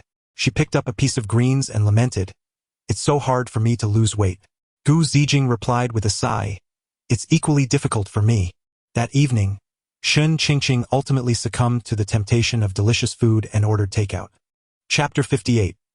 The matters of weight loss on the second day of her weight loss journey. The morning sun filtered through the sheer curtains, casting a warm glow in the cozy bedroom. Shun Qingqing stood on the weighing scale, her expression darkening as she beheld the numbers displayed. She had gained 2 pounds. Her exasperated voice shattered the morning tranquility.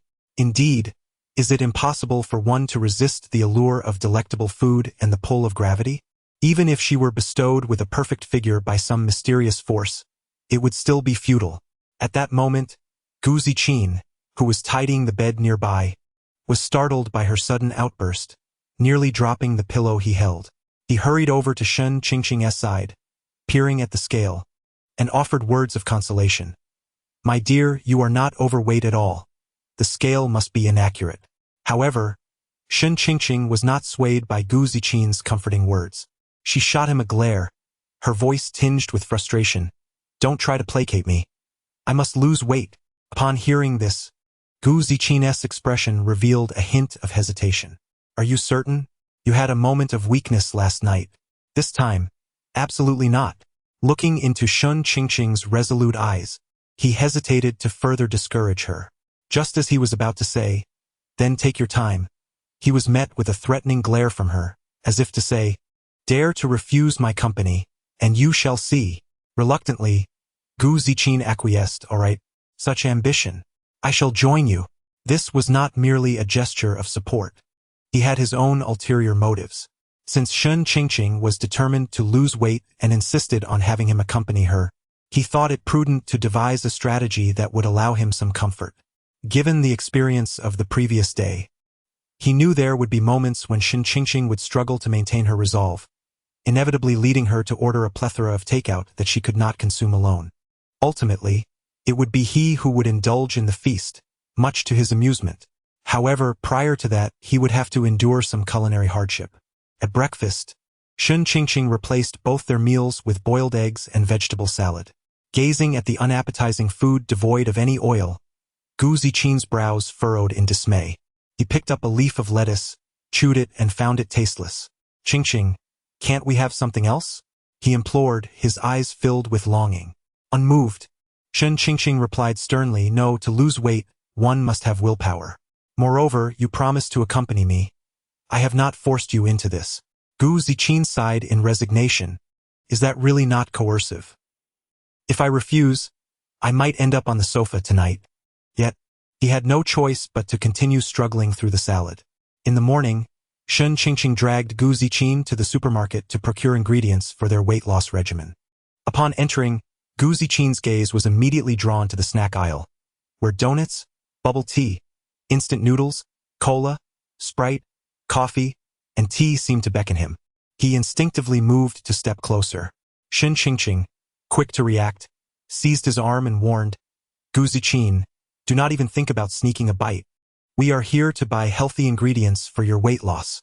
Reluctantly, Gu Ziqin withdrew his steps, following Shun Qingqing to the vegetable section. As he watched her select various vegetables, his thoughts remained fixated on the tantalizing snacks. At noon, the two returned home, and Shun Qingqing prepared a light lunch according to her weight loss regimen.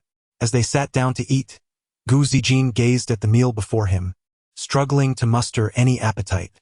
Seizing a moment when Shun Qingqing was distracted, he stealthily slipped into the kitchen, opening the cupboard to discover a bag of unfinished potato chips. His eyes brightened instantly. After ensuring Shun Qingqing was unaware, he quickly tore open the package and stuffed several chips into his mouth. The familiar aroma enveloped his palate, filling him with immense satisfaction. However, before he could savor a few more bites, Shun Qingqing entered the kitchen.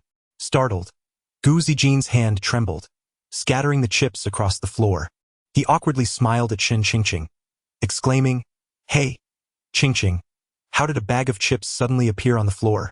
Shun Qingqing, observing the scattered chips and the residue on Gu Ziqin's lips, quickly grasped the situation. With her hands on her hips, she admonished, "Gu Ziqin, did we not agree to lose weight together?" Gu Ziqin hastily apologized. "I'm sorry, Qingqing, I simply couldn't resist. The allure of these chips is too great. Promise, this is the last time." Shun Qingqing, witnessing his pitiful expression, felt a mix of amusement and exasperation, ultimately choosing to forgive him. That evening, Shun Qingqing dragged Gu Ziqin to the school playground for a run. With her stamina lacking, she soon found herself breathless and lagging behind. Leaning on her knees, she gasped for air. At moments like these, Gu Ziqin would stop, run back to her side, and offer encouragement. Sometimes, Shun Qingqing found it truly remarkable. Despite sharing the same meals, Gu Ziqin's vitality surpassed hers. With his support, she managed to push herself for a few more steps, eventually totaling 3 kilometers. Yet before long, she halted again. "I can't go on. I really can't. Let's run again tomorrow." Gu Ziqin, seeing her fatigued state, felt a pang of sympathy. Why push herself so hard? Wasn't it better to enjoy life as they once did, eating whatever they pleased? One should not torture oneself in the pursuit of beauty. Upon returning home, Gu Ziqin schemed to subtly tempt Shun Qingqing into eating. He began watching food videos beside her, indulging in late-night temptations. However, to his surprise, Shun Qingqing remained steadfast. Thus, she persevered for several consecutive days. That night, as Shun Qingqing took a shower, Gu Ziqin collapsed onto the sofa. He could no longer contain himself. He truly craved something indulgent. His stomach grumbled, recalling the lack of delightful treats over the past few days, and his desires ultimately triumphed over reason. "Order takeout, grilled sausages, big kidneys, bring it all." When the delivery arrived, he hid in a corner of the kitchen, devouring his feast ravenously. Meanwhile, as Shun Qingqing bathed, she absent-mindedly touched her abdomen. It's not as chubby as before. It seems this period of dieting has proven effective." Yet, she truly felt hungry. Perhaps just this once she could indulge? As she emerged from her bath, The enticing aroma of barbecue delicacies enveloped her senses. Upon seeing Gu Zijing with a glistening mouth and a noticeably full belly, Shun Qingqing immediately grasped the situation. With a playful indignation, she exclaimed, "Gu Zijing!" Startled, Gu Zijing's body tensed. "How could you secretly order takeout behind my back? This is too much." With a teasing tone, a figure dashed toward her like the wind, snatching a fragrant skewer from Gu Zijing's hands without hesitation, and promptly indulging in it with great delight. Gu Zijing gazed at this impetuous woman, a hint of surprise gracing her features, and could not help but comment, "Weren't you just lamenting about wanting to lose weight?" Before she could finish her thought, Shun Qingqing interrupted, "How verbose you are!" She shot him a glance, then swiftly removed a delicate hairpin that secured her hair, promptly pinching Gu Zijing's mouth shut before he could continue. Faced with such a situation, Gu Zijing could only shake his head in resignation. However, it was rather pleasant to see her joyfully enjoying her meal. With that thought, he set aside his concerns, removed the hairpin from his mouth, and joined Shun Qingqing in her feast. Observing the delight radiating from her as she savored her food, Gu Zijing felt a smile tug at the corners of his lips, his eyes brimming with affection. He softly remarked, "Exactly, when you wish to indulge, just do so freely. It's wonderful. Why must you always torment yourself with dieting?" Upon hearing this, Shun Qingqing lifted her head to glance at him, mumbling through her mouthful, "It's all your fault." "Mine?" Gu Zijing replied, bewildered, pointing to himself in confusion. "What did I do? Was it truly because of that remark about her soft belly?" "It was you who said I had some meat on my belly." Shun Qingqing pouted, glaring at him like an adorable pufferfish. Realization dawned on Gu Zijing, and he quickly explained that was my mistake. I was merely joking without any other intention. Regardless of whether you are plump or slim in my eyes, you will always be the most beautiful and enchanting. My true concern lies only with your health. I hope you do not suffer in pursuit of an ideal figure. Moreover, I aspire to progress alongside you, forging a brighter and happier future together. Since you are so sincere, I shall be magnanimous and forgive you," Shun Qingqing said, lifting her chin slightly with playful reproach. At that moment, Gu Zijing leaned closer, his eyes reflecting a mix of anticipation and curiosity as he softly queried, "By the way, is there truly no possibility of being pregnant?" Hearing this, Shun Qingqing's cheeks flushed, and she shyly lowered her head. After a brief silence, she gradually raised her gaze, locking eyes with the man who stirred her heart, and quietly admitted, "I took a test, and I'm not pregnant." Yet, Gu Zijing appeared undeterred by her response. Instead, a mischievous grin spread across his face as he boldly suggested, "Then let us try a little harder. How about we begin a new tradition, starting tonight, where we share our nights together? This would undoubtedly increase our chances of intimacy." Upon hearing this, Shun Qingqing felt a rush of embarrassment and anger, her feet stomping in frustration as she shouted, "Get lost. How shameless." With that, she turned on her heel and swiftly departed, leaving Gu Zijing standing in place, gazing at her retreating figure, shaking his head in resignation. Still pretending to be shy, he murmured to himself. After finishing the last skewer, he promptly chased after her. Moments later, the sound of Shun Qingqing's furious reprimand echoed from within the room. "Brush your teeth before coming back." Chapter 59. Strawberry flavor sunlight filtered through the delicate curtains, casting a warm glow in the cozy little apartment. Shun Qingqing stirred gently awake, noticing that Gu Zijing was still in a deep slumber beside her, his serene and handsome visage framed by lashes that cast a gentle shadow on his eyelids. A soft smile graced Shun Qingqing's lips as she carefully rose from the bed, making every effort to avoid disturbing him. She tiptoed into the kitchen, intent on preparing a heartfelt breakfast for the two of them. Upon opening the refrigerator, she was relieved to find it was not solely filled with vegetables and radishes. Eggs, milk, and a small box of luscious strawberries greeted her. Shun Qingqing decided to whip up a batch of strawberry pancakes, accompanied by a couple of fried eggs. Before long, the kitchen was enveloped in delightful aromas. The pancakes sizzled in the skillet, their golden hue making them irresistibly appetizing. With practiced ease, Shun Qingqing plated the pancakes, adorned them with a few strawberries, and drizzled honey atop. Ah, it smells wonderful, came Gu Zijing's languid voice from behind her. Unbeknownst to her, he had quietly entered the kitchen, wrapping his arms around Shen Qingqing from behind, resting his chin on her shoulder. You're awake. Hurry and wash up.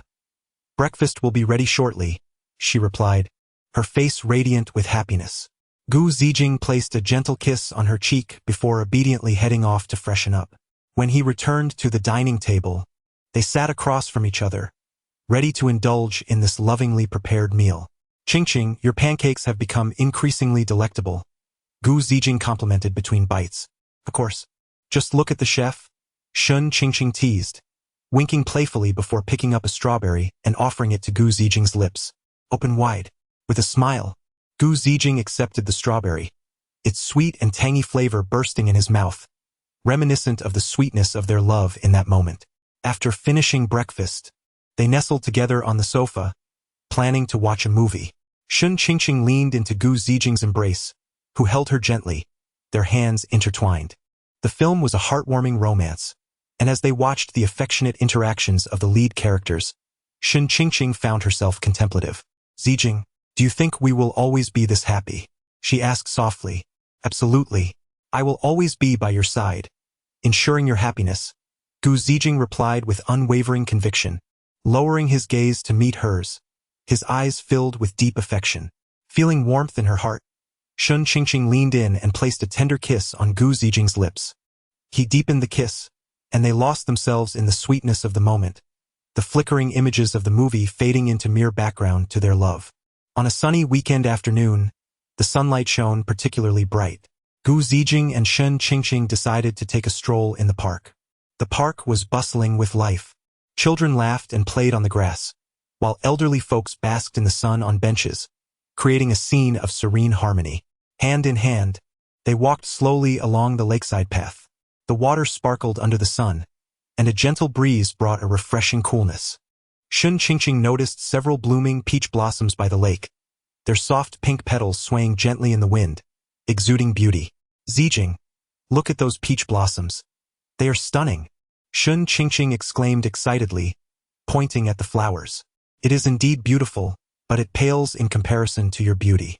Gu Zijing smiled as sweet words flowed effortlessly from his lips. Shen Qingqing's cheeks flushed slightly, and she playfully nudged him, chiding him for his teasing. Gu Zijing led her beneath a blooming peach tree and took out his phone, saying, Come, let me capture a few photos of you. Standing under the peach blossoms, Shen Qingqing struck various adorable poses, her face radiating a brilliant smile. Gu Zijing earnestly snapped pictures, each one preserving her most enchanting moments. After finishing the shoot, Shen Qingqing leaned in to peruse the photos with him. Wow, you've captured them beautifully. I'm almost mesmerized by my own beauty, she exclaimed with laughter. That's simply because you are beautiful to begin with? I merely documented the truth, Gu Zijing replied with a smile, setting one of the photos as his phone wallpaper. They continued their leisurely stroll through the park and soon spotted a stall selling cotton candy. Shen Qingqing's eyes instantly sparkled with delight. Zijing, I want some cotton candy, she declared, tugging at his hand like a child. All right, I'll buy you some, Gu Zijing agreed without hesitation. He approached the stall and purchased a large, fluffy cotton candy, presenting it to Shen Qingqing. Happily accepting the treat, she took a gentle bite, the cotton candy melting in her mouth, releasing a sweet flavor that enveloped her senses. You should have a bite too, she offered, bringing the cotton candy to his lips. With a grin, Gu Zijing took a bite, and they strolled through the park, savoring the cotton candy while relishing the tranquil and beautiful moments they shared. Unbeknownst to them, the sun began to set, casting a stunning glow across the sky. Hand in hand, Gu Zijing and Shen Qingqing slowly exited the park, their silhouettes bathed in the warm hues of the evening. Upon returning home, Shen Qingqing felt a wave of fatigue wash over her, collapsing onto the sofa, reluctant to move. Observing her weariness, Gu Zijing, filled with concern, said, You must be exhausted. Allow me to prepare you a cup of tea. In no time, he returned with a steaming cup of tea, sitting beside her and offering it gently. Take a sip and rest for a while.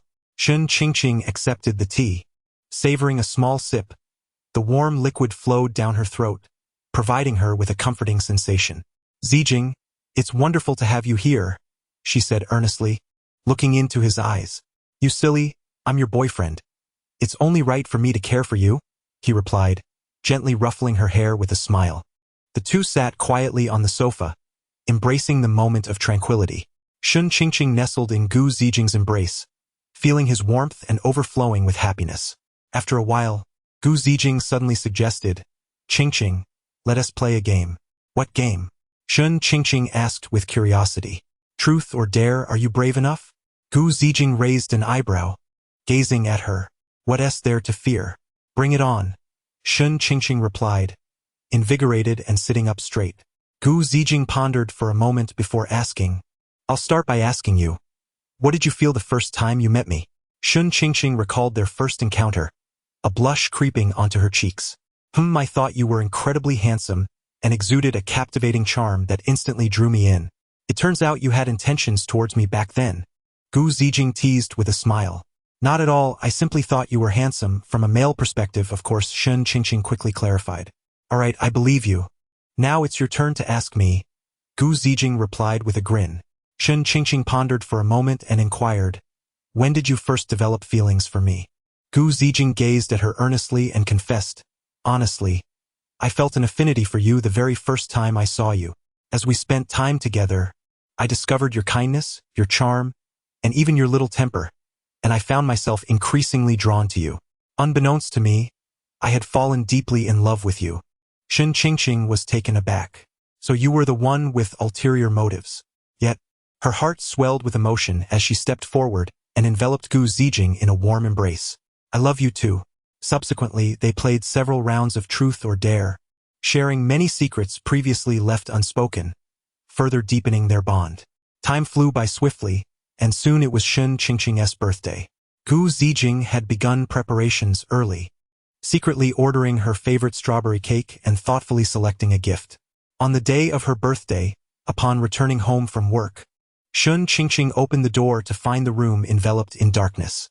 Just as she was puzzled, Gu Zijing emerged from the room, holding a cake adorned with candles, the flickering light illuminating his gentle visage.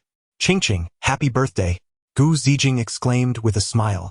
Shun Qingqing was both surprised and delighted, her eyes glistening with tears. Thank you. Gu Zijing placed the cake on the table and took her to stand before it, encouraging her to close her eyes and make a wish. Shun Qingqing complied, silently wishing, and then blew out the candles. You can open your eyes now, Gu Zijing softly said. When Shun Qingqing opened her eyes, she saw not only the cake but also a beautifully wrapped gift box on the table. Is this a gift for me? She asked with excitement. Yes. Go ahead and take a look, Gu Zijing replied with a smile. Shun Qingqing eagerly opened the gift box to find an exquisite necklace, the pendant shaped like a tiny strawberry, just as she adored. It's so beautiful. I love it, Shun Qingqing exclaimed joyfully as she held the necklace. I'm glad you like it. Hurry and put it on so I can see, Gu Zijing said, taking the necklace and helping her wear it. The necklace adorned Shun Qingqing's neck perfectly, enhancing her beauty. It looks wonderful.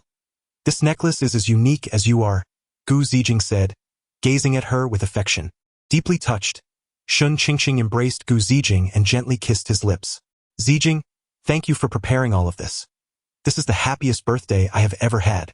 As long as you are happy, anything I do is worthwhile, Gu Zijing replied, holding her tightly, as if wishing to merge her into his very existence. That evening, they savored the cake together and prepared a sumptuous dinner. After the meal, they strolled hand in hand through the neighborhood, the moonlight cascading upon them, casting long shadows behind. Zijing, I hope to have you by my side for every birthday to come, Shun Qingqing gently murmured as she leaned against Gu Zijing's shoulder. I surely will. I will always be with you, cherishing every thought, every birthday, every spring, summer, autumn, and winter, Gu Zijing replied resolutely. Their love story continues, with countless beautiful moments awaiting their creation, much like the everlasting sweetness of strawberries. Chapter 60. Sweetness amidst contradictions. The morning sun cascaded through the delicate blue curtains, gently illuminating the cozy little bedroom like a tender veil. Shun Qingqing gradually awoke, her gaze drifting to Gu Zijing, who was still lost in slumber. His breaths were even and steady, and his handsome visage, kissed by the morning light, appeared to be adorned with a golden halo. A smile unconsciously crept upon Shun Qingqing's lips, her eyes brimming with affection as she subtly shifted her body, yearning to bestow a good morning kiss upon him.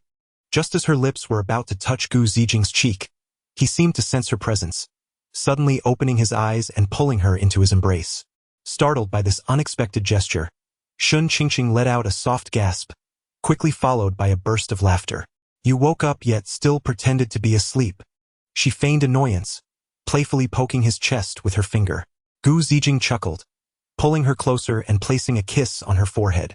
I merely wished to surprise you. Good morning. A faint blush tinted Shun Qingqing's cheeks as she returned his kiss, whispering, good morning. They lingered in bed for a while longer, reluctant to part, before finally rising. With no classes scheduled for the day, Shun Qingqing planned to accompany Gu Zijing to the supermarket for some groceries, intending to prepare a sumptuous lunch upon their return. Upon arriving at the supermarket, Shun Qingqing flitted about like a joyous fawn, darting between the aisles and tossing various ingredients and household items into the shopping cart. Gu Zijing followed closely behind, pushing the cart and occasionally offering suggestions. Qingqing, let us buy some pork belly for braised pork tonight. He held up a piece of pork belly, waving it enticingly in front of her. Shun Qingqing wrinkled her nose in response. No, I'll gain weight if I eat that. You're not even plump. A little indulgence won't hurt. Besides, I am eager to savor your braised pork, Gu Zijing said with a grin, his eyes glistening with anticipation. Unable to withstand his persistent persuasion, Shun Qingqing ultimately relented. All right, just this once. But you mustn't tempt me with such greasy foods again in the future. At your command, my queen. Gu Zijing exaggeratedly bowed to her, chuckling as he placed the pork belly into the cart. They then ventured to the fruit section, where Shun Qingqing's eyes lit up at the sight of vibrant red strawberries. Zijing, I want to eat strawberries. Following her gaze, Gu Zijing smiled. All right, you choose some, but make sure they are big and red. Shun Qingqing joyfully selected strawberries, all the while sharing her selection tips with him. Look, this strawberry is perfectly shaped, its color striking, and the seeds on its surface are golden. It must be incredibly sweet. Observing her earnestness, Gu Zijing's heart swelled with affection. Indeed, my Qingqing has an excellent eye for fruit. After completing their shopping, the couple returned home, laden with bags. Shun Qingqing entered the kitchen, tying on an apron as she began to prepare lunch. Gu Zijing assisted nearby, handing her plates and chopping vegetables. In the kitchen, their laughter and chatter filled the air, enveloping them in a warm and inviting atmosphere. Before long, a splendid array of delectable dishes adorned the dining table, featuring sweet and sour ribs, stir-fried seasonal vegetables, and braised pork. Wow, it looks so appetizing. Ziqin, you are truly remarkable, exclaimed Shun Qingqing as she gazed at the sumptuous feast. Do try it and see if it suits your palate. With a smile, Gu Zijing served her a piece of the braised pork. As Shun Qingqing took a bite, the tender, juicy meat melted in her mouth, and its delightful sweetness instantly captivated her taste buds. It's absolutely delicious. Ziqin, you are a culinary genius. Gu Zijing watched her with a sense of fulfillment, thinking, as long as you enjoy it, I shall prepare it for you every day. The two relished their meal while sharing amusing anecdotes from their lives, making for a warm and sweet lunch. In the afternoon, they nestled together on the sofa, planning to watch a film. Shun Qingqing leaned against Gu Zijing, who gently held her close, occasionally feeding her strawberries from a box in her hand. After dinner, they strolled through the neighborhood to aid digestion. The moonlight, like shimmering water, enveloped them, casting elongated shadows. Hand in hand, they laughed and chatted, savoring the tranquility and beauty of the night. Suddenly, Shun Qingqing halted, gazing earnestly at Gu Zijing. Thank you for appearing in my life and bringing me so much joy and happiness. Gu Zijing looked back at her, eyes brimming with affection. Silly girl, I should be thanking you. You have made my life more complete and meaningful. I love you, now and forever. They exchanged a smile, and with her eyes slightly glistening, Shun Qingqing formed a heart shape with her hands and replied, I love you too. With that, they embraced tightly, their silhouettes appearing particularly warm under the moonlight. Their sweet daily life continued, though it was not always so idyllic. Living together inevitably led to disagreements, as was the case one day. Shun Qingqing and Gu Ziqin had been together for quite some time.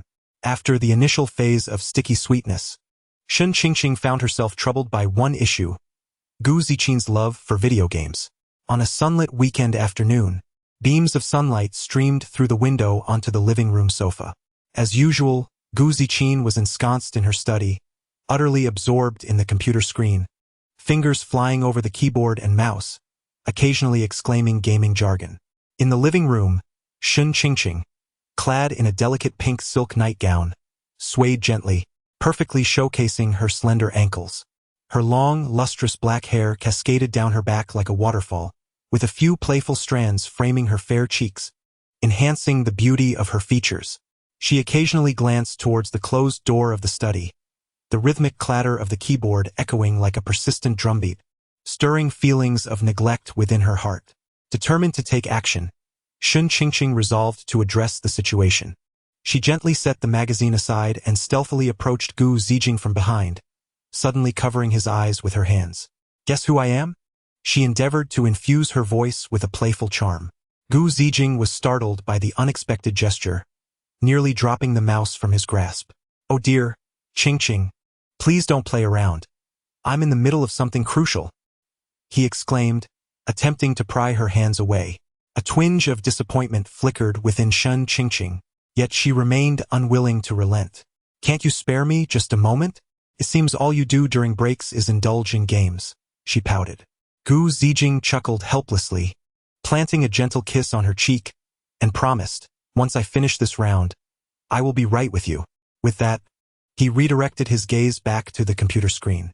Shun Qingqing, feeling slightly miffed, rose from Gu Ziqing's lap and retreated to her own room. Lying on her bed, she stared at the ceiling, pondering, is the game truly that captivating? Suddenly, a mischievous idea sparked in her mind. She resolved to orchestrate a special surprise for Gu Ziqing, seeking to divert his attention from the game to her. Chapter 61. Can the game be more enjoyable than me? Shun Qingqing rose delicately, akin to an elegant feline, stealthily making her way to the kitchen. Her slender fingers danced deftly among the contents of the refrigerator, and soon enough, she discovered the ingredients she desired: strawberries and chocolate. Shun Qingqing, also known as Chef Shun, was ready to commence her culinary class. The question was how to create a delightful confection of strawberry chocolate. Crafting homemade chocolate is not overly complex. Begin by preparing cocoa butter, cocoa powder, granulated sugar, and molds. Chop the cocoa butter into small pieces and place it in a pot alongside the appropriate amounts of cocoa powder and sugar. Heat gently over low flame, stirring with a spoon until the mixture melds into a smooth chocolate liquid. Next, pour the chocolate liquid into the molds, gently tapping them to release any air bubbles, and refrigerate for 1 to 2 hours until the chocolate solidifies.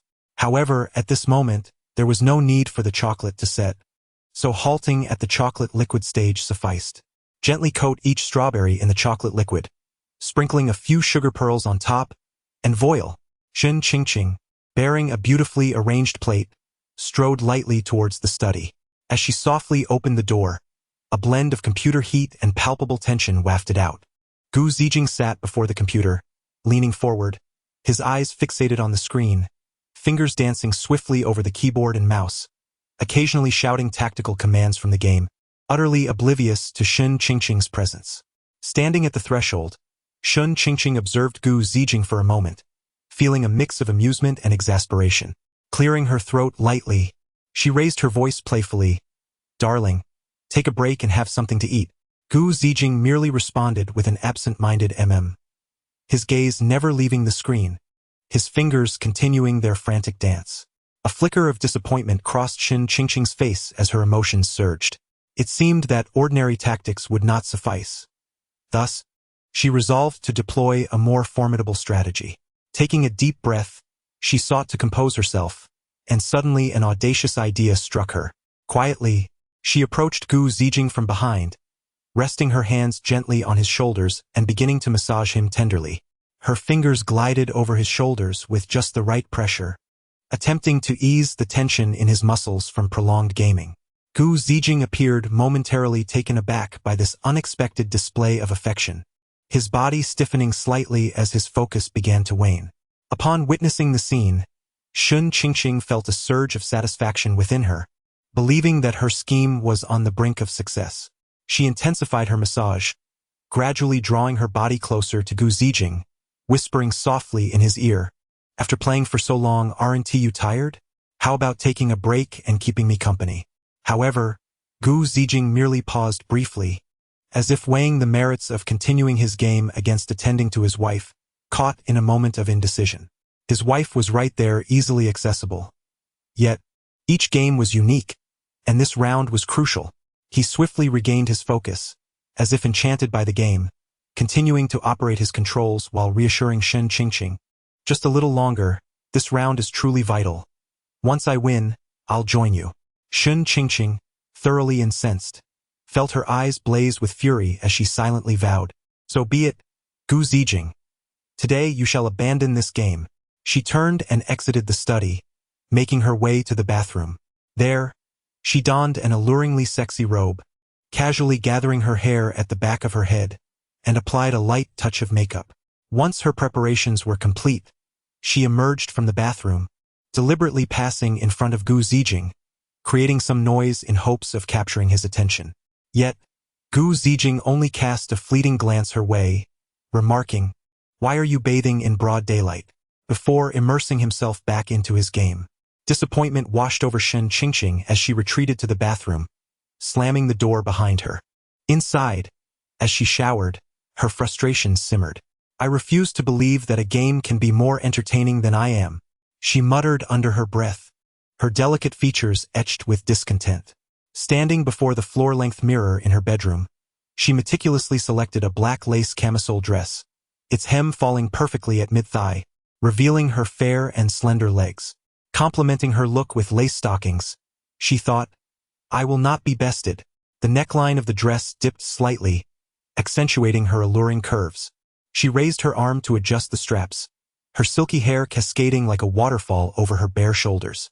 Tilting her head slightly, she admired her reflection, a confident smile gracing her lips as she resolved, "Today, you shall emerge from your game." With a graceful stride reminiscent of an elegant feline, Shun Qingqing silently approached the study once more. She gently pushed the door open, finding Gu Zijing still engrossed in his fierce competition.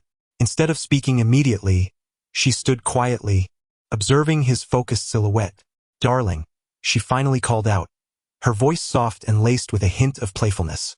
Yet, Gu Zijing merely mumbled a vague response, not even turning to acknowledge her, his gaze fixed intently on the screen.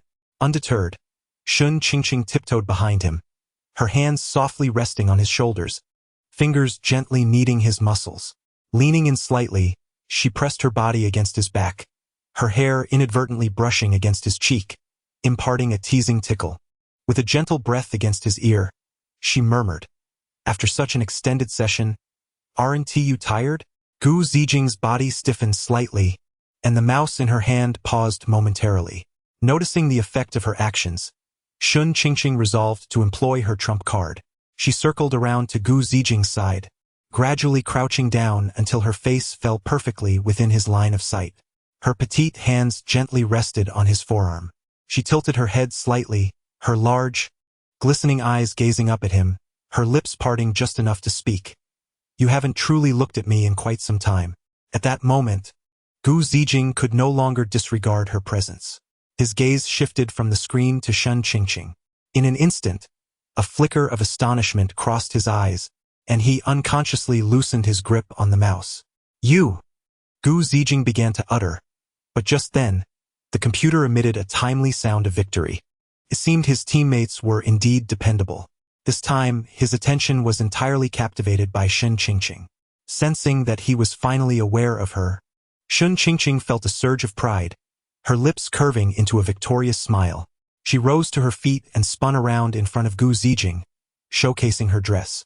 Then, she playfully perched herself upon his lap. "Is it beautiful?" she inquired, batting her eyelashes. "It's stunning, truly exquisite," Gu Zijing promptly replied, his face alight with a fond smile. Seeing that he was undeniably drawn to her, Shun Qingqing decided to retreat gracefully.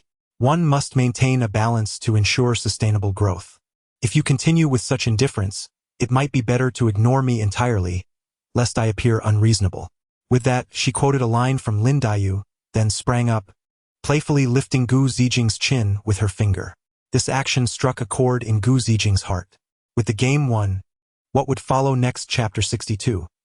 Reminiscing about our foolish acts as night fell, the two companions, having engaged in a spirited battle earlier, nestled beneath their blankets, exchanging whispers and recalling the silly antics they had shared in times past. I remember during the New Year, the entire village lay cloaked in a pristine blanket of snow. The echoes of firecrackers danced through the air, amplifying the festive and joyous atmosphere to an even greater intensity. Gu Zijin and Shun Qingqing stood in the small courtyard, gazing up at the cerulean sky, which sparkled like precious gemstones, while fluffy white clouds floated by like cotton candy, seemingly bestowing the sweetest blessings for the new year. This year, the snowfall was indeed magnificent, Shun Qingqing exclaimed, her voice ringing out like the cheerful chime of silver bells, resonating beautifully in the tranquil courtyard. Her cheeks flushed with excitement, and her eyes sparkled with vibrant light, akin to the most radiant stars in the night sky. Gu Zijin's lips curved into a gentle smile, radiating warmth as he nodded and suggested they engage in a snowball fight. His voice, deep and melodious, instilled a sense of comfort within the heart. Clad in a sleek black down jacket, he appeared particularly spirited, his tall figure standing proudly against the snowy backdrop. With a shared smile, they eagerly dashed towards the vast expanse of white snow. Shun Qingqing bounded forward like a joyful fawn, frolicking in the snow and leaving behind a trail of varying footprints. Gu Zijin followed closely behind, his gaze filled with fondness as he observed her lively and adorable demeanor. Come on, let us build a magnificent snowman, Shun Qingqing called out while crouching down, swiftly gathering a handful of snow to commence rolling a snowball.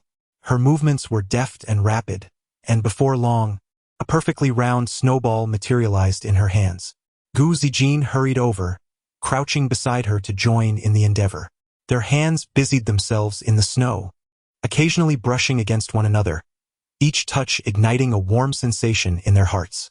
Soon, two snowballs of differing sizes were stacked together, forming the beginnings of a snowman. Shun Qingqing retrieved two black stones from her pocket, carefully placing them as the snowman's eyes, and then found a carrot to fashion a long nose. Finally, she removed her scarf and wrapped it around the snowman's neck. After completing this task, they began to scrutinize their creation. However, what had felt delightful during the making now appeared. Gazing at the somewhat lumpy and uneven snowman before them, Shun Qingqing couldn't help but speak first. Though this snowman is quite charming, I believe it could use some refinement in the details. She frowned, adopting a serious expression as she critiqued their work. Gu Zijin chuckled. Indeed, it's rather unsightly. I wonder whose fault that is. Shun Qingqing placed her hands on her hips. What are you laughing at? You had a hand in this too. Gu Zijin brushed the snowflakes off her shoulder and remarked, Shall we make another? This time let us design it properly. Shun Qingqing's eyes lit up, and she nodded eagerly. Absolutely. I refuse to believe that we cannot create a beautiful snowman. Thus, the two of them shook off the chill and invigorated their spirits. After a splendid display of creativity, they finally crafted a snowman that satisfied both of them. Just as they were about to admire their handiwork, the family dog, De Huang, stealthily approached. Unperturbed, they watched as De Huang sniffed around the base of the snowman before turning around and relieving himself on it. De Huang, you truly are a dog, Shun Qingqing exclaimed in indignation. In the next moment, she recalled that they had returned home and that she should refrain from using foul language, lest her mother overhear and reprimand her. Consequently, she hastily covered her mouth. Gu Zijin, however, was more easygoing and burst into hearty laughter, clutching his stomach. It's just a snowman. If De Huang likes it, let him have it. He didn't know anyone here, and while Shun Qingqing's family reminisced about old times, he found himself unable to join the conversation. When boredom struck, he could only entertain De Huang, so he had grown quite fond of the dog. After tiring themselves from building the snowman, they frolicked in the snow, engaging in a playful snowball fight. Initially, the contest was evenly matched. But when Gu Zijin hurled a snowball that struck Shen Qingqing on the forehead, the tide shifted dramatically. Shen Qingqing found herself fleeing from Gu Zijin, her laughter echoing throughout the courtyard. "Oh, please don't chase me," she pleaded, only to inadvertently slip and fall into the snow. Gu Zijin rushed over to help her up, concern etched on his face. "Are you all right? Did you hurt yourself?" Seeing his worried expression warmed her heart. "I'm fine. Just slipped a little." Gu Zijin gently brushed the snow off her, then enveloped her in a warm embrace. "Be careful next time.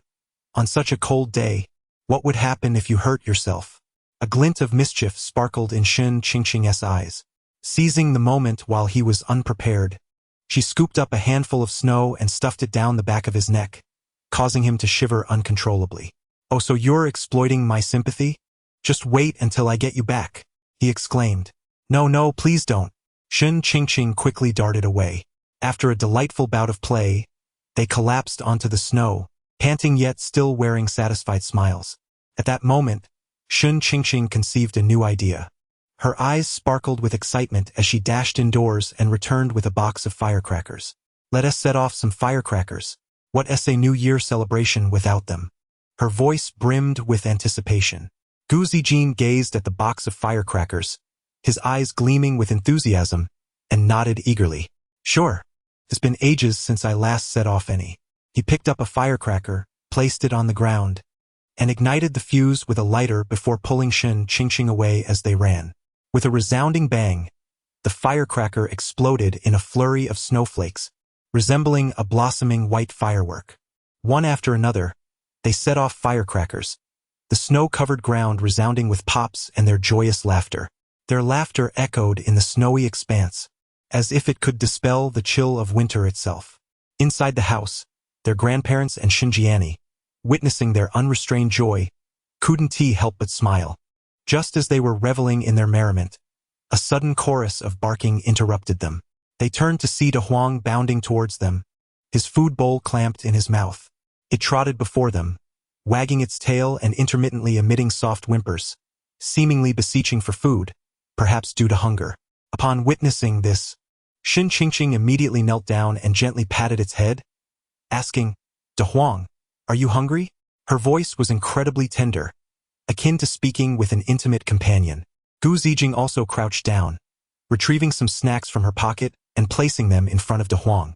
Upon seeing the food, De Huang's excitement was palpable as it lowered its head and devoured the treats voraciously. Observing De Huang relish its meal brought a shared smile to the two, filling their hearts with warmth. Suddenly, Shen Qingqing noticed the food bowl discarded by De Huang and was struck by a mischievous idea. She turned to Gu Zijing and said, "Zijing, I have a rather mischievous notion." Gu Zijing glanced at the dog bowl and instantly grasped her intent, a playful smile spreading across her face as she replied, "I too have a rather mischievous idea." Chapter 63. The dog bowl of De Huang was blown up. The two exchanged knowing glances, their eyes drawn to De Huang. At that moment, De Huang was blissfully enjoying its meal, completely oblivious to the mischief that was brewing concerning its bowl. Shen Qingqing watched Da Huang intently, while Gu Zijing stealthily retrieved its bowl. The duo, stifling laughter, made their way to the center of the courtyard, where they ignited a firecracker and covered it with the dog bowl. After a brief pause, with a resounding bang, the steel bowl spiraled upwards into the sky, soaring to great heights. They erupted in laughter, proudly exchanging high-fives. The dog bowl, enveloped in a cloud of smoke, traced a graceful arc through the air before landing with a thud, striking De Huang squarely on the head. De Huang let out a startled yelp, darting around in a frenzy. Its bowl crashed to the ground, now misshapen and still emitting wisps of smoke. The two hurried over to retrieve the bowl, only to discover that it had been blasted with a significant hole, rendered utterly unusable. At that moment, De Huang cautiously returned, barking twice at the bowl on the ground, seemingly voicing its displeasure. "De Huang, we're so sorry. We didn't mean to. We didn't realize your bowl was so fragile," Shen Qingqing said, crouching down to gently stroke De Huang's head, her face a mask of guilt. De Huang appeared to comprehend her words, barking again, as if to say, "I may not be human, But you are indeed a real dog. How can you blame me for the bull's fragility? Just as they pondered their next move, a furious voice rang out. Shun Qingqing. Shun Qingqing jumped, recognizing her mother approaching with a broom in hand, her fury palpable. You two really know how to create chaos. Mom, please let me explain. It was unintentional. Shun Qingqing pleaded in a panic before bolting away. Ultimately, Xinjiani caught up with her, delivering several sharp smacks to her backside as a form of punishment. Shun Qingqing was left near tears. Why do you only hit me and not him? She lamented, as her mother ordered them to buy a new bowl for De Huang. Gu Zijing, witnessing the scene, couldn't he help but exclaim, "Thank goodness you aren't married yet. Otherwise, I'm sure your mother would have laid into me as well."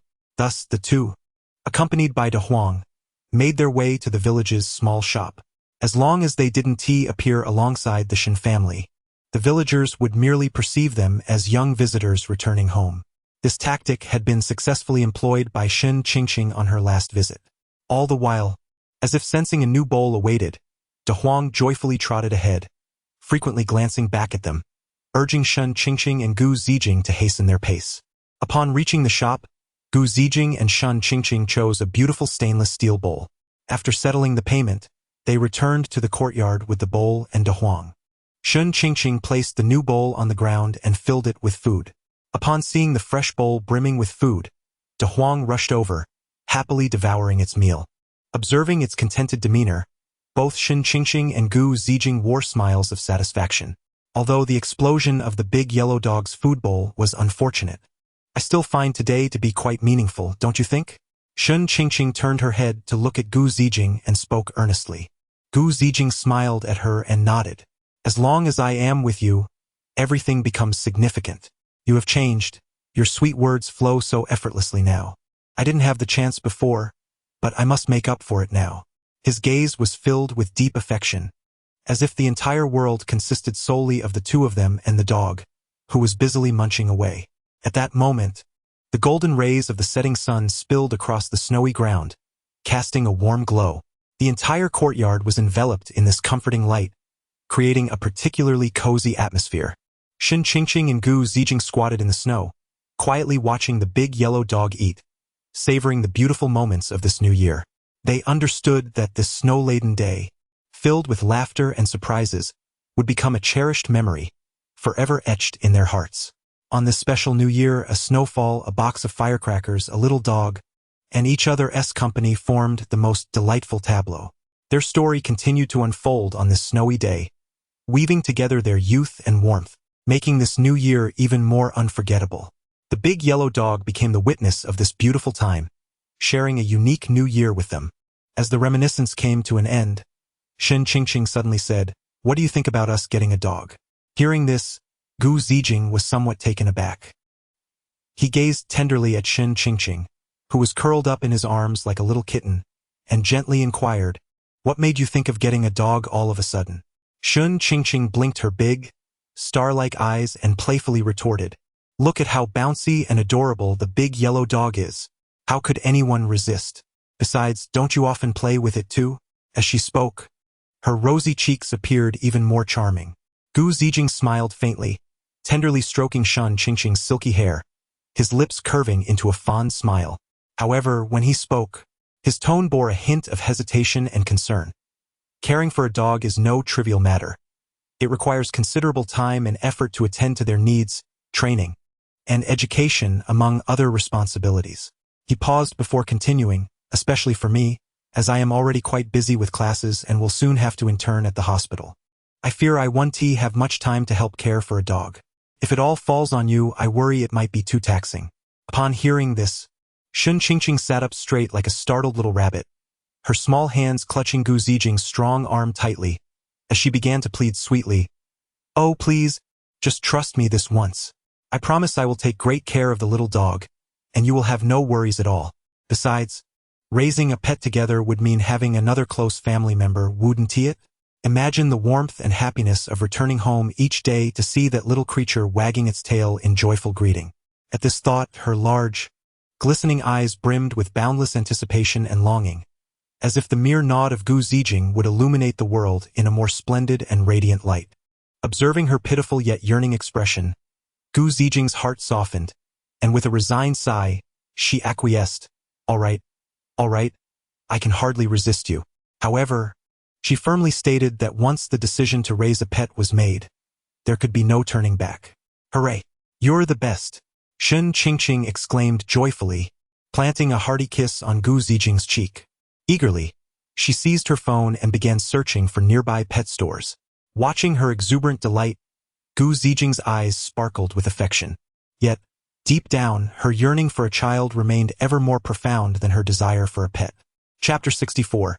The overbearing golden retriever and the capabilities of Gu on a splendid weekend. With the sun shining brightly, Gu Zijing and Shen Qingqing entered a cozy pet shop. The store was adorned with a plethora of pet supplies, and the air was imbued with a subtle fragrance of pet shampoo. Adorable little creatures frolicked and slumbered within their cages, exuding an abundance of charm.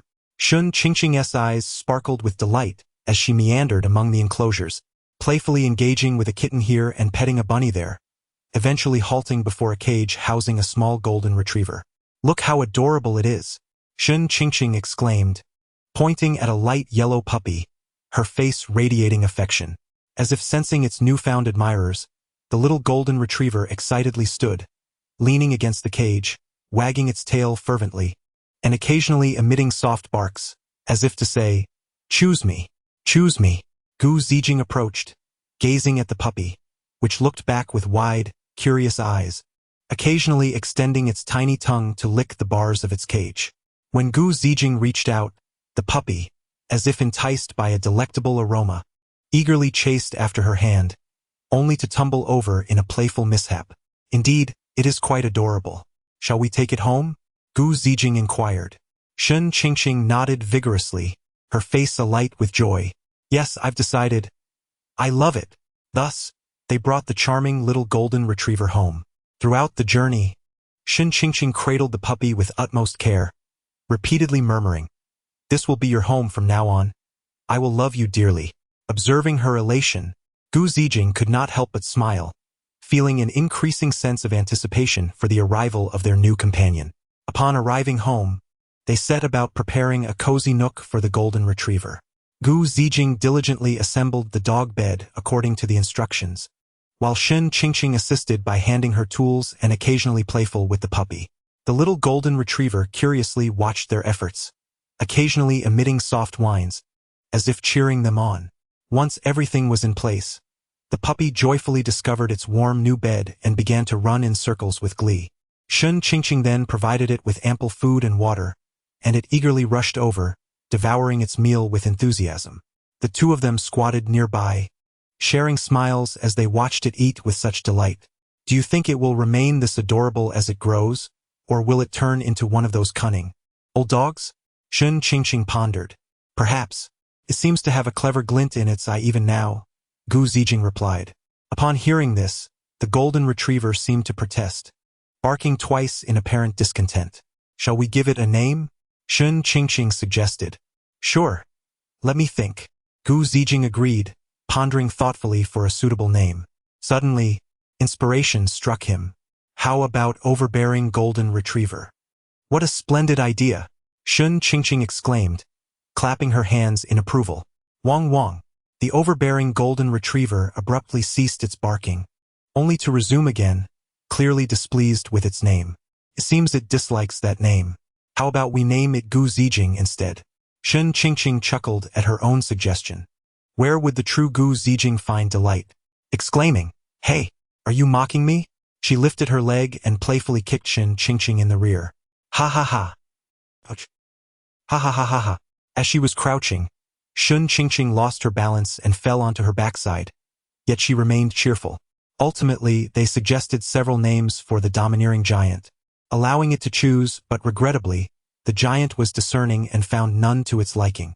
The two decided to simply name it the domineering giant, regardless of its preference. The following day, Shen Qingqing, having finished her class, strolled along the campus path. Suddenly, she encountered an uninvited guest. You! Wang Chao approached, his face contorted with rage, his eyes wide as if they could ignite flames, striding towards Shen Qingqing with an imposing presence. Each step carried a weighty anger, making the surrounding atmosphere feel palpably tense. In an instant, Shun Qingqing's internal alarm rang out, a sense of foreboding washing over her. However, it was too late to flee. Wang Chao was already standing before her. Without any pleasantries, he bluntly interrogated, "What exactly did you tell Amoamo?" "Ever since that day, she has blocked all my contact information without a word." He had initially perceived Shun Qingqing as a gentle, kind, and enchanting woman. Yet he was taken aback by her venomous nature, capable of spreading rumors and slandering others behind their backs. Had she not been a woman, he would have already expressed his displeasure more forcefully. Confronted with Wang Chao's accusations, Shun Qingqing showed no sign of retreat. She straightened her posture, her gaze unwavering as she met his eyes, and retorted without hesitation, "Are you unaware of your own actions? Why must you insist that others speak for you?" Wang Chao was momentarily taken aback by her response, feeling bewildered. "What have I done to incite such animosity?" He questioned through gritted teeth. "What do you mean? Clarify yourself." A smirk curled at Shun Qingqing's lips, a hint of mockery evident. Coldly, she replied, "Those who commit wrongful acts will inevitably meet their demise." Hearing this, Wang Chao trembled with rage, raising his hand as if to strike her. Yet, Shun Qingqing showed no fear. Instead, she stepped forward, bringing her face closer to his and provocatively challenged, "Oh, what's this? Do you intend to hit me? Go ahead. Give it a try. If you dare to lay a finger on me, I will immediately feign unconsciousness on the ground, and you'll find yourself in deep trouble. All our classmates are here. I shall see if you can bear the consequences." Wang Chao's hand froze mid-air as he noticed the surrounding classmates gathering to watch. What to do now? Should he act? If he did, it would lead to complications. Yet, refraining felt too constraining. This woman was inexplicably audacious, her words cutting and harsh. However, it would not reflect well to resort to violence against a woman. Moreover, he had transferred schools due to a previous altercation. If he found himself in trouble again, he might lose the opportunity to continue his education. Contemplating this, Wang Chao lowered his hand, leaving her with a parting remark. "Humph, I see you're a woman, so I won't hold it against you. However, it would be best for you to steer clear of me in the future." With that, he pushed aside the onlooking classmates and walked away, leaving Shun Qingqing feeling a slight sense of relief as he distanced himself. Realizing her heart was racing, she couldn't tell if it was due to anxiety or fear.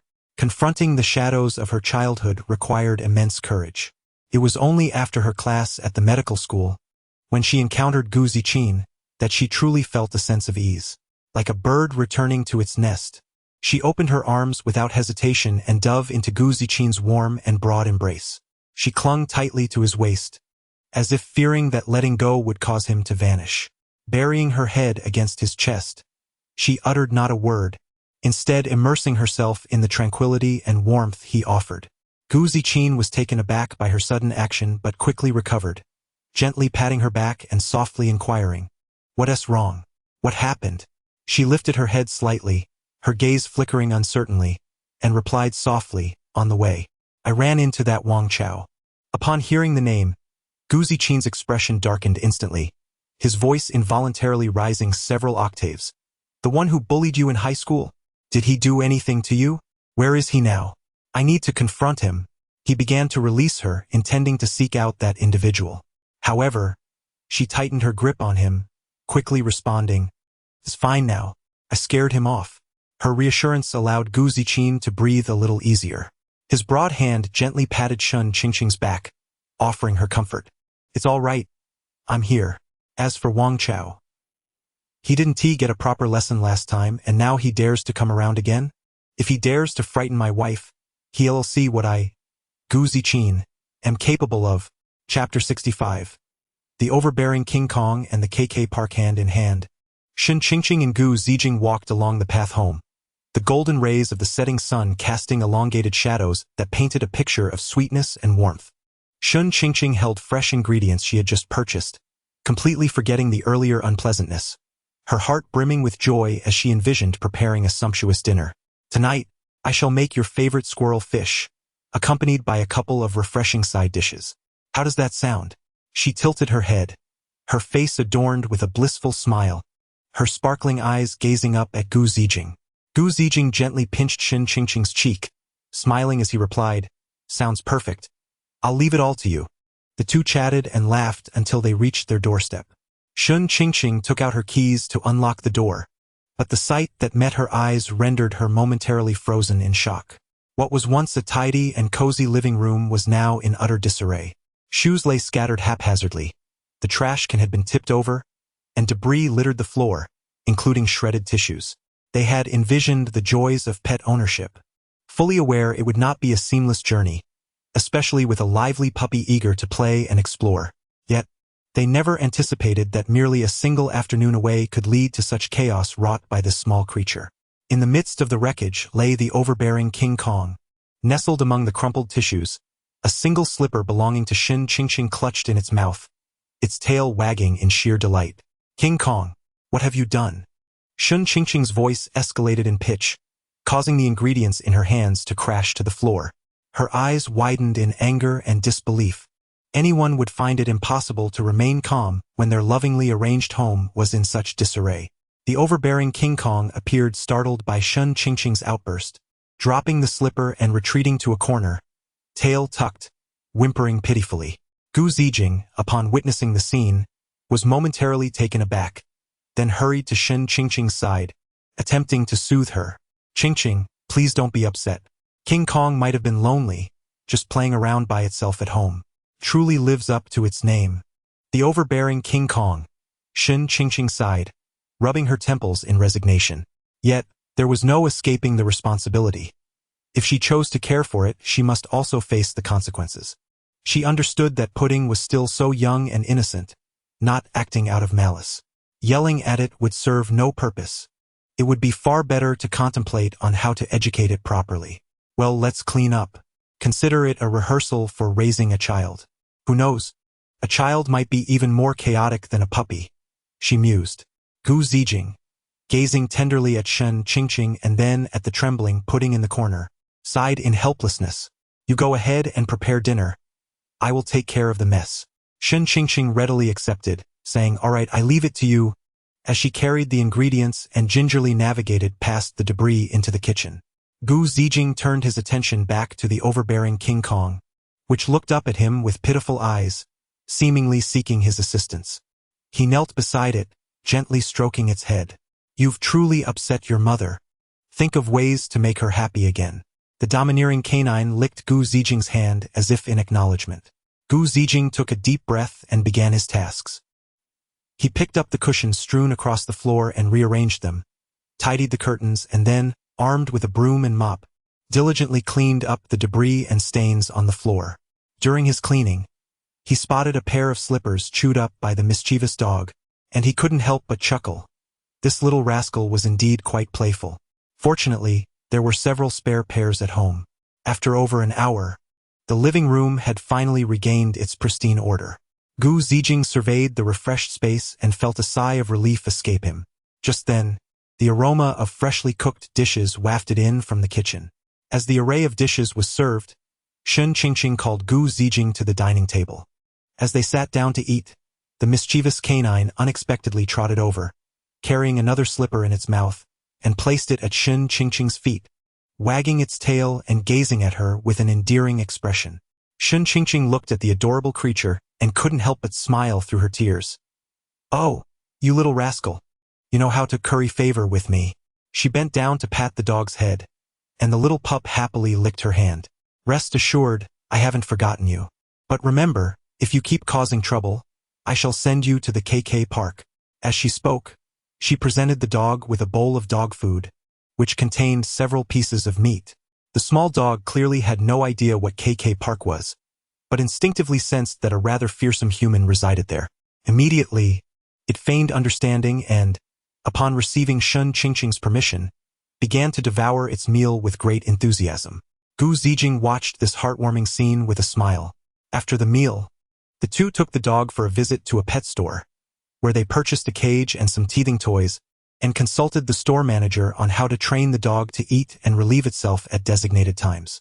They returned home to find Shen Qingqing nestled on the couch with the dog, engrossed in a show. Gu Zijing excused himself to the room to make a phone call. When the call connected, an excited voice immediately erupted from the other end. "Young master, have you finally come to a decision?" It was Zhang Bo, the steward of the Gu family. In truth, Gu Zijing's father had always been ambivalent about his son's pursuit of a medical career, secretly hoping he would inherit the family fortune. He had instructed that if Gu Zijing ever reached a conclusion, he should call the steward directly. After years, Zhang Bo was finally receiving the long-awaited call from the young master. However, this time, Gu Zijing was not calling with a newfound clarity. Rather, he was ready to leverage his prestigious family status. The reason, of course, was to protect his wife. Gu Zijing unhesitatingly interrupted Zhang Bo's exuberant excitement, stating, "What decision? There's a matter that requires your attention." Zhang Bo promptly responded with utmost respect, "Young master, please give your orders." Gu Zijing paused momentarily before continuing, "There's a fellow at our school named Wang Chao. Go find someone to intimidate him and ensure he behaves himself." Zhang Bo quickly replied, "Understood, young master. Pray tell, what year is this Wang Chao in, and what field of study does he pursue?" Gu Zijing fell silent, as it dawned upon him that he was utterly unaware of these details. Wang Chao seemed to have materialized out of thin air. "I am equally in the dark. You might as well investigate for yourself." "Very well. Are you truly not inclined to?" However, Zhang Bo's words were abruptly interrupted by Gu Zijing, who sought to divert the conversation. "Alas, why has the signal vanished? Let us defer this discussion."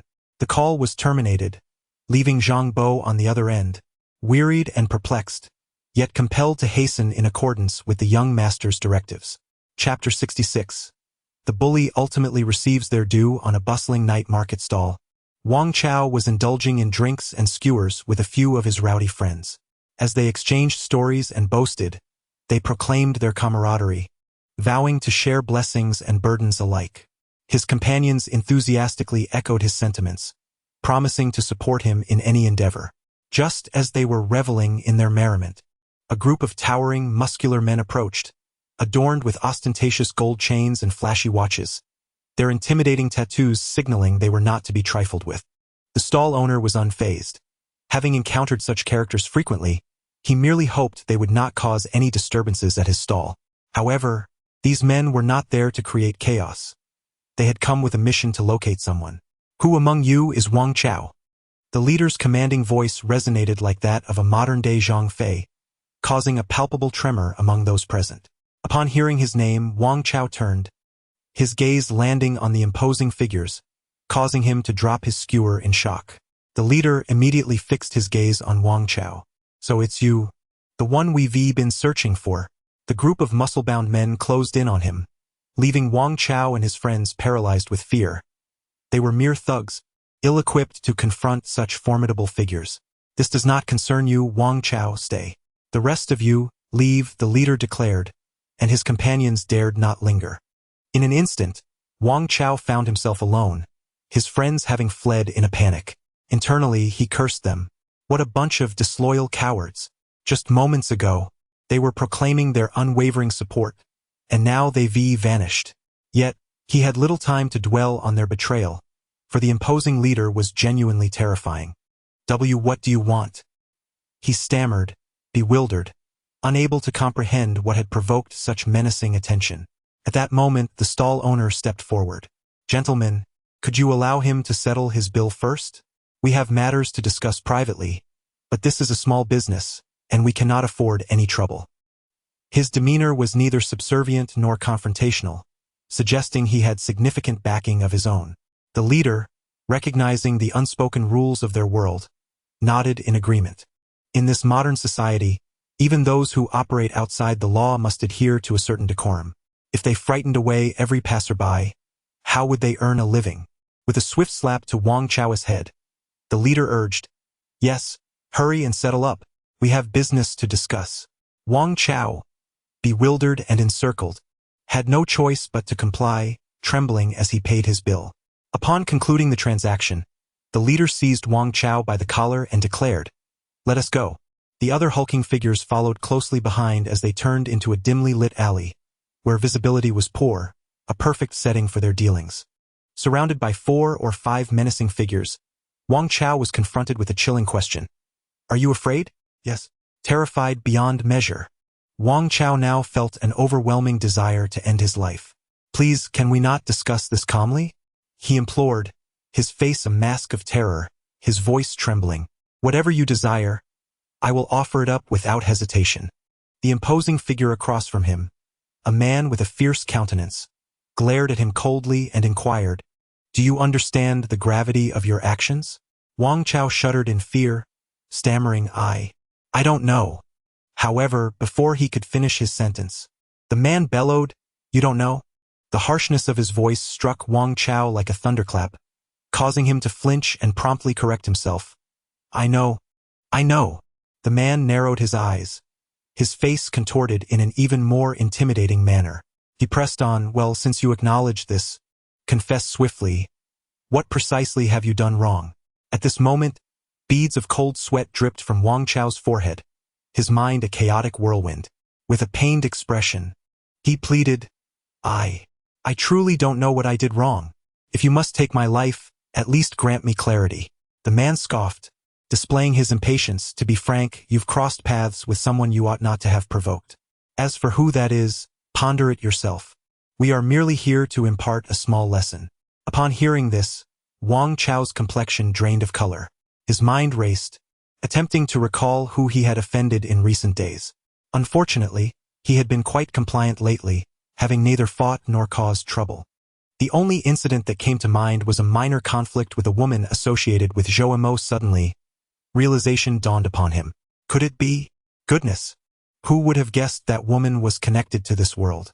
He thought, panic rising within him. After years of arrogance, it appeared he had finally encountered an insurmountable obstacle. Trembling, he began to plead for mercy. Could you refrain from striking my face when you do this? I beg you to show some mercy.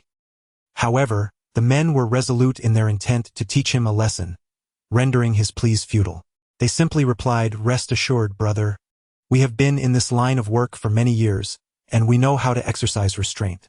Once we are done, make sure to tell others that you simply had an unfortunate fall. And do not even think about calling the police. If you dare to do so, we will certainly return to complicate your life further. Wang Chao nodded, trembling, Understood. Then came the command. Proceed. No sooner had the words left his lips than someone lunged forward. In that moment, the target of their aggression suddenly displayed a look of sheer terror, stammering, No. Please, can we not negotiate this further? I promise I won't speak a word. Alas, his pleas fell on deaf ears, for the men had no intention of allowing him another opportunity to speak. One of the individuals swiftly seized a large sack and, with lightning speed, forcefully enveloped Wang Chao's head within it. In an instant, the surroundings plunged into darkness, followed by a relentless onslaught of fists and kicks raining down like torrential raindrops. Each strike was delivered with considerable force, yet meticulously aimed to inflict pain without causing any lasting injury. The blows fell heavily upon Wang Chao, echoing with dull thuds, accompanied by his anguished cries. After several minutes, the altercation concluded. The leader of the group cast a dismissive remark. Think it over carefully, and when you come to terms with it, go apologize sincerely. Otherwise, well. With that, they departed the scene. One of the younger members trailed behind the leader, remarking as they walked, Brother, today's task was rather effortless. I had anticipated encountering someone fearless and particularly fierce. The leader glanced back at the speaker, a smirk of disdain playing at the corners of his mouth as he replied, Humph. A character with such limited capability can only bully others within the confines of a school. Once they step into society, they amount to little. At that moment, another younger member interjected, But brother, at the end of the day, he is merely a student. Wasn't our response a bit excessive? Hearing this, the leader abruptly halted, turning to glare at the one who questioned him. With a sharp tone, he retorted, Excessive? I have thoroughly investigated his background. This scoundrel is a notorious bully, preying on countless innocent students. Such vermin are the bane of my existence. The other members nodded in agreement, echoing the leader's sentiments. Another young member chimed in, Indeed. If that's the case, we were too lenient. He ought to be left in a hospital bed for at least a fortnight. The leader waved his hand, signaling for silence. Lowering his voice, he cautioned, "Enough chatter. It seems there are officers ahead. Let us tread carefully and circumvent their presence." Thus, the group softened their footsteps, cautiously steering clear of any potential police sighting, vanishing around the corner of the street. Chapter 67. The Angry Father. The next day, Shun Qingqing strolled through the campus path as usual, when suddenly, the scene struck a familiar chord within her.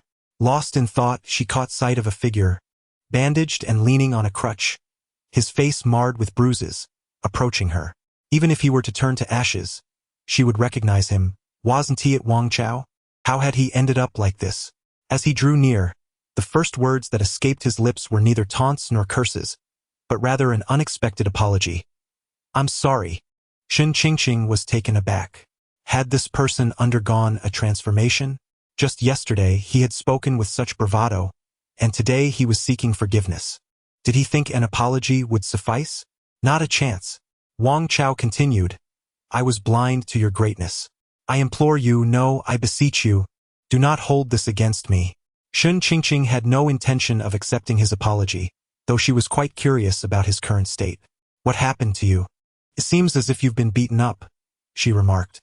Her words struck a nerve with Wang Chao, who now regarded Shun Qingqing as a formidable figure in the underworld, interpreting her statement as a mockery. "It's nothing, just a fall." At that moment, Gu Zijing happened to finish his class and came over to Shun Qingqing. While she was bewildered by Wang Chao's situation, Gu Zijing was fully aware of the circumstances, likely related to the affairs of Zhang Bo. Naturally, he bore no goodwill towards Wang Chao for having bullied his wife. With a smirk, he quipped, "Falling like that, you must be quite the talent." With that, he wrapped his arm around Shun Qingqing's waist and gently said, "Let us go, no need to pay him any mind."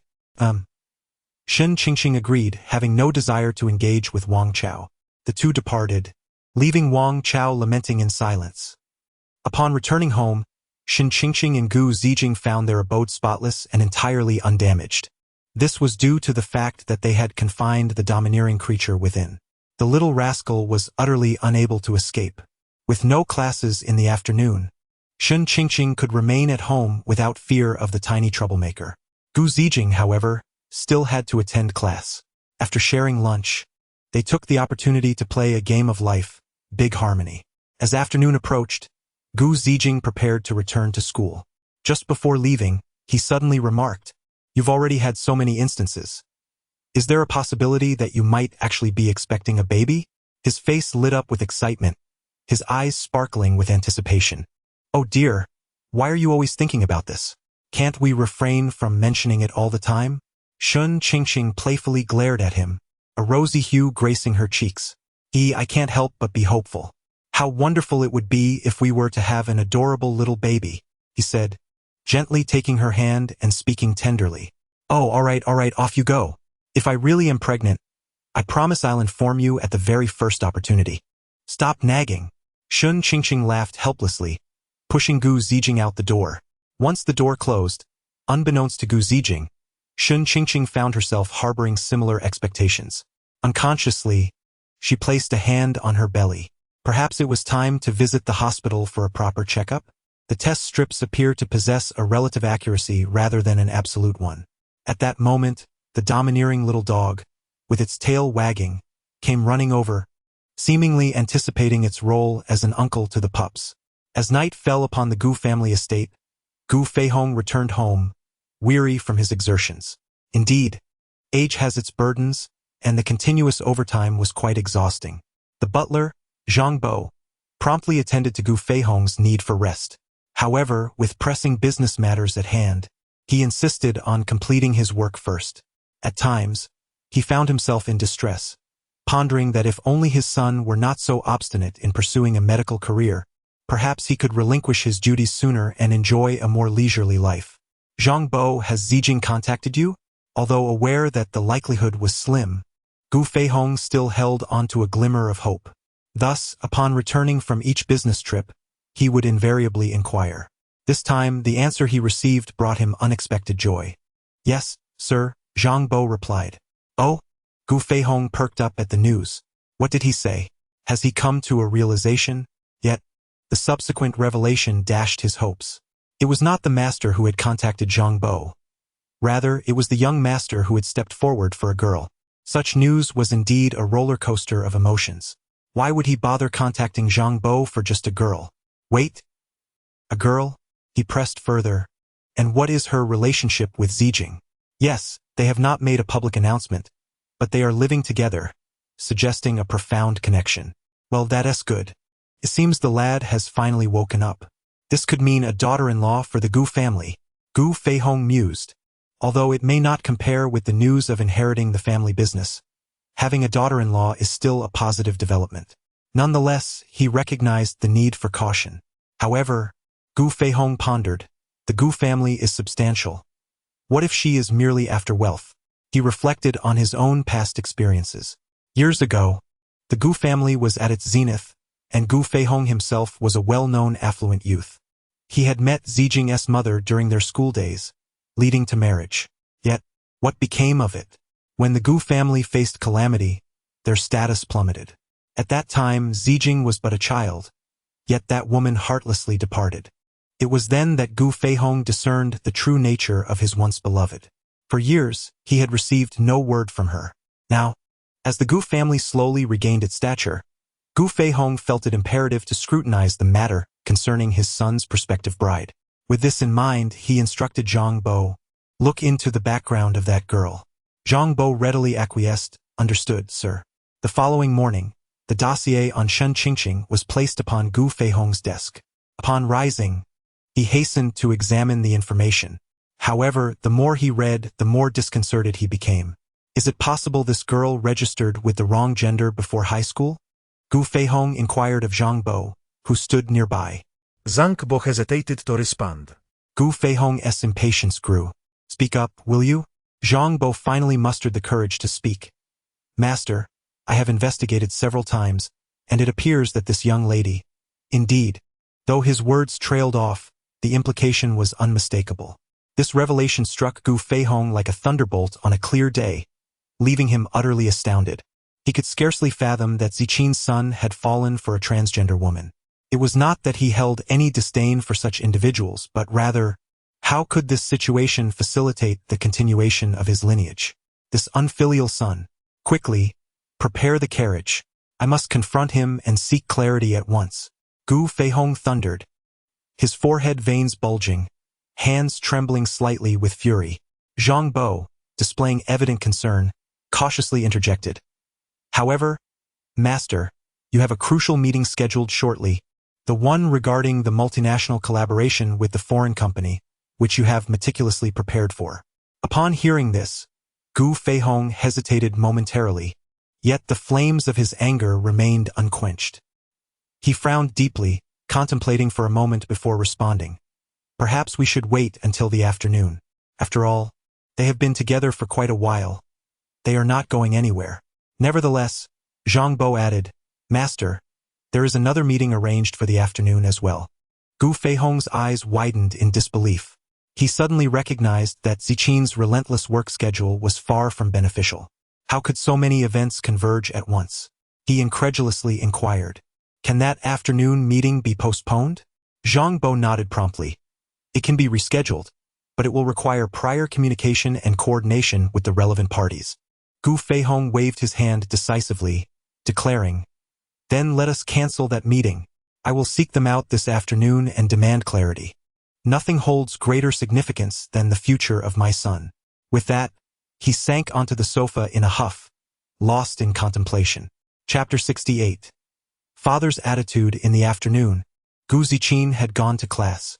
Shortly thereafter, a black sedan entered the community, coming to a halt in front of the apartment building rented by Shen Qingqing. A well-dressed middle-aged man emerged from the vehicle. Upon closer inspection, he bore a striking resemblance to Gu Ziqin. Indeed, it would be more accurate to say that Gu Ziqin resembled him. This man was none other than Gu Ziqin's father, Gu Feihong. Having navigated the tumultuous waters of the business world for many years, he exuded an air of innate authority and shrewdness. As he gazed at the apartment building before him, a myriad of emotions swirled within him, his eyes quickly fixing upon a window on a particular floor. Shen Qingqing was playfully engaging with her pet, when suddenly the doorbell rang. Upon opening the door, she was met with the sight of a man clad in a black suit and sunglasses, radiating an aura that discouraged any familiarity. As she regarded this unexpected visitor, a wave of inexplicable unease washed over her. "Hello? Who are you?" she inquired. The man in sunglasses did not respond. Instead, a voice emerged from behind him. "Are you waiting for me or blocking my way?" Confused, the man in sunglasses stammered. "What do you mean?" His feet remained firmly planted. "Step aside." "What do you mean?" Only then did the man in sunglasses clear the path, as if chastised by his superior. Shun Qingqing scrutinized the impeccably dressed man, attempting to decipher his purpose through his expression. "May I ask who you are?" "Hello. I am Gu Ziqin's father, Gu Feihong," he stated directly, his voice deep and commanding. Recognizing the clear resemblance between him and Gu Ziqin, Shun Qingqing did not question his identity and promptly invited him inside. "Greetings, Uncle Gu. Ziqin is at class. Please have a seat," she replied courteously, though she was puzzled by Gu Feihong's sudden visit, which made her feel somewhat apprehensive. Gu Feihong acknowledged her with a nod, calmly entering and taking a seat on the sofa. The spirited little creature, Ba Dao Jin Gang, fearlessly scurried over to Gu Feihong's feet, barking excitedly. Rather than being annoyed, Gu Feihong appeared delighted, petting the small dog affectionately. At that moment, Shun Qingqing returned with a glass of water, carefully placing it in front of him. However, in contrast to his demeanor with the dog, Gu Feihong's attitude towards Shun Qingqing was decidedly colder. He regarded her with a piercing gaze and stated, "I did not come to see Ziqin. I came to see you. There are matters we need to discuss privately." A sense of trepidation gripped Shun Qingqing as she realized that Gu Feihong's unexpected visit was likely not a simple matter. Nevertheless, she forced herself to maintain her composure, nodding in agreement. "All right, Uncle Gu, please feel free to speak your mind." Taking a seat opposite Gu Feihong, Shun Qingqing felt the weight of his gaze, sharp and scrutinizing, making her uncomfortable. "I am aware that you and Ziqin are in a relationship," Gu Feihong stated bluntly, forgoing any pretense. "However, I hope you will consider parting ways with him." Shun Qingqing's heart raced at his shocking directness. She had not anticipated such an explicit request. Looking at Gu Feihong, her eyes filled with confusion and indignation, she asked, "Why? Uncle Gu, Ziqin and I are truly in love." Gu Feihong let out a cold laugh and said, "True love? You believe your affection can withstand the trials of reality? Do you think I am unaware? You were a man once, weren't you?" In an instant, Shun Qingqing's complexion drained of color, as the secret she had endeavored to conceal was ruthlessly exposed by Gu Feihong. She had no idea how he had come to know, but at this moment it mattered little. However, she could not explain to Gu Feihong that she had undergone a sudden transition. Who would ever believe such a tale? Her hands instinctively clenched. Her body trembled slightly, filled with a mixture of anger and humiliation. I am a transgender person, but that does not strip me of the right to love." Shun Qingqing strove to keep her voice steady.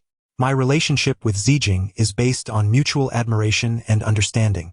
It has nothing to do with my identity." "Nothing to do with it? How naive?" Gu Feihong scoffed.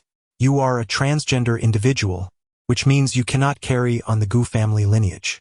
In a family like ours, that is utterly unacceptable." Shun Qingqing felt a wave of despair wash over her. She had never anticipated that, in this seemingly progressive era, the concept of lineage would remain so deeply entrenched. Yet the hospital had declared her a complete female. Thus, she instinctively retorted, "I can." However, Gu Feihong remained unconvinced. He had no need to investigate Shun Qingqing's medical records. Having already learned of her past as a male, what further inquiry was necessary?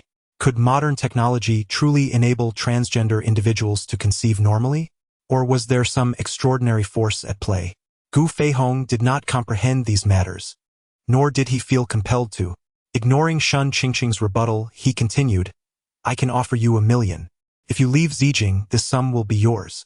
Surely, it is a considerable amount for you."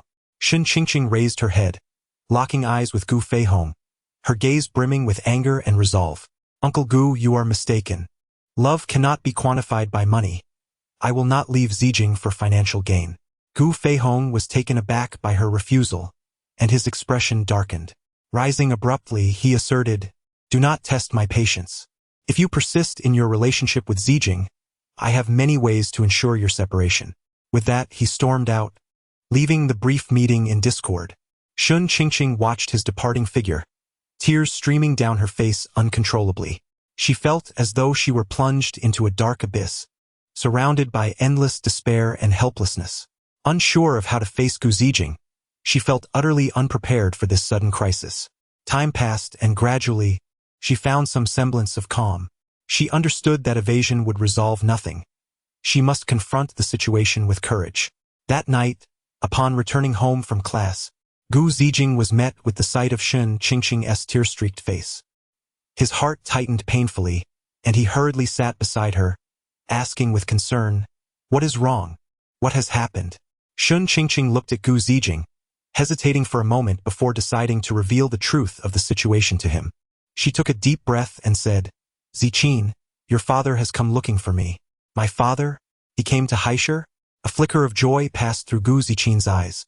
After all, it had been quite a while since she last saw her father, and she was somewhat eager for the reunion. The Gu family owned properties in several cities, and the last time she didn't return to their home in Haishur during the holiday was to avoid her father's nagging. However, now that her father was back, things were different. Wait, why did he suddenly seek out Qingqing? Moreover, it seemed their interaction had not been harmonious. A sense of worry surged within Gu Ziqin. She then heard Shun Qingqing continue, "He learned about my past as a man and disapproves of our relationship. He even offered me $1 million to leave you." Gu Ziqin's expression instantly darkened. She had not anticipated such actions from her father upon his return. She grasped Shun Qingqing's hand tightly and declared, "Qingqing, do not heed his words. My love for you is genuine, independent of your past. No matter what transpires, I will not abandon you." As Shun Qingqing gazed into Gu Ziqin's resolute eyes, a warm current coursed through her heart. She understood that Gu Ziqin truly loved her. Yet, she was also aware that Gu Feihong would not easily relent. "Ziqin, your father is quite adamant. He insists that the Gu family must carry on the lineage," Shun Qingqing expressed with a heavy heart. Chapter 69. Double assurance of joy. Upon hearing this, Gu Zijing was incensed. What an antiquated mindset! In this day and age, how can one still cling to such notions? Besides, you clearly possess the ability to conceive. Gu Zijing furrowed his brows, his face a portrait of dissatisfaction. After all, he was a medical student. He certainly understood the condition of Shun Qingqing's body. Could she conceive? Indeed. However, this situation presents an opportunity. Shun Qingqing gently bit her lip, lost in contemplation as she responded, "Oh, are you suggesting?" Gu Zijing's eyes widened with curiosity, his expression betraying a hint of intrigue as he attempted to decipher her thoughts. "Is it what I am thinking? To create a child. To create a child. One cannot expect to birth two different kinds of people under the same blanket." Shun Qingqing almost instantly perceived his line of thought. "Where are you wandering off to?" "What I mean is, I intend to visit the hospital for a comprehensive examination. As long as I have an authoritative certification report issued by the hospital, I shall see what he has to say." Shun Qingqing lifted her chin, her gaze resolute. "But what if that does not work? If that fails, then we shall have a child." Yet, to utter those words aloud felt somewhat shameful. Shun Qingqing's cheeks flushed with embarrassment. "Then what?" Gu Zijing gazed at her, brimming with anticipation. "Oh dear, stop your wild thoughts. In any case, where there's a will, there's a way. By the way, you don't have classes tomorrow, do you? Will you accompany me to the hospital?" No refusals. Shun Qingqing interrupted Gu Zijing's musings, issuing her command with unwavering directness. Naturally, Gu Zijing agreed to accompany her. The following day, Shun Qingqing, accompanied by Gu Zijing, made her way to the hospital. The sunlight gently bathed the hospital corridor, and Gu Zijing held Shun Qingqing's hand firmly, his palms slightly damp with sweat, a manifestation of both anxiety and his deep concern for her.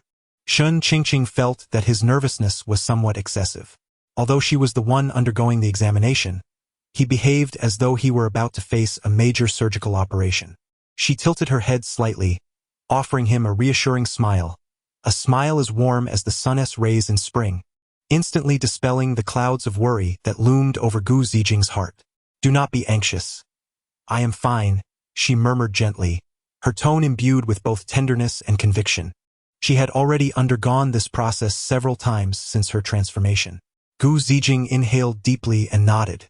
"I understand, yet I cannot help but worry." His gaze remained affixed to Shen Qingqing's face, as if she were the most precious treasure in his life. Hand in hand, they entered the examination room, where the nurse greeted them warmly, guiding Shen Qingqing through the various tests. Gu Zijing sat quietly to the side, his eyes fixed intently on Shen Qingqing, every subtle motion tugging at his heartstrings. Shen Qingqing first underwent a blood test. The nurse skillfully inserted the needle into her vein, the crimson blood flowing gently into the collection tube. Shen Qingqing slightly furrowed her brow, prompting Gu Zijing to stand up anxiously. Desiring to step forward yet fearing to disrupt the nurse's work, I could only stand aside, anxiously murmuring, "Qingqing, hold on just a little longer. It will soon be over." After a series of meticulous examinations, the lengthy health check concluded. However, we would have to wait for over an hour for the reports to be finalized. Gu Zijing appeared visibly anxious. "Rest assured, my health is undoubtedly robust. There is absolutely nothing amiss," Shen Qingqing confidently declared, rolling up her sleeves to display her modest muscles, as if to illustrate her vitality. Gu Zijing responded with a smile. "Once the report is out, I shall find a moment to confront my father and dramatically thrust the report and results into his face, leaving him with no excuses to disagree." Upon hearing this, Shen Qingqing couldn't help but give a thumbs up, praising, "You truly are a devoted son." Gu Zijing thumped his chest, proclaiming, "Absolutely. By the way, since we are here, why not get an ultrasound as well?" "An ultrasound?" Shen Qingqing seemed taken aback, but quickly grasped his intent. "Oh, you wish to see if there's anything in my belly, don't you?" You are quite mischievous. Unperturbed by her insight into his thoughts, Gu Zijing simply smiled broadly, revealing a set of pristine, even teeth, and said, "I merely want to check if you might be expecting a little one." To this, Shen Qingqing rolled her eyes and retorted, "Didn't I already undergo an MRI? Surely that would reveal any pregnancy. And besides, even if you are studying medicine, how could they allow you to accompany me into the examination room? In the end, we would still have to wait for the results." Nevertheless, Gu Zijing remained undeterred, persisting with his arguments. "Oh, this is merely a precaution. There's no harm in an additional check. Come on, let us go." While speaking, he eagerly extended his hands, urging Shen Qingqing to move forward. Faced with such persistence and enthusiasm from Gu Zijing, Shen Qingqing found herself unable to resist. With a resigned sigh, she acquiesced. "All right, I'll go. After all, you have plenty of money to spare, so indulge as you wish." With that, she allowed Gu Zijing to guide her forward. Upon arriving at the ultrasound examination room, Shen Qingqing lifted her shirt, revealing a slightly protruding abdomen. The nurse applied a cool coupling agent to her belly, eliciting a shiver from Shen Qingqing. Meanwhile, Gu Zijing waited outside. As the ultrasound probe glided over Shen Qingqing's abdomen, a blurred image appeared on the screen. Shen Qingqing held her breath in trepidation, her eyes fixed on the monitor, desperately seeking any clues, but alas, she could not decipher its meaning. Simultaneously, within the hospital's archives, an elderly man with graying hair stood solemnly before the filing cabinets. He is Zhang Bo, the steward of the Gu family, who has come at the behest of Gu Ziqing's father, Gu Feihong, to investigate Shen Qingqing's records. The Gu family shares a cordial relationship with the hospital's director, and upon hearing Gu Feihong's request, they readily consented. Zhang Bo meticulously opened Shen Qingqing's file, scrutinizing each page with keen eyes, leaving no detail overlooked. The records meticulously chronicled Shen Qingqing's medical history and examination reports. Zhang Bo studied each line intently, silently calculating. No significant medical history, all past examinations indicated good health. He murmured softly, his brow slightly furrowed. He was acutely aware of Gu Feihong's attitude towards Shen Qingqing. The patriarch of the Gu family had always harbored specific plans for his son's romantic life, desiring that Ziqing find a girl of equal standing, and Shen Qingqing's presence disrupted his designs. Zhang Bo continued to search, hoping to uncover any information that might be advantageous for him to report back to Gu Feihong. However, the contents of the file left him somewhat disheartened. Shun Qingqing's health was exemplary, devoid of any flaws. Everything appeared normal. A wholly unblemished girl, Zhang Bo muttered to himself, his heart filled with perplexity. Unwilling to concede defeat, he meticulously reviewed the file once more, ensuring he had overlooked nothing, before returning the documents to their rightful place and departing the archive room. Chapter 70. Pregnancy. A new chapter in life. Meanwhile, Shun Qingqing had finally completed all her examinations. She and Gu Ziqin sat in the waiting area, anticipating the results.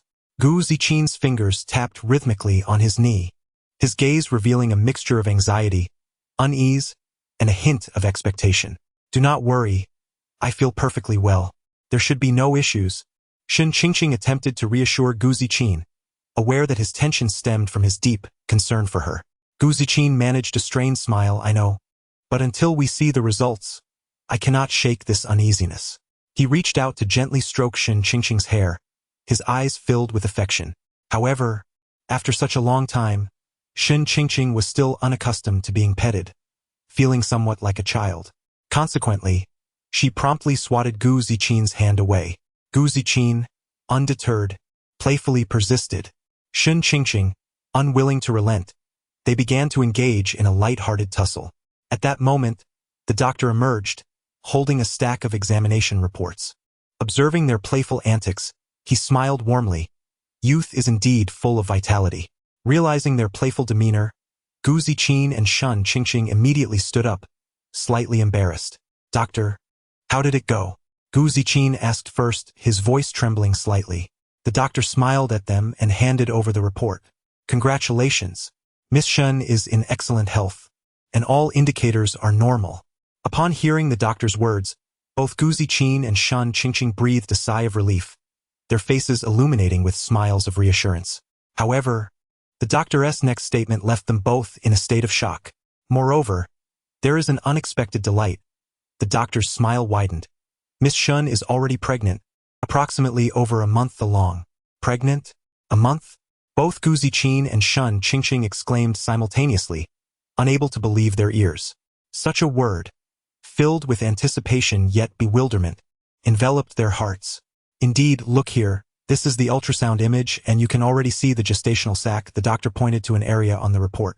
Gu Ziqin and Shun Qingqing hurriedly leaned closer to view it, and within that indistinct image, they indeed spotted a tiny gestational sac, the fruit of their love and the inception of a new life. Gu Ziqin fully comprehended the significance of this revelation.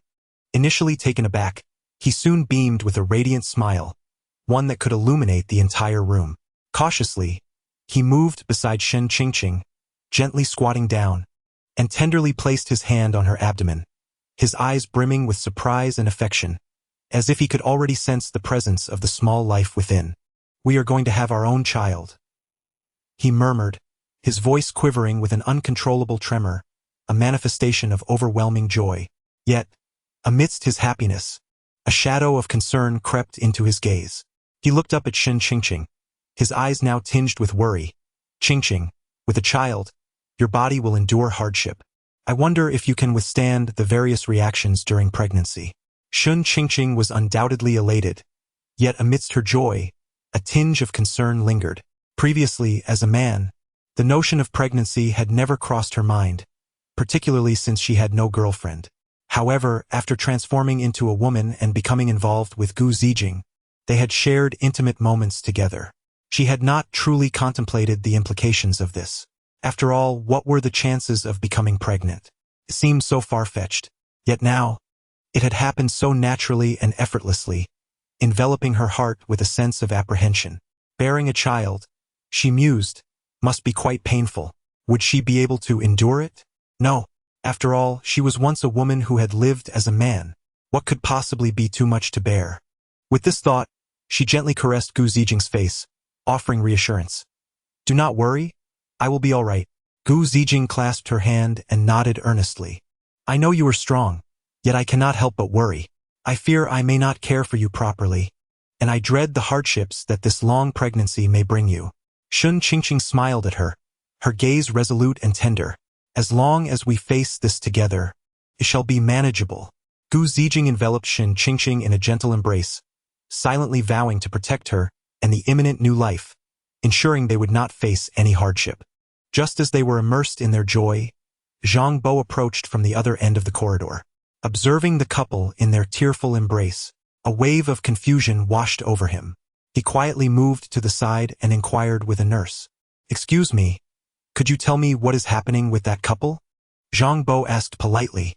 The nurse glanced at Gu Zijing and Shen Qingqing, smiling as she replied, "Oh, they just finished their examination. The girl is in excellent health and, moreover, she is pregnant, which has brought them immense joy." Upon hearing this, Zhang Bo's expression shifted slightly. He had not anticipated that Shen Qingqing was not only healthy but also pregnant, a significant obstacle to Gu Feihong's plans. After a moment of contemplation, he decided to inform Gu Feihong of this news. He took out his phone and dialed Gu Feihong's number. "Hello, sir. This is Zhang Bo," he respectfully announced. "What news do you have?" Gu Feihong's voice resonated from the other end, carrying a note of authority. "Sir, Miss Shen is in good health, free from any illness.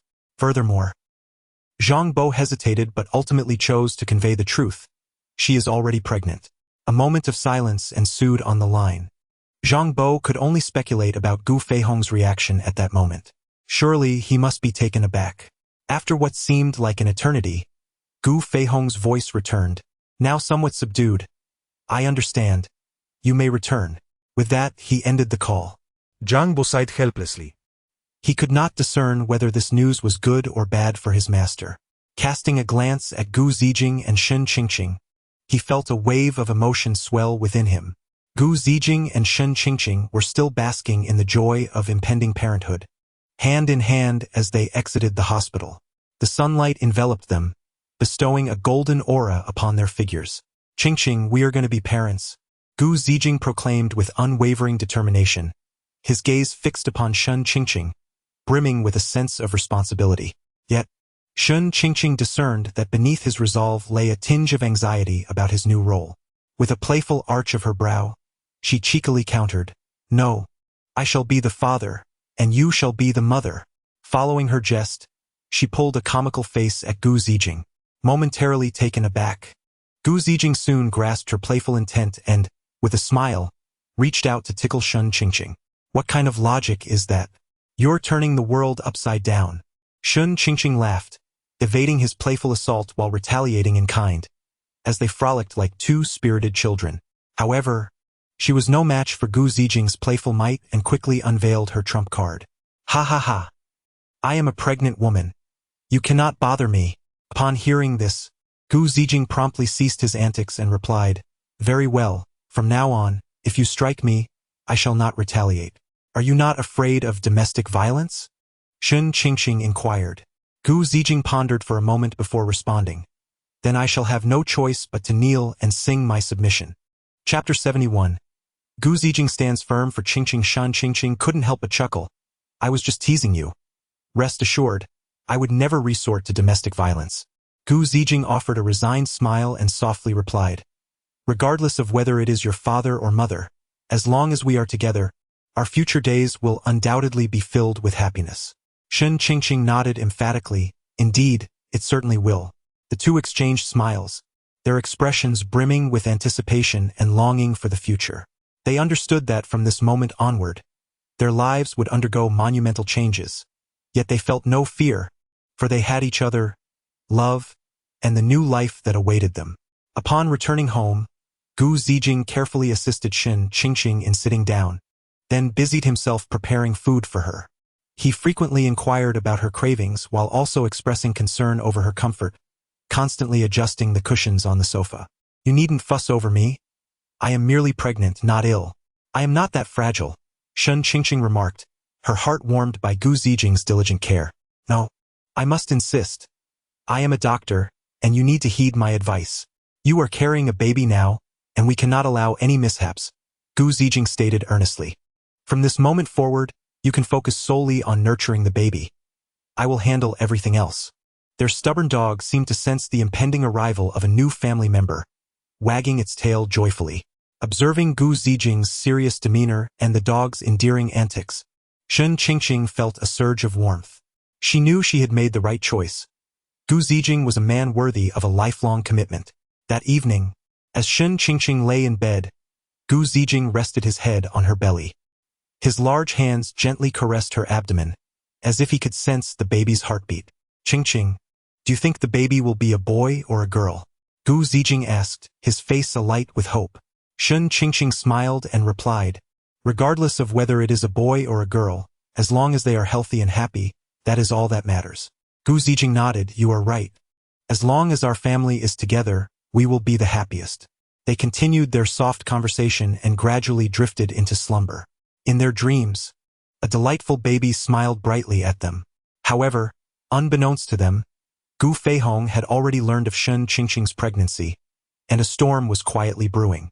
The next day, Gu Zijing took a leave of absence and, as he had promised, brought Shen Qingqing's examination report and pregnancy documentation to his father, Gu Feihong.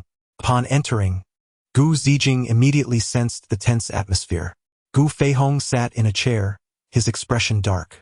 Before Gu Zijing could utter a word, Gu Feihong spoke first. I have heard that Shen Qingqing is pregnant. You are already aware. Gu Zijing nodded. Yes, Dad, Qingqing is pregnant, and we are very happy. Happy? Gu Feihong scoffed. Do you understand what you are doing? Being with her will only ruin your future. Future? You claimed that Qingqing was incapable of continuing the family lineage. Yet she has obtained medical confirmation of her health and is now expecting. Are you now questioning my future? Gu Ziqin asserted resolutely. You are exceedingly naive. Gu Feihong retorted angrily, striking the table. Marriage is not as simplistic as you perceive. It pertains to the interests and reputation of the family. What does her pregnancy signify? Shen Qingqing hails from humble beginnings. She is utterly unworthy of you. Father, how can you utter such words? Qingqing is kind, gentle, and understanding. She is the finest girl I have ever encountered, Gu Ziqin passionately countered. However, Gu Feihong remained unconvinced. Kind and gentle. Ha! Wasn't your mother once the epitome of such traits? Yet what was the outcome? She ultimately left us. Gu Feihong's expression darkened as he glared at his son, his words laced with indignation and dissatisfaction. He recalled that rainy night, begging her not to depart, if only for the sake of their child. Yet, she left, resolute and heartbreakingly so. All notions of tenderness and understanding were mere fades. Gu Feihong had lost faith in the concept of love. It was all nonsense. Qingqing is nothing like that woman. Gu Ziqin clenched his fists. His eyes reddened as he passionately defended her, his unwavering gaze seemingly capable of piercing through all obstacles. Are you so certain? Can you truly discern the depths of a person's soul? Gu Feihong scoffed, dismissing his son's words with contempt. Absolutely. I know Qingqing. She is not the type to be heartless, Gu Ziqin replied through gritted teeth, his unwavering stance leaving no room for doubt. Nevertheless, Gu Feihong remained unmoved, slamming his hand on the table. He rose, pointing an accusatory finger at Gu Ziqin, shouting, You will immediately break up with her and terminate that illegitimate child. Otherwise, do not expect me to acknowledge you as my son. Upon hearing his father's callous words, Gu Ziqin trembled with rage. His eyes widened, filled with fury as he confronted Gu Feihong, shouting, Father, you have gone too far. Qingqing is my beloved, and the child she carries is my own flesh and blood. Your grandchild. I could never do such a thing. Is she the only one for you? Are there truly no other women in this world who could capture your heart? Gu Feihong glared at Gu Ziqin, his voice trembling with anger. Yes, she is the only one. Gu Ziqin stood his ground, unwaveringly meeting his father's gaze with unwavering conviction. Very well, Gu Feihong exclaimed, his chest heaving with frustration as he repeated, Very well, 3 times. Are you not afraid that in my fury I shall cast you out from this home, severing all your financial support, leaving you both to fend for yourselves? Then let it be so, Gu Ziqin replied coolly, a sardonic smile gracing his lips. After all, I am the sole heir. Even if you were to expel me now, this inheritance will ultimately be mine. You, Gu Feihong was nearly overwhelmed with fury by his words, pointing at Gu Zijing but unable to utter a single coherent phrase. "Am I no longer able to manage you?" he exclaimed. "Think whatever you wish." Gu Zijing shrugged, displaying an air of indifference. Given that Qingqing was now with child and faced considerable inconveniences, coupled with my own academic commitments and subsequent hospital internship, I simply lacked the time to care for her. Thus, I intend to bring Qingqing to live at our home shortly, which would facilitate her care. This matter had occupied my thoughts for some time. As he had articulated, my medical studies would only render me increasingly busy, potentially neglecting Qingqing's needs. Residing in the Gu household, with its staff and housekeeper, would ensure she received attentive care without the worry of unforeseen incidents. As for my father's disapproval, it was hardly a concern. I was well aware of his character. Even if he opposed it, he would merely voice his objections without taking any real action against Qingqing. In some respects, they were cut from the same cloth, both prone to idle chatter. In fact, having Qingqing stay at the Gu residence would afford me greater peace of mind. It would also provide an opportunity for them to nurture their relationship, perhaps even winning my father's approval in time. Such thoughts were indeed idyllic. Yet Gu Feihong would undoubtedly oppose it. "I refuse. Absolutely not," he firmly declared, his rationale simple. "What would it look like for an unmarried woman to reside in our home? It would be the subject of ridicule." "I could not care less," Gu Zijing retorted defiantly, meeting Gu Feihong's gaze. "You are seldom at home, always darting about throughout the year. I have long since adapted to this lifestyle. Once you depart, we can still reside in our home peacefully." Gu Feihong was struck at his vulnerable point. "You unfilial son." He could scarcely believe that the son he had painstakingly raised would defy him so brazenly. With that, Gu Zijing turned and left, leaving Gu Feihong alone in the study, his face a mask of fury. Chapter 72. Mother is coming. Upon returning home, Gu Ziqin's unusual demeanor caught Shun Qingqing's attention.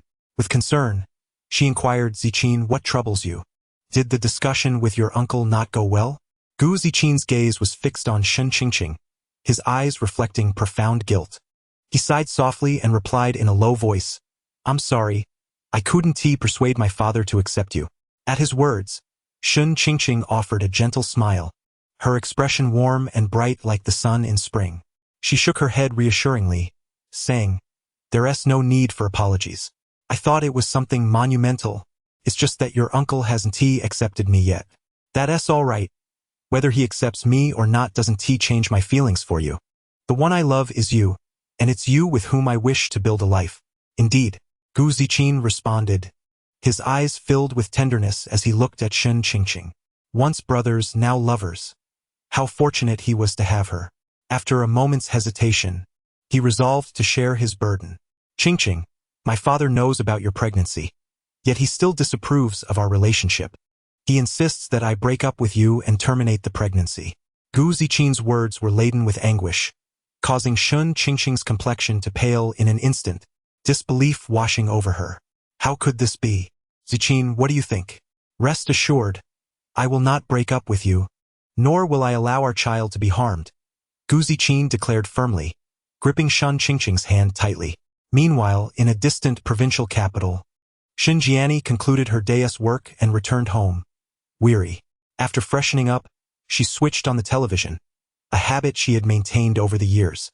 Despite the prevalence of smartphones and the internet, she still preferred the comfort of television for entertainment. Shortly after, she received a call from Shun Qingqing, which took her by surprise. "Mom, I'm pregnant."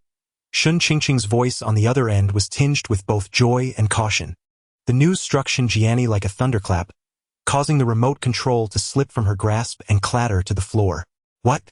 Shun Jiani's voice involuntarily rose, a shrill note escaping her lips. She could hardly believe what she had just heard. "You're pregnant?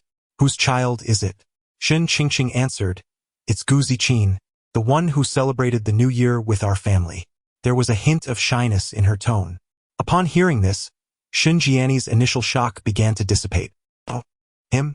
That's not a problem." However, her relief was short-lived. "Wait, it's only been a few months since you met him, and he has already gotten my daughter, whom I raised with such care, into this situation. What a young man."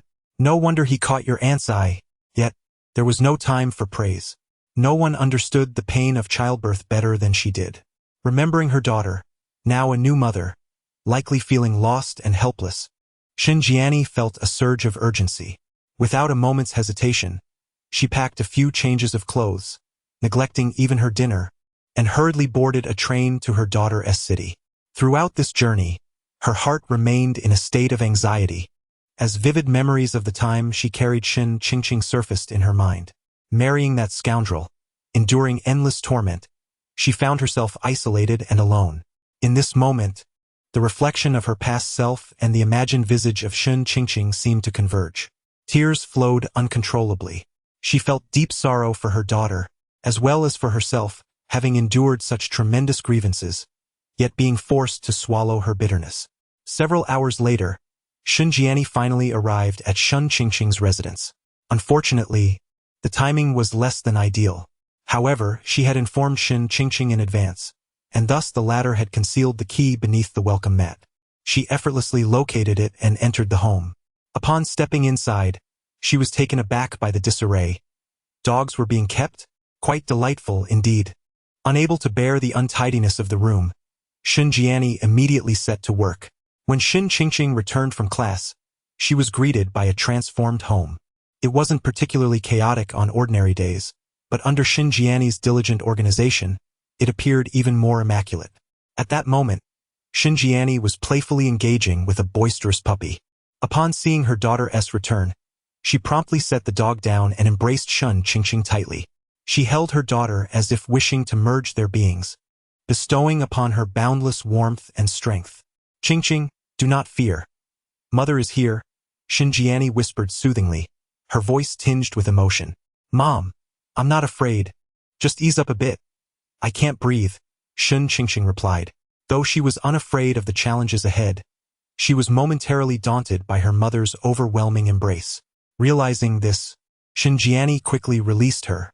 Subsequently, under Shinjiani's inquisitive gaze, Shin Qingqing recounted the entire ordeal. Upon learning that Gu Zijing had informed his father, Gu Feihong, of Shin Qingqing's pregnancy, she was met with vehement opposition. Gu Feihong declared that Shin Qingqing's humble background rendered her unworthy of his son, adamantly refusing to accept their relationship. Fury surged within Shinjiani, a tempest of anguish and ire flooding her heart. She had never anticipated that Gu Feihong could be so superficial, dismissing her daughter's love for Gu Zijing purely based on socioeconomic status. This Gu Feihong is utterly outrageous. How dare he treat you and Zijing in such a manner? I shall confront him, Shinjiani exclaimed, rising in indignation, prepared to storm out. Seeing this, Shin Qingqing quickly grasped her mother's arm, imploring, Mom, please don't go. Zijing said he would handle it. Your intervention would only exacerbate matters. Shinjiani halted, gazing into her daughter's pleading eyes, her anger slightly abating. She recognized the truth in her daughter's words. Her impulsive confrontation would likely complicate the situation further. Yet, the thought of her daughter's suffering made it impossible for her to swallow her pride. My dear, my heart aches for you. You were once a fine young man, and now you have been thrust into the role of a girl. The struggles you have faced, both physically and emotionally, in being with Gu Zijing, yet his father behaves in such a manner towards you. I cannot accept this. Shinjiani's eyes brimmed with tears once more as she gently stroked her daughter's hair, her heart heavy with sorrow. Mother, I understand that your intentions are for my well-being. Would you kindly place your trust in us and grant us a little more time? Shin Qingqing implored, grasping her mother's hand with desperation. Shinjiani observed her daughter's resolute gaze, her heart heavy with helplessness. She recognized that her daughter had become deeply enmeshed in this relationship, and how could she bear to further impose her will upon her? Very well, I shall heed your wishes. However, should Gu Feihong continue to refuse his consent for you both to be together, you must not allow yourself to suffer any longer. Do you understand? Shinjiani spoke earnestly, her concern palpable. Shin Qingqing nodded vigorously in agreement. Shinjiani resolved to remain by her daughter's side, although her stay would not be extensive. As she still had work obligations and the responsibility of providing for her daughter, she yearned to offer her presence, strength, and comfort, even if only for a brief time. Thus, Shin Jiani settled in, much to Gu Zijin's delight. Each day, Shin Jiani rose early to prepare a nourishing breakfast for Shin Qingqing and periodically accompanied her to the hospital for prenatal checkups. Chapter 73. The meeting of two families in the blink of an eye. Half a month had passed. Due to work commitments, Shin Jiani had to prepare for her return. Gu Ziqin was also scheduled to begin his internship at the hospital soon, which would make him even busier. He contemplated that it was time to initiate his plan of inviting Shin Qingqing to stay with them. However, this endeavor required the approval of his father, Gu Feihong. Before Shin Jiani departed, Gu Ziqin aimed to organize a dinner gathering. He understood that in order to persuade his stubborn father, a meeting between both families was essential. With this thought in mind, he returned to the Gu family residence and sought out Gu Feihong. In the study, Gu Feihong was engrossed in reviewing documents. Noticing the door open, he glanced up, recognizing it was Gu Ziqin, yet he remained silent, continuing to focus on his papers. Taking a deep breath, Gu Ziqin approached his father. "Dad, I would like to discuss something with you." Gu Feihong, without lifting his head, scoffed. "You still have the time to come back? Aren't you with your little girlfriend?" Gu Ziqin was aware of his father's discontent and chose not to rebut. Instead, he got straight to the point. "I wish to organize a dinner and invite Shin Qingqing and her mother, so that our families can meet." Gu Feihong paused, his pen halting mid-air as he slowly raised his gaze, a hint of displeasure flickering in his eyes. "As for you and Shin Qingqing, I still do not approve. Thus, there is no need for this dinner." Gu Ziqin had anticipated this reaction from his father. He moved closer, pulling a chair to sit across from Gu Feihong. "Dad, your previous conversation with Qingqing was too hasty. Trust me, if we meet and have a proper discussion, perhaps you might change your mind." Gu Feihong furrowed his brow, remaining silent for a moment before responding. "I have looked into her family. The disparity between our families is too great. I worry you will face hardships in the future." Gu Feihong was no longer troubled by the notion of whether Shin Qingqing could bear children. The hospital's confirmation of her pregnancy was irrefutable. What concerned him now was whether she would hinder his son's prospects. A father prone to gambling, a mother laden with toil, a studious brother, and a shattered girl? Both the studious brother and the broken girl were still part of her life. Was this a tale woven for fiction? Gu Ziqin urgently interjected, "Dad, I am confident I can face these challenges. Why can't you give Qingqing a chance?" After much coaxing, Gu Feihong finally sighed in resignation, conceding, "All right, just this once. But I cannot guarantee that my opinion will change." A joyful smile spread across Gu Ziqin's face as he quickly replied, "Thank you, Dad. You will see that both Qingqing and her mother are wonderful people." Meanwhile, upon learning that the two families would meet, Shin Qingqing felt a mix of excitement and anxiety. She took her mother, Shin Jiani, to the mall, intent on selecting a beautiful dress for the occasion. "Mom, what do you think of this one?" Shin Qingqing held up a light blue dress, showcasing it before Shin Jiani. Shin Jiani chuckled and shook her head. "It's a bit too youthful. Today is an important event. We must choose something more fitting." The mother and daughter wandered from store to store until, at last, Shin Jiani spotted a wine-red dress in one of the shops. The dress was elegantly tailored, perfectly showcasing the wearer's graceful demeanor. "Son, what do you think of this one?" Shin Jiani inquired, pointing at the dress. Shin Qingqing's eyes lit up. "This dress is beautiful. Mom, it will look stunning on you." After trying it on, Shin Jiani appeared in the mirror as if radiating a newfound brilliance. The traces of time on her face instead added a touch of mature charm. On the day of the dinner, Gu Feihong and Gu Ziqin arrived early at the reserved restaurant. Gu Feihong, clad in a sharply tailored suit, maintained an air of seriousness despite his promise to attend the banquet. Gu Ziqin, on the other hand, kept glancing towards the entrance, eagerly awaiting the arrival of Shin Qingqing and Shin Jiani. Shortly thereafter, they entered the restaurant, with Shin Jiani leading the way in her wine-red dress, her steps light and her demeanor graceful. The moment Gu Feihong laid eyes on Shin Jiani, he was instantly captivated, rendered momentarily speechless. How reminiscent it was of the past when Gu Ziqin's mother exuded such poise and elegance. If only life could always be as enchanting as first encounters. How delightful it would be. In Shin Jiani, Gu Feihong saw the visage of his former lover, perhaps the pure and innocent campus beauty untainted by the allure of wealth. As Shin Qingqing and Shin Jiani approached the table, Gu Ziqin quickly rose to introduce them. Dad, this is Qingqing and her mother, Aunt Shin. Aunt Shin, this is my father. Gu Feihong snapped back to reality, standing up in a fluster and extending his hand, saying, Hello, Ms. Shun. Shin Jiani smiled as she shook his hand, replying, Hello, Mr. Gu. It's a pleasure to meet you. What joy is there in this? Just you rascal, bullying my daughter. Don't let me catch you at it. The dinner commenced, filled with polite conversation. Gu Feihong's gaze continually gravitated towards Shin Jiani, completely abandoning the commanding presence he typically exhibited in business. Both Gu Ziqin and Shin Qingqing exchanged puzzled glances at the sight of their elders, but thought little of it. Shin Jiani's voice, soft yet resolute, seemed to resonate with Gu Feihong's heart.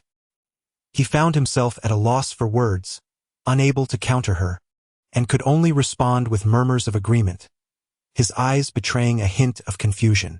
Shin Qingqing and Gu Ziqin shared a knowing smile, believing that it was Shin Jiani's words that had touched Gu Feihong, unaware that his thoughts had already drifted far away. The dinner continued in a subtly charged atmosphere. Gu Feihong endeavored to appear composed, yet his eyes would frequently wander back to Shin Jiani. She maintained a graceful smile, engaging politely in conversation with everyone. After the meal, Gu Ziqin and Shin Qingqing planned to watch a movie, suggesting that the two elders return home first. Gu Feihong offered to drive Shin Jiani back, and after a moment's hesitation, she accepted. As they sat in Gu Feihong's car, Shin Jiani broke the silence, gazing out at the night scenery. Mr. Gu, there were some words at the dining table that were somewhat inconvenient to express, and I understand. It is just the two of us in this vehicle. Let us speak openly about any concerns our families may have. Gu Feihong paused slightly, then with a wry smile said, Miss Shun, to be candid, I once endured a marriage that can only be described as a failure. Whether it was the moonlight or the effects of alcohol, Gu Feihong began to recount his past. With Gu Zijing's biological mother, their love had once burned brightly, filled with grand promises, yet ultimately, the Gu family's fortunes dwindled, and that woman left without a backward glance. At that time, Zijing was just a small child, and I thought to myself, I must achieve something great, to show those who look down upon us, and to help Zijing forget the pain of losing his mother, to live positively as an example of a father. Yet, one cannot have it all. Focusing on work often leads to neglecting family, while prioritizing family makes work challenging. We had plans to celebrate birthdays, to buy certain toys, to visit amusement parks, but sometimes, in the rush of life, I would forget, and many times I missed those promises. This led to a distance between Zijing and me, his father. I only hope he can carve out his own path, whether continuing in medicine or inheriting the family legacy.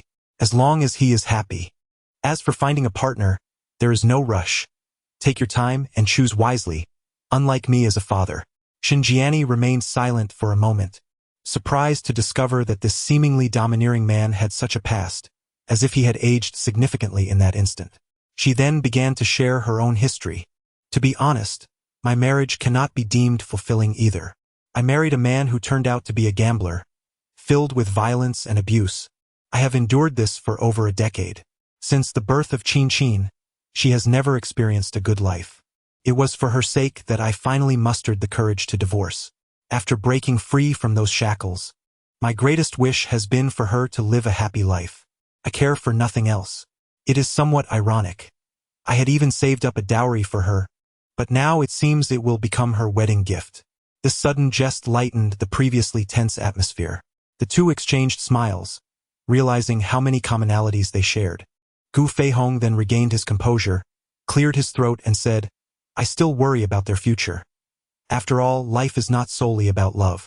Shin Jiani replied gently, Mr. Gu, I understand your concerns. I have worried about this as well, losing countless nights of sleep. However, I eventually came to terms with it. The children have grown. They have their own thoughts and choices. Each generation has its own fortunes. As elders, we should refrain from excessive entanglement or hindrance. As long as they are happy, is that not our greatest wish? You mentioned earlier that the child's happiness is what matters. As they conversed about their pasts, Gu Feihong suddenly felt a sense of clarity, as if the long overcast sky had finally parted to reveal the sun. Chapter 74. Shun Qingqing moves into the Gu residence after Shun Jiani's departure. She informed Gu Ziqin that his father had subtly softened his stance. Following several days of contemplation, Gu Ziqin resolved to invite Shun Qingqing to reside in his home, where the presence of a housekeeper and staff would ensure her better care. However, this endeavor required the consent of one individual, Shun Qingqing herself. Initially reluctant to move into the Gu residence, Shun Qingqing feared that her presence would impose upon Gu Ziqin and his father, and she dreaded the prospect of encountering Gu Feihong. Yet, Gu Ziqin grasped her hand earnestly, assuring her, "Rest assured, my father simply needs time to adjust. He will not make things difficult for you. Living in my home will afford you superior care, allowing me to focus on my internship. Once I graduate, we shall marry and provide our child with a complete family." As Shun Qingqing gazed into Gu Ziqin's resolute eyes, her defenses gradually crumbled, and she ultimately acquiesced with a nod. With her agreement secured, Gu Ziqin returned home to continue persuading his father. After several days of effort, Gu Feihong reluctantly consented, albeit with a stipulation. Shun Qingqing must adhere to the rules of the Gu household and refrain from disrupting his life. Gu Ziqin promptly accepted the condition. Thus, Gu Ziqin escorted Shun Qingqing to the Gu family's villa, situated in the outskirts of the city, amidst a picturesque environment, and boasting an opulent architectural style. Standing before the grand villa, Shun Qingqing was enveloped by a sense of anxiety and unease. It was her first time visiting such a magnificent residence, a notion she had never dared to entertain before. Of course, she could not forget the spirited little creature accompanying her. The audacious canine was brimming with excitement throughout their journey. As they entered the villa, the housekeeper, Zhang Bo, promptly approached. Upon seeing Shun Qingqing, he hesitated momentarily before swiftly regaining his polite demeanor. "Young master, you have returned. And this is..." Gu Ziqin introduced Zhang Bo. "This is Shun Qingqing, my beloved. She shall be living here with me from now on." Zhang Bo nodded in acknowledgement. "Understood, young master." At that moment, Gu Feihong descended the staircase. Having finally completed a long-cherished plan, he now had the luxury of time to unwind and could take a closer look at Shun Qingqing's character. He overheard Gu Ziqin's arrangement and interjected, "You are not yet married. Please be mindful of your influence. Zhang Bo, prepare the room adjacent to Ziqin's for her." The housekeeper replied promptly, "Certainly, sir." Gu Ziqin refrained from commenting on his father's decision. Gu Feihong regarded Shun Qingqing with a stern expression. Yet, considering the child she carried, he chose not to voice his discontent. With her head bowed in trepidation, Shun Qingqing greeted, "Hello, Uncle Gu." Gu Feihong offered no response, casting a cold glance at Gu Ziqin. "You are responsible for your own actions. Ensure she does not cause any disturbances in the house." With that, he turned and retreated to his study. Gu Ziqin hurried to comfort her. "Qingqing, do not take it to heart. My father is like this. Give it some time, and it will get better. Please take a rest. I shall have someone bring in your belongings." The butler guided Shun Qingqing to the room that had been prepared for her, a cozy and inviting space with a lovely view of a beautiful garden outside. It would be a delightful place for a stroll. Yet Shun Qingqing found herself too preoccupied to appreciate the surroundings. Lying on the bed, she replayed Gu Feihong's earlier demeanor in her mind, a sense of worry enveloping her. During dinner that evening, the atmosphere felt somewhat stifling. Gu Feihong hardly uttered a word, casting only the occasional glance at Shun Qingqing, who sat with her head bowed, eating cautiously. Gu Ziqin incessantly served Shun Qingqing more dishes, urging, "Qingqing, eat more. It's good for the baby." When the food in her bowl had accumulated into a small mound, Shun Qingqing hastily intervened, saying, "No more. I can't eat any further." Gu Ziqin realized that perhaps he had indeed served too much. After the meal, a gentle breeze caressed their cheeks, bringing a refreshing coolness. Gu Ziqin tenderly took Shun Qingqing's hand and strolled through the garden. The winding path beneath their feet was flanked by blossoms of vibrant hues, exuding an enchanting fragrance. "Do not take your father's attitude to heart," Gu Ziqin softly reassured her, his gaze filled with affection. "He merely needs more time to understand and accept you. Trust me, he will genuinely embrace you." Shun Qingqing offered a faint smile, a flicker of determination in her eyes. Do not worry. I am not so fragile. Let us not forget. I am also quite resilient. She puffed out her chest intentionally, striking a pose of strength, which elicited a chuckle from Gu Ziqin. How about this? Once the baby is born, you can be the father and I shall take on the role of the mother. Shun Qingqing paused, momentarily taken aback before realizing, are you serious? Haha, of course, I'm just teasing you. Gu Ziqin laughed heartily, playfully flicking Shun Qingqing's forehead. You dare to joke about such matters? Just wait and see how I handle you. With that, Gu Ziqin began to tickle Shun Qingqing, filling the garden with their joyous laughter. As days passed, Shun Qingqing gradually acclimated to life in the Gu household. Gu Ziqin, when not busy with his internship, devoted his time to her, sharing amusing anecdotes from the hospital to brighten her spirits. With his companionship, Shun Qingqing's mood improved, and she began to look forward to the arrival of their child. Each night, as Gu Feihong walked past Gu Ziqin's room, he could hear their laughter, which stirred a sense of envy within him. Troubled, he could only find solace in playing with the dog. Over time, the spirited canine grew fond of Gu Feihong. In the days that followed, Shun Qingqing diligently adapted to life at the Gu residence, ensuring she ate on time and followed the doctor's advice for a healthy pregnancy. The butler, Zhang Bo, and the other servants treated her with kindness, and her cheerful disposition quickly fostered good relationships. However, in Gu Feihong's presence, everyone seemed to become a bit apprehensive. Although Gu Feihong no longer displayed displeasure towards Shun Qingqing, their interactions remained sparse. Each time they encountered one another in the villa, he merely cast her a fleeting glance before turning away. Shun Qingqing understood that Gu Feihong had yet to fully accept her. As time progressed, her abdomen gradually began to swell, forming a noticeable curve. She commenced her study of parenting knowledge in preparation for the arrival of her child. Gu Ziqin, amidst her internship, also assisted Shun Qingqing in gathering baby supplies. One day, Gu Feihong, while in his study, noticed Shun Qingqing searching for a book. He furrowed his brow, remarking that this was the study and one should not enter without cause. Shun Qingqing quickly apologized. I'm sorry, uncle. I merely wished to find a book to read. Upon learning of this incident, Gu Ziqin confronted her father. Dad, Qingqing just wanted to read a book. There is no need to speak to her that way. Gu Feihong, somewhat irate, retorted, I am the master of this house. My word is final. Since she resides here, she must adhere to the rules. Once again, the father and son engaged in a heated argument. Shun Qingqing, overhearing their dispute, felt a pang of sorrow. She perceived herself as an unwelcome presence, creating discord between Gu Ziqin and his father. Gu Ziqin, sensing her distress, reassured her, Qingqing, do not overthink it. My dad has that temperament, and things will improve in due time. Shun Qingqing gazed at Gu Ziqin, her eyes filled with concern. Ziqin, I do not wish for my presence to strain your relationship with uncle. Chapter 75. The Wedding and New Life. Conclusion. One day, while walking in the garden, Shun Qingqing suddenly felt a sharp pain in her abdomen. In a state of panic, she cried out for help, just as Zhang Bo happened to pass by. He rushed over and, upon seeing Shun Qingqing's distress, immediately summoned the family doctor.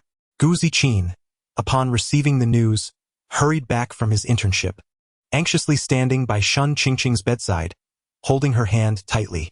Qingqing, how are you? Please don't scare me, he implored. Weakly, Shun Qingqing replied, I'm so frightened. Will the baby be all right? Gu Ziqin reassured her, everything will be fine. The doctor is here. You need to be strong. After the doctor's examination and treatment, Shun Qingqing's condition finally stabilized. The doctor informed them that her abdominal pain was due to excessive fatigue and emotional stress, advising her to rest more in the future. Following this incident, Gu Feihong's attitude towards Shun Qingqing underwent a significant transformation. He began to show concern for her well-being, occasionally inquiring about her diet and daily life. Shun Qingqing realized that Gu Feihong was gradually accepting both her and the child. A second chance at love blossomed.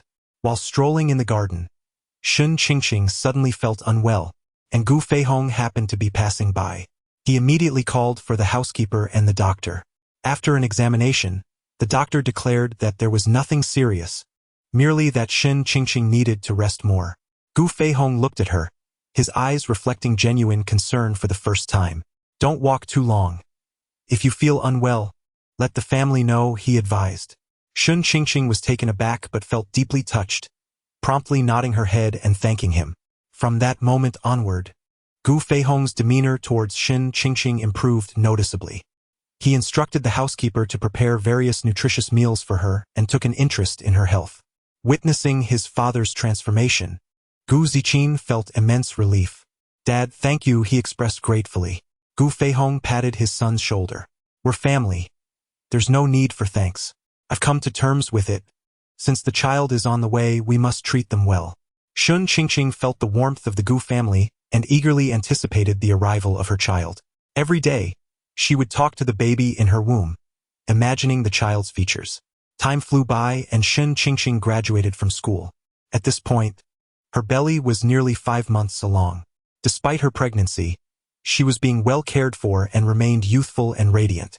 Gu Ziqin also kept his promise. They were to marry right after graduation. In a city's most affluent district, a European-style hotel was adorned like a dream.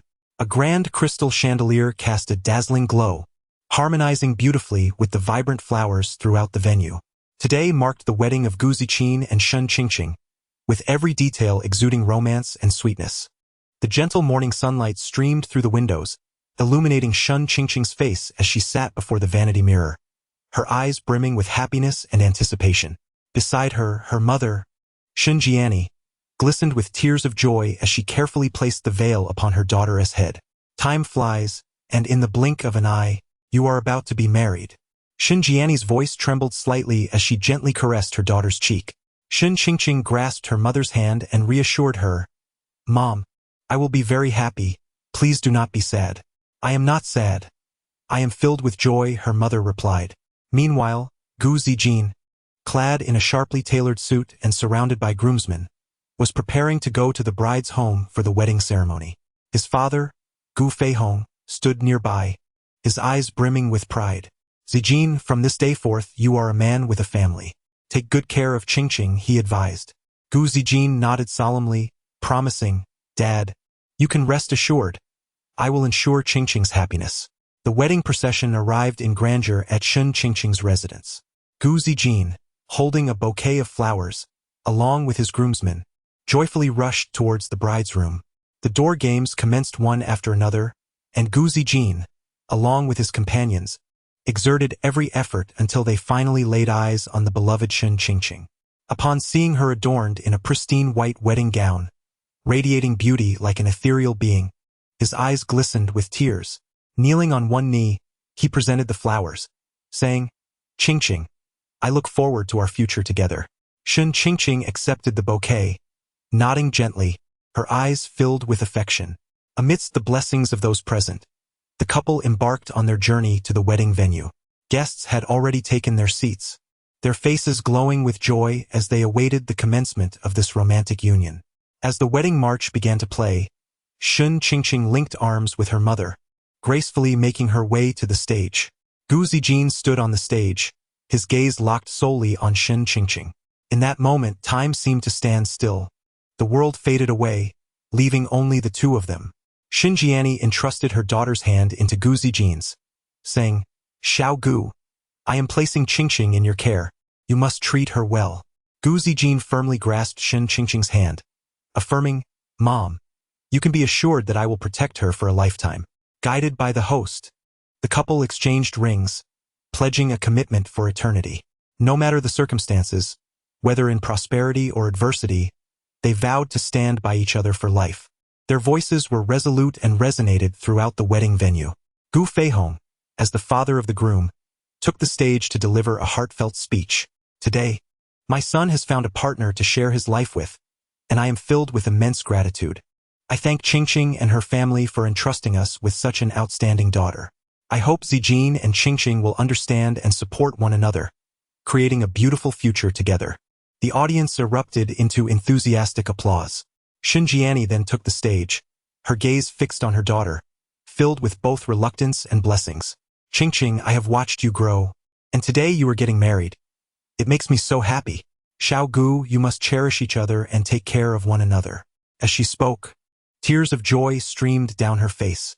The couple presented tea to both sets of parents, expressing their gratitude for their upbringing. As Gu Zijin and Shun Qingqing respectfully offered the tea to their parents, both elders' eyes sparkled with emotion. This cup of tea symbolized the couple's gratitude and the merging of two families. The wedding banquet commenced, with tables laden with exquisite delicacies. As the guests rose to toast the newlyweds, they offered their most heartfelt blessings. Gu Zijing and Shun Qingqing graciously expressed their gratitude to each table, their faces perpetually adorned with joyous smiles. As time passed, the wedding ceremony gradually approached its conclusion. Standing at the entrance of the hotel, the couple bid farewell to each guest. Though fatigue marked their features, it was eclipsed by an overwhelming sense of happiness and fulfillment. When the last guest departed, Gu Zijing and Shun Qingqing embraced one another. Qingqing, today marks the beginning of our new life together. No matter the challenges that lie ahead, we shall face them united, Gu Zijing declared. Leaning gently against his shoulder, Shun Qingqing responded with a soft hum. The warm glow of the setting sun bathed them, crafting a picturesque scene. This wedding was not merely a testament to their love, but the dawn of a new chapter in their lives. With the blessings of friends and family, they would navigate each season hand in hand, penning their own tale of happiness. In the blink of an eye, 10 months had elapsed. As the days unfolded, Shun Qingqing's belly grew rounder. At long last, the anticipated due date arrived. On a sunlit morning, she was jolted awake by a searing pain in her abdomen. Although she had prepared herself mentally, the suddenness still took her by surprise. Gu Zijing and Gu Feihong hurriedly accompanied her to the hospital, where the family anxiously awaited outside the operating room, fervently praying for the safety of both mother and child. Zijing, do not worry too much. Both Qingqing and the baby will be fine, Gu Feihong reassured his son. Gu Zijing nodded, though his hand remained clenched tightly, beads of sweat forming on his forehead. Upon hearing the news, Xinjiani, despite being miles away, immediately initiated a video call. Inside the delivery room, Shun Qingqing's cries could be faintly heard. Ah, Gu Zijing, you scoundrel! I shall never bear another child for you. This pain is unbearable. Her exclamations persisted for several hours until they ceased, perhaps due to exhaustion or a lack of words. Yet, the silence only deepened Gu Zijing's worry. After 13 arduous hours, the delivery room door finally swung open. A nurse emerged, cradling a child. Congratulations, you have a pair of twins. A boy and a girl. Both mother and children are safe, she announced. A wave of relief washed over Gu Zijing and Gu Feihong, their faces lighting up with joy. Shun Qingqing was gently wheeled out, resembling a delicate porcelain doll. Her once fair complexion appeared exceptionally pale, as if drained of color, yet her eyes sparkled with happiness. Gu Zijing rushed forward, momentarily oblivious to the child, his focus solely on his wife. He grasped Shun Qingqing's slightly cool hand, his voice trembling as he asked, Qingqing, how are you? Are you in pain? Did you see that? We finally have our own child. Shun Qingqing weakly nodded, a faint smile escaping her lips as she softly replied, How could it not hurt, I swear? I shall never give you another child, it's far too painful. Despite her words, the tenderness and affection reflected in her eyes were unmistakable. All right, no more, she conceded, her voice tinged with fear. Gu Zijing quickly acquiesced, his gaze never straying from Shun Qingqing's haggard countenance, his heart brimming with boundless compassion. Her hair lay disheveled across the pillow, beads of sweat glistening on her forehead. She appeared as though she had endured an arduous battle, utterly exhausted. Gu Zijing reached out with his other hand, gently wiping the sweat from Shun Qingqing's brow, his every motion cautious, fearful of causing her discomfort. He gazed at the woman who had exerted tremendous effort for the sake of their shared love, his eyes misting slightly, silently vowing to cherish her doubly and help her regain her former radiance. That day, Xinjiani hurried back from afar. The family gathered, enveloped in joy. Gu Feihong gazed at his grandchildren in their swaddles, a smile never leaving his face. His attitude towards Shun Qingqing had completely transformed. Qingqing, if you need anything in the future, just let me know, don't hesitate. Xinjiani, upon seeing her grandchildren, beamed with uncontainable delight. Shun Qingqing surveyed her surroundings, her heart filled with myriad emotions. She understood that her life had embarked on a new chapter, and this home, with the arrival of this new life, had become even more complete. As the sun cast fragmented rays through the sheer curtains onto the beige carpet, Shun Qingqing emerged from confinement, watching her baby grow day by day, enveloped in a profound sense of happiness, though the act of nursing proved quite exhausting. Fortunately, the two children took turns, or else she would truly struggle to manage one in each arm. As a young mother, she exuded an enchanting allure that was hard to articulate. The infant greedily suckled, emitting delicate sounds of swallowing. Shun Qingqing reclined in the rocking chair, her fingertips caressing her daughter's smooth cheek. Beside her, in the crib, her eldest son, having eaten his fill, slept soundly. Gu Ziqin returned home after a taxing day, having taken over his father's company, his days fraught with challenges. Hearing a sound at the door, Shun Qingqing looked up to see Gu Ziqin entering. His tie hung loosely around his neck, and his suit jacket was casually draped over a nearby coat rack. His gaze fell upon Shun Qingqing, and he swallowed hard. The alluring scene, partially concealed yet alluringly exposed, ignited desires within him. "You're back?" Shun Qingqing inquired softly, reaching for the knitted cardigan draped over the chair's back.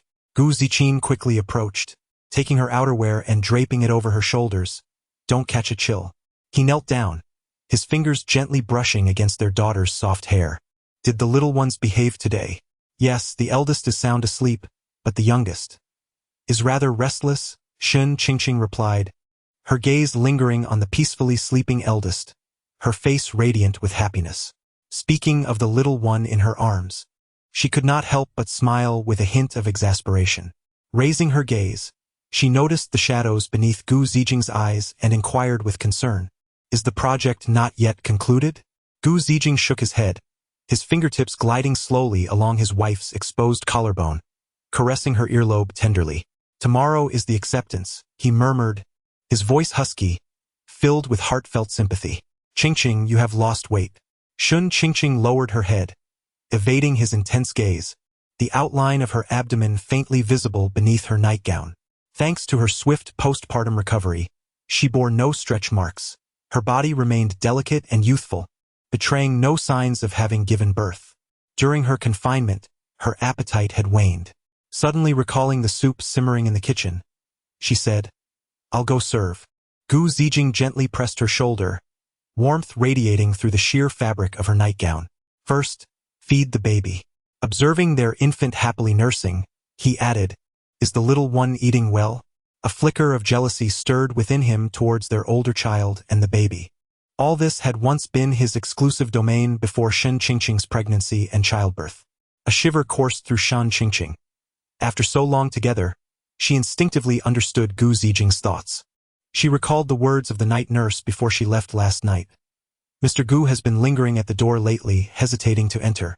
She maintained a semblance of calm, assuring him, "There's enough to eat. The doctor said it will be 3 months before." Suddenly, Gu Ziqing stood, disappointment etched across his face. Taking a deep breath, his knuckles turned white from tension, he replied, "I know." He then retrieved a velvet box from his pocket and presented it to Shun Qingqing. Anniversary gift. Opening the box, she beheld a pearl necklace, its lustrous sheen contrasting with her slightly pallid complexion post-delivery. Gu Ziqing knelt to fasten it around her neck, his fingers trailing slowly down her nape. "Do you like it, Ziqing?" Shun Qingqing interrupted him, her ears flushing crimson. Their daughter stirred in her arms, momentarily breaking away from her source of life. Gu Ziqing's gaze grew more fervent. Seizing the opportunity, he embraced both his wife and child, the baby expressing mild discontent between them. His heated breath brushed against Shun Qingqing's earlobe. "Qingqing, I miss you." As he spoke, his hand, almost instinctively, slipped beneath her nightgown. "Even if it's just a hug." Shun Qingqing closed her eyes, savoring the familiar scent of her husband. Her hand instinctively brushed through the ends of his hair at the nape of his neck. It is often said that at 31 is as fierce as a wolf, at 40 as strong as a tiger, at 51 can sit and gather dust, and at 61 can catch mice through walls. Though Shun Qingqing had not yet reached 30, She was already embodying that fierce spirit, having experienced such joy before pregnancy. Suddenly, their daughter let out a loud wail, her diaper soaked. Gu Zijing chuckled as he stood, lifting the baby from Shun Qingqing's arms and bouncing her playfully. Little troublemaker causing mischief again. He leaned down to kiss his wife's forehead. Once she sleeps, we can continue. Shun Qingqing watched him as he paced back and forth, struggling to soothe their daughter, a soft smile gracing her lips. Gu Zijing's attempts at calming the baby were characteristically masculine, far from gentle and somewhat haphazard. Shun Qingqing felt the same way. Initially, she approached with utmost caution. However, as time passed and the two children became more demanding, her methods gradually evolved into something more straightforward and vigorous. Strangely enough, this very approach proved to be the most effective. The elder child would almost immediately succumb to slumber, while the younger one required a bit more effort yet also drifted off quickly. Soon, the gentle sounds of the younger child being lulled to sleep filled the air, intertwined with Gu Zijing's soft laughter. Shun Qingqing inhaled deeply, loosening the ties of her nightgown. Each day the children grew. The elder child remained serene during sleep, while the younger one was a bundle of energy, even in slumber, restlessly tossing and turning, his tiny feet bouncing about, causing the crib to rattle with a rhythmic thud. Undeniably, he was a vivacious little rascal. The wall lamp cast a warm golden halo upon the ceiling. Beside the crib, Gu Zijing was diligently changing the diapers of the two little ones. His long fingers delicately handled the wet wipes, carefully avoiding the tender skin of the infants. The cuffs of his shirt were rolled up to his elbows, revealing strong forearms, the muscles flexing with each movement of his fingers, the faint blue veins showcasing a sense of vitality. It was as if he was orchestrating a masterpiece. Leaning against the doorframe, Shun Qingqing observed Gu Zijing on one knee, and suddenly, memories of his proposal before their marriage flooded her mind, filled with the same focus and caution. That day, Shun Qingqing had gazed anxiously at her reflection in the mirror, her figure becoming increasingly rounded, her abdomen gently protruding, a mix of surprise and unease swirling within her due to the changes brought on by pregnancy. Despite Gu Zijing's unwavering thoughtfulness, the two had yet to step into the sanctity of marriage, and the future appeared somewhat uncertain. Sensing Shun Qingqing's unease, Gu Zijing resolved to surprise her. On that day, the sun radiated its gentle warmth upon the earth. He arrived early at the lakeside park, meticulously arranging the proposal site. With his own hands, he scattered vibrant rose petals on the grass, forming a large heart, and outlined the words Qingqing, marry me with colorful lights in the center. Surrounding the area were photographs from their time together, each encapsulating cherished memories. Once the preparations were complete, he stood at the center of the venue, filled with a blend of anticipation and nervousness. As evening approached, Shun Qingqing, guided by a caregiver, walked towards the lakeside park with a puzzled expression. Upon witnessing the dreamlike scene before her, she instinctively halted, her eyes brimming with tears. Just as Gu Zijing approached her, holding flowers and a ring, kneeling slowly, Shun Qingqing's thoughts drifted back to the moments of their acquaintance and love. She recalled their first encounter in the school cafeteria when she was still a man. After arranging to meet him through her phone, Gu Zijing arrived as promised, yet circled the designated spot several times, uncertain of his presence. A girl occupied the seat they had agreed upon, leading him to believe he had gone to the wrong place until Shun Qingqing called out to him. Gu Zijing was taken aback, wondering why the person he had arranged to meet was a girl instead of a boy. Yet the thought of cohabiting with a girl excited him. It wasn't until Shun Qingqing clarified that she was indeed a boy that Gu Zijing's initial disappointment transformed into exhilaration. Thus, the two of them agreed upon the arrangements for sharing a residence. From that point onward, their interactions gradually increased. However, at that time they had only recently met, and their interactions were imbued with a sense of caution. On one occasion, Shun Qingqing attempted to play basketball with Gu Zijing for the first time. Unfortunately, after a jump shot, she lost her balance and fell to the ground. Gu Zijing, quick to react, rushed over to check on her, anxiously asking, "Are you all right?"